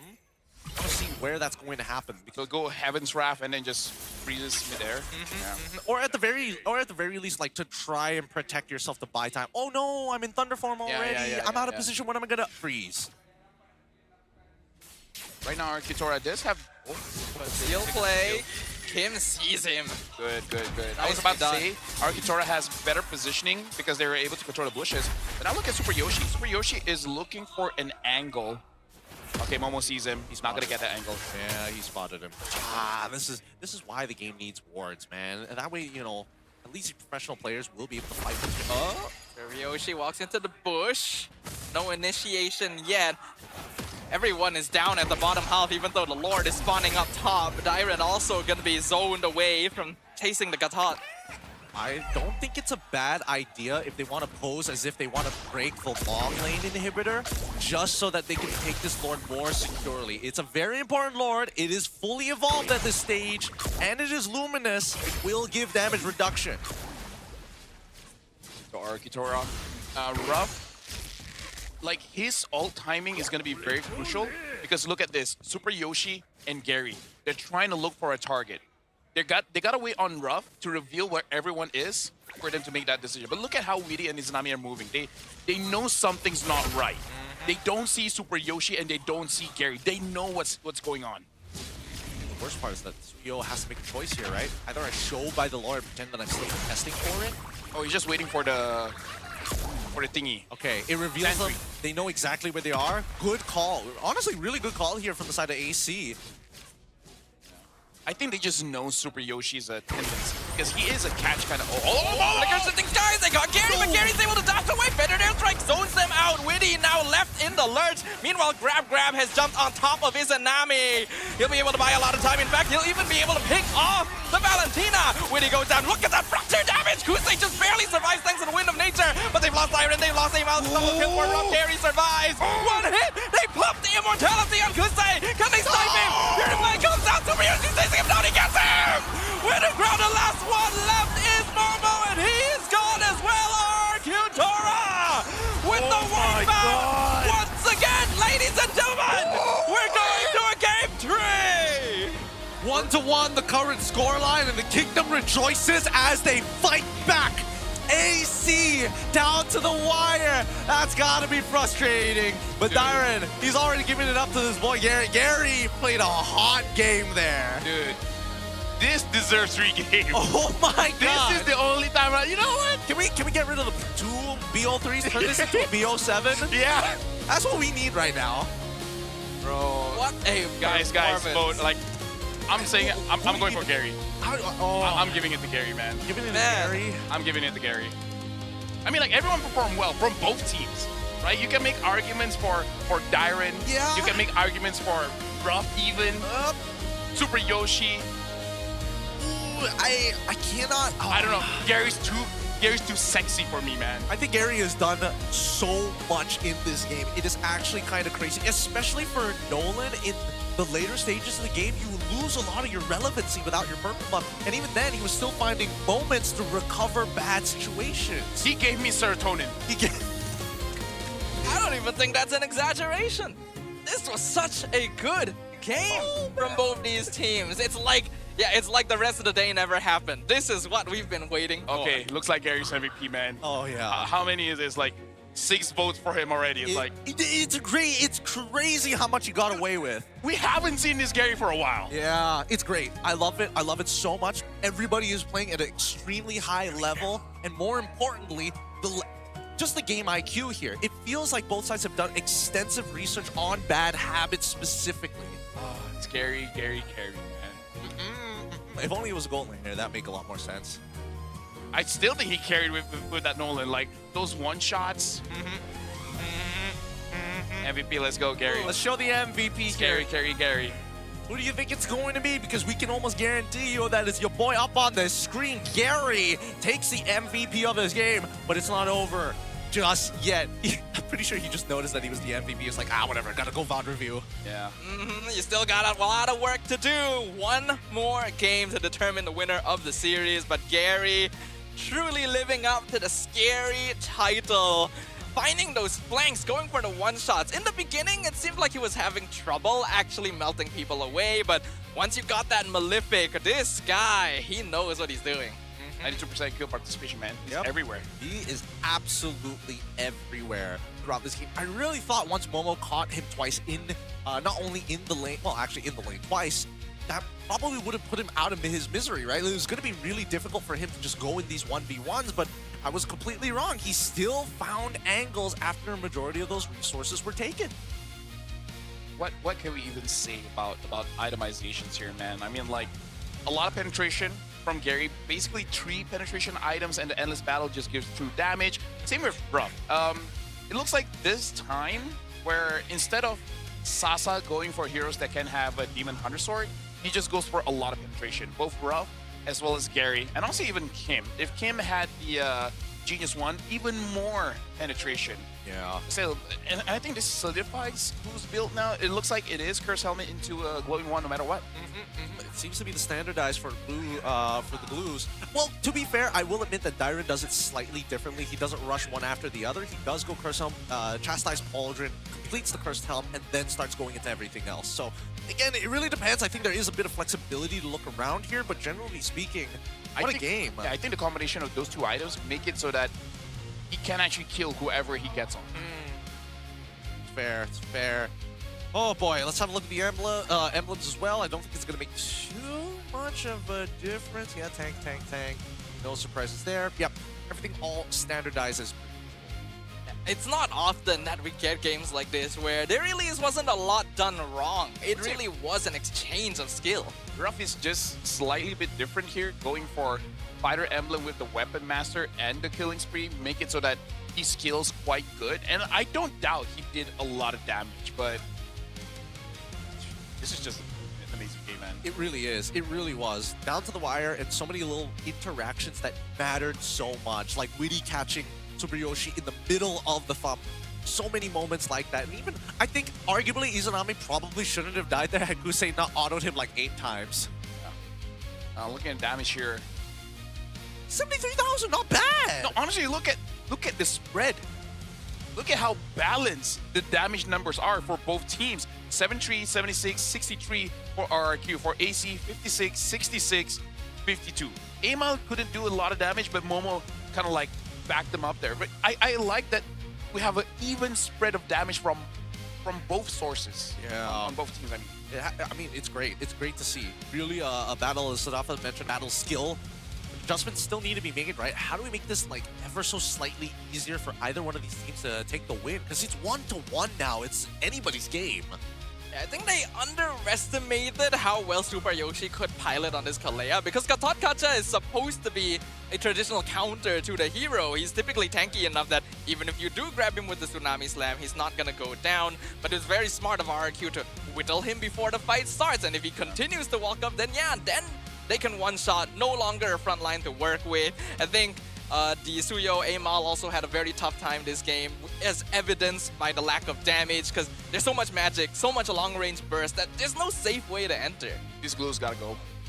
Blues gotta go. It's just too much. It's too much to deal with, whether he is support, whether he is EXP. The fact is, one person is going to be out of the fight no matter what. Yeah. Yeah, I think you just got to figure out how to get rid of this blue. One of them has to ban it out. After this, it is going to be RRQ choosing whether they want first pick or second pick. I'm trying to think whether first or second is better. I kind of want to say second pick because you kind of, I don't know, because I feel like both teams might be willing first. I don't know, man. What's the sequence that you're looking for here as we look through the stats of our rich guy Gary? Because I feel like it's power pick and then power pick, flex pick on red side, and then blue it's just potentially you could answer the question or you can show more problems. That's what it looks like for openers. I feel like for AC, they like the Valentina open. Yeah. Not only because Izanami is good with it, but it doesn't reveal too much and it keeps the draft very, very flexible. When it comes to RRQ Tora, I think that's where it can be adjusted a little bit more. Because as much as Sasa follow the book, I kind of feel like after 2 games, Sasa will be willing to change things up a little bit. Okay. I am curious to know what those changes are going to be personally, because if I had to put my finger on literally anything, I feel like it's just working on the way that you play around these turtle fights, right? I think that's basically what it was going to be for RRQ, especially in like the early sections of the game. Positions of which boxes of influences. Man, this is the first time I get to talk about this. I talk about this with every other caster, but on broadcast. So the box of influence, right, is a kill zone of which everybody on your team knows we want to fight in this particular spot so that we can get as many kills as possible. That box of influence continuously gets pushed back because AC finds these initial picks and because RRQ pulls the trigger a little too soon.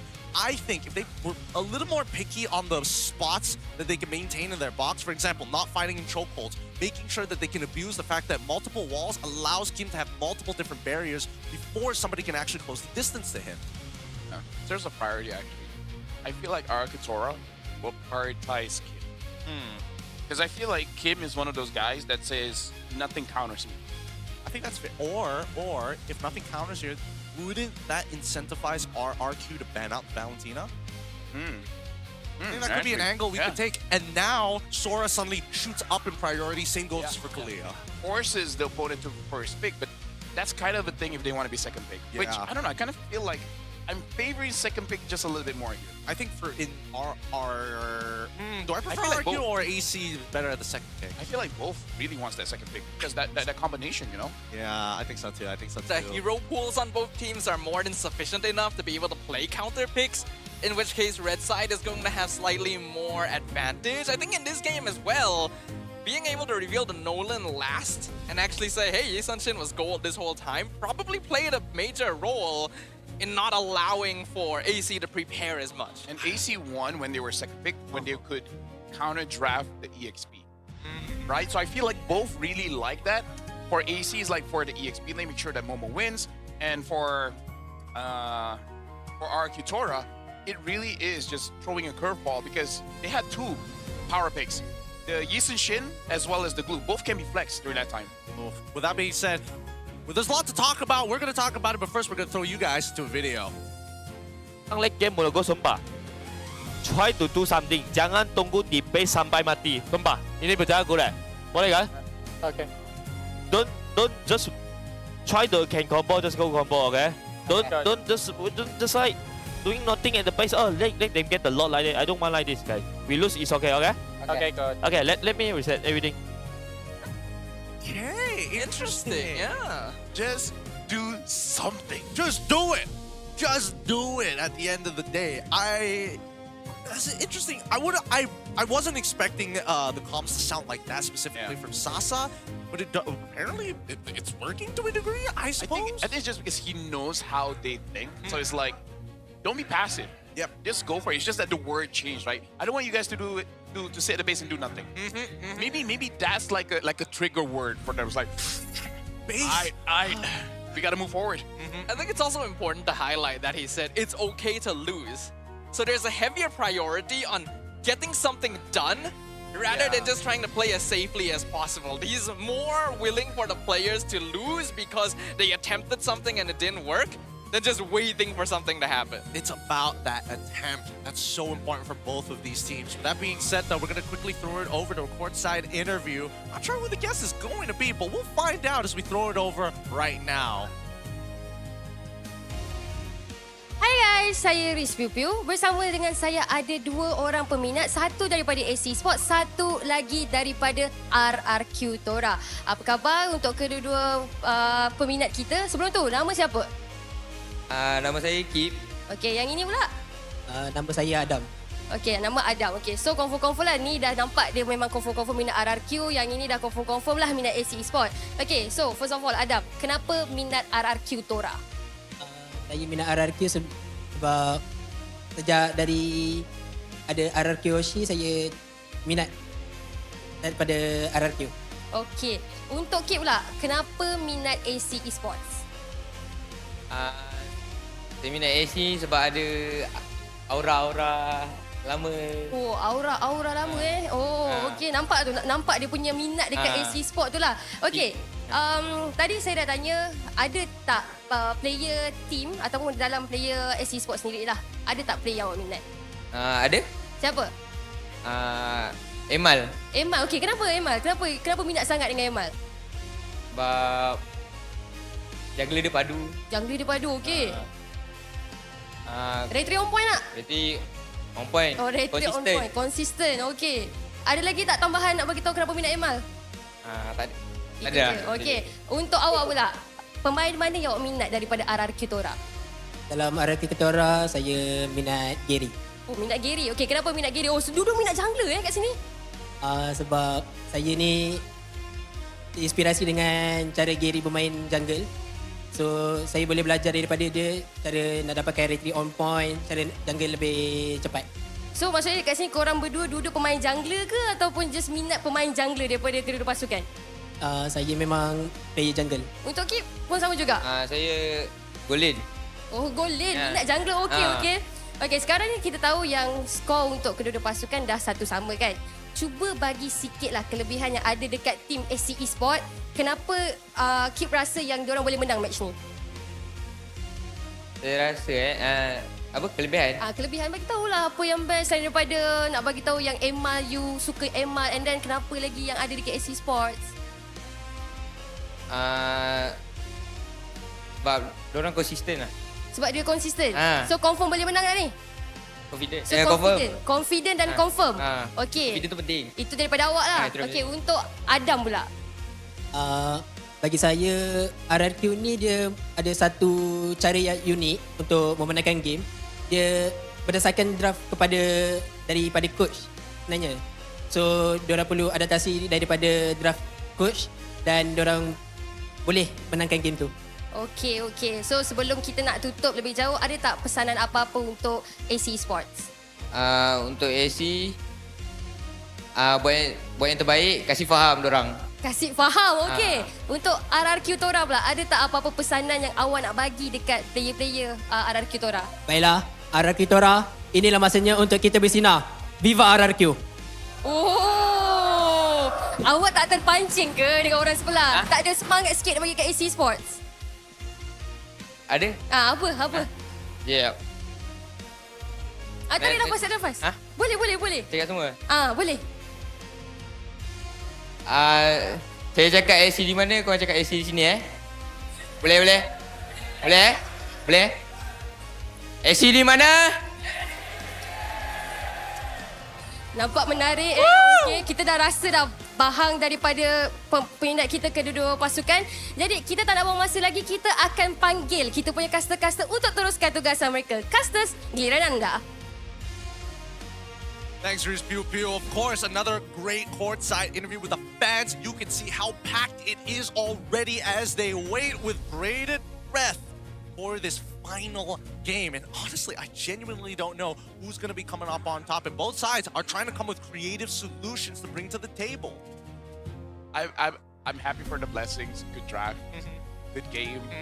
I love we have an extended team fight and then no one dies. And it's not because people miss their abilities.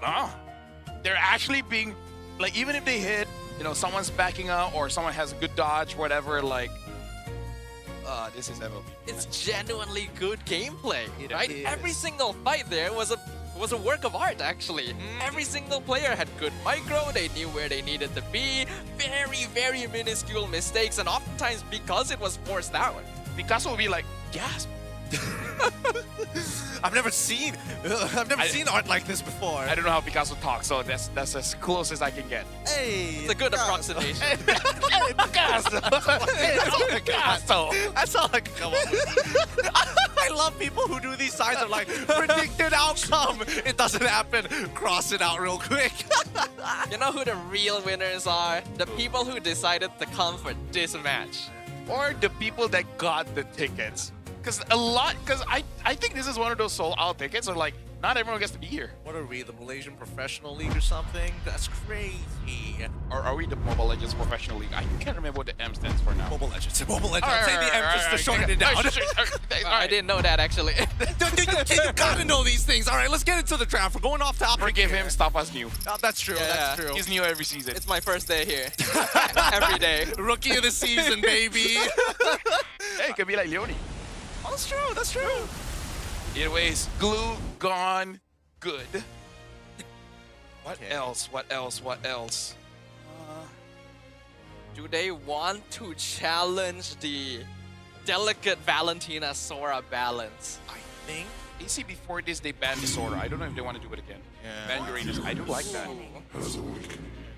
Will this time AC ban out the Cho? That's what they banned before.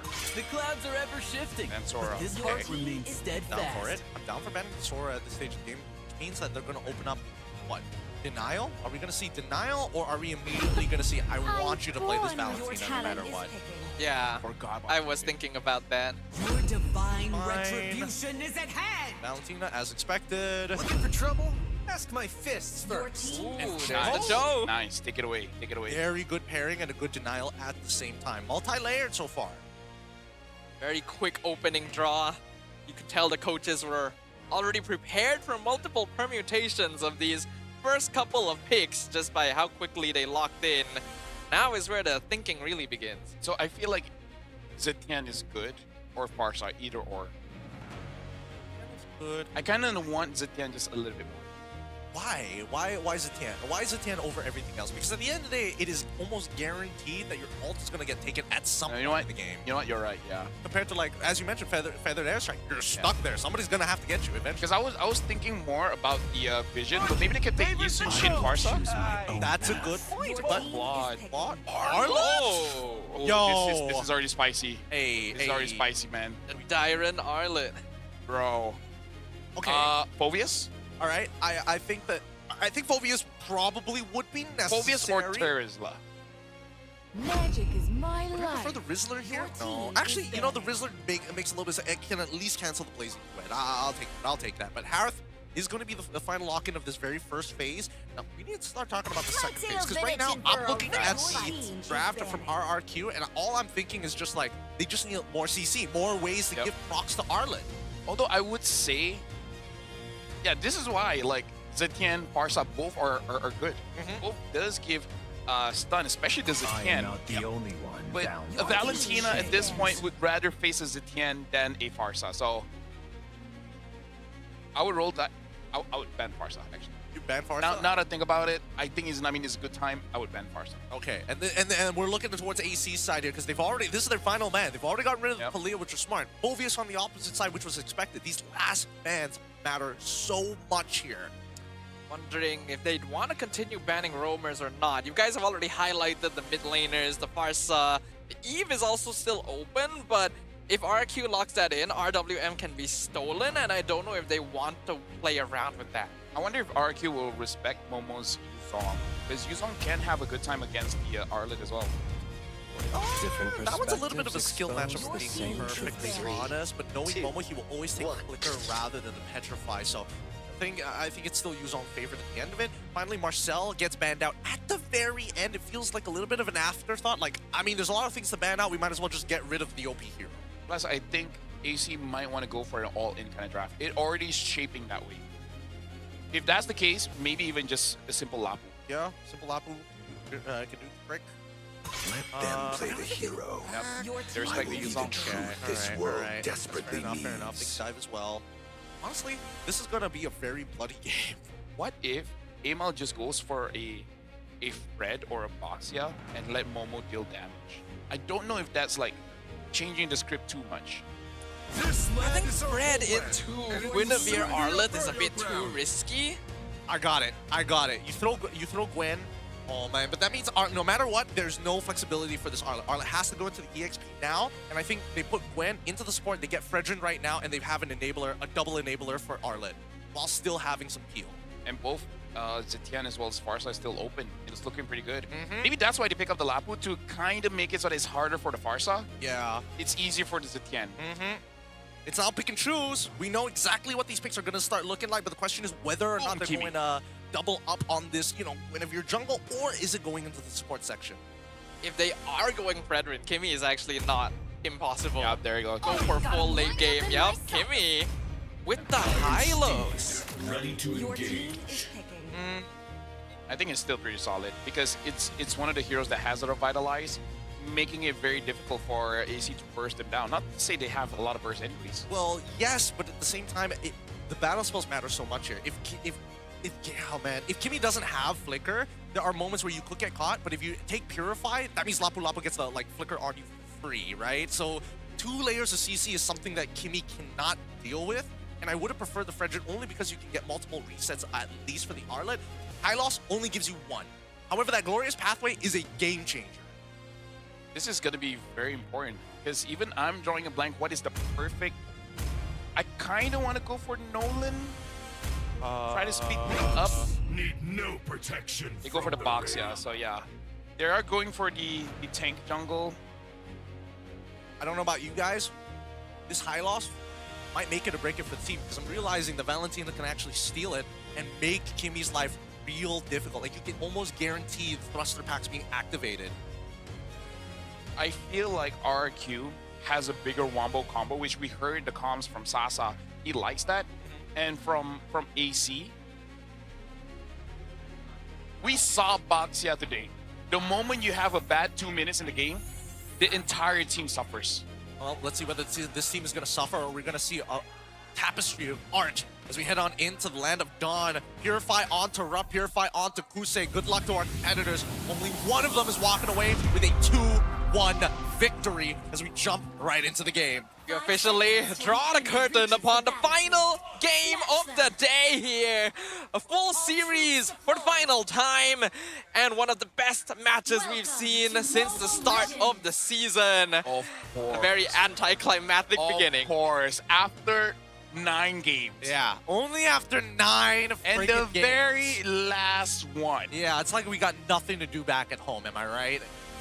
Darn. Still working tomorrow. Yep, we're still working, and unfortunately for Stormy... Oh, you're working tomorrow? No, absolutely not, but I do have work to do. Either way, Izanami is going to get his phone handled here and now. We got our marshals already on it, but man, the way that I'm seeing this draft actually play out in my head, there's a lot of different variations that could particularly happen at level 2. That depends on how the mid lane is played. So far, it's been quite an even battle, the back and forth of the mid lanes. I think so as well. We've already seen how much of an impact they can have in these games, how well they've been spacing thus far. This game is going to be no less important in that regard. I think that in terms of early game potential, we can expect a little bit more from AC because of that. Baxia, in fact, it seems like they're going to try and play for it to prevent the scaling on the Claude Kimmy.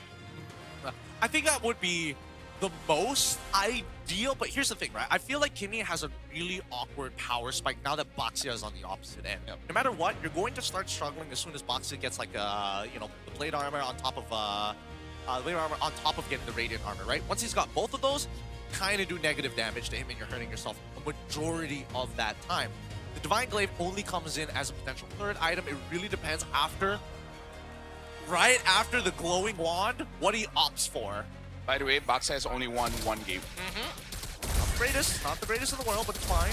As we see the first rotation here. What is this looking like? Super Yoshi already figured out that Amal already started on his orange side, and they're making sure that it's a full clear. And Izanami is protecting the purple, making sure that Amal doesn't fall behind. Looks like they're not going to be super aggressive, but they're just going to make sure that they just don't fall behind. And maybe try to fight even ground around the turtle. As much as they can. This mid lane is going to be really difficult for Witty to get everything.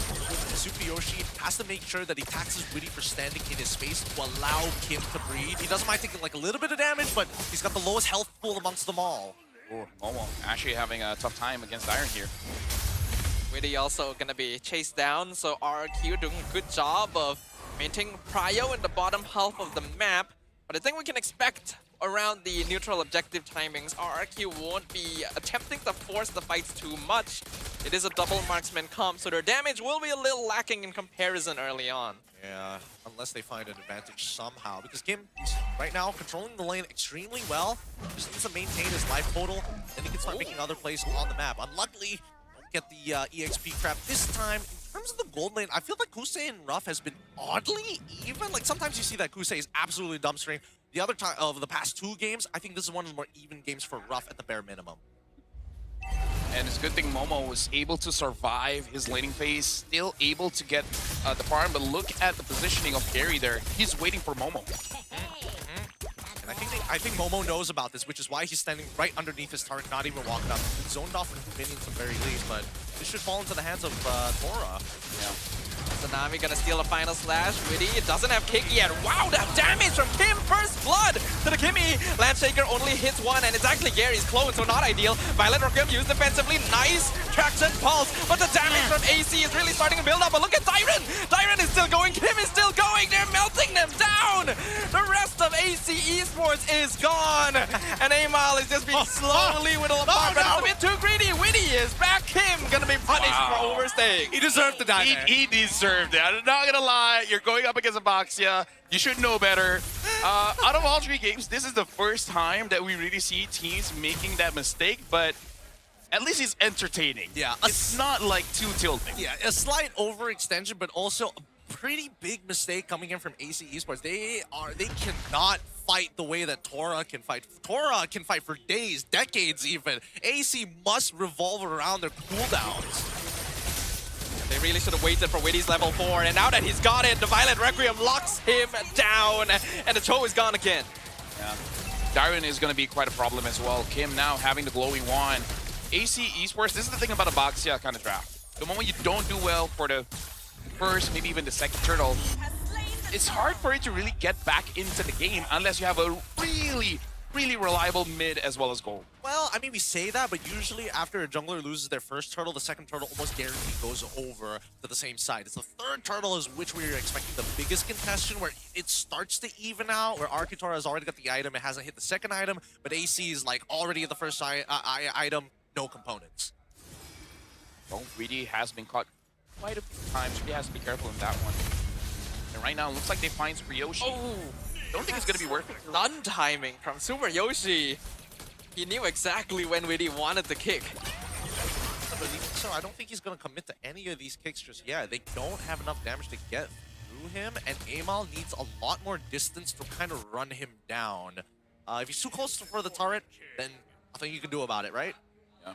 Look at the positioning of Witty, making sure that Kusei has a fair 1v1, and if needed, he can make it unfair. So, liking what AC Esports is doing here, basically saying, Momo, you're good, right? No need help, right? At most, Amal. At most, Amal will help. Speaking of, can you help? He is hovering around that lane, but I think Dyran has already started to pick up speed. Super Yoshi has revealed that there are missing camps on that top side. Pretty good effort to chill for a second. Trying to engage on Witty, but not able to land the CC, so he's able to dash out just fine. Game's gonna be slowing down for a bit. Next turtle in 25. Okay, Dyran's still trying to proactively trade against the Momo because he knows that the final slash is a lot shorter compared to the bravest fighter in a lot of these scenarios, but there's 15 seconds left on the clock before we see this turtle spawn. Now, first item for Ruff has been completed. Doesn't look like Kusei is letting Ruff outside of his lane. Kusei is like, you're not gonna rotate, you're not gonna be able to double wave. He's been doing this every single game. I think he's gonna go for the hard push now. As we can see the rest of AC Esports actually alleviating. Yeah, I think they are just gonna wait for Kusei to get involved. Yeah. Currently a 4v4 around the turtle, but as you guys have pointed out, Kusei will be able to join the fight, so it's gonna be 5v4 in favor of AC. Witty with the flicker kick finds the Kimmy, gonna knock him out, but the flicker comes through. Traction pulse pulls in one. Super Yoshi picks up the kill on Witty. Turtle is low. Gary steals it away, and now the Glorious Bravery is slowing them down. Ruff joins the fight with the blazing duet. The damage is little, but it's more than enough. Gary will get traded away. Kusei does a bit too much for now. But the other side will also lose their jungler, and Momo will be another piece of collateral damage. Siren with the flicker double kill. Yeah, Yoshi's liking that one. You can see him already commenting there. Very nice. Very, very nice. Let's look at this instant replay one more time. Yeah, we're looking here. Weedy gets a kick onto Kim, somehow able to get out of there. And then the follow-up, that traction pulse really changed the game for them. Gary able to secure the turtle and then giving them the shield that makes it so that they can fight for a little while longer. It's just unfortunate for AC that the kick was there, but the burst wasn't. That's something that we haven't discussed, is that if Weedy does get a kick, they don't have that immediate gratification kind of thing, you know? Yeah, and that's why they were probably waiting for Kusei to actually get there to double up on that damage, realizing we don't exactly have as much burst as we want to, but every little bit helps. And I think right now, at least, you mentioned the traction pulse, right? That half-second frame of being stunned was more than enough to get the final slash off for Dairen. I wonder if Weedy has to be less eager to get a kick and play more like how he's been playing for the first 2 games, which is zone control. I agree. And only get a kick if someone say, Dairen overextends. I think Amal has to be the heat-seeking missile here. Yeah. He's got to bait something out. Yeah, Weedy has to be the one that you don't see coming. Does that mean that they also use Momo as a decoy for these engagements? I don't think so. I feel like Amal always has to be the first, and then Momo has to be a distraction, and then Weedy's got to kick Dairen. Dairen is going to be the biggest problem. It's interchangeable. I think Widdy and Momo have to be on the same page. If they're not on the same page, this is going to look a little weird. Widdy not realizing how many people are here. He gets stopped, stunned the midway. Jeet could no glorious pathway. Super Yoshi, the MVP of the start of this fight. Widdy's going to get out, but the rest are not so lucky. Blazing to it. It's a full combo. Violent Ruffian gets the knockoff. They're melting the members of AC, and even Amal will fall. A nice play coming in from RRQ Tora. Gary catches Izanami before he could even respond to it. It's just a tough animation to keep your eyes upon, and this means Lord will fall into the hands of RRQ as we see the first clean lead of the game, 3.5K. We just gotta calm down. It's actually costing his team the game. Like, the thing about roamers is that when you go for an engage, your team is compelled to follow up. But if it's a bad engage, you're setting up your team for failure. I mean, there's a lot of situations where everyone is like, it's salvageable, it's salvageable. You also have to know when to cut your losses. In terms of like item power spikes, let me take a quick look. No Holy Crystal onto Crusade, but he's already finished Feathered Heaven as well. I was about to say the Calamity Ribs. Yeah, probably inside. Yeah. God damn the old items. Now, even when we're talking about the Trinity, Ruff is literally a component off from finishing the Trinity. Yeah. Really, AC, like you say, cut your losses and then get those items, right? Make Amal tank here and make Kusei deal more damage. Izanami, unfortunately, has to trust Weedy a little less. Just a little bit. Yeah. Just a little less. Because he goes in too deep to help him out. I mean, the angles, like, he is getting the kicks. It's just the angles may not exactly be perfect. Fortunately, AC don't exactly get the cleanest of engages as well. Man, Super Yoshi zoning them out of their own jungle. I think Super Yoshi has been doing such a stellar job this entire game thus far. AC Esports, they might need to be willing to either sacrifice someone to buy enough time before engaging and maybe bait out some resources, or they're just gonna have to wait until RRQ are the ones that jump the gun. But with a 6K goal lead, they might not have what it takes. Let's not forget that AC also can't really clear these waves effectively. Like, everybody has to get into pretty much the danger zone if they want to interact with the wave. Yeah. This is really, again, it's just a boxia kind of draft. The moment you lose early, it's a bit of a nightmare to crawl back out. Yeah. Not to say it's impossible, it definitely is possible, but you're kind of hoping that your opponent doesn't end the game early. And you also have to have a little bit of blind faith, right? With like the lack of vision across the map, Boxy just has to roll around hoping that he finds somebody out of position, or at the very bare minimum, opens up the map enough to reaffirm the information being said. Yeah, Izanami as well as Momo is losing gold by a lot, and this really makes it so that they don't have enough damage. Once the lightning is there, maybe they can do a little bit more, right? Maybe they can do a little bit more. Maybe on the squishier targets, definitely not Dairen. I think now that he has the Oracle, or Super Yoshi, or even Gary at this point, now that they have Oracle, they truly would not take as much as they would like to. Worse yet, the sustain is going to be a problem. So it's AC gotta figure out, make this 11-minute game to 22. If it gets there, maybe. Okay. Now that all their external towers are gone, do you think that AC Esports needs to take a page out of their opponent's book and follow Sasa's advice of just trying to make something happen? I don't know. This is like the worst possible time. I think they didn't hear it. Assuming they did. Assuming that they did, they would lose almost immediately. I think they should. There's too big of a gold lead gap. Like the prior two were good attempts. Those were the attempts. That's all they got. This third one, it's either make it or break it. You lose this, you lose the game straight away. And I don't think they have enough damage just yet. Not yet. But they just have to delay as much as they can. Every second counts here. Yep. Wait, Kusei has... He's got the Holy Crystal already. Oh, he just doesn't have the penetration just yet to deal with the Radiant Armors. Yeah. Unfortunately, well, Islami does have the traction pulse. They've caught Amal. He's in a really bad spot. The rest of his team is trying to back him up. Amal is surviving a good while. Ryla Requiem will lock him down. Meanwhile, in backline, Glorious Pathway slowing down the retreat of AC Esports. And RQ Tora still super healthy. Witty trying to jump the back, but it just doesn't do anything. And on a blazing duet will herald his end. Killing spree for Unfortunate indeed. Now AC only breaks into the 30,000 threshold as RQ Tora are looking for an end game scenario in the perfect sense. If they go back, clear up their waves, clear up their jungle, they should have a 9.5, I would assume, K lead against AC. They could potentially end because, again, we did say that their wave clear is really not that great. And we can see an attempt here where Momo tried to get onto Rock, but it's very difficult to get onto a Claude.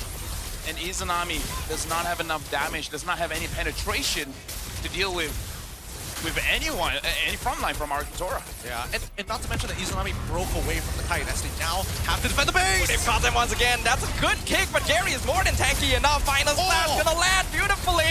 RQ a little bit too deep this time, and now they get the shutdown on Ruff. Momo doing a great job in the backline, but Gary picks off Kusei. They're trading slowly 1-for-1 for one. Izanami out of position. Gary still sustaining 3 members left from AC versus 4 on RRQ. The Lord is very low. Amal jumps in, gets caught up with the spatial migration straight away. Final slash, Dyron, the monster kill. Another Glorious Pathway comes out. It's a 2v4 situation. Witty trying to drag them away from the base, but not even allowed to do so. It's a double kill. Momo trying to be the hero, trying to sustain for as long as possible. He's trying to clear the wave, but he cannot do so. AC Esports has been wiped out, and RRQ Tora will make their presence known as they secure their next win in MPL Malaysia. And the Kingdom celebrates. What a game. It came down to the draft at the very end. 2 failed attempts, and that third one, impossible to win with the gold lead that they had. RRQ very happy with a 2-1 victory, but it looks like there are new rivals in the arena.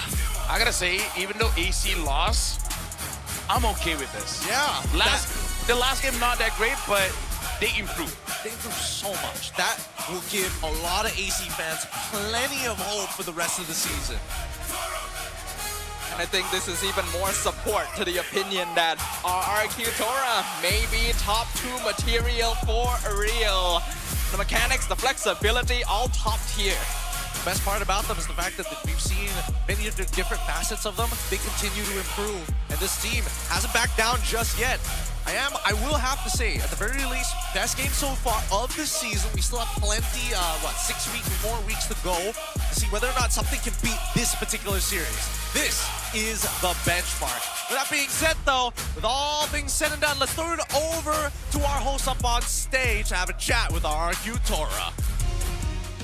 Raja segala raja berjaya mendapatkan reverse sweep atas AC Esports. Tuan-tuan dan puan-puan, berikan tepukan untuk RRQ Tora. Oh my goodness, what an amazing series. Sekarang ni Rose berada di atas pentas bersama dengan Super Yoshi dan juga Gary. First up, honestly, how are you guys feeling? That match was crazy. Feeling happy, of course, because we won. Yes. Now, I know that you guys won, but let's talk about game 1. You guys won, but game 1 was a little bit scary, huh? You guys didn't even get to take 1 turret from the side of AC. Tak dapat pun sentuh satu tower. So what happened with RRQ actually in game 1? Maybe warm up game. Warm up game? Maybe. You sure? Sure kah? Hindi. Hindi. He said no. So, apa? What is it? Miscom, disiplin. Bagi tahulah. Dari saya rasa mungkin sebab first game tu kita orang AC main bagus lah. Kita orang agak hesitate untuk first game tu. So AC main bagus. Jadi kita orang agak lebih kepada teragak-ragak lah first game tu. So game kedua dan ketiga tu baru panas. Overconfident ke? Di game pertama? Bukan overconfident. Cuma tak ada confident. Now, you know what, Yoshi, I think coming into this match, a lot of people expected RRQ to actually take this game very easily. 2-0 clean sweep. Did you expect AC Esports to put up such a fight today? Tagalog? Okay, go ahead. Expected ko naman talaga na papalag sila since yung lineup nila na binubuo ng lahat marunong mag-Malaysian, mabahasa comms. So, expected ko talaga na magiging malinis yung laro rin nila. So, talagang parang expect ko na mahirapan din talaga kaming kalaban sila. I see. Super Yoshi kata actually dia memang expect untuk game ni jadi sengit. Sebab daripada side AC Esports, the whole team actually boleh communicate dalam bahasa Melayu, which makes comms easier and of course chemistry lebih padat lah boleh kata in game. So Super Yoshi, are you learning Malay? Yeah, learning to understand. Is there anything at all you can say in Malay? Yang we can hear on live, ah? One only? No, One only? one only but good word, ah? One, right? Yeah. Sendiri. Oh. Alone. Takut. Hampir heart attack. Tengah ajar lagi. Satu lagi. Okay, tak apa. Nanti. Mungkin next interview, okay? Rose risau bila orang tak reti cakap Melayu ni, nak cakap Melayu atas pentas. Nanti lain yang keluar. Now, of course, Gary, untuk musim ni, I rasa it's one of the better performance yang kita nampak daripada side Gary. And dah lama sangat kita tak nampak prestasi scary Gary di atas pentas. So, sebenarnya apa yang membuat you keluarkan potential macam ni untuk musim ni? Dari saya, sejujurnya bagi saya sebab dari teammate hingga coaching staff, diorang sangat membantu saya. Dari segi apa pun, lagi-lagi coaching staff lah paling banyak sebab diorang ajar Sasa lah, banyak sangat knowledge. So itulah yang diorang banyak bantu saya. Saya lebih kepada fokus kat diri sendiri, tahu-tahu inilah hasilnya. Oh, apa Sasa selalu cakap? Objective position. Oh, so benda-benda yang selalu kena ingat dalam game memang dia selalu ulang balik berapa kali lah. I see. Okay, now, kalau di game pertama you guys tak dapat sentuh tower AC langsung, di game ketiga pula, diorang tak dapat sentuh tower RRQ based on my script. Tiada turret RRQ yang jatuh. So, macam mana you guys actually boleh dapat reset secepat mungkin macam tu? Untuk habis game 2 tadi, diorang ada buat talk sikit. Diorang just cakap jangan kisah pasal kalah, just fokus untuk bukan fokus untuk menang, maksudnya kalah ke menang semua sama-sama. So lebih kepada coach lah, coach dengan mental coach yang tolong kita orang reset. And then game ketiga tu kita orang just fokus on kita orang punya comfort hero. I see. So it's more towards kepada untuk tenangkan semua, jangan terlalu overhype, betul tak? Jangan overconfident tadi. Jangan overconfident. Tu sangat-sangat penting. Alright guys, kita dah tengok reverse sweep. Tapi agak-agaknya siapa yang MVP untuk perlawanan ini? Dairen naik. Belum. Mari kita tengok MVP in 3, 2, 1. MVP jatuh kepada... Sasa. Oh, okay. Sasa MVP. Tan. Dairen! Alright, Dairen, come join us up on stage.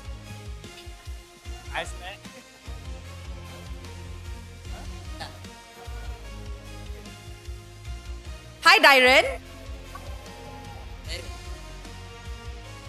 Hello, Dairen. How are you? Sehat? Baik. Baik. Tadi Gary cakap you marah. Gary cakap you marah. Kenapa you marah? Enggak marah. Enggak pernah marah. So, Gary yang tipu ke awak yang tipu saya sekarang ni? Ada mic check. Ada mic check. Ada bukti. Kenapa you marah? Mereka marah, itu cuman nge-reminder aja. Terlalu emosi. Bukan, mengingatkan. Bukan marah tu, maksudnya dia marah ke serious mode dia. Oh. Biasanya kalau Dairen marah macam mana? Kalau serious mode macam mana?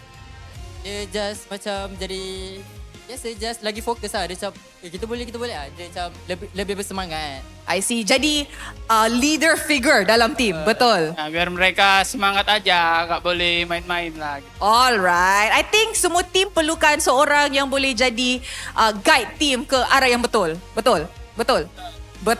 Okay, now Dairen, RRQ's next match adalah you guys akan jumpa team Vamos yang sampai sekarang ni masih lagi tengah cari mata kemenangan. In your opinion, with how strong RRQ Tora is looking like, apa yang you rasa akan jadi dalam perlawanan itu? Mungkin ya perlawanan yang sangat seru lah pastinya. Ya, jadi kita mungkin ya lebih be ready aja dan kita coba cari strat baru lagi mungkin. Jadi ya kita tunggu aja nanti minggu depan. Ada message untuk Vamos? Good luck, have fun aja lah. Alright, Dairen, any message for the Kingdom?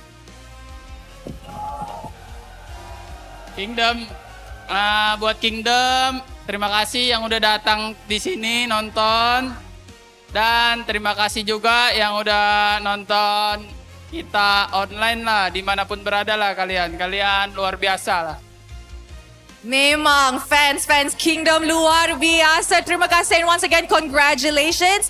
With that, marilah throw it back to the casters to give us a full down analysis on apa terjadi dalam perlawanan ini. Throwing it back to our casters.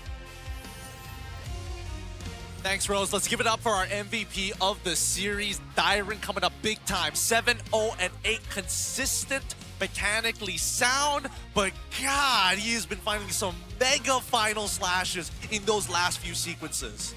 I mean, we got to give it to his team, man. They set it up very, very well. Like, something that RRQ Tora can do is team fight. They know how to team fight. And they team fight very, very well. I don't know. When I saw all of them raise up their hands, the only person, everybody had objective. Only Kim had objective in combo. Everybody else just objective. Don't know why. Maybe Kim is the linchpin. No. He wants to make sure that he doesn't kill like Chiku. Split pushing on the far side. Yeah. So it's just like, no matter what, just join the fight. Just join him. Get him. Who cares about turrets? Gotta stay with my team. Until Farsa can ult the turret, you focus on damage. Oh boy, let's look at the item list because so far the couple things I do want to talk about here, especially when it comes down to this Kimmy, there's been many different variation of what the Kimmy go-to Kimmy build is going to be. What do you think about this particular one in this case? Because eventually, like, you're going to have to deal with this Boxia somehow. I think the DHS, not a bad answer to it. Some people opt to go for Feather and Feven and then eventually go for Divine Glaive. Really depends on you. As a tank, it hurts me more with DHS. Yeah.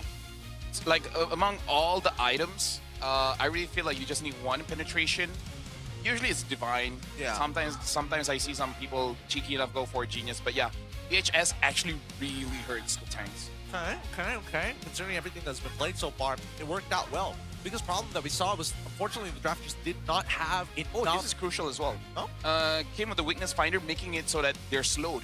Yes, no. This is very atypical of Kimmy, right? Really, if you make a mistake in the lane, you just gun him down the entire lane. But I did want to bring up the fact that the AC, it really just came down to, we just don't have any wave clear in that scenario at the end. If we polish up maybe the early game and you play it like, 10 times, I think about 5 of those times they will be successful. So really, it's quite the coin toss on those early attacks. Honestly, it is really misplayed. And AC has gotten to the point where it's kind of like what Sasa said, right? Don't be afraid to lose, right? Someone makes a play, go for it. If it doesn't happen, it doesn't happen. And unfortunately, we went for the play, and it didn't go well. So I still prefer them losing like this, but it's just something that throughout the course up until playoffs, you just got to figure out. Yeah. There needs to be a balance here, and I don't necessarily blame Widdy, especially for the first couple plays, because you have a Baxia, right? We've already mentioned this hero needs to be strong early, needs to be invading, ganking, having as much pressure as possible, because if he falls behind, it becomes very difficult. So Widdy's trying to open the map to create these opportunities, but in the first fight itself, They fed multiple kills to Kim, multiple assists to Dyren, and it's already bad from there. And he just felt desperate to make something happen. I do want to shout out Kim, though. He had a phenomenal game on Kimmy when, honestly, He'll be my second MVP. Yeah, because he was, again, the odds were stacked against him on this Kimmy. A lot of things could have gone really, really wrong had those first 5 minutes not fallen into their hands. I feel like only Kim is the closest to Stormy at this point. Who else is there? He used to be Izanami. I want to say Izanami pretty badly, but I also think that right now... I think Kim has surpassed. It's too many comfort heroes. I need to see the full pool. He still has the Lu Yi. That's the thing. And that was pretty nasty as well. It was nasty. It's still nasty. It varies, you know? I trust Kim. You trust Kim? K to the Y to the Y to the M. Okay, all right. Let's see whether he can maintain this the entire... This might just be his season. And there's not a lot of mid laners in this league that are willing to demonstrate that kind of aggression, right? Stormy is one of them. But besides that, most of our mid players lean towards utility a little bit. They can carry if necessary, but Kim is one of the few that's like, let me fight, let me at him. Yep. He is not scared of dying. He is not scared of fighting. And I think the best part about the fact that is Kim, he is quite the hype man. I would say Kim is playing mages like they're thumbs. Like somehow, some way, he wants to get it. I mean, like it's plays like this. It's atypical when there's a Kim. So far, he's shown Farsa, Zetienne. I believe he had a Valentina game. He had a Eve game. Kimmy, honestly, quite a good assortment of heroes so far, like 5 to 6 heroes. A decent assortment, all of which he's playing at a pretty high level here against AC. And overall, it's just these little moments, right? He has the reaction time. He's got the mechanics as well. Now his hero pool is already looking good. This is the best we've seen Kim in a very long time. And he has the support of his mom, which is pretty... Hey, he always had that. Yeah. Family support helps a lot. And it's always been behind him, pushing him all the way here. RQ Tora looking pretty solid. And you guys pointed this out earlier. I think it was Gideon who said that this high-lows would make or break the game. I think Super Yoshi made a huge difference. I really think Super Yoshi is one of the better roamers we've had this season. His flexibility, his initiative is so strong. His game sense is something that needs to be studied, right? Because again, he goes with the simple process of, hey, process of elimination. I get the information, what do I do with it? I relay it to the rest of my team, but more importantly, he is acting upon the information to get double confirmations and more so, finding out those little gaps of vision that he could slip through. Yeah. Honestly, RQ Tora, with every game they play, they get very, very good. Right now, we're going to be looking at standings here, and I'm going to take this opportunity to plant the seed of what has been happening for the past few seasons of MPL MY. One team will be standing at the top, and they look good until they meet SRG. And then all of a sudden, it's downhill from there. You know, like we got the Homeboys, we got other teams. RQ, I don't know. If they lose to SRG, I wonder if they just keep on going down or they find a way and be like, we only lose to SRG, you know? I will agree with if they lose to SRG. I agree with the assumption here because based on history, it keeps on happening. Our second seeds never do very well during the internationals, and maybe RQ could hopefully change that because we've only produced one international podium-ending team. I'm looking forward to it. I hope they can do so, but it's still pretty early to say. We got plenty more matches in the season, including 2 more Best of 3 series tomorrow. Starting off with SRG versus Flash, and then closing out with AC versus Vamos. I'm actually looking forward to see AC doing well against Vamos, or Vamos doing better than SRG for the first 12 minutes, and then throwing it. I mean, hopefully they don't repeat the same mistakes. That's what we're hoping for, that we're always going to see a different facet of these teams, that they're not just two-sided coins. There's so much more depth, not only to this game, but to the members who are playing it. It has been, I'm not gonna lie, actually, quite the day. Now I want a stat on tank junglers in Malaysia. Tank junglers, what stat exactly? Meaning like how much tank jungles have actually won in Malaysia? It doesn't actually feel that much. I feel like Hades has won. Just this season, Yeah. or like No, just this. Okay. Like as in like, is it better to go damage or tank now? Because Aero 4 went Boxia, lost. Aemon went Boxia, lost. I think only Hades was the one that won with a Boxia, but even then it's pretty yeah. a little too tight to say. It's like, yeah, that's a confident. By the way, Indonesia got dire than Hazel. Y'all let them go. I don't know. Don't blame us. Don't blame me. You know, we've seen the memes all of last year that, you know, MPL MY, retirement home for a lot of people. Yeah. I think that sentiment might just start to change. Retirement home, maybe? I consider it as a rehabilitation. Yeah? Because a lot of these players have been getting better. I mean, were they better or were they already at a high standard so it doesn't look like it's that different? It's a matter of perspective. No, look at Innocent and Cram. That's a good Over one. here is physiotherapy. I like that, actually. Right? I like Everywhere that a else, lot. you know, a lot of damage here and there. We fix them up and it's like, try again. I was like, hey, suddenly we're stronger. Yeah, honestly, I'm already looking at all the other imports who went, you know, in the other MPLs. Ideally, maybe you could come here after a year. We'll see. This But is the real training ground. Yeah, this is the real training ground. So please scan the QR code if you want to watch more RQ Aura. This team is looking phenomenal right now, but the Vamos one is selling very, very fast. If you just convert it into an all-combo fan, well, don't you worry. There's plenty of tickets to go around here. And honestly, considering that the SRG one is already sold out that quickly, I would only imagine that after tomorrow, hopefully they start selling even faster. I'm actually looking forward to Vamos IG and Team Ray. Team Ray has issues. I hope they get better, because if they don't, just gonna be I'm hoping that the other teams today had the chance to watch and learn from this last one. What do you watch and what do you learn? Like, is the just real like, question. This is what it's supposed to look like. no, imagine. Guys, don't look at this. No, Look at this. no, imagine the coach is like, see, play like this. And the player's like, what? Dude, Do that. this, do this. Do that. Like, see, he's standing here. There, stand there. Right? Oh, dude. You see how we do open map, like in front, but not too in front, and then he go back, but not like too back. Dude, I would honestly start losing my mind if a coach is like actively pervading a player like that in the front row. I'd lose it. With that being said, though, we do have our final CDK to give you guys this time around. Please type in the redeem code, scan that QR code. Yeah. Good 6 Zivyak. Yeah, that sounds accurate to That me. checks out. Honestly. That checks out. I had to say it like 3 times in my head. Redeem the before I code, got it. guys. LaFell has gone through the trouble of enunciating it for you. Hey, big shout outs. Hey, with that being said, this is going to be the end of our day. Thank you so much for watching the MPL MY. This is Stuffa. This is LaFell. My name is Gilly Q. We'll see you around for tomorrow. MPL MY Season 17. Checking out today. Leo dekat aku. Granger saya. Jangan jauh tu. Baik, cover gua. Backup. Aman saya. Leo. Leo. Satu istri bro. Hai. Over. Kopenya guys. Gua mati. Aman. Eman. Nice. Aman. Boleh. Granger ya. Ayo mal, kita mal. Aku maju. Nice. Play lagi guys. Guys, maju. Maju. Setian. Leo. Mana? Mati. Nice. Baik guys. Bobe. Ya, bobe. Benang guys. Setian. Langsung N-mal. Nice. N-mal. Ente boy. Aman. Nice guys. Escape guys.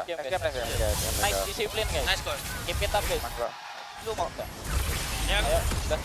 Ayo. Gas gua Ya aku tengok. Main. Depan guys. Tengok. Main. Let's go. Mantap. Lagi kok. Lu guys, hati-hati trap. Kaja. Nolan guys. Kaja bro. Cepat lagi. Bisa guys. Ini kamu. Mati.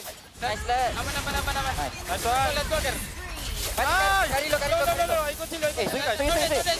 Nice. Sama. Emote.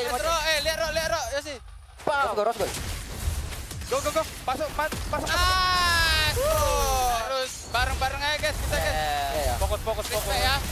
Izin tampil guys. Game. Sancho.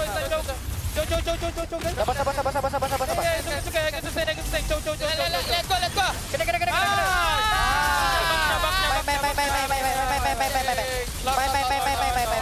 Aku lompat ya. Noki. Aman Gar. Main. Targeting guys. Ayo kiting guys. Oke, kiting guys. Ada. Aku. Aku.